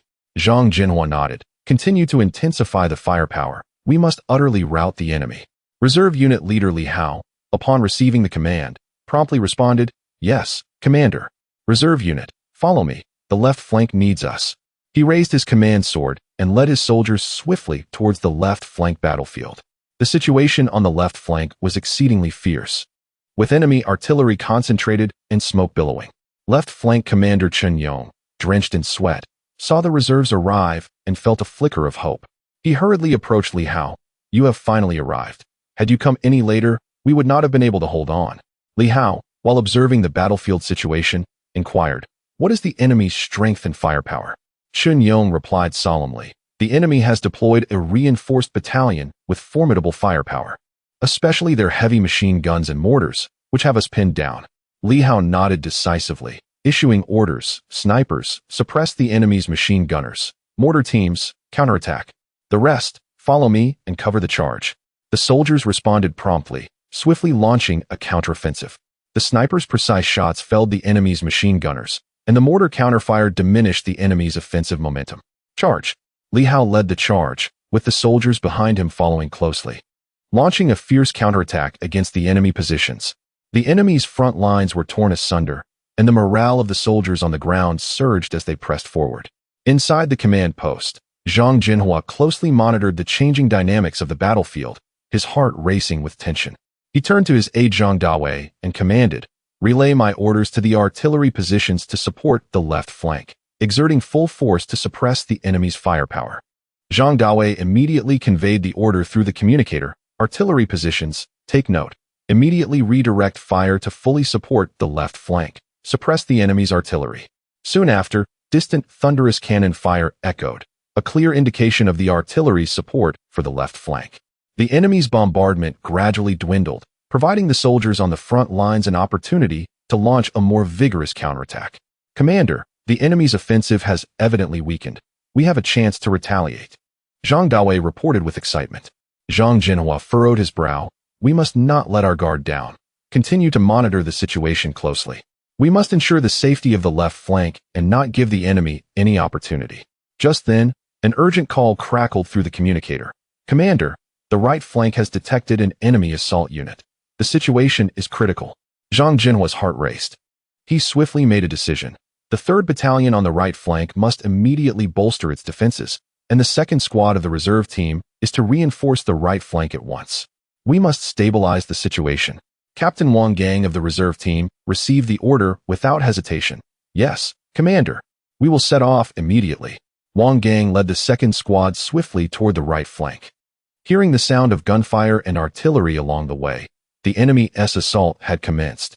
While running, he shouted to the soldiers behind him, Brothers, quicken your pace. We must reach before the enemy breaks through. Upon arriving at the right flank, Wang Gang saw the enemy had already encroached upon the defensive line. He commanded loudly, Machine gun team, suppress the enemy. Grenadiers, prepare to throw. Infantry, charge with me. The soldiers sprang into action. The machine gun's fire temporarily held back the enemy's vanguard, while the grenadiers' precise throws disrupted the enemy's formation. Leading the charge, Wang Gang spearheaded wave after wave of counterattacks. Commander, the enemy's offensive on the right has been momentarily contained. Zhang Dawei reported, his tense expression easing slightly. Zhang Zhenhua nodded, but he knew the battle was far from over. Continue to closely monitor the enemy's movements. We must ensure the security of every position. At that moment, the communicator relayed another message. Commander, the rear base has come under enemy air assault. We request aerial support. Zhang Zhenhua inwardly lamented. The enemy aimed to obliterate all their defenses in one fell swoop. He swiftly instructed Zhang Dawei, contact the Air Force immediately, request air support, and order the anti-air units to retaliate against the enemy aircraft with full force. Zhang Dawei promptly conveyed the command through the communicator. Anti-air units, attention. Enter a state of Level 1 combat readiness. Shoot down all enemy aircraft. Air Force support, request assistance for our rear base. The Air Force responded quickly. Request received. Our aircraft have taken off and are expected to arrive at the battlefield in 5 minutes. The anti-air units promptly unleashed their counterattack, missiles soaring towards the enemy planes. Meanwhile, the sound of bombings echoed ominously above the base, the tremendous explosions instilling fear in their hearts. Commander, we must hold on. Air support is on its way. Zhang Dawei urged anxiously. Zhang Zhenhua nodded, his gaze resolute. Tell everyone to hold on. We will surely prevail. 5 minutes later, the roar of the Air Force's aircraft filled the skies as they launched a fierce counteroffensive against the enemy planes. Enemy aircraft were shot down, plummeting to the ground, and the threat of the enemy's air assault was finally contained. Commander, the Air Force support has arrived. The enemy planes have been repelled. Zhang Dawei reported joyfully. Yes, Commander. Reserve Captain Li Zhongqing responded promptly, leading his team swiftly towards the left flank. Zhang Zhenhua picked up his binoculars, observing the situation on the battlefield. Smoke enveloped the left flank, and the enemy's firepower was exceedingly fierce. Anxious, he contemplated further strategies to counter the sudden onslaught. Suddenly, another urgent report crackled through the communicator. Commander, the right flank has also come under enemy attack, and our defensive line is in jeopardy. Zhang Zhenhua's brow furrowed as he solemnly commanded, order the 2nd Battalion to rapidly reinforce the right flank. We must stabilize the line at all costs. Yes, Commander. The communicator swiftly relayed the order. At this moment, Deputy Commander Li Beiyang approached, his expression grave. Commander Zhang, our defensive line is under immense pressure. It may not hold for long. Zhang Zhenhua nodded, having anticipated this moment. Li Beiyang, you personally lead a company to assist the reserve team in supporting the left flank. Ensure that the enemy's offensive is halted at all costs. Li Beiyang saluted sharply, responding resolutely. Understood, Commander. The battle raged on, with the enemy's assaults crashing like relentless waves. Soldiers fought valiantly on the front lines, each gunshot and explosion a testament to their indomitable struggle. On the left flank, Li Zhongqing and the reserve team had just arrived. Witnessing the soldiers fiercely resisting the enemy's advance with their flesh and blood, Li Zhongqing felt a surge of fervor. Brothers, hold on. Our reinforcements have arrived. Li Zhongqing shouted. Reserve team, charge. With his command, the reserve soldiers leaped into action, rushing toward the enemy's position amidst a hail of gunfire. The cacophony of gunfire, explosions, and battle cries intertwined, turning the battlefield into a hellish scene. The arrival of the reserve team solidified the left flank's defenses considerably. Yet the enemy's offensive remained fierce. Observing the battlefield, Zhang Zhenhua understood that more decisive measures were necessary. Through the communicator, he maintained close contact with various commanders, swiftly coordinating forces. Meanwhile, in the field hospital, medical personnel were tirelessly treating the wounded. Many soldiers were severely injured yet stubbornly insisted on staying, refusing to retreat. Doctor, just bandage me up. I need to get back to the fight. One soldier grimaced through the pain, addressing the physician. The doctor shook his head helplessly. You are gravely injured. You must stay for treatment. The soldier resolutely replied, No, I cannot falter now. My comrades are still on the front lines. I must return. The doctor sighed, quickly dressing his wound while silently wishing him a safe return. Each soldier on the battlefield is a hero, protecting their homeland and families with their flesh and blood. Zhang Zhenhua observed the combat situation on the left flank through his binoculars, feeling a slight sense of relief. The addition of the reserve team and Li Beiyang had finally stabilized the left flank's defenses. Communicator, immediately report the situation to the higher command and request reinforcements. Zhang Zhenhua instructed the communicator. Yes, Commander. The communicator swiftly dialed the higher command, detailing the current combat situation. Soon, a response from the superior command arrived. Received. Reinforcements are on their way. Hold your position. Zhang Zhenhua felt a surge of determination, clenching his fists. He understood that if they could endure until the arrival of reinforcements, the tide of battle could potentially turn. At that moment, a cheer erupted from the right flank. Zhang Zhenhua raised his binoculars and observed that the enemy's assault was beginning to falter against the staunch resistance of the 2nd Battalion. "Well done, my brothers." A wave of joy filled Zhang Zhenhua's heart, and he immediately commanded through the communicator, 2nd Battalion, "Maintain the pressure and pursue the retreating enemy." The morale of the soldiers in the 2nd Battalion soared, and seizing the opportunity of the enemy's withdrawal, they swiftly launched a counterattack. On the battlefield, the soldiers etched magnificent verses of valor with their lives and blood. Before long, the reinforcements finally arrived. Zhang Zhenhua personally greeted them, succinctly briefing them on the current combat situation and swiftly formulated a new operational plan. The commander of the reinforcements, Wang Guoqiang, patted Zhang Zhenhua on the shoulder and said with a smile, "Commander Zhang, rest assured, we will fight alongside you and defeat the enemy together." Zhang Zhenhua nodded gratefully. "With your addition, victory is within our grasp." The new battle plan was swiftly set in motion, with the reinforcements and the original defensive troops collaborating closely, launching successive counterattacks. The battlefield was shrouded in smoke, as the soldiers valiantly fought amidst a hail of bullets. After several hours of fierce combat, the enemy's offensive was thoroughly repelled. Zhang Zhenhua stood on the battlefield, gazing at the fallen comrades and enemies, his heart filled with profound emotions. "Commander, we have triumphed." Li Zhongxing rushed over, his face beaming with joy. Zhang Zhenhua smiled faintly and nodded. "Yes, we have achieved victory. However, this war is not yet over. We must remain vigilant and prepared for new challenges." Li Daong approached and saluted solemnly. "Commander, this victory is thanks to your wise command, which preserved our position." Zhang Zhenhua shook his head and said gravely, "This victory is the result of the collective efforts of all the soldiers, who have made tremendous sacrifices. We must remember these sacrifices and continue to strive for our victory." Amidst the cheers of the soldiers, Zhang Zhenhua maintained a calm and clear mind. He understood that the road of resistance was still long, and more arduous challenges awaited them. As night fell, the soldiers rested in their rudimentary tents. Zhang Zhenhua inspected every corner, offering words of comfort to each soldier. He knew that only by caring for and nurturing these brave warriors could they fight more fearlessly on the battlefield.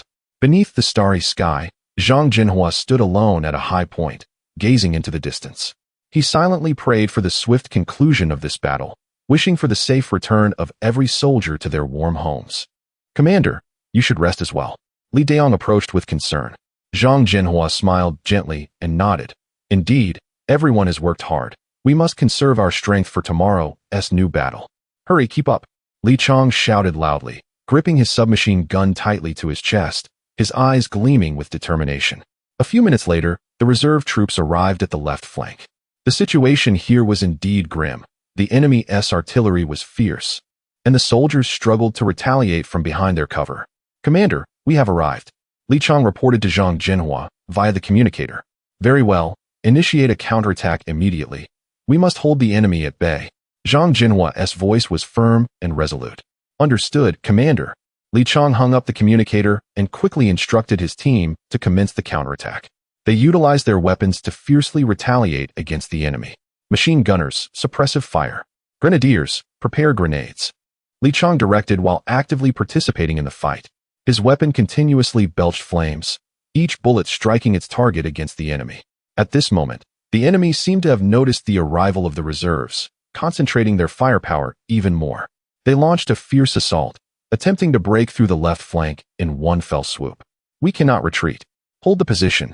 Li Chong rallied the soldiers' spirits, and they resolutely resisted the enemy's onslaught under his leadership. A grenade exploded near Li Chong, splattering dirt and blood across his face, but he did not waver, continuing to command the battle. "Captain Li, we can barely hold on." A soldier rushed over to report. "Hold on a little longer. Reinforcements are on the way." Li Chong gritted his teeth, continuing to organize the counterattack. Just then, Zhang Zhenhua re-established contact with Li Chong through the communicator. "Li Chong, reinforcements are en route.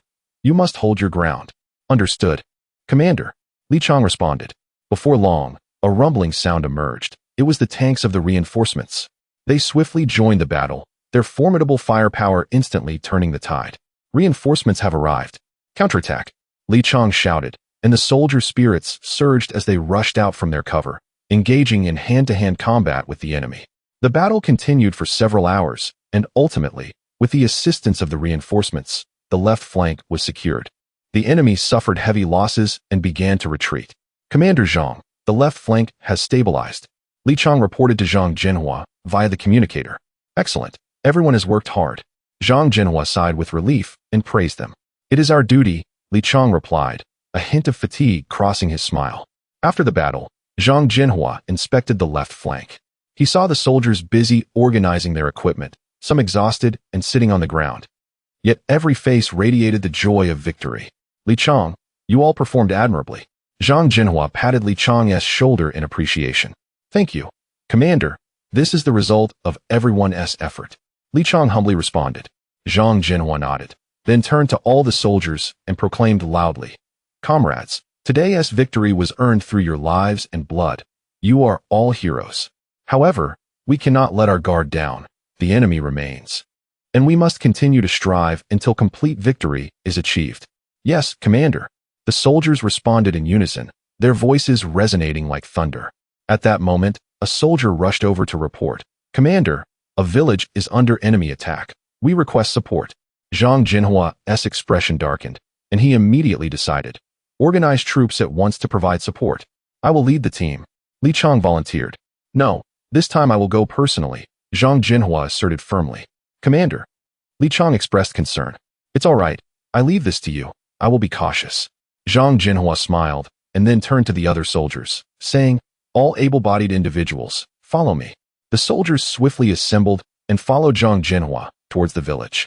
Along the way, they encountered numerous refugees, and Zhang Zhenhua urged everyone to assist as much as possible, ensuring their safe resettlement. At last, they arrived at the besieged village, which had already been largely consumed by flames set by the enemy, with villagers fleeing in terror. Quickly, save the people. Zhang Zhenhua commanded the soldiers to split up, while he led a group directly towards the center of the village. Chapter 35. Swiftly conclude the battle, leaving no survivors. The reconnaissance team stealthily withdrew from the enemy's position, returning to the camp.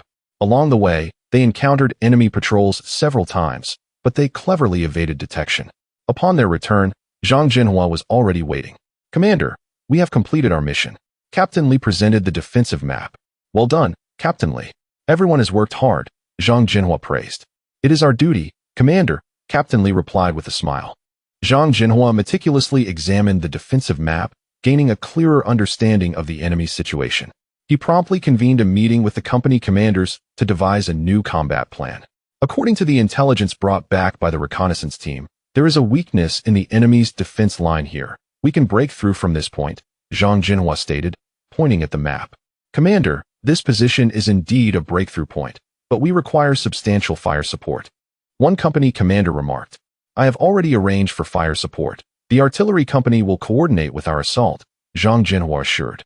Everyone must execute the plan diligently, striving for the complete annihilation of the enemy. As the battle reignited, the soldiers, under Zhang Zhenhua's command, bravely charged toward the enemy's position. The roar of artillery echoed as the enemy's defense line was torn apart, and the soldiers surged forward like ferocious tigers descending a mountain, their momentum unstoppable. Victory is within reach. Let us give it our all, Zhang Zhenhua shouted.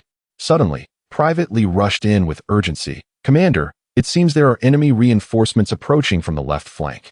Zhang Zhenhua furrowed his brow and swiftly made a decision. Notify the 8th Company to immediately reinforce the left flank defense. We must block the enemy's reinforcements. Yes, Commander. Private Li saluted and hurried to relay the order. Turning to his aide, Chen Feng, Zhang Zhenhua commanded. We cannot remain solely on the defensive. We must take the initiative. Take a team of elite troops and flank the enemy, delivering a decisive blow. Chen Feng nodded. Understood, Commander. I will ensure the enemy knows our strength. Stay concealed and wait for my signal, Zhang Zhenhua instructed. Understood. Chen Feng turned to assemble his team. The battle intensified, and the enemy's firepower gradually escalated. The soldiers advanced amidst a hail of gunfire, undeterred. Suddenly, explosions and cries of anguish erupted from the front lines. It's enemy shelling. Zhang Zhenhua quickly assessed the situation. Everyone, disperse and take cover. Be wary of the artillery. He commanded loudly. The soldiers quickly scattered, seeking shelter. The bombardment continued for a while, leaving the ground pockmarked and shrouded in smoke. Commander, The enemy's shelling has ceased. One soldier reported. Good. Prepare for a counterattack. Zhang Zhenhua declared loudly. We cannot afford to give the enemy a moment's respite. The soldiers regrouped, their spirits soaring. They knew that under Commander Zhang Zhenhua's leadership, victory was assured. Chen Feng, are you ready? Zhang Zhenhua inquired via radio. Ready, we can strike at any moment. Chen Feng's voice responded. Excellent, proceed. Zhang Zhenhua ordered. In an instant, Chen Feng led his team in a fierce charge from the flank towards the enemy's position. The enemy was caught off guard by this sudden assault and began to falter. Everyone, follow through and utterly crush them. Zhang Zhenhua bellowed as he personally led the charge. The soldiers followed closely, advancing toward the enemy's position. The cacophony of gunfire and explosions filled the battlefield with a harrowing atmosphere. Commander, be careful, a soldier suddenly shouted. Zhang Zhenhua turned to find an enemy soldier aiming a gun at him. He swiftly retaliated, hitting the enemy with a single shot. Zhang Zhenhua calmly surveyed his surroundings, ensuring no further threats remained before continuing to direct the battle. The high ground ahead is the enemy's last defense. Let us charge together. Zhang Zhenhua gestured forward. The soldiers erupted in a thunderous cheer as they surged toward the high ground. The enemy fought desperately, but under the relentless assault from Zhang Zhenhua and his troops, they began to crumble. Commander, we succeeded, a soldier exclaimed with excitement. Zhang Zhenhua nodded, a rare smile gracing his face. Well done. Everyone, you have worked hard. They began to secure the battlefield, assist the wounded, and prevent any enemy counterattacks. The soldiers swiftly conducted their tasks, and amidst the flurry of activity, Zhang Zhenhua finally exhaled in relief. After the battle, Zhang Zhenhua gathered all the company and platoon leaders for a debriefing. Today's victory is a testament to everyone's bravery and teamwork, Zhang Zhenhua remarked, but we must not let our guard down. The enemy may return at any moment. We must be thoroughly prepared. The commander is right. We will continue to strive and give the enemy no opportunities. Captain Wang Chang asserted resolutely. Excellent. Upon returning, everyone should immediately organize equipment, replenish ammunition, and prepare for the next battle, Zhang Zhenhua instructed. The group responded in unison, promptly attending to their tasks. Dispatch the reserves to the left flank without delay. We must hold our position. Zhang Zhenhua decisively ordered his aide, Lu Cheng. Lu Cheng immediately stood at attention and saluted. Yes, Commander. Meanwhile, Zhang Zhenhua picked up the communicator and spoke to the left flank commander. Oldly, the reserves have set off. You must hold your ground. Support is on the way. Understood, Commander. We will hold the position at all costs, replied left flank commander Li Guiqiang, his voice resolute yet tinged with fatigue. Zhang Zhenhua set down the communicator, his gaze unwavering as he stared ahead. His chief of staff, Zhou Hua, quietly remarked, Commander, the enemy's firepower is fierce. Whether the reserves can arrive in time remains uncertain. Zhang Zhenhua took a deep breath, lowering his voice. We have no retreat. We must withstand this. At that moment, the reserves, led by Lu Cheng, swiftly advanced. Zhang Zhenhua watched their departing figures, silently praying for their timely arrival. He turned to the map, carefully studying the evolving battlefield dynamics. Commander, it seems the enemy is also making moves on the right flank, reported Scout Lu, beads of sweat dotting his forehead. Notify the right flank troops to strengthen their defenses and closely monitor enemy movements, Zhang Zhenhua swiftly commanded, his mind already racing with new concerns. What could the enemy's grand offensive signify? Just then, the communicator crackled again. Commander, the reserves have reached the left flank and are establishing defenses. Zhang Zhenhua felt a wave of relief wash over him as he promptly responded, Excellent. Provide full support to the left flank and ensure the position is secured. The battle has escalated to a fever pitch, with Zhang Zhenhua continuously receiving and issuing commands, the entire command center bustling yet orderly. However, a heavy weight lingered in his heart. He understood that the enemy would not relinquish their efforts so easily. Commander, the enemy's assault appears to be waning. Li Guiqiang's voice resonated with a hint of joy. Zhang Zhenhua exhaled slightly, but quickly felt the tension return. Oldly, do not let your guard down. The enemy may be preparing for a more formidable offensive. Understood, Commander. We will heighten our vigilance. Just then, the communications officer, Xiao Zhang, rushed in, clutching a telegram. Commander, a message from the headquarters. Zhang Zhenhua took the telegram, swiftly scanning its contents, his expression turning grave. After a moment of contemplation, he raised his head and addressed Zhou Hua. The headquarters has ordered us to hold our ground until reinforcements arrive, and we must conserve our strength as much as possible. Zhenhua nodded. Understood, we will do our utmost. The battle raged on, with Zhang Zhenhua attentively monitoring the dynamics across various fronts. He knew that every decision made on the battlefield could profoundly impact the overall situation.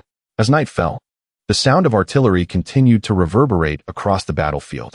Zhang Zhenhua stood before the command post, gazing into the distance at the flickering flames, silently praying for the timely arrival of reinforcements. Suddenly, Li Guiqiang's urgent voice crackled through the communicator. Commander, the enemy has launched a fierce assault again. Our casualties are significant. We request support. Zhang Zhenhua's heart tightened. Is the reserve still supporting the left flank? Yes, Commander, but the enemy's firepower is overwhelming. We cannot hold. Zhang Zhenhua clenched his teeth, rapidly devising a strategy in his mind. He knew decisive action was necessary. Otherwise, the left flank could very well be lost. Lu Cheng, take all available reserves and reinforce the left flank. Zhang Zhenhua commanded resolutely.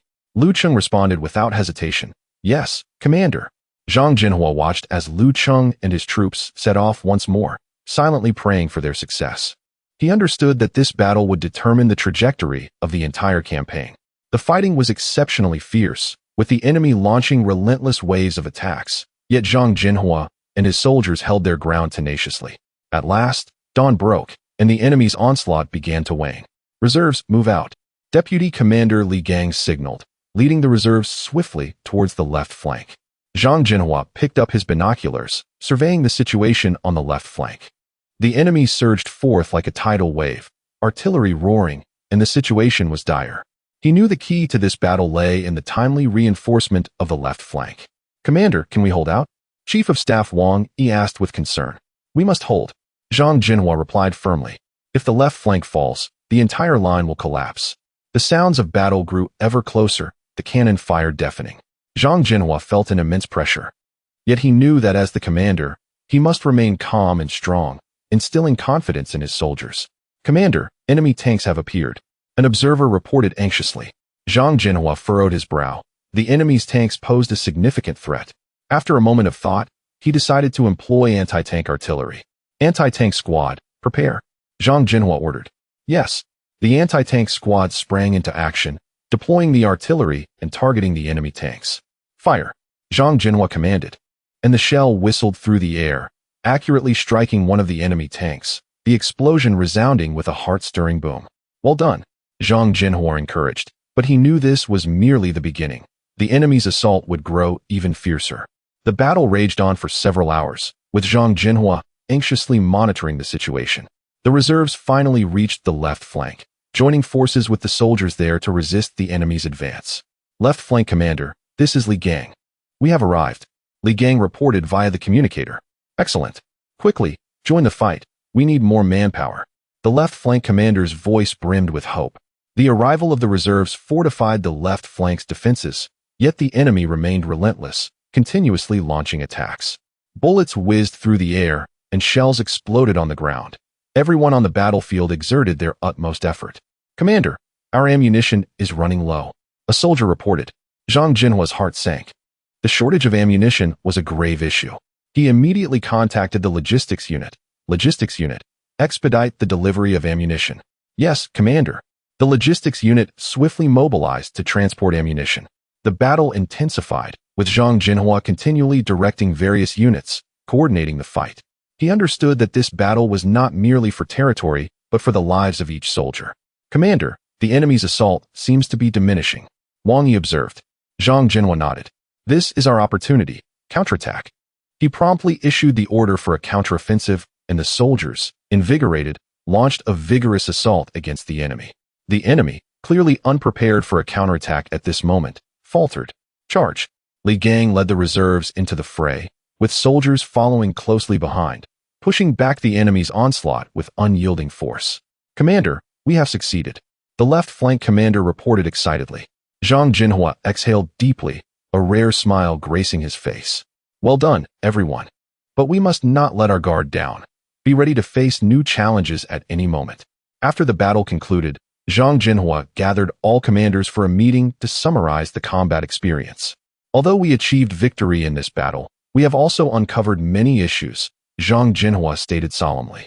The inadequate supply of ammunition is a significant problem. The logistics unit must enhance efficiency. The logistics unit commander nodded. Commander, we will improve promptly to ensure ammunition supply to the front lines. Additionally, our defensive layout requires adjustment. The enemy's assaults are growing stronger, and we must respond with greater flexibility, Zhang Zhenhua continued. The commanders unanimously expressed their agreement, discussing how to enhance defensive measures. Reserve Commander Li Jiqiang swiftly assembled his team. Brothers, the left flank needs our support. Follow me. Yes.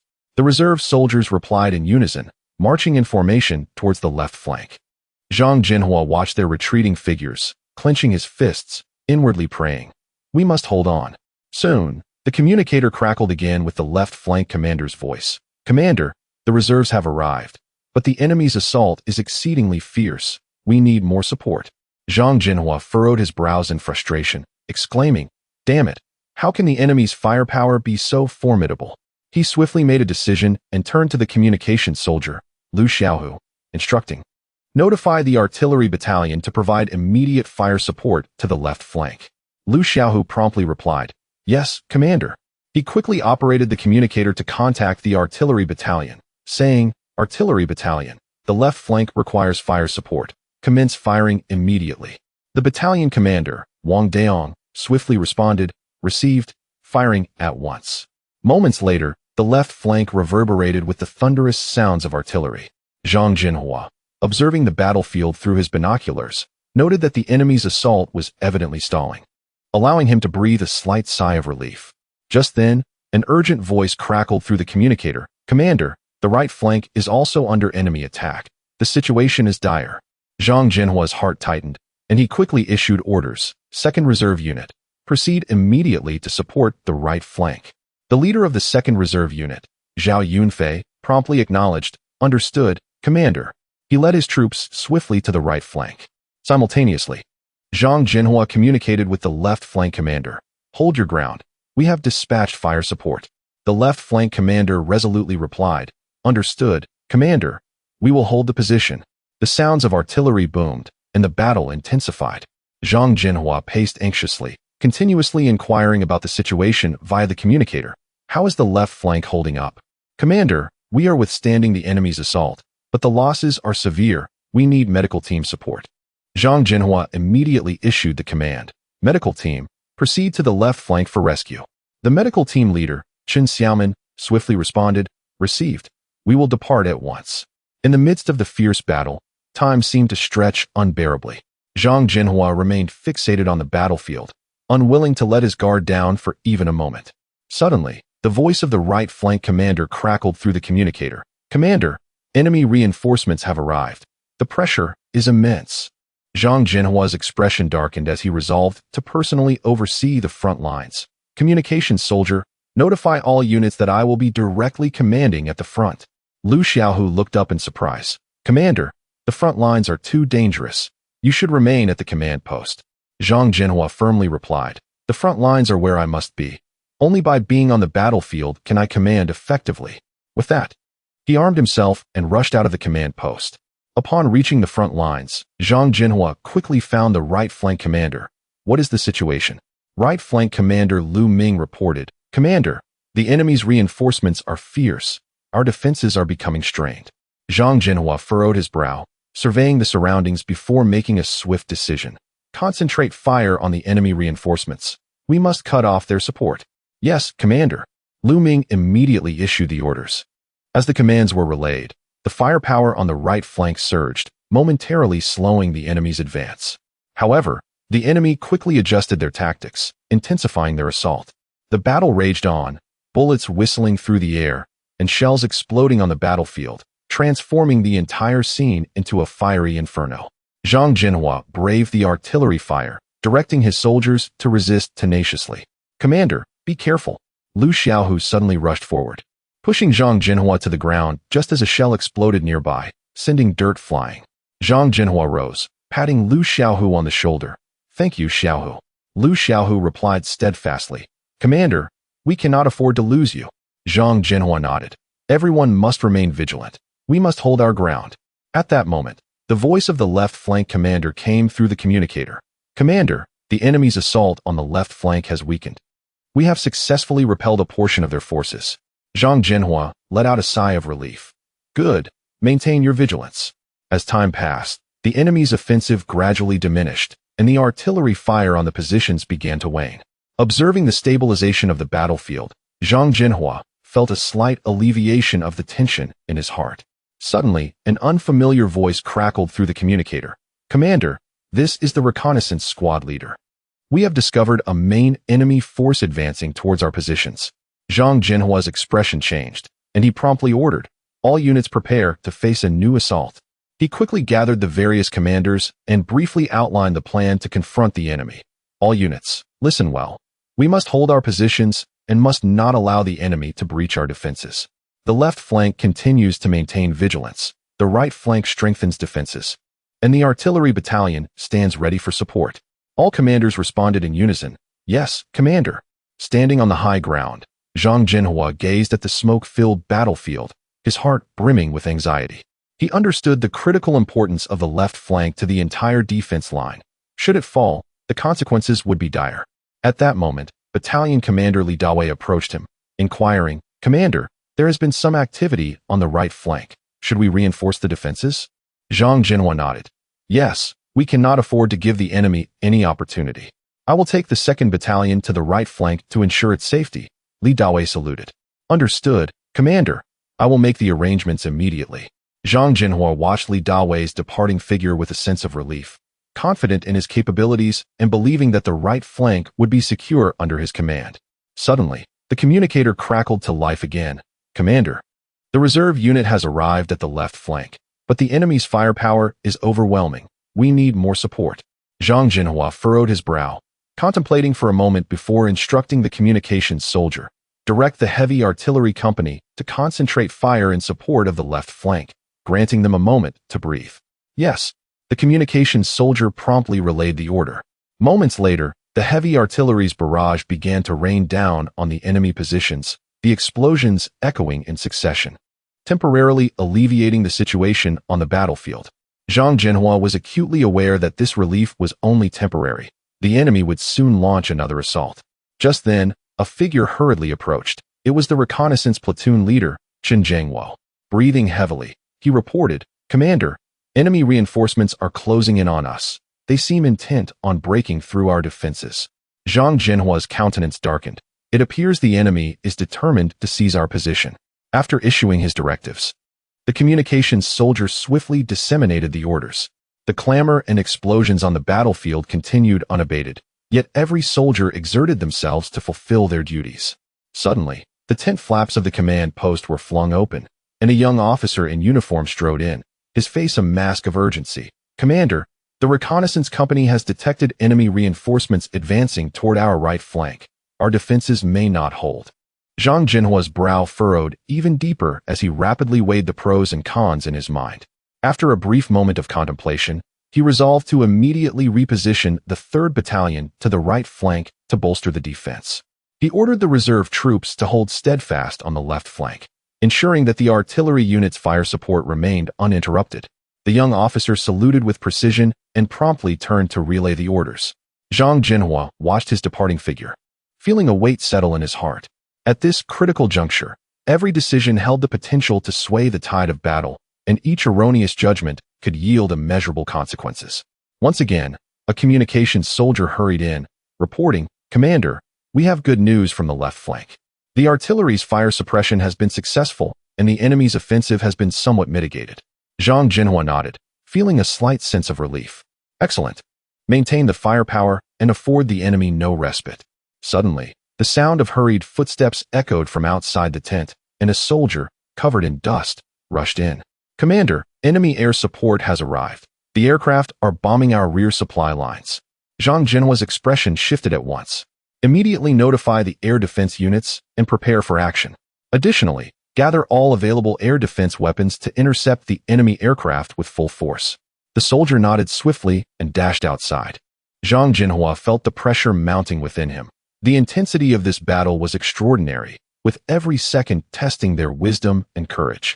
At that moment, the battalion's chief of staff, Lu Peng, entered the tent, his expression grave as he addressed Zhang Zhenhua. Zhenhua, the situation has become exceedingly urgent. Our ammunition and supplies are nearly depleted. If we cannot break through the enemy's encirclement swiftly, we may find ourselves in a dire predicament. Chapter 36. Only one principle.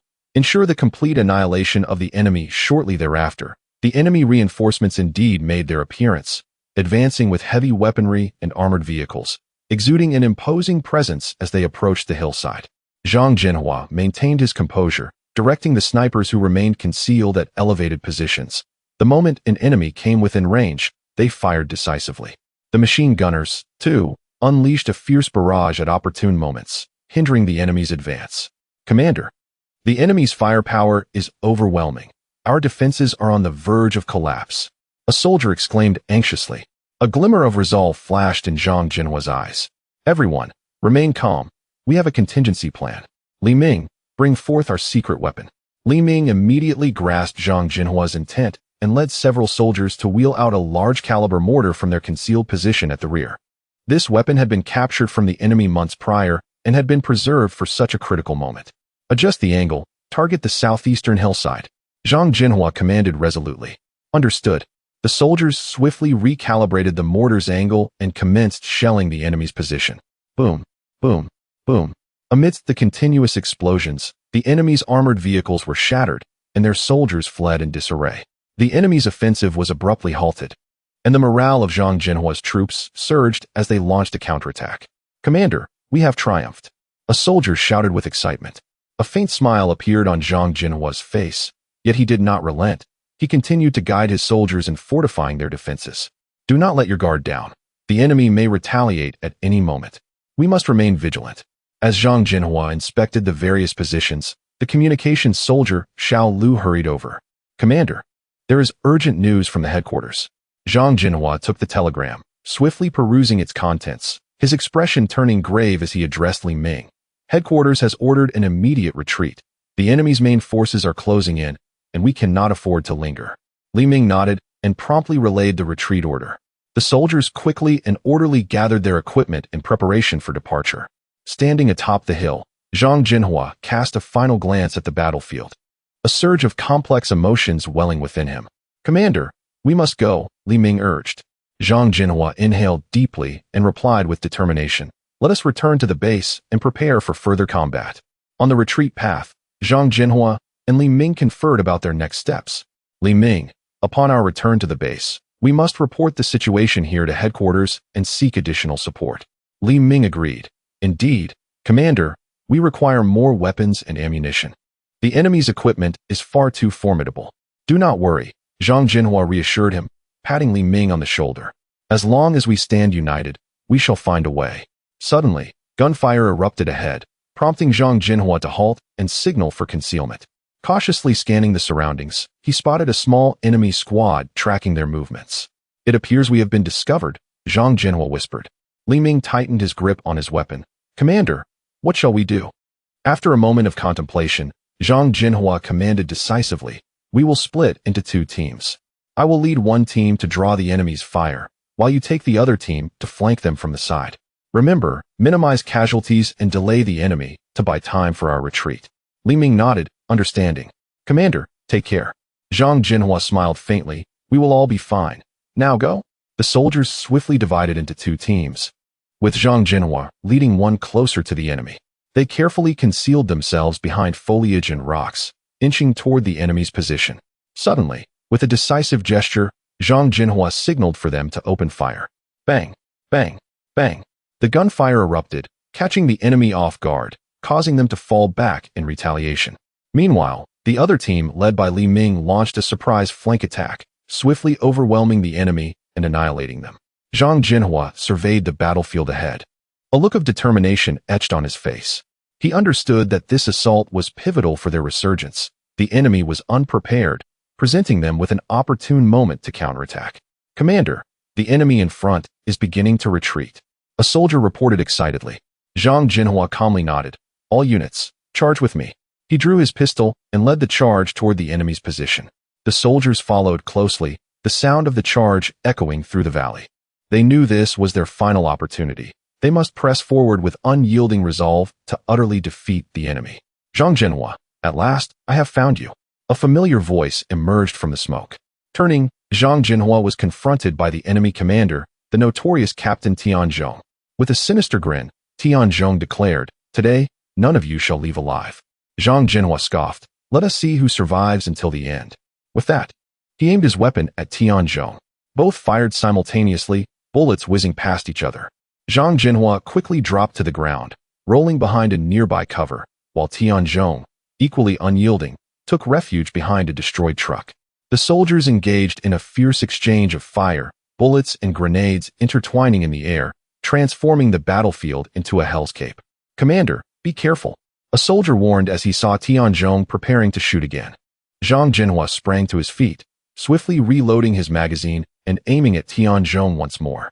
This time, he hesitated not, delivering several precise shots that struck Tianzhong directly. Tianzhong fell, disbelief etched across his features. Zhang Zhenhua had no time to celebrate. He understood that Tianzhong's demise was merely the beginning. The battle was far from over. "Everyone, continue the advance." Zhang Zhenhua commanded loudly, "Do not give the enemy a moment's respite." The soldiers, invigorated by Zhang Zhenhua's leadership, pressed closer to the enemy's core position. Seeing this, the enemy began to retreat in a panicked disarray. "Commander, we have succeeded," a soldier proclaimed with exhilaration. Zhang Zhenhua shook his head, "Not yet complete victory. Notify all teams to prepare for defense. The enemy may counterattack." At that moment, a scout rushed in, breathless. "Commander, trouble. A large number of enemy reinforcements are approaching from the rear." Zhang Zhenhua frowned. "How many?" "At least a battalion, well-equipped," the scout replied. Zhang Zhenhua pondered for a moment before issuing orders. "Notify all units to retreat immediately. We cannot engage the enemy here." The soldiers swiftly mobilized, adhering to Zhang Zhenhua's commands for withdrawal. They understood that a direct confrontation held no promise of victory. They must leverage the terrain and tactical advantages to secure their escape. As night fell, the soldiers took a moment to recuperate in a concealed valley. Zhang Zhenhua summoned the company commanders for an urgent meeting. "Ladies and gentlemen, we find ourselves at a pivotal juncture," he stated forthrightly. "The enemy reinforcements will soon arrive, and we must be thoroughly prepared." A company commander inquired, "Commander, what shall our next course of action be?" Zhang Zhenhua nodded, pointing to the map. "Here lies our base of operations. The terrain is intricate, making it easy to defend but difficult to assault. We can utilize this to lay an ambush, catching the enemy off guard." Another commander expressed concern, "But the enemy possesses formidable firepower. Can we withstand it?" Zhang Zhenhua resolutely replied, "We must leverage our advantages, be agile and maneuverable, avoiding direct confrontation while dismantling the enemy's small units one by one." As the meeting concluded, the company commanders swiftly mobilized, and the soldiers busied themselves. They set traps in the valley and constructed defensive fortifications, everything proceeding with remarkable organization. At midnight, the enemy's reinforcements finally arrived at the valley's entrance. The leading commander surveyed the darkened valley with a sly grin. "They won't escape for long." He ordered his troops, "Advance and search the mountain." The enemy cautiously entered the valley, unaware they were stepping into the trap set by Zhang Zhenhua. A sudden crack echoed as the enemy's vanguard triggered a landmine, sending them sprawling. Immediately, the soldiers on both sides of the valley opened fire, bullets raining down upon the enemy. "Retreat! Fall back!" The enemy commander shouted in terror, but it was too late. The soldiers, lying in ambush, descended upon the enemy like tigers, swiftly encircling them. Zhang Zhenhua calmly directed the battle, aware that this confrontation would determine the trajectory of the entire campaign. "Commander, the enemy has sent a distress signal," a soldier reported. Zhang Zhenhua pondered briefly, instructing them to send a signal to lure the enemy deeper into the valley. "Prepare for the next wave." Soon, the enemy's reinforcements indeed arrived, but they too fell into Zhang Zhenhua's trap. A fierce battle erupted once more in the valley, flames illuminating the night, and the sounds of combat ringing loudly. After a night of intense conflict, the enemy was finally vanquished. As dawn broke, the valley lay in ruins. Yet the faces of the soldiers radiated with the joy of victory. Zhang Zhenhua gazed at his troops, filled with emotion. "You have all worked tirelessly. We have achieved victory," he declared. The soldiers erupted in cheers, knowing that this triumph was the finest reward for their efforts and sacrifices. "Commander, what shall our next move be?" a soldier asked. Zhang Zhenhua smiled. We shall continue to fight until we have utterly defeated the invaders, securing peace for our homeland and loved ones." The soldiers echoed in unison, understanding that under Zhang Zhenhua's leadership, victory would ultimately be theirs. At that moment, a communications soldier rushed in. "Commander, we have an urgent telegram." Zhang Zhenhua took the telegram, his expression turning grave after reading. "Comrades, headquarters has assigned us a new mission. We must immediately proceed to the next battlefield. Li Chong, flank them from the left, and Zhao Ming, you advance from the right." Zhang Zhenhua rapidly deployed battle orders, and the soldiers sprang into action. Li Chong, the deputy commander, silently advanced with a squad towards the left flank, while Zhao Ming led another team from the right, moving stealthily through the smoke, skillfully evading enemy fire. "Commander, it seems the enemy has reinforcements," a soldier reported, anxiety etched on his face. Zhang Zhenhua furrowed his brow, peering through his binoculars. Indeed, enemy reinforcements were advancing toward them. "We cannot allow them to regroup. Everyone, concentrate your fire and intercept the enemy reinforcements." "Understood." The soldiers executed the command without hesitation, a barrage of gunfire erupting as bullets poured down upon the enemy's reinforcements, slowing their advance. Zhang Zhenhua seized the moment to devise a strategy, realizing that while they had temporarily suppressed the enemy, their ammunition was swiftly depleting. The battle must conclude quickly, otherwise, dire consequences awaited. "Wang Dali, position the machine gun on that high ground to provide us with fire support," Zhang Zhenhua commanded. Wang Dali, a towering and robust soldier, swiftly took action, setting up the machine gun on advantageous terrain and unleashing a hail of gunfire upon the enemy. The enemy's reinforcements were pinned down, unable to lift their heads, allowing Zhang Zhenhua's soldiers to advance. "Commander, we are nearly encircling them," Li Chong reported via radio. "Good. Everyone stand by for the final assault." Zhang Zhenhua issued the ultimate command. The soldiers responded in unison, charging toward the enemy like ferocious tigers. Grenades exploded relentlessly on the enemy positions, forcing them to retreat. "The enemy is withdrawing," Zhao Ming exclaimed with excitement. "Pursue them. We cannot allow them to escape," Zhang Zhenhua ordered, as the soldiers continued their pursuit, determined to annihilate the enemy completely. "Commander, this victory is crucial for us," Li Chong exclaimed as they ran.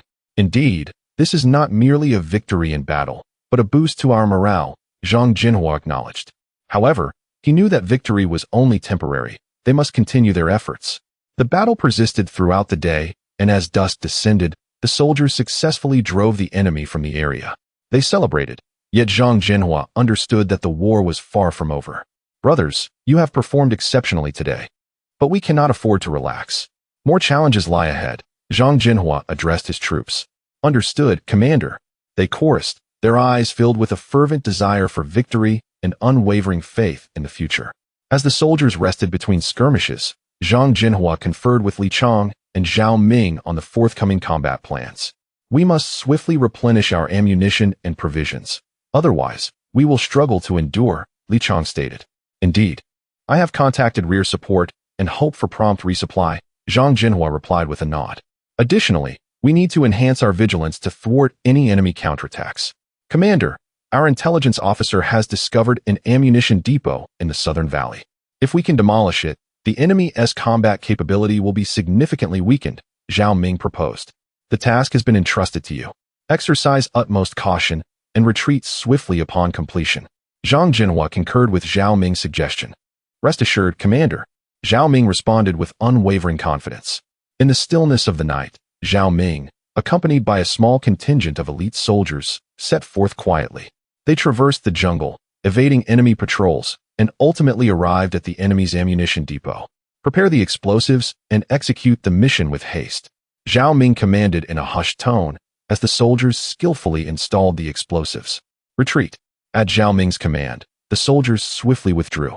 Moments later, a thunderous explosion erupted from the ammunition depot, flames soaring into the night sky, utterly annihilating the enemy's supply. Success. The soldiers returned to base, brimming with exhilaration, as Zhang Zhenhua nodded in satisfaction. "Well done. This is crucial for our forthcoming battles." "Commander, the enemy will undoubtedly retaliate.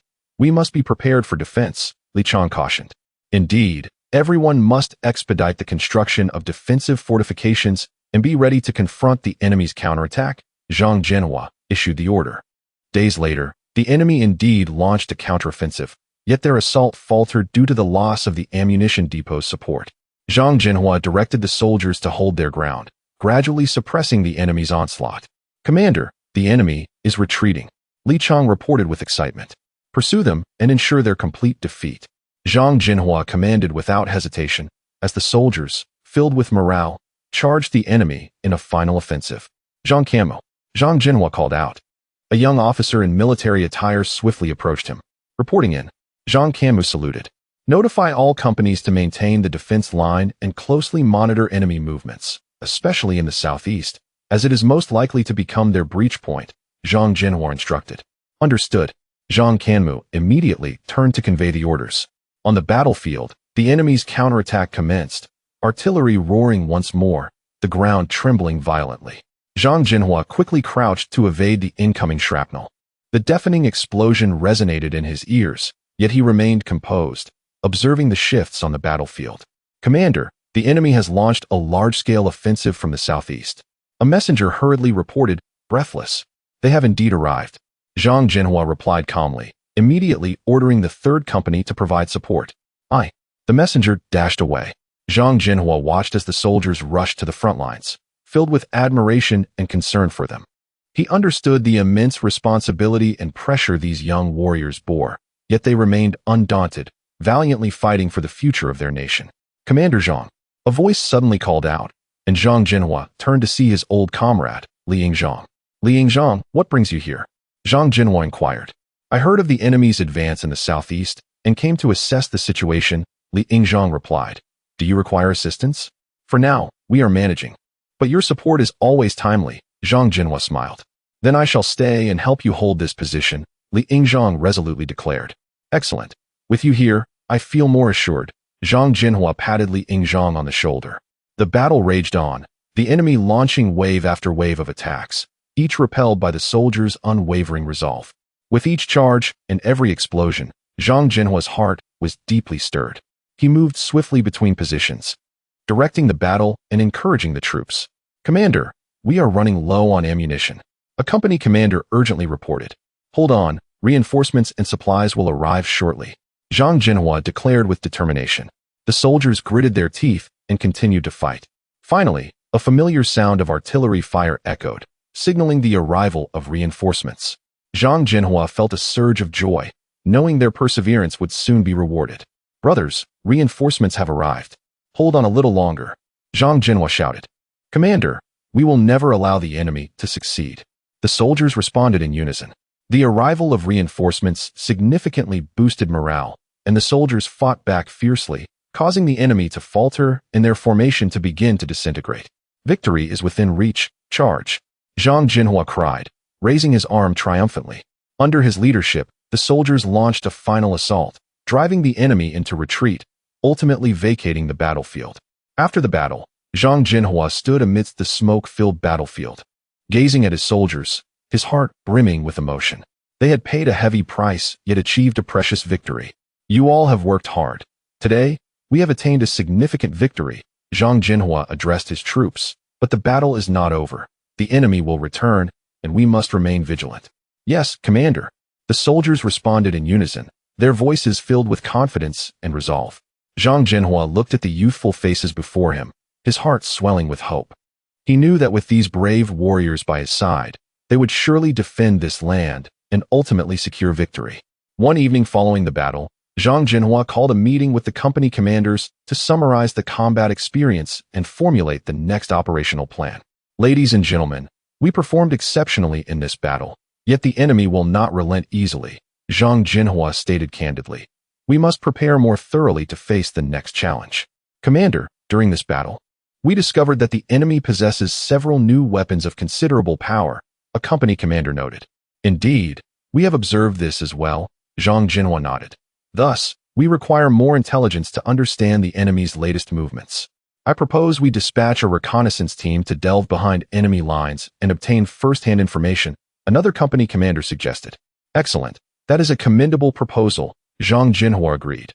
"I will personally select the reconnaissance team, ensuring that we choose experienced and agile soldiers." "Commander, I volunteer to join the reconnaissance team," Liang Zhang stated. "You?" Zhang Zhenhua replied with surprise. Li Yingzhang, you are our mainstay.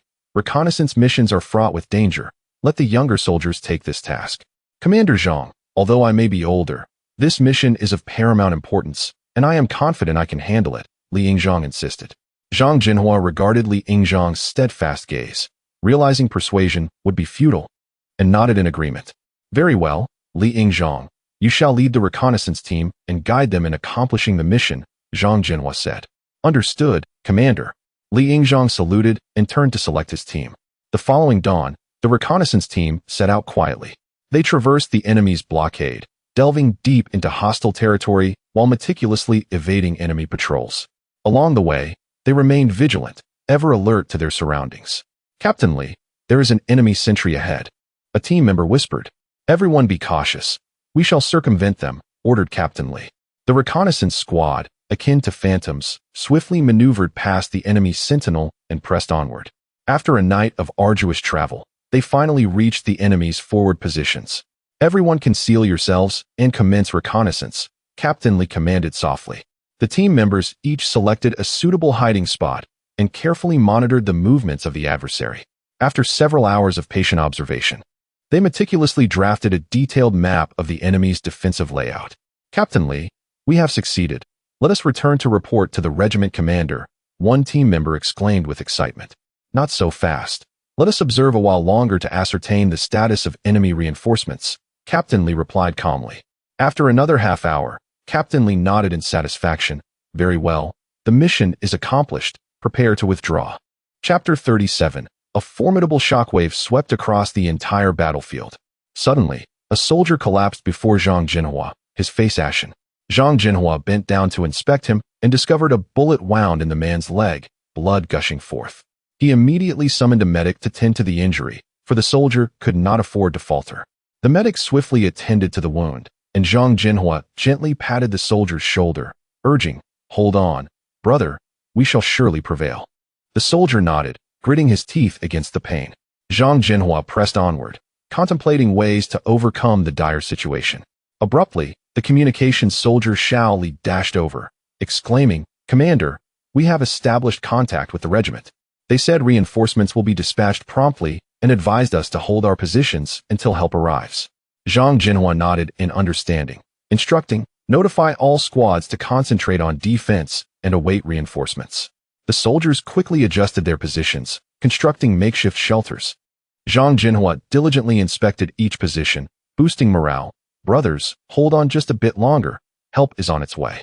At that moment, enemy fire intensified, bullets raining down like a deluge. Zhang Zhenhua immediately directed everyone to disperse and take cover while he himself sought refuge behind a massive boulder, raising his head to assess the enemy's movements. Commander, it appears the enemy is mobilizing troops, likely preparing for a full-scale assault, reported Deputy Commander Liu Yong. Zhang Zhenhua furrowed his brow. They could not afford to remain passive. Liu Yong, take a team and flank the enemy to create chaos and draw their fire. The rest must hold the line. We cannot allow the enemy an easy breakthrough. Liu Yong nodded in compliance and swiftly departed with several soldiers. Zhang Zhenhua tightened his grip on his weapon, silently vowing to endure until reinforcements arrived. As time ticked away, the battle grew increasingly fierce. The enemy's assaults became more relentless, and the soldiers' ammunition dwindled, the situation becoming increasingly precarious. Commander, Liu Yong's team has signaled they have successfully drawn some of the enemy's fire, reported Xiao Li. Zhang Zhenhua nodded. Excellent. Inform everyone to hold the line. We shall not retreat until the very last moment. Just then, a distant rumble of engines reached their ears. Zhang Zhenhua looked up, his heart soaring as he spotted a contingent of reinforcements racing toward them. He waved his hand, signaling the soldiers to rally. The arrival of reinforcements significantly bolstered morale, and the soldiers, invigorated, rejoined the fray. After a brief exchange with the commander of the reinforcements, Zhang Zhenhua swiftly devised a counteroffensive plan. All units, prepare for a counterattack, he commanded loudly. The soldiers took their positions, ready for action. At the command, they erupted from their shelters, launching a fierce counteroffensive against the enemy. The firepower of the reinforcements suppressed the enemy, and Zhang Zhenhua led his troops forward, gradually reclaiming lost ground. Seeing the tide turning against them, the enemy began to retreat. Zhang Zhenhua commanded his forces to pursue relentlessly, denying the enemy a moment's respite. Ultimately, the enemy was thoroughly defeated, and a brief calm settled over the battlefield. Zhang Zhenhua gazed ahead, contemplating their circumstances. They had held this position for 3 days and nights, their ammunition and food nearly exhausted, while the enemy's fire grew increasingly ferocious. Yet they could not afford to surrender. Taking a deep breath, Zhang Zhenhua turned towards the command post. Lu Wei, what is the latest enemy report? Upon entering the command post, Zhang Zhenhua addressed the staff officer Lu Wei, who was diligently studying the map. Commander, the enemy has reinforced their ranks by 2 battalions this morning, focusing their assault on our left flank. Lu Wei pointed at several red markings on the map. Our left flank is on the verge of collapse. Zhang Zhenhua nodded, his brow furrowed in concern. We must hold the left flank. Otherwise, our entire defensive line will crumble. Send Yang Lin and his special forces to the left flank for support. They must hold the position. Lu Wei promptly picked up the radio to relay the orders. Moments later, Yang Lin's voice came through. Received, Commander, I will head over immediately. Zhang Zhenhua set down the radio, his gaze returning to the map. He understood that in this battle, there was no retreat, they could only advance. He stepped out of the command post and approached his soldiers. Comrades, we have endured for 3 days. Each of us has guarded our position with our very lives. No matter how fierce the enemy's fire, we must not waver, for behind us lies our homeland and our loved ones. Today, I shall fight alongside you, with our flesh and blood, to defend our home. Upon hearing Zhang Zhenhua's rallying speech, the soldiers felt invigorated, gripping their weapons tightly, ready to face the next wave of battle. Suddenly, the sound of intense gunfire echoed from a distance. Zhang Zhenhua realized that the enemy's new assault had commenced. He seized his rifle and swiftly led a team of soldiers toward the front lines. At the front, gunfire and explosions melded into a cacophony. Zhang Zhenhua and his soldiers fiercely retaliated from their trenches. Although the enemy's firepower was formidable, they resolutely resisted. Zhang Zhenhua aimed at an enemy soldier and pulled the trigger, watching as the foe fell. Commander, we are running low on ammunition. A soldier shouted. Every bullet must count. Do not waste them. Zhang Zhenhua replied, his tone serious. He glanced around, reassured to see his soldiers valiantly fighting back. At that moment, the sound of engines roared from afar. Zhang Zhenhua squinted, spotting several enemy tanks advancing toward their position. A wave of dread washed over him, realizing the grave threat. Wang Daong, take the anti-tank team and prepare to engage the enemy tanks. Zhang Zhenhua commanded emphatically. Understood, Commander. Wang Daong swiftly gathered several soldiers, arming them with anti-tank weapons, and charged toward the enemy tanks. As the tanks drew closer, their cannons began to target the trenches. Zhang Zhenhua felt a pang of urgency, shouting, everyone, disperse and take cover. Do not allow the enemy tanks to concentrate their fire. Just then, an artillery shell whistled through the air, striking the edge of the trench, a tremendous explosion sending dirt and debris flying. Zhang Zhenhua was momentarily stunned, but he gritted his teeth against the pain and continued to direct the battle. Wang Daong led the anti-tank team around to the enemy tank's flank, carefully lying in wait for the opportune moment to strike. Suddenly, Wang Daong shouted, fire. Several anti-tank missiles launched simultaneously, hurtling toward the enemy tanks. Boom, boom. With resounding explosions, the enemy tanks were struck, billowing smoke and gradually coming to a halt. The soldiers witnessing this spectacle erupted in cheers, their spirits soaring. Zhang Zhenhua felt a surge of excitement upon witnessing the enemy's tanks being obliterated. He understood that the immediate crisis had been averted, yet the adversary would not concede easily. He had to devise a means to reopen the supply line. Otherwise, their endurance would soon falter. Lu Wei, contact the rear and ascertain if we can break through from other directions to deliver supplies, Zhang Zhenhua communicated over the intercom. Lu Wei promptly replied, Commander, the rear is considering options, but it will require time. Time, indeed, was the most precious commodity they lacked. Zhang Zhenhua surveyed his surroundings, the battlefield shrouded in smoke and flames, with weary soldiers still valiantly fighting. He recognized the necessity of seizing every opportunity to secure victory in this battle. Suddenly, an idea flickered through his mind. He recalled a special tactic employed during a pre-war military exercise, which might be applicable here. Lu Wei, summon all squad leaders. I have a plan, Zhang Zhenhua said swiftly. Before long, all the squad leaders gathered at the command post. Holding a map, Zhang Zhenhua elaborated on his strategy. We shall divide into several small teams to launch surprise attacks from different directions, creating chaos, and then take the chance to reconnect the supply line. This is our sole opportunity. Do you all understand? The squad leaders nodded in agreement, aware that this was a risky plan but recognizing they had no alternative. As night fell, the battlefield gradually quieted. Zhang Zhenhua and his soldiers stealthily maneuvered through the darkness. They split into small teams, utilizing the cover of night to infiltrate the enemy's rear. One team crept closer to the enemy camp, holding their breath and carefully evading sentries, gradually approaching the enemy's munitions depot. Zhang Zhenhua glanced at his watch and whispered, 3, 2, 1, take action.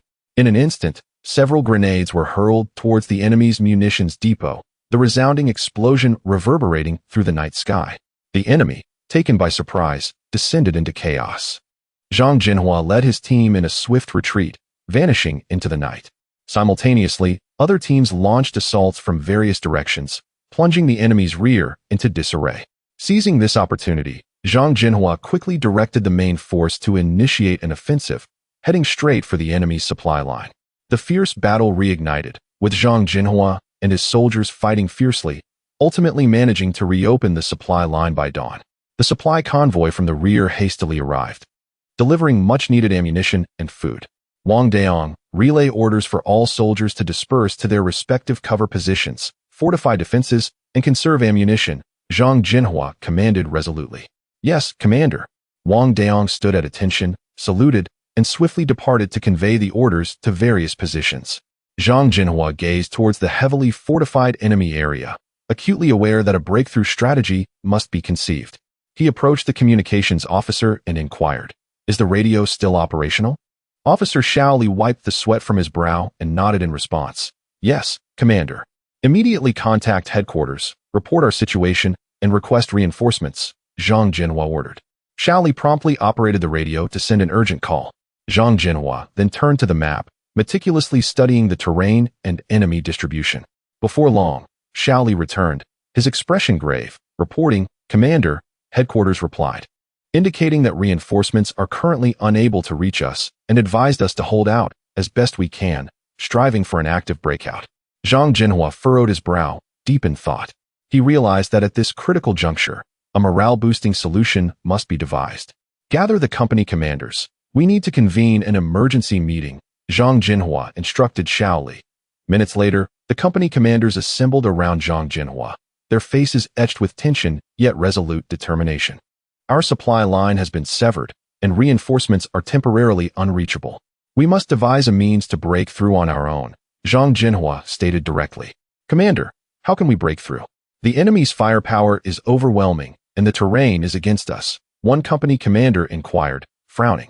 "I have a plan," Zhang Zhenhua replied, glancing at the map before continuing. "Though the enemy's firepower is formidable, their logistical supply line is not invulnerable. We can take advantage of the cover of night, dispatching an elite team to maneuver to the enemy's rear, severing their supply line while creating confusion. This will grant us valuable time for the frontline troops to attempt a breakout. Commander, while this plan is indeed perilous, it has the potential for success. Who will lead this mission?" Another company commander asked. "I will lead the team," Zhang Zhenhua declared without hesitation. "No, Commander, you are our leader. You cannot risk yourself," Wang Beiyang firmly opposed. "That is an order," Zhang Zhenhua asserted, his tone leaving no room for dispute. This was not the moment for personal safety. They sought victory for the greater good. "I will bring my most trusted soldiers to carry out this mission. Beiyang, you will remain to oversee the frontal defense." Wang Beiyang wished to protest further, but upon meeting Zhang Zhenhua's steadfast gaze, he relented and nodded in agreement. "Understood, Commander." Zhang Zhenhua selected several agile and experienced soldiers to form a small team. Under the cloak of night, they departed silently. The night was as dark as ink, and under Zhang Zhenhua's leadership, the team stealthily approached the enemy's rear, each step taken with utmost caution to avoid detection. At last, they arrived near the enemy's supply line. Zhang Zhenhua signaled for everyone to halt, carefully observing the enemy's movements to identify their defensive weaknesses. "Proceed as planned. Divide into 2 groups, one to plant explosives, the other to divert the enemy's attention," Zhang Zhenhua instructed in a hushed tone. The soldiers swiftly divided their tasks, the team planting explosives working with speed and precision, while the other group began to create noise to draw the enemy's focus. A crack echoed through the night as the enemy's attention was indeed captured. Several enemy soldiers moved towards the sound, ready to investigate. Now retreat, Zhang Zhenhua commanded softly. The team quickly withdrew, distancing themselves from the enemy's supply line. Just as they retreated, the explosives detonated with a deafening roar, flames shooting into the sky. The enemy's supply line was utterly destroyed, plunging them into disarray. Meanwhile, under the command of Wang Beiyang, the valiant warriors seized the opportunity to launch a breakout assault. The enemy, caught in a pincer movement, was thrown into disarray. Zhang Zhenhua's squad swiftly returned to their position amidst the chaos. Commander, the enemy's supply line has been severed. Our breakout operation has succeeded, Wang Beiyang reported with excitement. Zhang Zhenhua nodded, a hint of satisfaction gracing his face. Excellent. Everyone, persevere. Victory is within our grasp. However, the battle was far from over. Despite the upheaval, the enemy continued to resist fiercely. Zhang Zhenhua understood that only a complete annihilation of the enemy would ensure the safety of all the soldiers. Everyone, charge with me, Zhang Zhenhua shouted, leading the charge towards the enemy's position. The soldiers, buoyed by high morale, surged forward alongside Zhang Zhenhua, launching a fierce assault. Bullets whizzed through the air, explosions echoed incessantly, and the warriors pressed on through the flames of war. Commander, be careful, Wang Beiyang suddenly shouted, prompting Zhang Zhenhua to evade a bullet with a swift sidestep. Yes, Commander. Wang Beiyang stood at attention, saluting before swiftly moving to relay Zhang Zhenhua's orders across various positions. Observing the busy figures of his soldiers, Zhang Zhenhua felt a weight in his heart. He knew that this battle was not merely to defend a city, but to safeguard the entire nation. Taking a deep breath, he raised his binoculars to survey the enemy's movements ahead. The enemy's firepower was indeed exceptionally fierce, with shells continuously exploding around their position, enveloping the area in smoke. Lao Wang, what is going on? Deputy Commander Li Ming approached Zhang Zhenhua and whispered, the supply line has been cut off, and the enemy's firepower is overwhelming. Our supplies from the rear cannot reach us, Zhang Zhenhua replied, furrowing his brow. Li Ming nodded, contemplating for a moment before saying, at this rate, we won't last much longer. Should we consider a breakout? Zhang Zhenhua shook his head. No, the enemy is well prepared. A breakout would result in even greater losses. We must hold this city, even if it costs us the last drop of blood. After a moment of silence, Li Ming resolutely nodded. All right, we will follow your lead. However, we must find a way to ensure the brothers are well fed and have enough ammunition. Zhang Zhenhua pondered briefly, then suddenly his eyes brightened. I have a plan. What plan? Li Ming asked eagerly. We can utilize the enemy's supplies, Zhang Zhenhua stated calmly. Utilize the enemy's supplies? Li Ming momentarily failed to grasp the concept. Yes, the enemy also requires supplies. We can cut off their supply line and strike back at them. Zhang Zhenhua explained that by dispatching a small team to flank the enemy and attack their supply line, they could alleviate their predicament. Hope flickered in Li Ming's eyes. That is indeed a good plan. But who will execute this task? Without hesitation, Zhang Zhenhua responded, I will lead the team myself. No, Commander. You cannot take that risk, Li Ming immediately objected. You are our backbone. If anything were to happen to you, our morale would suffer greatly. Lao Li, at this moment, only I can rally everyone's spirits, Zhang Zhenhua insisted. Moreover, I am well versed in the enemy's defenses. My presence will significantly increase our chances of success. Li Ming realized that Zhang Zhenhua's decision would not easily change and sighed. Very well, I will accompany you. Zhang Zhenhua patted Li Ming on the shoulder with a smile. Lao Li, you are the deputy commander. You must remain here to lead everyone. I can go alone. Li Ming wished to argue further, but, upon seeing Zhang Zhenhua's resolute gaze, could only nod reluctantly. All right, but you must be careful. Zhang Zhenhua nodded and swiftly organized a small team of elite soldiers, preparing to set off. As night fell, he led the team quietly away from their position, stealthily advancing towards the enemy's rear. Along the way, Zhang Zhenhua advanced while observing the surrounding terrain. He understood that only by fully utilizing the landscape could they evade the enemy's patrols and approach the enemy's supply line undetected. Under his guidance, the team circumvented several enemy checkpoints and finally neared the supply line. Everyone conceal yourselves and prepare for action, Zhang Zhenhua commanded softly. The soldiers quickly dispersed, hiding behind grass and trees, silently awaiting the opportune moment. Soon, a convoy of enemy transport vehicles appeared within view. Zhang Zhenhua signaled for silence.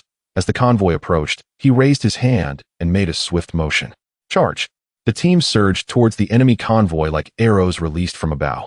Zhang Zhenhua led the charge, his gun accurately targeting the enemy soldiers. The battle was intensely fierce, yet every member of the squad displayed valor and fearlessness. Before long, the enemy convoy was utterly decimated, and Zhang Zhenhua ordered the soldiers to swiftly inspect the supplies on the vehicles. "Commander, we have found a substantial amount of ammunition and food," Wang Daong reported excitedly. "Excellent. Load it onto the vehicles and return to our position immediately," Zhang Zhenhua said with satisfaction. "Everyone, move quickly. Enemy reinforcements may arrive at any moment." The team rapidly loaded the supplies onto the vehicles and hurried back.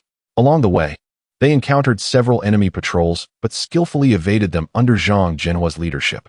Finally, they successfully returned to their position. "Commander, you're back." Li Ming greeted them, a rare smile illuminating his face. "Indeed, we have brought back a significant amount of supplies," Zhang Zhenhua replied with a smile. "Distribute it to everyone immediately. We need to replenish ammunition and food." The soldiers, witnessing the precious supplies Zhang Zhenhua had returned with, felt their spirits lifted. Seizing the moment, Zhang Zhenhua convened a brief pre-battle rally. "Comrades, we have persevered for so long, and now we finally welcome a turning point," Zhang Zhenhua declared passionately. "As long as we unite and resist tenaciously, we will surely hold this city and protect our homeland." The soldiers raised their fists, collectively shouting, "We vow to guard it with our lives, never retreat." In the following days, the enemy intensified their offensive. Yet, under Zhang Zhenhua's command, the soldiers continued to resist valiantly, utilizing their limited ammunition to strike the enemy with precision.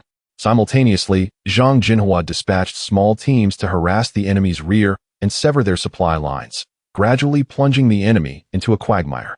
Zhang Zhenhua surveyed his surroundings, witnessing the steadfast determination in the eyes of his soldiers, their weapons firmly grasped in hand, and a sense of pride surged within him. The team he led had endured countless battles, and each soldier had emerged as a resilient warrior.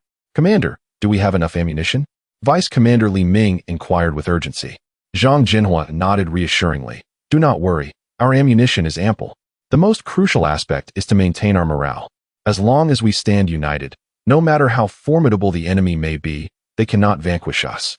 At that moment, the communications soldier, Xiao Liuzi, rushed over, panting as he delivered the report. "Commander, the enemy's reinforcements are en route and are expected to arrive in an hour." Zhang Zhenhua furrowed his brow, contemplating for a moment before responding. "Inform all soldiers to prepare for the enemy's counterattack. Ensure that the snipers and machine gunners are ready, focusing on defending the southeastern hill, which is the enemy's inevitable route." Li Ming nodded in agreement and promptly conveyed the orders. The soldiers swiftly occupied their new positions, each preparing to face the forthcoming battle. Chapter 38. Regardless of the enemy's rank, they must be utterly annihilated. On the other end of the radio, the soldiers replied resolutely, "Yes, Commander." At that moment, Deputy Commander Li Jiangguo rushed over, his expression fraught with concern. "Commander, our ammunition is running low. If this continues, we may not endure until nightfall." Zhang Zhenhua paused momentarily, then calmly responded, "Have the engineering battalion prepare explosives. If the enemy breaches our defenses, we shall use the explosives to block their advance. We must maximize the impact of our limited resources." Li Jiangguo nodded and promptly set about organizing the engineering battalion's tasks. Zhang Zhenhua turned to his aide Lu Ziming and instructed, "Contact the rear and inform them of our situation. They must find a way to support us." Lu Ziming complied, swiftly operating the radio equipment to relay the message. Zhang Zhenhua gazed at the relentless tide of enemies on the battlefield, silently praying for timely assistance from the rear. Time slipped by, and the enemy's assault grew increasingly fierce. Under Zhang Zhenhua's command, the soldiers tenaciously resisted the onslaught, each bullet striking its mark. Suddenly, a message crackled over the radio. "Commander, reinforcements are en route and are expected to arrive in 2 hours." Upon hearing this, Zhang Zhenhua felt a surge of vigor and shouted to the soldiers nearby, "Hold on, reinforcements are on the way." The soldiers' spirits soared, and they echoed, "Hold on, reinforcements are coming soon." Just then, the enemy launched a more vigorous offensive, shells raining down like a torrential downpour, dust swirling around the positions. Zhang Zhenhua watched as his comrades fell one by one, anxiety gnawing at him, but he knew he must remain composed. Everyone, take cover and disperse to minimize casualties. Zhang Zhenhua commanded loudly. The soldiers quickly adjusted their positions, spreading out as Zhang Zhenhua directed. The artillery fire gradually diminished, and the enemy infantry began to close in on the positions. Machine gunners, prepare. Zhang Zhenhua shouted. The gunners swiftly adjusted their weapons, aimed at the enemy's impending charge. At Zhang Zhenhua's command, the machine guns opened fire, suppressing the enemy infantry at the forefront, preventing their advance. Well done. Zhang Zhenhua silently praised, yet he understood that this was merely a temporary victory. The true test lay ahead. At that moment, Liu Ziming rushed over, panting as he said, Commander, the explosives are set and ready to be detonated. Zhang Zhenhua nodded and replied, Good. Wait until the enemy approaches before detonating them. We must inflict significant losses. As moments ticked by, the enemy seemed to realize the difficulty of a frontal assault and began to reposition their forces, preparing to encircle from the flanks. Zhang Zhenhua observed their movements and calmly directed, All units, bolster your defenses on the sides. The enemy may attempt a flank attack. The soldiers quickly adjusted their positions, reinforcing the defenses on both sides. The anticipated flank assault came as expected, yet despite the soldiers' staunch resistance, the enemy failed to breach the line. Commander, the enemy's offensive has weakened. They may be awaiting new orders, Liu Ziming reported. Zhang Zhenhua nodded and instructed, Pass the word down. Let everyone take the opportunity to rest, replenish ammunition and water, and prepare for the next wave of attack. The soldiers utilized the brief respite to swiftly replenish their supplies, encouraging one another. Zhang Zhenhua traversed each position, personally inspecting the defenses and offering words of encouragement. Commander, we will surely hold out until reinforcements arrive. A young soldier clenched his fist and declared. Zhang Zhenhua patted his shoulder and affirmed, Indeed, we will. Time raced in the tense atmosphere, and at last, the enemy's next wave of assault commenced. The din of artillery erupted once more, and the enemy infantry advanced rapidly under the cover of fire. Machine gunners, prepare. Zhang Zhenhua commanded again. The machine guns unleashed a torrential fire, mowing down the enemy infantry like a relentless tide. However, this time the enemy was evidently prepared. They swiftly adjusted their tactics, dispersing their attack in an attempt to dismantle the defensive line. Explosives ready, detonate. Zhang Zhenhua decisively ordered. With a deafening blast, the enemy's advance was thwarted by the explosives, sending a multitude of them scattering. Observing this scene, Zhang Zhenhua felt a slight relief, yet he knew the real test was far from over. Just then, distant booming sounds of artillery echoed, causing Zhang Zhenhua's heart to race. He hastily peered through binoculars. On the hillside, a contingent of reinforcements was swiftly advancing towards the battlefield, their banners fluttering in the wind. The arrival of reinforcements was akin to divine intervention, rapidly joining the fray. Seeing the tide turn, the enemy began to retreat. Zhang Zhenhua and the soldiers, invigorated by the victory, pressed the attack, ultimately driving the enemy from the positions. Attention all units, according to the established plan, immediately engage in dispersive cover. Zhao Company Commander, your unit is responsible for the southeast. Qin Company Commander, your unit will hold the northwest. The remaining personnel will stay with me to secure the center. Zhang Zhenhua issued his orders decisively. Commander, the enemy's firepower is overwhelming. Will this dispersal not be perilous? Zhao Company Commander inquired with concern. Zhao Company Commander, we have no other choice. The enemy's objective is to crush us in one fell swoop. Yet they also fear our desperate counterattack. By dispersing our defenses, we can minimize concentrated fire losses and create confusion for them. As long as we hold out until reinforcements arrive, we can turn the tide. Zhang Zhenhua asserted resolutely. Zhao Company Commander nodded, turning to lead his unit into action. Zhang Zhenhua silently prayed as he watched their retreating figures. At that moment, Messenger Xiao Li hurried over, anxiety etched on his face. Commander, we have just received intelligence. The enemy is mobilizing heavy artillery, preparing for a large-scale bombardment. Zhang Zhenhua furrowed his brow, contemplating for a moment, then spoke gravely. Everyone, immediately enhance your defenses and utilize the terrain for cover. Inform everyone to remain calm and avoid chaos. Yes, Commander. Xiao Li swiftly ran off to relay the order. The rumbling of artillery grew ever closer, and the ground began to quake violently. Zhang Zhenhua gripped his rifle tightly, feeling the shock waves wash over him. He knew that the true test had begun. Not far away, in a dense thicket, the enemy infantry crept closer. Zhang Zhenhua swiftly raised his binoculars, keenly observing their movements. He turned to his aide Li Chang and instructed, "Notify all companies to prepare for a counterattack, targeting the enemy infantry to the southeast." Li Chang nodded immediately and raced off to convey the command. Soon, the soldiers began to assemble in an orderly manner towards the southeast, all holding their breath in anticipation of the command. "Open fire," Zhang Zhenhua decisively ordered. In an instant, gunfire erupted, bullets whistled through the air, and the enemy forces, caught off guard, fell in droves. Seizing the opportunity, Zhang Zhenhua commanded his troops to launch a counterattack, plunging the battlefield into chaos. "Commander, the enemy's heavy artillery is within range. What should we do?" Li Chang inquired loudly. Zhang Zhenhua calmly glanced ahead and replied solemnly, "Notify the artillery positions to commence counter-battery fire immediately. Simultaneously, instruct everyone to spread out to avoid becoming concentrated targets." Li Chang promptly relayed the orders, and the artillerymen swiftly adjusted their guns, retaliating against the enemy's heavy artillery positions. The thunderous roar of cannon fire echoed, enveloping the entire battlefield in a shroud of smoke and dust. Zhang Zhenhua understood that this was a critical moment of life and death, requiring a composed response. Observing the enemy's movements again, he noticed a slowdown in their offensive rhythm. "Wang Daong!" Zhang Zhenhua suddenly called out. "Here!" Wang Daong rushed over, beads of sweat glistening on his face. "Lead your team to flank from the side, seeking the enemy's weak points for a surprise attack." Zhang Zhenhua commanded decisively. "Yes, Commander." Wang Daong executed the order without hesitation, leading a squad of soldiers stealthily around the flank to search for a breakthrough. Meanwhile, Zhang Zhenhua's gaze locked onto a commanding height ahead. He recognized that this high ground was pivotal to the enemy's heavy artillery positions. Securing it could potentially turn the tide of battle. "Li Chang, come with me along with a few men. We shall capture that high ground," Zhang Zhenhua declared resolutely. "Commander, it's too dangerous." Li Chang expressed his concern. "There is no time to hesitate. This is our only chance."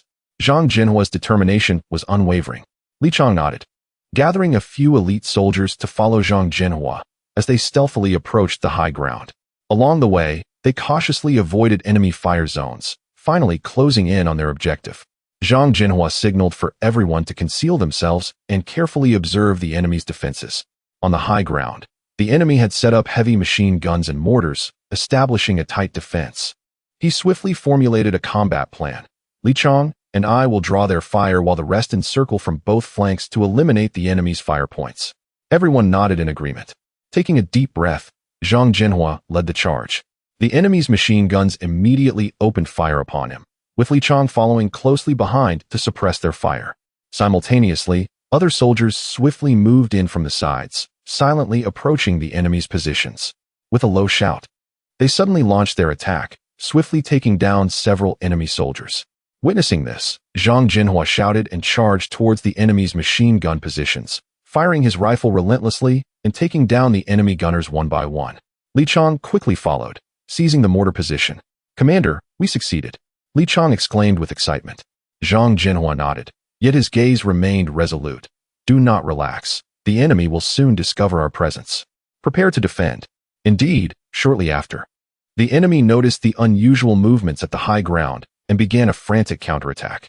Zhang Zhenhua and his soldiers, relying on the terrain, held their positions, engaging in fierce firefights with the enemy.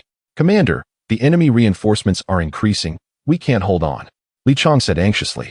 "Hold on. Reinforcements will arrive soon." Zhang Zhenhua gritted his teeth and persevered. Just then, distant sounds of gunfire and artillery reached Zhang Zhenhua's ears, and he felt a jolt of hope. He knew reinforcements had finally arrived. "Brothers, hold strong. Victory is within reach," Zhang Zhenhua shouted to boost morale. The reinforcements quickly joined the fray, catching the enemy off guard and forcing them to retreat in disarray. The soldiers, invigorated, fought back fiercely, ultimately overwhelming the enemy.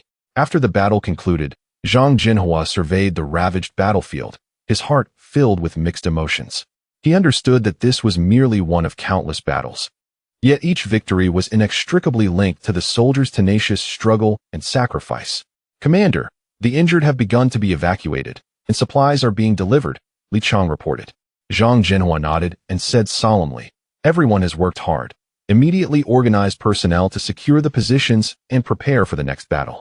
The soldiers began to busily attend to their tasks, while Zhang Zhenhua stood on the battleground, his gaze unwaveringly fixed on the horizon. He knew the road of resistance was still long, but as long as they remained united, they would one day witness the dawn of victory.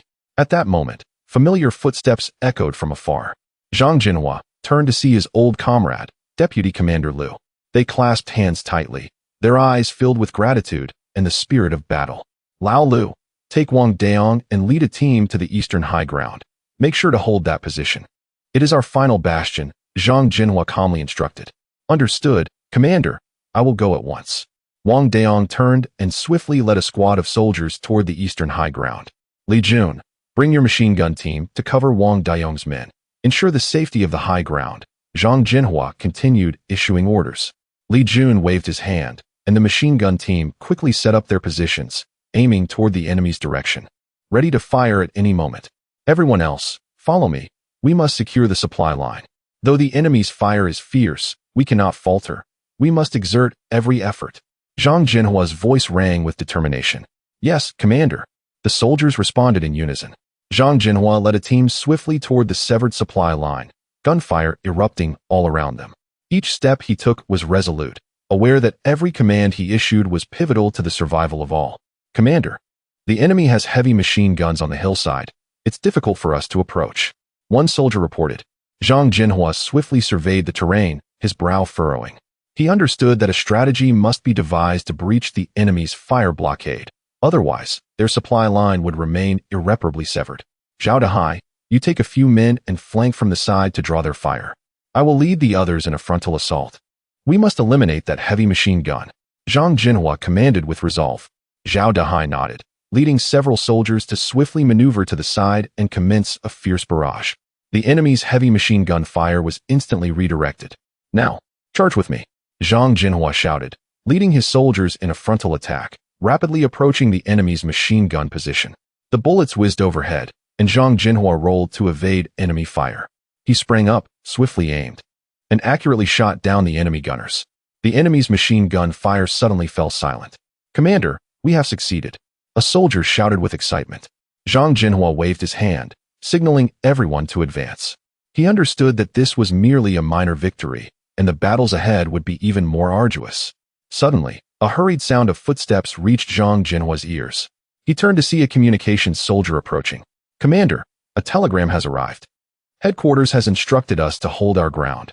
Reinforcements are on the way," the soldier reported, panting heavily. "Excellent news. Inform everyone that perseverance leads to victory. Reinforcements will arrive shortly." Zhang Zhenhua's voice resonated with strength. The soldiers' spirits soared, with each pair of eyes sparkling with the light of hope. They knew that if they could endure just a little longer, victory would belong to them. The battle raged on, with enemy assaults coming in relentless waves.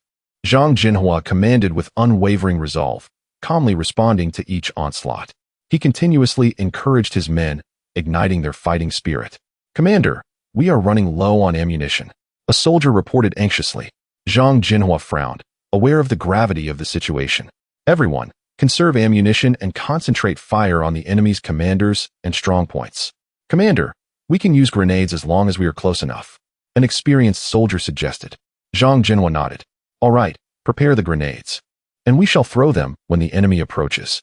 As time ticked by, the enemy's onslaught remained fierce, yet their morale seemed to wane. Zhang Zhenhua seized upon this observation and resolved to launch a counterattack. "Everyone, prepare to charge. We will take the initiative and drive the enemy out," Zhang Zhenhua commanded loudly. "Just the talent we need," he added with a smile. At that moment, Chief of Staff Li Jiqiang approached, speaking in a low voice. "Commander, our ammunition reserves are dwindling. We must find a solution swiftly." Zhang Zhenhua nodded, his brow furrowed. "Li Jiqiang, take a few men to the concealed warehouse on the back hill to retrieve the reserve ammunition. Be extremely cautious. Do not let the enemy discover you." "Understood. I will arrange it immediately," Li Jiqiang replied, turning away. Zhang Zhenhua continued to scrutinize the map, his mind racing. He needed to find a breakthrough to dispel the current stalemate. Suddenly, communications soldier Xiao Liu rushed over, his expression grave. "Commander, there is urgent intelligence."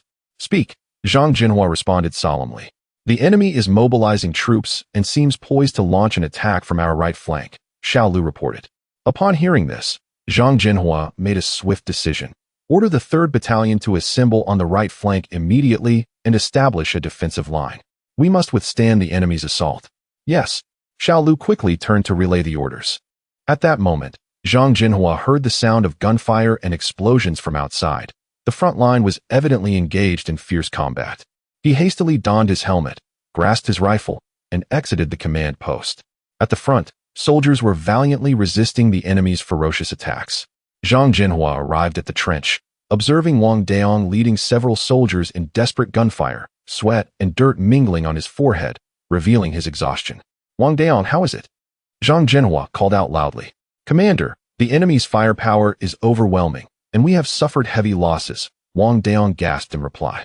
Zhang Zhenhua patted Wang Daong's shoulder, offering encouragement. Do not lose heart. Reinforcements will arrive. Keep holding strong. Do not let the enemy breach our defenses. Yes, Commander, Wang Daong replied resolutely. At that moment, Li Jiqiang returned from the back hill with a squad of soldiers, carrying several boxes of ammunition. He swiftly distributed them to the soldiers in the trenches, replenishing their firepower. Commander, the ammunition has arrived, Li Jiqiang reported. Good. Everyone hold steady. We will certainly endure until reinforcements come, Zhang Zhenhua shouted to boost morale. The battle continued for several hours, with the enemy's assault remaining fierce, yet Zhang Zhenhua and his soldiers tenaciously held their ground. As night fell, the fighting slightly subsided, and Zhang Zhenhua and Li Jiqiang convened in the command post to discuss the next phase of their battle plan. The enemy clearly aims to annihilate us and will not retreat easily, Zhang Zhenhua pondered. Indeed, we must identify the enemy's weaknesses and take the initiative, Li Jiqiang concurred. I have a plan. A glint of determination flashed in Zhang Zhenhua's eyes. We can exploit the enemy's negligence and launch a night raid on their command post. Li Jiqiang's eyes brightened. Excellent idea. This could disrupt the enemy's deployment and alleviate pressure on the front line. However, a night raid carries significant risks. We need elite troops to execute it.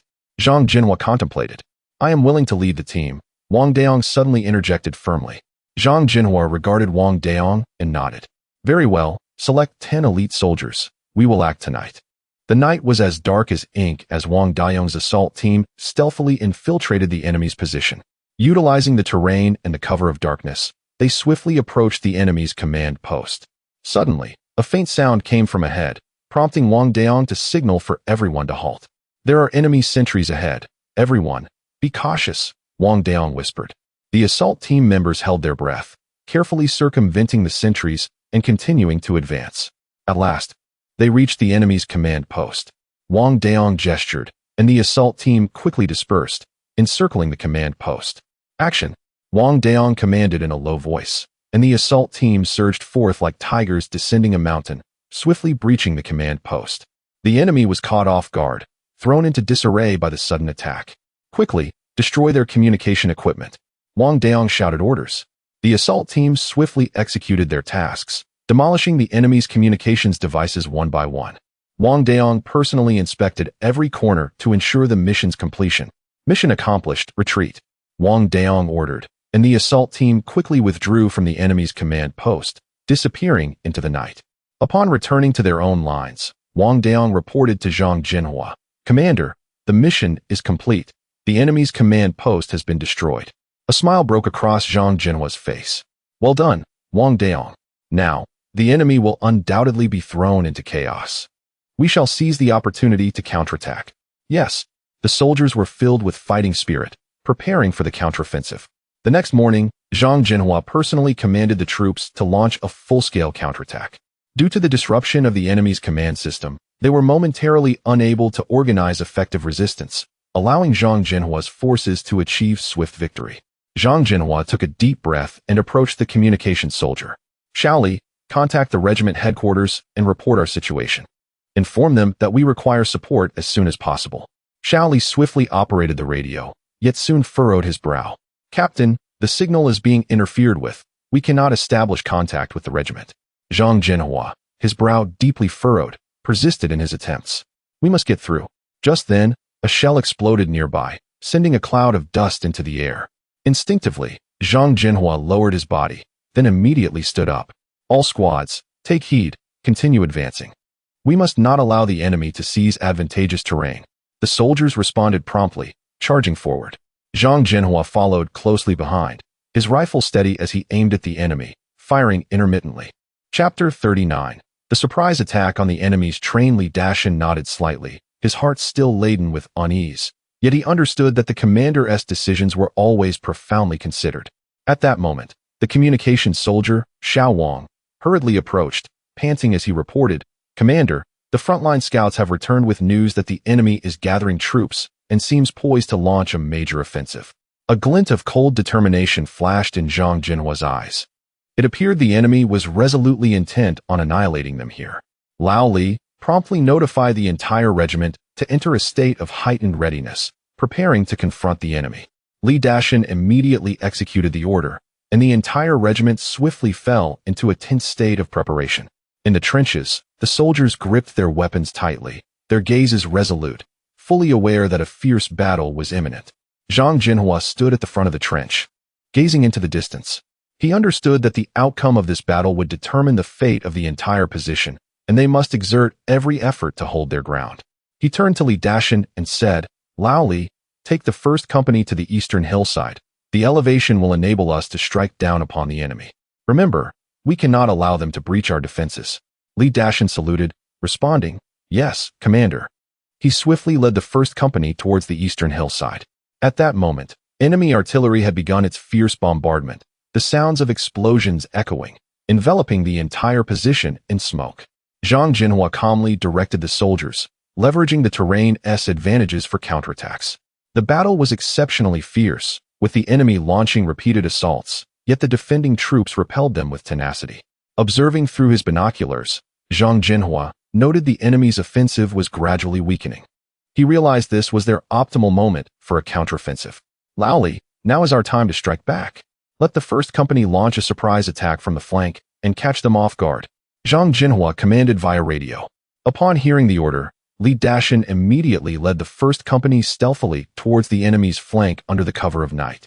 Suddenly, at a command, the soldiers of the first company surged forth like tigers descending a mountain, launching a fierce assault on the enemy. The enemy was caught unprepared by this sudden attack, their formations thrown into disarray.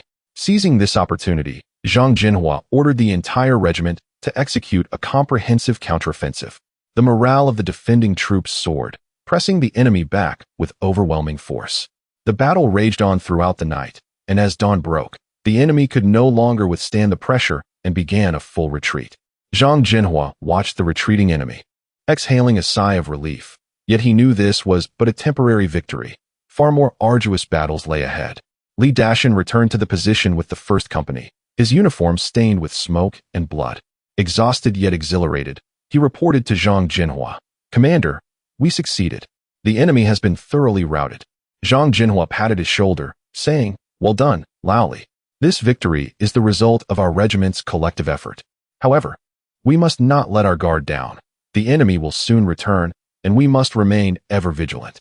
In the ensuing days, Zhang Zhenhua led the entire regiment in fortifying their positions, replenishing ammunition and provisions, all while closely monitoring the enemy's movements. They understood that reinforcements could arrive at any moment, yet the enemy would not relinquish their plans easily. One evening, the distant sound of roaring engines reached them. Zhang Zhenhua peered through his binoculars, discovering a large convoy approaching their position. Joy surged within him. This was the reinforcement they had long awaited. The arrival of reinforcements significantly boosted the morale of the entire regiment.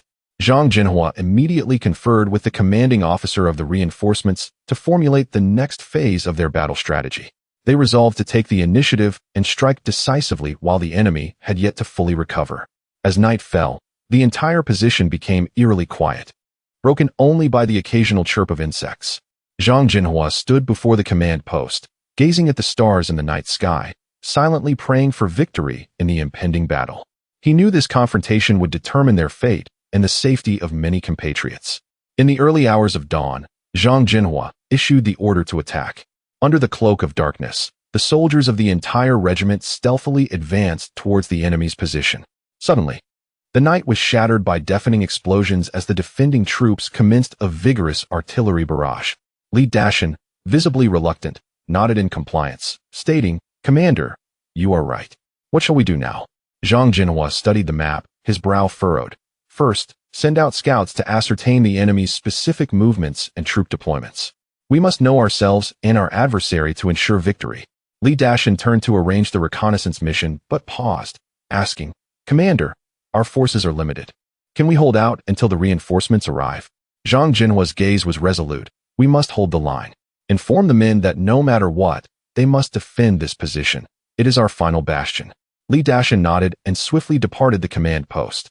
As night descended, silence enveloped the surroundings, interrupted only by the distant sounds of sporadic gunfire and explosions. Zhang Zhenhua sat in the command post, cradling a cup of cold tea, his eyes fixed on the map. He understood that the enemy could launch an attack at any moment, and their situation was becoming increasingly precarious. At that instant, the scout, Xiao Liuzi, rushed in, breathless. "Commander, the enemy's main force has begun to gather on our side. They seem poised to launch an attack before dawn." Zhang Zhenhua furrowed his brow. "How many are there?" Xiao Liuzi wiped the sweat from his brow. "At least a regiment, along with heavy weapon support." Zhang Zhenhua contemplated for a moment, then stated, "Excellent. Relay the order for all personnel to enter a state of heightened readiness, reinforcing sentry posts and patrols." Xiao Liuzi stood at attention and saluted. "Yes, Commander." In the early morning hours, the air was biting cold. In the trenches on the hillside, soldiers gripped their rifles tightly, their eyes filled with tension and anticipation. Zhang Zhenhua patrolled between the trenches, inspecting every defensive point.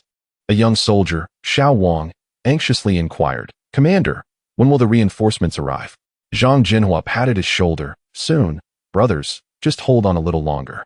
Suddenly, a tremendous explosion erupted in the distance as the enemy's artillery began to bombard the hillside, shaking the entire trench. Zhang Zhenhua commanded loudly, "Attention all units, prepare for battle." The enemy's infantry commenced their assault from multiple directions towards the hillside.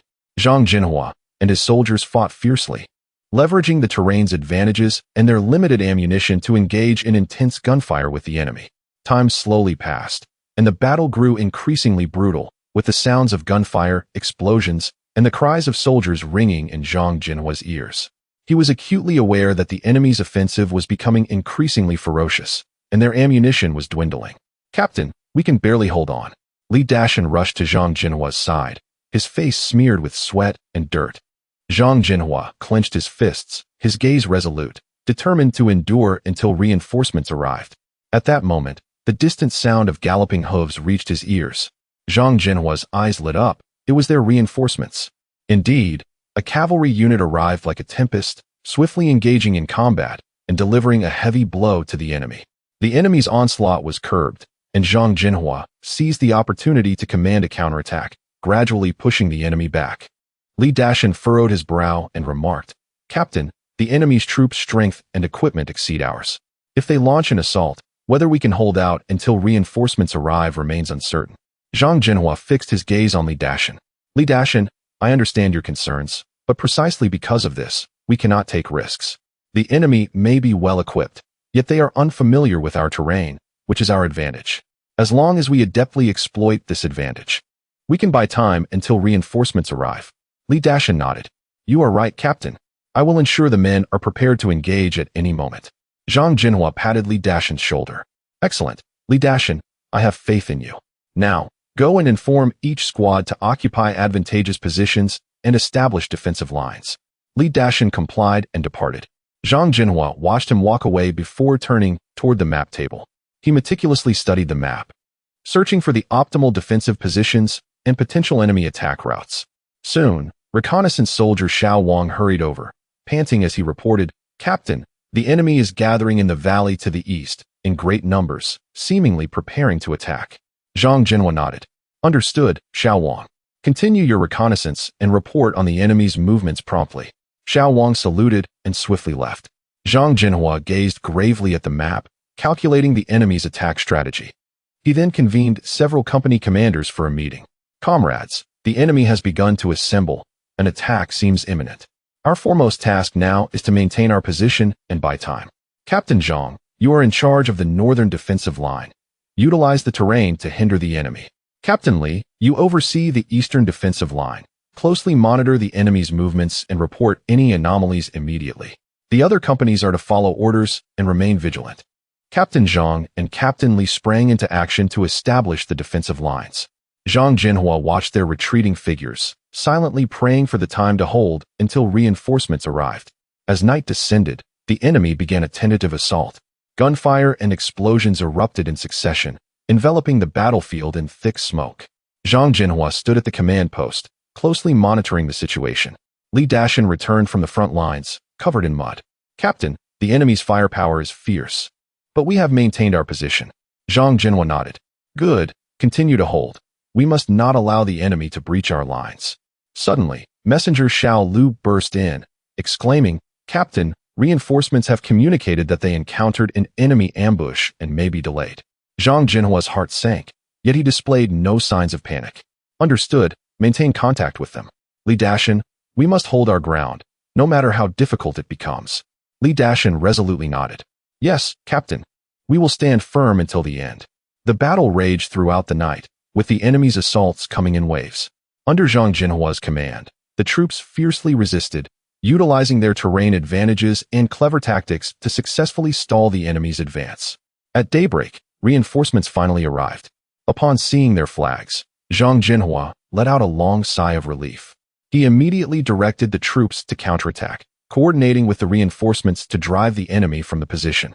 After the battle concluded, Zhang Zhenhua gathered everyone together. Comrades, today's victory is the result of our collective efforts, particularly the outstanding performance of Comrade Li Dashan. Li Dashan humbly smiled.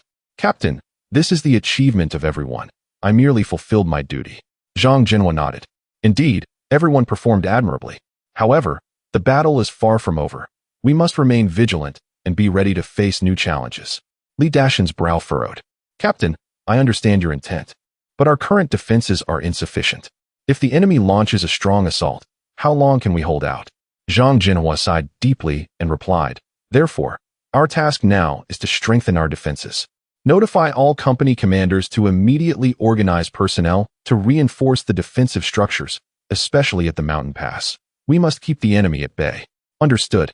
Li Dashan nodded and swiftly turned to convey the orders. Zhang Zhenhua gazed intently at the map, his brow furrowed. The atmosphere in the command post was exceptionally tense, with everyone awaiting the captain's decision.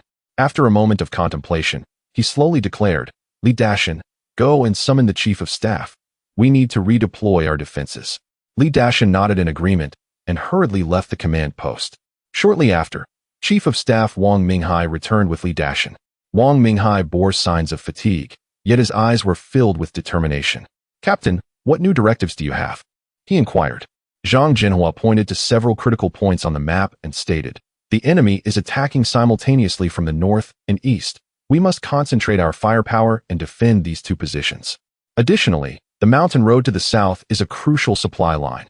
We need to dispatch a squad for reconnaissance to prevent the enemy from launching a surprise attack from there. Wang Minghai nodded and promptly began to make arrangements. He called several platoon leaders and assigned tasks accordingly. Zhang Zhenhua observed these young officers, feeling a weight in his heart. Captain, Li Dashan spoke again. Our troops' strength and ammunition are insufficient.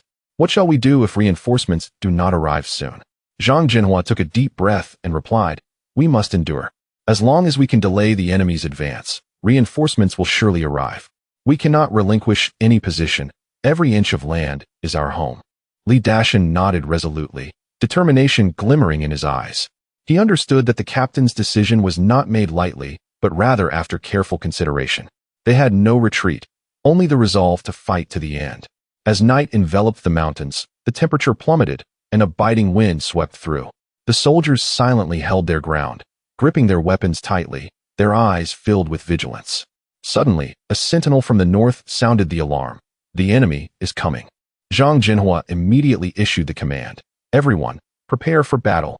Remember, we have no retreat, and we must hold our ground. The sound of gunfire erupted suddenly, plunging the entire valley into fierce combat. Zhang Zhenhua led a contingent of soldiers to the front lines, personally commanding the operations. They capitalized on the advantageous terrain, continually repelling the enemy's advances. Commander, we are running low on ammunition, reported an anxious soldier. Zhang Zhenhua replied solemnly, Hold on. Our men have gone to fetch supplies, and they will arrive shortly. At that moment, Li Dashan arrived with a squad of soldiers, carrying heavy ammunition boxes, which they quickly distributed to the frontline troops. Upon receiving the much-needed supplies, the soldiers' morale surged, and they resolutely continued to resist the enemy. The battle raged on throughout the night, and as dawn broke, the enemy's offensive finally waned. Standing on the battlefield, Zhang Zhenhua surveyed the ravaged landscape. Feeling a mixture of relief and heaviness in his heart, they had successfully defended their position, yet at a tremendous cost. "Commander, the enemy has retreated," Li Dashan reported breathlessly. Zhang Zhenhua nodded and said, "We must not let our guard down. Li Dashan, take a team to pursue and ascertain the enemy's movements.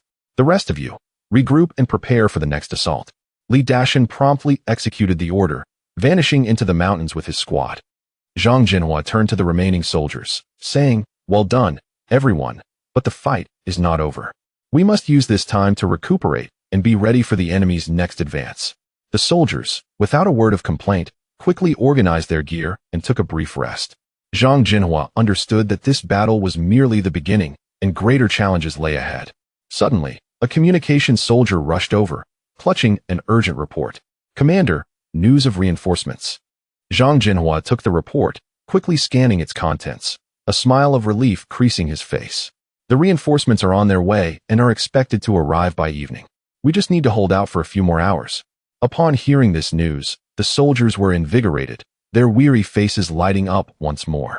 Zhang Zhenhua looked at these young faces, feeling a surge of strength within him. He knew that as long as they united as one, no obstacle was insurmountable.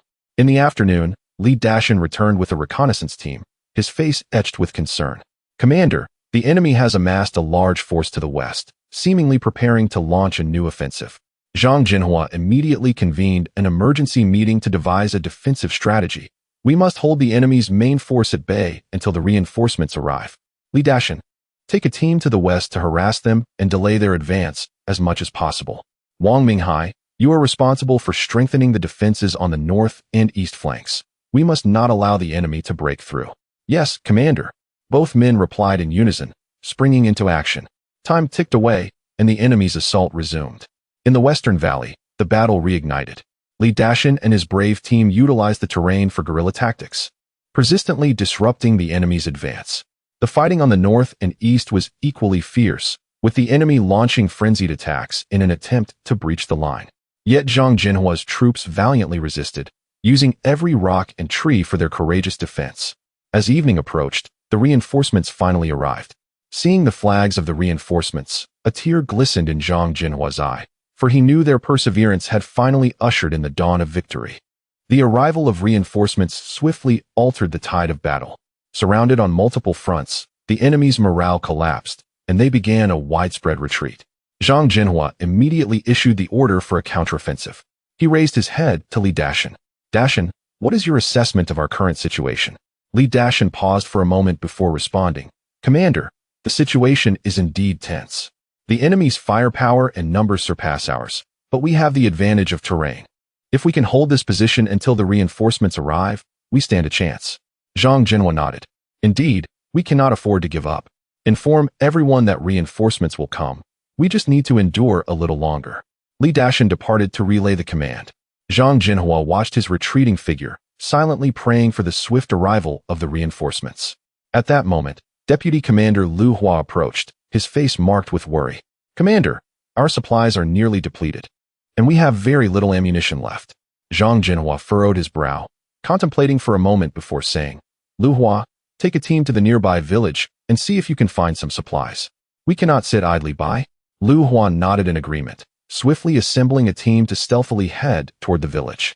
Zhang Zhenhua watched their departing figures, silently praying for their safe return with supplies. As night deepened, the position remained eerily silent. Suddenly, the distant sound of enemy artillery echoed, followed by a barrage of gunfire. Zhang Zhenhua immediately sprang into action, shouting, "All units, prepare for battle. The enemy is here." The soldiers swiftly entered combat mode and began to retaliate. Zhang Zhenhua personally took up his weapon, leading the troops into fierce combat against the enemy. Flames soared, and gunfire raged. The entire battlefield transformed into a hellish inferno. The fighting continued for a solid hour before the enemy gradually retreated. Zhang Zhenhua wiped the sweat from his brow and looked at the exhausted soldiers beside him, noting that not a single one had faltered. "Commander, we suffered significant losses in the recent battle." Li Dashan approached with a grave expression. Zhang Zhenhua placed a reassuring hand on his shoulder. "I know everyone has worked hard. However, we cannot give up. We must hold this position." Just then, a scout hurried over, reporting, "Commander, we have received news from the rear. The reinforcements are on the way and are expected to arrive by noon tomorrow." Upon hearing this, a glimmer of hope sparkled in Zhang Zhenhua's eyes. "Wonderful. Everyone, just hold on a little longer. Reinforcements are on the way." The next morning, as the sun rose, the enemy launched yet another assault. Zhang Zhenhua led his soldiers in a fierce defense amidst the hail of bullets and smoke. Lu Hua returned from the rear, carrying several bags of food and ammunition. He rushed to Zhang Zhenhua, exclaiming, "Commander, we found these supplies. Although they are not much, they should sustain us for a while." Zhang Zhenhua accepted the supplies, nodding gratefully. "Well done, Lu Hua. These supplies are crucial for us."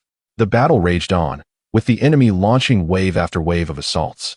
The soldiers gritted their teeth and held their ground resolutely.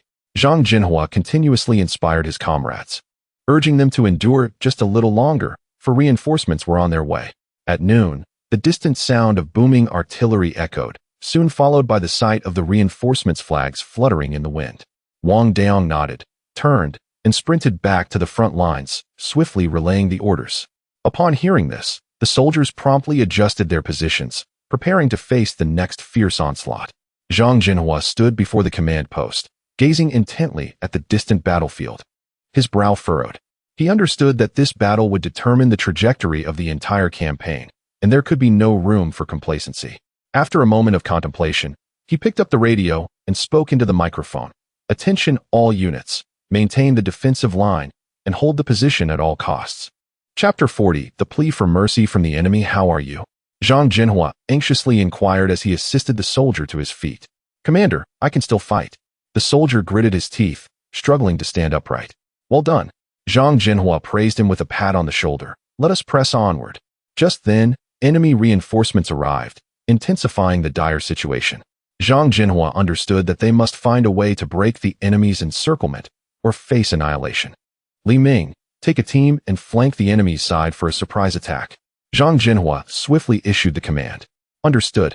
Li Ming led a group of soldiers stealthily around to the enemy's flank, preparing for an ambush. Meanwhile, Zhang Zhenhua and the main force continued to advance, drawing the enemy's attention. The battle grew increasingly fierce, with bullets raining down like heavy raindrops, and soldiers falling one after another, yet none faltered. "Commander, Li Ming and his team have succeeded," a soldier reported excitedly. Zhang Zhenhua turned to see the enemy's positions in disarray, evidently disrupted by Li Ming's assault. "A golden opportunity." Zhang Zhenhua shouted, "Everyone charge." The soldiers launched a renewed assault, pushing the enemy back relentlessly. At last, the enemy's defenses were completely shattered, and the remaining foes scattered in retreat. After the battle, Zhang Zhenhua stood on the battlefield, gazing at the fleeing enemy in the distance. Exhaling a long sigh of relief, the soldiers erupted in cheers, aware that they had triumphed in this battle. "Commander, we have achieved victory," a soldier exclaimed with excitement. "Indeed, we have triumphed." Zhang Zhenhua nodded with a smile. "Yet the fight is not over. We must continue our efforts until we drive the enemy entirely from our homeland."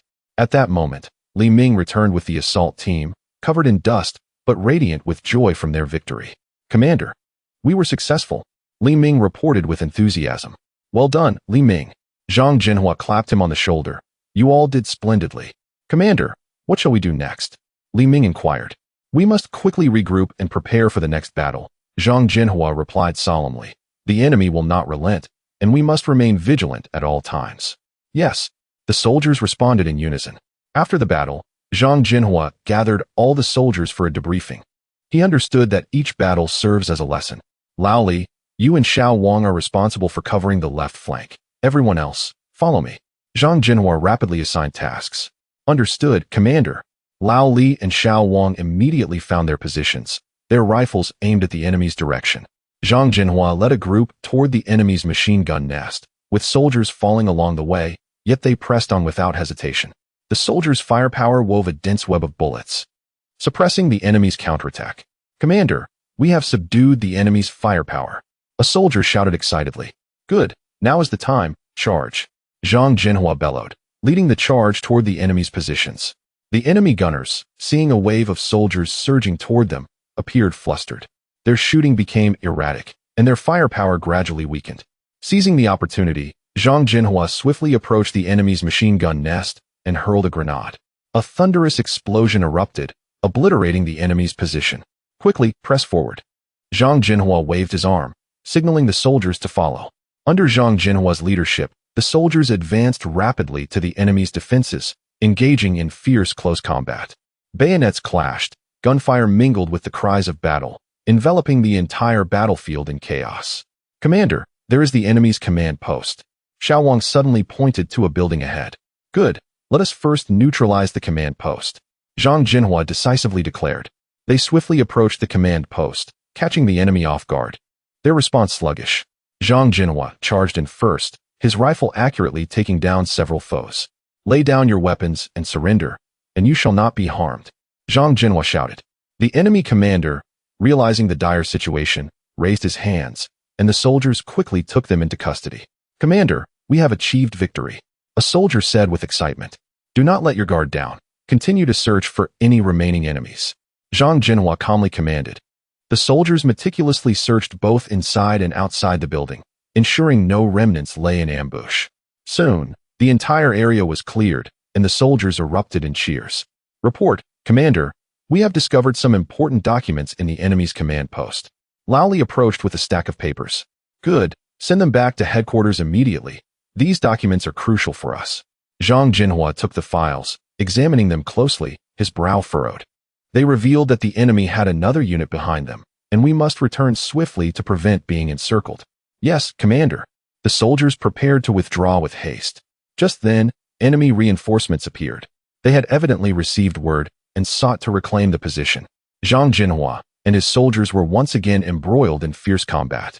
Commander, the enemy's firepower is overwhelming. We cannot hold out much longer.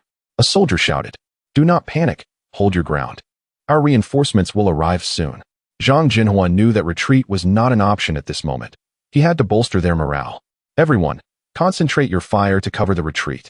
Zhang Zhenhua commanded while firing his rifle. Under his leadership, the soldiers gradually fell back to their own lines.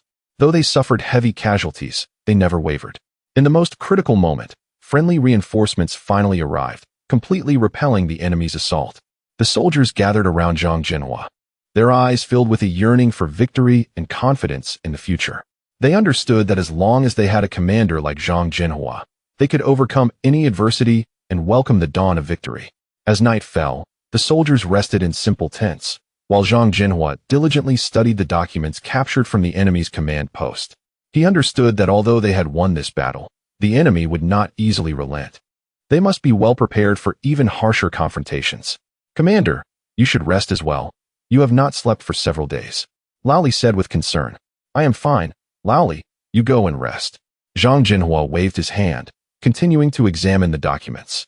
The night breeze wafted through, carrying the soft murmurs of the soldiers' conversations and the gentle sounds of their slumber from outside the tent. In Zhang Zhenhua's eyes sparkled a resolute light. For he understood that this war was not solely about victory, but also about the beliefs nestled within their hearts and the future of their homeland. We shall undoubtedly prevail, Zhang Zhenhua murmured softly, as if making a promise to himself and to the soldiers around him. That night, he remained awake, contemplating the next tactical maneuvers. As dawn broke, he finally closed the documents in his hands, a glimmer of determination illuminating his gaze. Come here, relay my orders. Everyone assemble at once, Zhang Zhenhua commanded loudly. The soldiers swiftly rose to their feet, gathering before him, awaiting his directives. Well done, maintain the pressure. He encouraged them vocally, aware that they must swiftly dismantle the enemy's machine gun positions. Otherwise, their defenses would become untenable. Commander, it seems the enemy has reinforcements.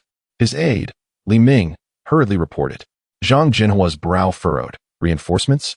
Which direction are they coming from? Li Ming pointed towards a slope on the left. Over there.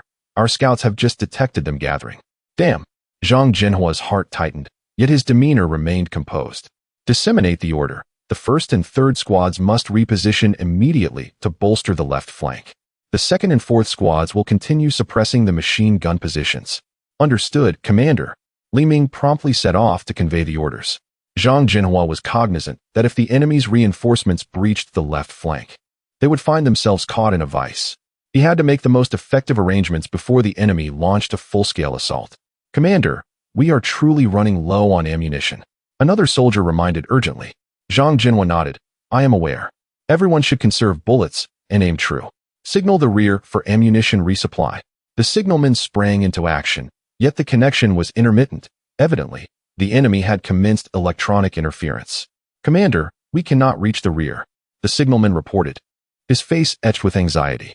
Zhang Zhenhua inhaled deeply, maintaining his calm. Keep trying. We must not abandon hope until the final moment. The battle raged on, and the enemy's machine gun positions were finally subdued, bolstering the morale of the soldiers. However, the enemy's reinforcements on the left began to encroach upon them. Commander, the enemy is approaching, a sentry shouted. Zhang Zhenhua raised his binoculars and indeed saw a large contingent of enemies charging toward them. He swiftly issued his orders. Everyone prepare for battle. Hold the line. We must not allow the enemy to break through. The soldiers swiftly entered combat mode, targeting the advancing foes. Commander, how much longer can we hold out? Li Ming inquired anxiously. Zhang Zhenhua paused for a moment, then resolutely replied, no matter how long it takes, we must endure. This is our position, our homeland. We cannot retreat an inch. The soldiers were inspired by his steadfastness and courage, vowing to defend their ground to the death. As the enemy's reinforcements drew nearer, gunfire erupted once more, plunging the battle into a fervent phase. The two sides exchanged fire fiercely, with the soldiers tenaciously repelling the enemy's advances.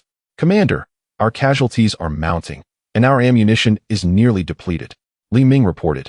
Zhang Zhenhua's face was etched with weariness, yet his gaze remained resolute. Continue to hold the line. Support from the rear must be on the way. At that moment, a scout rushed in breathlessly. Commander, we have discovered a narrow path that can flank the enemy for a surprise attack. A flicker of hope ignited in Zhang Zhenhua's eyes. Excellent. This is our chance for counteroffensive.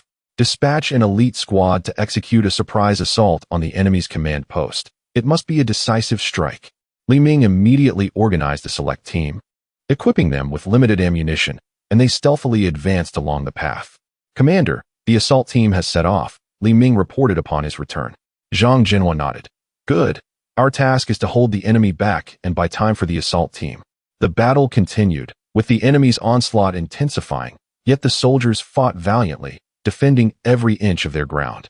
Time ticked away, and all awaited news from the assault team with bated breath. Suddenly, the enemy's firepower noticeably diminished, and chaotic sounds emerged from their lines. Zhang Zhenhua raised his binoculars to see the enemy's command post in disarray, indicating that the assault team had succeeded. Commander, our casualties are increasing, a signalman reported.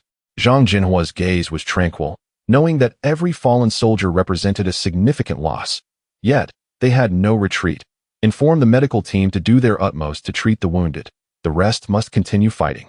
A loud explosion resounded as the enemy's mortars began to bombard, rendering their position even more perilous. Zhang Zhenhua realized the enemy was intensifying their assault.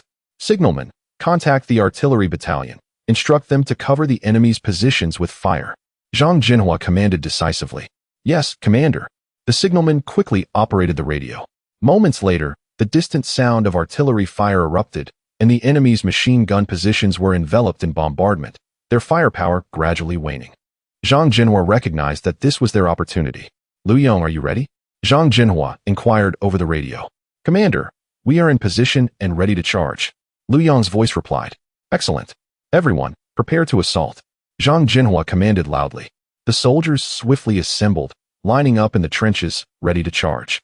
Zhang Zhenhua glanced at each soldier, resolutely stating, Remember, we fight for our homeland. Charge.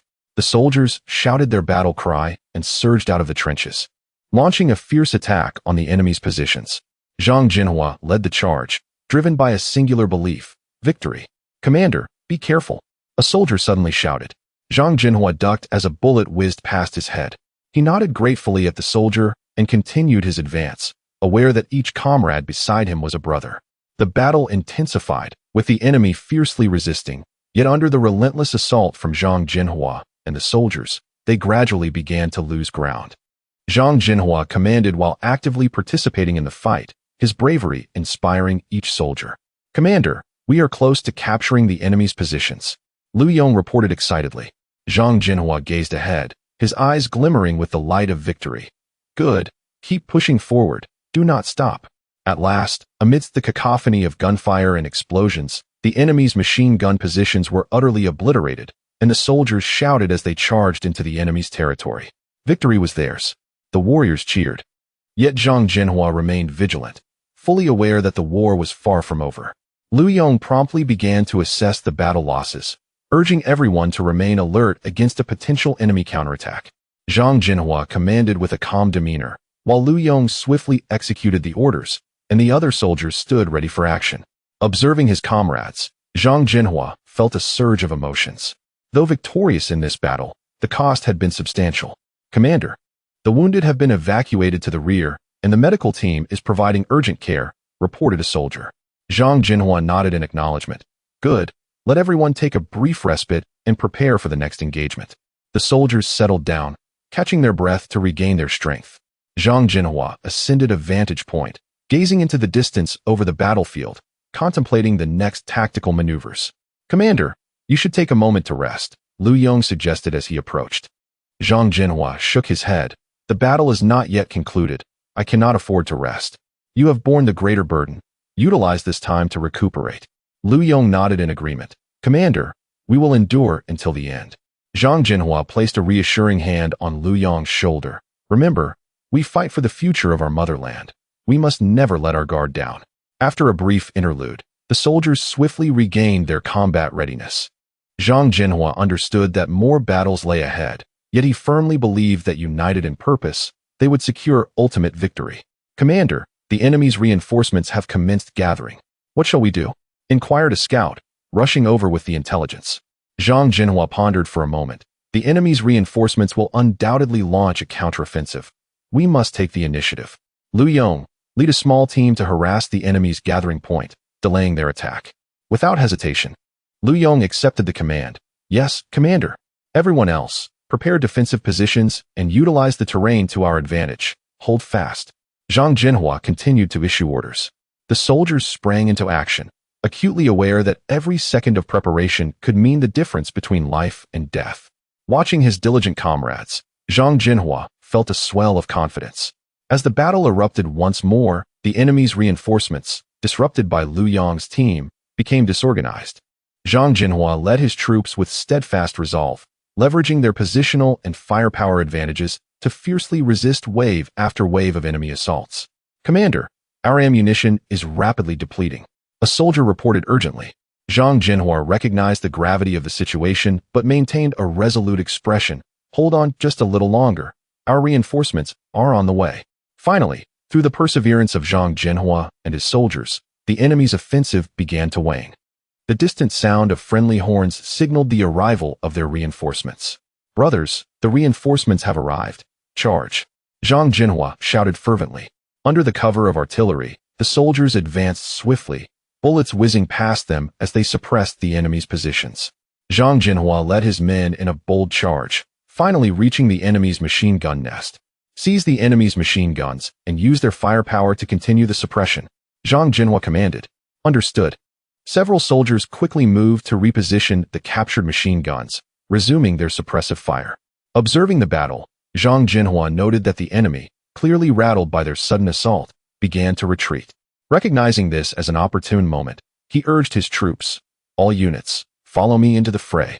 Zhang Zhenhua charged ahead, with the soldiers closely trailing, their momentum unyielding as they pressed forward. The enemy, intimidated by their fierce advance, began to scatter, resulting in chaos across the battlefield. "Commander, the enemy has started to withdraw," a soldier reported with excitement. "Excellent. Do not relent. Continue the pursuit and ensure they are utterly defeated," Zhang Zhenhua decisively ordered. The soldiers, invigorated by their morale, relentlessly chased the enemy, gradually driving them from their positions.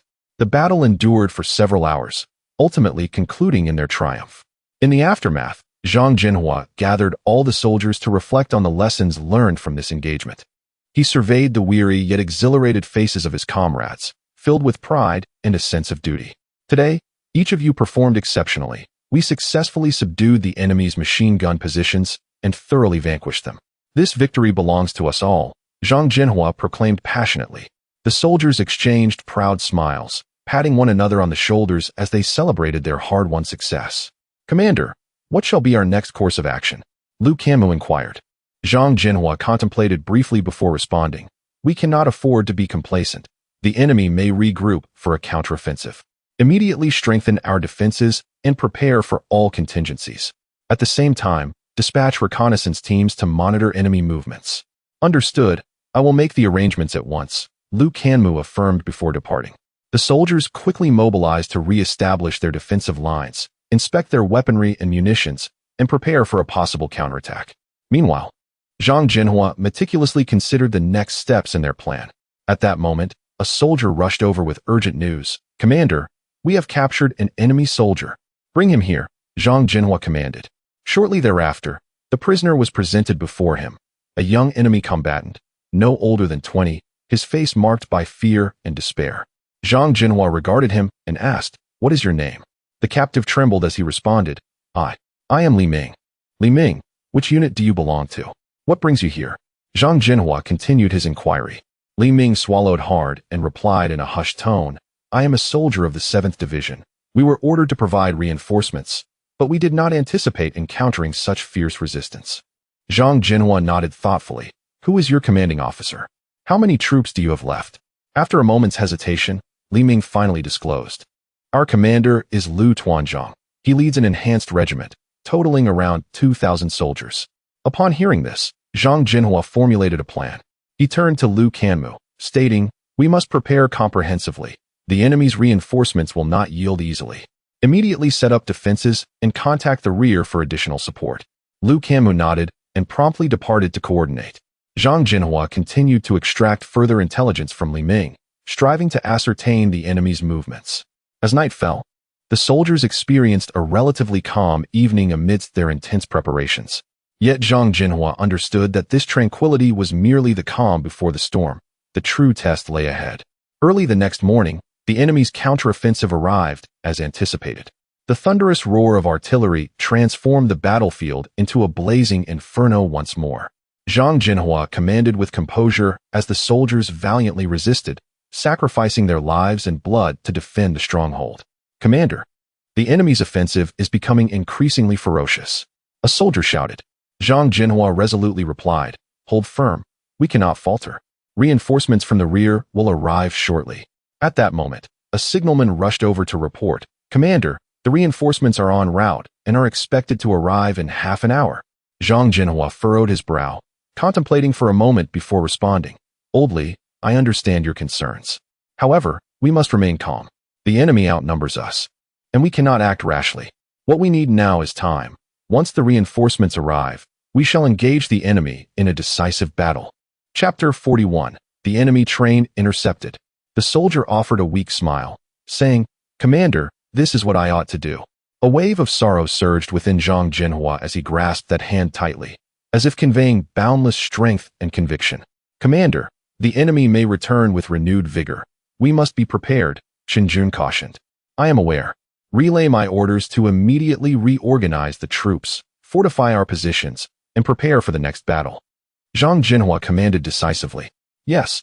The soldiers swiftly sprang into action, checking ammunition and repairing fortifications, readying themselves for the impending confrontation. Standing atop a ridge, Zhang Zhenhua gazed into the distance, fully aware that the path of resistance was fraught with hardships and challenges, yet he and his soldiers would never waver. Commander, we shall follow you until the day of victory, Wang Chong affirmed resolutely. Zhang Zhenhua nodded, stating, We will surely prevail, for our homeland. For our loved ones, we must persevere. Yes, the soldiers echoed in unison, their eyes shimmering with unwavering resolve. As night fell, silence enveloped the battlefield, yet within the hearts of the soldiers burned an unquenchable fighting spirit. They understood that victory belonged to those who bravely endure and remain unyielding. Zhang Zhenhua patrolled the trenches, offering comfort and encouragement to each soldier. Their faces bore the marks of fatigue, yet their eyes sparkled with hope and confidence. "Commander, you should take a rest as well," Chen Jun said with concern. Zhang Zhenhua shook his head, replying, "I am not weary. Everyone is steadfast at their posts, and I cannot afford to relax. However, you need to conserve your strength. The battles ahead will be even more arduous," Chen Jun urged. Zhang Zhenhua smiled slightly. "I understand, but as long as everyone is here, I have confidence." "Commander, you truly are our pillar of strength," Chen Jun remarked. "We are all striving for the same goal. As long as we unite in purpose, we will surely overcome the enemy," Zhang Zhenhua asserted with determination. At that moment, a communications soldier rushed in, exclaiming, "Commander, there is an urgent situation. The enemy's reinforcements were again closing in, numerous, and the situation dire." Zhang Zhenhua's brow furrowed. He knew this would be a fierce battle. He swiftly issued orders. "All soldiers prepare for combat. We must not allow the enemy to breach our defenses."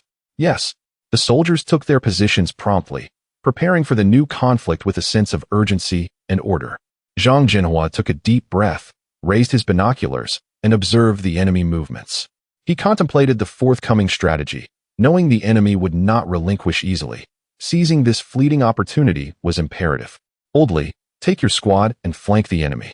We need to disrupt their supply lines." Zhang Zhenhua commanded swiftly. "Understood, Commander." Oldly immediately assembled his squad and vanished into the night. The soldiers' ammunition was dwindling, and Zhang Zhenhua realized this battle could not be prolonged. He shouted, "Everyone, conserve ammunition. Fire only when the enemy draws near." Suddenly, a barrage of artillery erupted, and Zhang Zhenhua quickly ducked, narrowly avoiding falling shells. He raised his head to ascertain the source of the fire, knowing the enemy had begun their counterattack. "Deputy Wang, immediately contact the rear. We need reinforcements. More ammunition and medical supplies." Zhang Zhenhua ordered loudly. "Yes, Commander." Deputy Wang swiftly retrieved his radio equipment to communicate with the rear. The enemy's counteroffensive grew increasingly fierce, yet Zhang Zhenhua's soldiers gritted their teeth and persevered. They understood that if they could withstand this wave of assault, there was a chance for a turnaround. "Commander, the enemy reinforcements have arrived," an observer reported anxiously. Zhang Zhenhua squinted. The enemy troops surged forth like a tide. He inhaled deeply, maintaining a calm demeanor. "All units, prepare for battle," Zhang Zhenhua commanded with authority. The soldiers adjusted their positions, awaiting the enemy's approach. Zhang Zhenhua recognized that this confrontation would determine the course of the entire conflict and resolved to give it his all. "The enemy is 50 meters away. Fire," Zhang Zhenhua decisively ordered. Instantly, gunfire erupted, and the frontline enemy soldiers fell in droves. Yet the enemy's momentum showed no signs of abating. Bolstered by their numbers, they continued to advance. The faces of Zhang Zhenhua's soldiers were drenched in sweat and dust, but none faltered. They knew their homeland lay behind them, and they could not allow the enemy to step any closer. "Any news from Oldly?" Zhang Zhenhua inquired tensely of Deputy Wang. "None yet, Commander," Deputy Wang replied anxiously. Just then, a familiar explosion echoed in Zhang Zhenhua's ears. He turned and saw smoke rising from the direction of the enemy's supply line. "Oldly has succeeded." Zhang Zhenhua's eyes brightened. "Everyone, now is the time to launch a counterattack," Zhang Zhenhua commanded loudly. The soldiers surged forth like tigers released from their confines, their morale soaring. They charged out from their cover, launching a fierce counteroffensive against the enemy. Clearly taken aback by this sudden onslaught, the enemy's formation began to falter. "Commander, we have succeeded. The enemy is retreating," a soldier cried out in exhilaration. Zhang Zhenhua did not lower his guard. He knew the enemy's retreat was temporary, and they must pursue relentlessly to annihilate them completely. "Everyone pursue. Do not give the enemy a moment to breathe," Zhang Zhenhua commanded decisively. The soldiers, invigorated, swiftly chased after the enemy. Zhang Zhenhua clutched his weapon tightly, leading the charge at the forefront. During the pursuit, Zhang Zhenhua suddenly experienced a sharp pain. Looking down, he realized he had been shot in the shoulder. Yet he gritted his teeth and pressed on, knowing there was no time to stop. "Commander, you are injured," a soldier exclaimed, rushing to support him. "I am fine. Continue the pursuit," Zhang Zhenhua insisted resolutely. Ultimately, through the relentless pursuit of Zhang Zhenhua and his soldiers, the enemy completely collapsed and scattered in flight. Zhang Zhenhua understood that they had won this battle, but the fight was far from over. "Immediately tally the casualties and tend to the wounded," Zhang Zhenhua commanded calmly. The soldiers sprang into action, busily assisting the injured and managing the battlefield. As Zhang Zhenhua surveyed his surroundings, his heart brimmed with hope and a sense of responsibility for the future. He recognized that this was merely a part of the resistance. Many more challenges awaited them ahead. Suddenly, Deputy Wang hurried over, exclaiming, "Commander, Old Li's squad has returned with crucial intelligence." Zhang Zhenhua's eyes brightened with urgency. "Quickly, bring me the intelligence," he commanded. Deputy Wang handed over a document, which Zhang swiftly perused, a grave expression settling upon his face. "The enemy's main forces are advancing toward us, expected to arrive in 3 days, he declared solemnly. "What shall we do?" Deputy Wang inquired anxiously. Zhang inhaled deeply, maintaining his composure as he replied, "Immediately notify all units to prepare for defense. Dispatch reconnaissance teams to monitor the enemy's movements at all times." "Understood, Commander," Deputy Wang responded, springing into action. Zhang Zhenhua recognized the impending battle would be considerably more arduous, yet he harbored no fear. He firmly believed that as long as they stood united, they could undoubtedly vanquish the enemy and safeguard their homeland. 3 days later, the enemy's main forces indeed arrived as anticipated. Zhang Zhenhua and his soldiers were thoroughly prepared, steadfastly holding their positions as they engaged in fierce combat with the adversary. "Commander, the enemy's firepower is overwhelming. We cannot withstand it," a soldier reported urgently. Zhang gritted his teeth. "Hold on. We must persist." Just then, a thunderous roar echoed from afar. Reinforcements suddenly appeared, launching a vigorous assault against the enemy. It was the support troops dispatched from the rear. "The reinforcements have arrived." The soldiers cheered, their morale soaring. Meanwhile, Zhang Zhenhua continued to direct the remaining forces. "All units, concentrate fire on the enemy's machine gun positions and cover Liu platoon." "Yes." The soldiers responded in unison, swiftly adjusting their aim as gunfire erupted, focusing their firepower on the enemy's machine gun nest. The enemy gunners clearly felt the pressure, their firepower diminishing. Liu platoon leaders stealthily approached the enemy's flank, a surprise attack in the making. "Commander, the enemy's machine gun fire has weakened," a soldier excitedly reported. "Excellent. Continue to suppress them." Zhang Zhenhua remained relentless in issuing commands. Suddenly, communications soldier Xiao Li rushed over, panting heavily. "Commander, the supply line has been cut off. Our ammunition is running low." Zhang Zhenhua furrowed his brow, realizing the urgency of the situation. He spoke firmly, "Notify all squad leaders to conserve ammunition and aim precisely. Also, inform Liu platoon that they must succeed." Xiao Li immediately set off to relay the orders. The soldiers became increasingly cautious in their shooting, ensuring each bullet counted. At that moment, Liu platoon's assault team finally neared the enemy's flank. They carefully concealed themselves in the grass, observing the enemy's movements.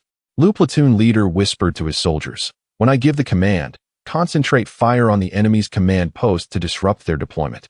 The soldiers nodded in agreement, gripping their weapons tightly.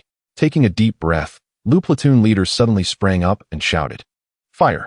Instantly, a barrage of gunfire erupted from the flank, plunging the enemy command post into chaos. The machine gunners were caught off guard, their firepower significantly reduced. "Now's our chance, charge," Zhang Zhenhua commanded, and the entire company surged forward like a fierce tiger descending the mountain, launching a full-scale assault on the enemy's positions. The enemy, taken by surprise, was forced to retreat. Zhang Zhenhua led his soldiers swiftly onward, capturing the enemy's machine gun nest. Surveying the surroundings and confirming the enemy's inability to retaliate, he finally exhaled in relief. "Commander, we have achieved victory." The soldiers rejoiced, their faces radiant with triumph. Zhang Zhenhua smiled and nodded, yet he understood this was merely a temporary victory. He turned to his soldiers, saying, "You have all worked hard, but we must remain vigilant. Immediately account for ammunition and prepare defenses to respond to any enemy counterattack." "Yes." The soldiers promptly commenced their tasks, counting ammunition and constructing fortifications. Zhang Zhenhua approached communications soldier Xiao Li, instructing, "Immediately contact headquarters to report our situation and request support." Xiao Li nodded and began operating the radio. Zhang Zhenhua ascended to a slightly elevated position, surveying the surroundings. He knew the enemy would not easily concede, and they had to be prepared for the next battle. Soon, Xiao Li returned with a report, "Commander, headquarters has replied. They said reinforcements are on the way, but it will take time." Zhang Zhenhua acknowledged with a nod, "Understood." Inform all squads to enhance vigilance and remain on guard. As night fell, the soldiers worked diligently and methodically on their defensive fortifications. Zhang Zhenhua realized that the night ahead could be exceedingly long. Suddenly, a sentry reported, "Commander, enemy scouts have been spotted." Zhang Zhenhua immediately tensed, inquiring, "How many?" "We have currently identified 2, but there could be more behind them," the sentry answered. "Understood. Everyone, remain alert and be ready for combat," Zhang Zhenhua decisively commanded. In the darkness, the soldiers held their breath, gripping their weapons tightly, awaiting any sign from the enemy. Time passed slowly, an atmosphere of tension enveloping the air. Suddenly, hurried footsteps approached, and the enemy figures emerged into view. "Fire!" Zhang Zhenhua commanded, and the soldiers unleashed a fierce assault on the enemy. The adversary, clearly unprepared for such a vigorous counterattack, descended into disarray. Zhang Zhenhua calmly directed his soldiers, advancing cautiously while steadily suppressing the enemy's offensive. The battle raged for a full hour, and finally, the enemy was thoroughly repelled. Zhang Zhenhua breathed a sigh of relief, beginning to organize the aftermath, accounting for casualties, tallying ammunition, and reporting the situation. The soldiers sprang into action, fatigued yet filled with the joy of victory. "Commander, reinforcements from headquarters have arrived." Communications soldier Xiao Liuzi reported excitedly. "Old Liu," Zhang Zhenhua called out. "Here." Old Liu, a seasoned veteran, swiftly approached. "Bring a few men and flank them from the left, seeking an opportunity for a decisive blow," Zhang Zhenhua commanded. Old Liu nodded and stealthily led several soldiers toward the left flank. Zhang Zhenhua's gaze remained fixed ahead. He understood that Old Liu was their best close combat specialist, and given the chance, he could undoubtedly eliminate the enemy's machine gunners. "Commander, the enemy's reinforcements are approaching rapidly." A soldier returned from the front lines, reporting. Zhang Zhenhua's brow furrowed. "We must resolve the battle here quickly. Otherwise, when the enemy reinforcements arrive, we will truly be in peril." "Commander, our numbers are dwindling," the deputy expressed with concern. "Do not falter, grit your teeth, and hold your ground," Zhang Zhenhua proclaimed with unwavering resolve. Suddenly, a cacophony of explosions reverberated from the front lines. Zhang Zhenhua lifted his gaze, witnessing Lao Lu and his comrades nearing the enemy's machine gun nest. A hand grenade was expertly hurled into the enemy's stronghold, resulting in a violent explosion that obliterated their defenses in an instant. "Well done," Zhang Zhenhua exclaimed with exhilaration. "Everyone, charge." The soldiers' spirits surged as they launched a fierce assault on the enemy's position under Zhang Zhenhua's leadership. Gunfire and explosions echoed throughout the battlefield, shrouded in a haze of smoke. "Lao Lu, are you all right?" Zhang Zhenhua inquired as he penetrated the enemy's lines, immediately searching for Lao Lu's figure. "Commander, we are unharmed. We have taken out the enemy's machine gun nest," Lao Lu replied, covered in dust, yet brimming with vitality. Zhang Zhenhua exhaled in relief. "Excellent work. Let us press on. We must not allow the enemy's reinforcements a chance to regroup." At that moment, a signalman rushed over. "Commander, we have received a message from headquarters. We are ordered to hold our position. Reinforcements are on their way." Zhang Zhenhua's heart quickened. "Did you hear that, brothers? Our reinforcements are approaching. Hold the line." The soldiers rallied in response, steadfast in their defense. Despite the ferocity of the enemy's assault, under Zhang Zhenhua's command, they steadfastly refused to retreat. Time passed, and at last, the distant sound of cannon fire signaled the arrival of their reinforcements. Zhang Zhenhua raised his arm in triumph. "Our reinforcements have arrived. Counterattack." The soldiers, invigorated, swiftly launched a counteroffensive in coordination with their allies, driving the enemy into a retreat. After a fierce struggle, the enemy was ultimately vanquished, and tranquility gradually returned to the battlefield. Standing atop a ridge, Zhang Zhenhua gazed at the distant sunset, his heart a tumult of emotions. This battle had been exceptionally arduous, yet they emerged victorious. Each soldier was a hero, and every fallen comrade was a memory worth cherishing. "Commander, the casualty report is in," the adjutant approached with a grave demeanor. Zhang Zhenhua accepted the casualty list, studying it silently, his heart heavy. "Convey my orders. The soldiers must rest well, and the wounded shall receive priority treatment." "Yes," the adjutant replied before departing. Soldiers gathered in twos and threes, supporting one another. Though exhausted, their faces radiated the joy of victory. Zhang Zhenhua moved among them, patting each soldier on the shoulder. "You've all worked hard, brothers. Commander, to fight alongside you is worth it." a young soldier declared. Zhang Zhenhua looked at them, deeply moved. It is your courage and resilience that have brought us this victory. Each of you is a hero. As night fell, the soldiers sat together, sharing simple meals and recounting tales from the battlefield. Zhang Zhenhua listened intently, silently resolving that no matter how arduous the path ahead, he would lead these valiant soldiers to continue fighting for their homeland, for their future. At that moment, the adjutant approached. Commander, there is a new order from headquarters. Zhang Zhenhua took the telegram, scrutinizing it with a furrowed brow.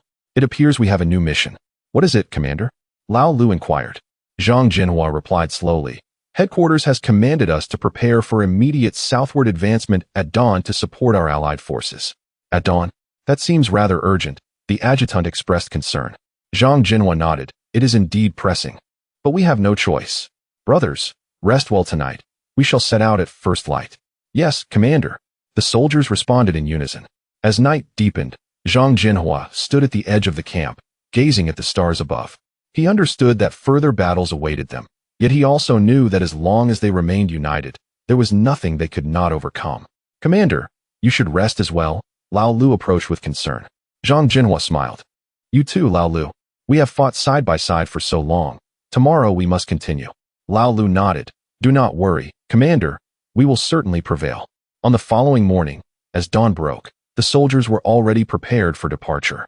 Zhang Zhenhua stepped to the front of the formation, inhaling deeply. Brothers, let us march. Onward. The soldiers echoed, advancing resolutely towards the south. Zhang Zhenhua rode at the forefront, his heart filled with hope as he surveyed the road ahead. He knew that as long as they did not give up, victory would ultimately belong to them. Along the way, they faced numerous enemy ambushes, but under Zhang Zhenhua's guidance, the soldiers persistently broke through enemy lines, advancing further. Each battle tested their mettle, yet it also solidified their convictions. In a small village, Zhang Zhenhua encountered several wounded soldiers returning from the front lines. They bore grim tidings. Their allied forces were encircled and in dire straits. Commander, we must hasten to their aid. Lao Lu urged anxiously. Zhang Zhenhua nodded. Hastening their pace, we must arrive before nightfall. The soldiers quickened their steps, striving to reach their comrades. At last, they arrived at the besieged allied forces just before sunset. Zhang Zhenhua promptly devised a plan. Lao Lu, take a team to launch a surprise attack from the left flank to divert the enemy's attention. I will lead another team for a frontal assault. We must break the encirclement as swiftly as possible. Lao Lu nodded in understanding. Understood, Commander. The battle reignited, gunfire and artillery fire blending into a chaotic symphony as the soldiers, under Zhang Zhenhua's command, charged valiantly. The enemy had clearly not anticipated their rapid arrival, caught off guard by the onslaught. Brothers, charge! Zhang Zhenhua shouted, leading the soldiers forward. At last, a breach was torn in the enemy's defenses, and the surrounded allied forces glimpsed hope, rallying to break free. Zhang Zhenhua surveyed the battlefield, where explosions roared and smoke billowed. He knew that this battle was crucial for the safety of the entire front line and must be fought to the end. Signalman, Zhang Zhenhua called out, and a young soldier rushed forward. Commander, what are your orders? The signalman asked. Immediately contact the rear, inform them of our situation and request reinforcements as soon as possible. Zhang Zhenhua commanded. Understood. The signalman swiftly operated the radio, dispatching an urgent plea for assistance. Just then, Deputy Commander Li Ming dashed over, his face glistening with sweat, evidently having just emerged from a fierce skirmish. The commander stated, the machine gun positions on the front line have been subdued, yet the enemy appears reluctant to retreat. Li Ming reported. We must seize this opportunity to launch a counterattack, Zhang Zhenhua replied solemnly. All troops, prepare to charge. The soldiers swiftly assembled, acutely aware that this was a moment that could determine life or death. Each individual's gaze radiated with unwavering resolve and determination. Warriors, Zhang Zhenhua bellowed. Today, we fight for our motherland, for our homeland. Charge! At the command, the soldiers shouted in unison and surged out of the trenches, fiercely attacking the enemy's positions. Bullets whistled past, and bombs exploded nearby, yet they pressed forward undaunted. Amidst the chaos, Zhang Zhenhua's figure stood out prominently. Armed with a rifle, he fired relentlessly, each bullet striking true against the foe. Suddenly, he noticed a comrade collapse ahead and immediately rushed forward. Chapter 42. The demolition of the enemy's train station. The eyes of the soldiers shimmered with unwavering determination as they unified in response. "Yes, Commander." Zhang Zhenhua waved his hand, signaling the assault team to charge out from their cover and rush towards the enemy's machine gun positions. The enemy, upon noticing, unleashed a frenzied barrage of gunfire. However, under the soldiers' tenacious offensive, the firepower on the stronghold began to wane. "Quickly, throw the grenades," Li Jiqiang shouted. The soldiers hastily pulled the pins from their grenades and hurled them towards the enemy's machine gun nests. Amidst the series of explosions, the enemy's positions were obliterated, and the soldiers swiftly advanced, annihilating the remaining foes. "We succeeded, Commander, we succeeded," Li Jiqiang exclaimed excitedly as he returned with the report. Zhang Zhenhua sighed in relief, yet his expression remained stern. The enemy had merely been temporarily repelled. Everyone promptly organized the battlefield, attended to the wounded, and prepared for the impending assault. "Yes, Commander." The soldiers sprang into action. At that moment, Zhang Zhenhua noticed the enemy's reinforcements rapidly approaching from a distance.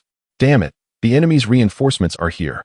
His heart tightened as he immediately issued new orders to adjust their defensive line and prepare for confrontation.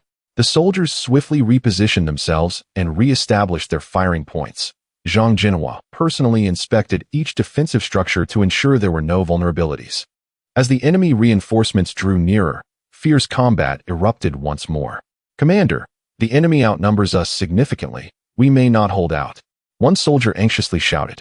"Do not panic. Hold your ground. We still have a chance," Zhang Zhenhua replied firmly, knowing that maintaining the soldiers' morale was essential for enduring until the end. The battle was exceptionally fierce. Zhang Zhenhua himself took up his rifle, firing alongside the soldiers. His valor inspired everyone, and the soldiers gritted their teeth, fighting back with all their might. "Commander, how much longer can we hold?"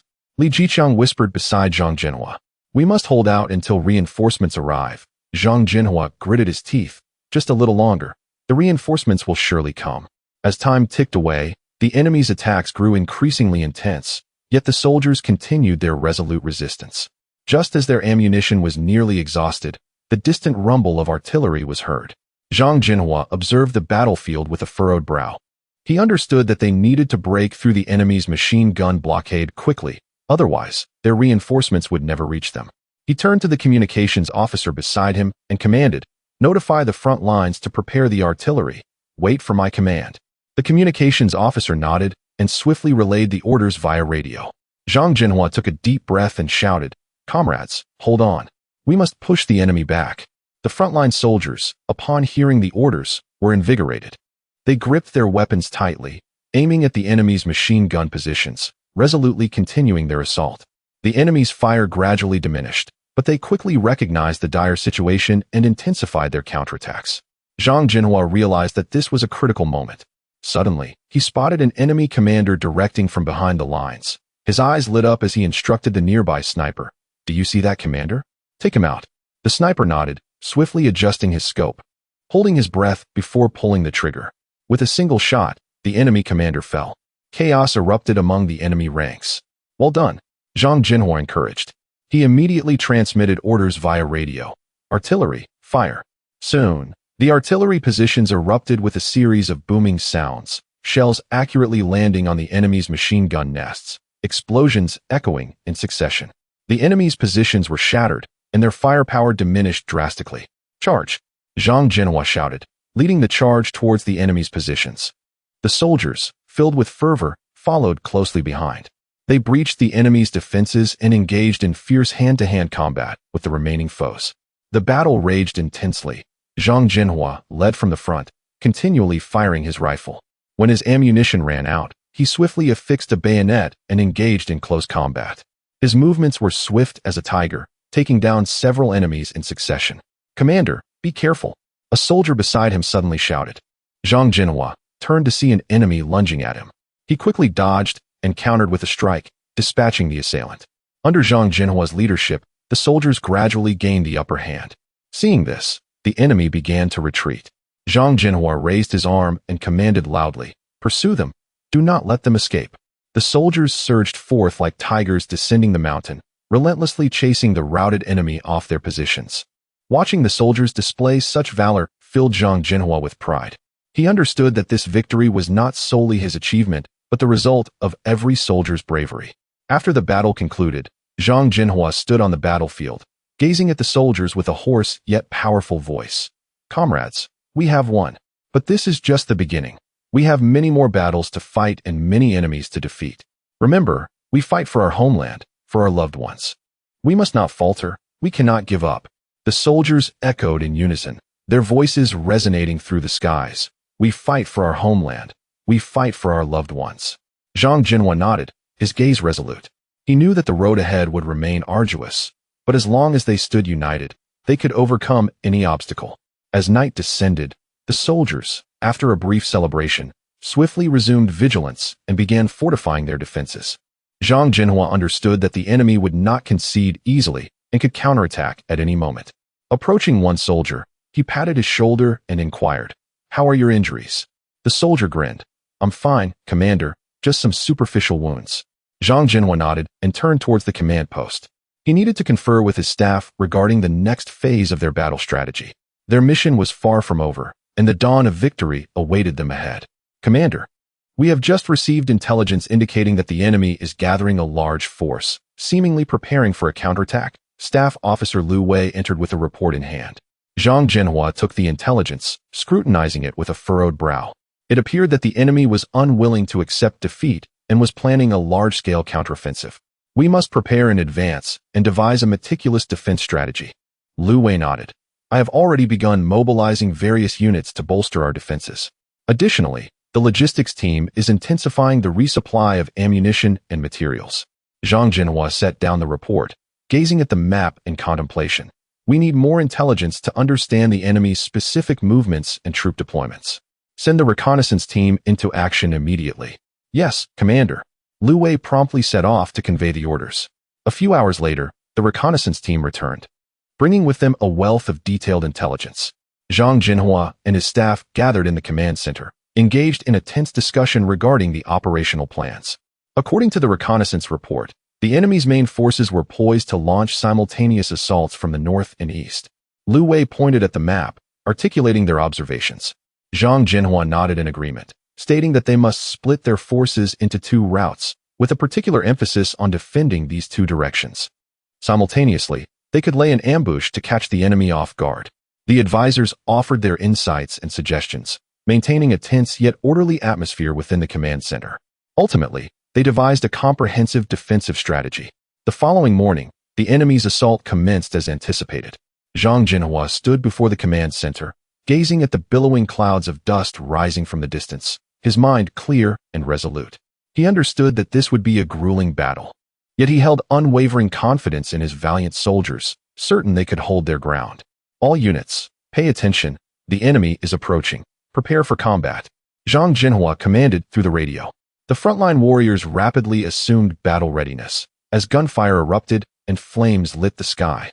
Despite the enemy's fierce advance, under Zhang Zhenhua's leadership, the soldiers relied on their robust defensive structures to resist tenaciously, gradually dismantling the enemy's offensive. The combat was exceptionally intense, with the enemy launching wave after wave of attacks, only to be repelled repeatedly. Zhang Zhenhua remained at the forefront, commanding with assuredness and uplifting the spirits of his troops.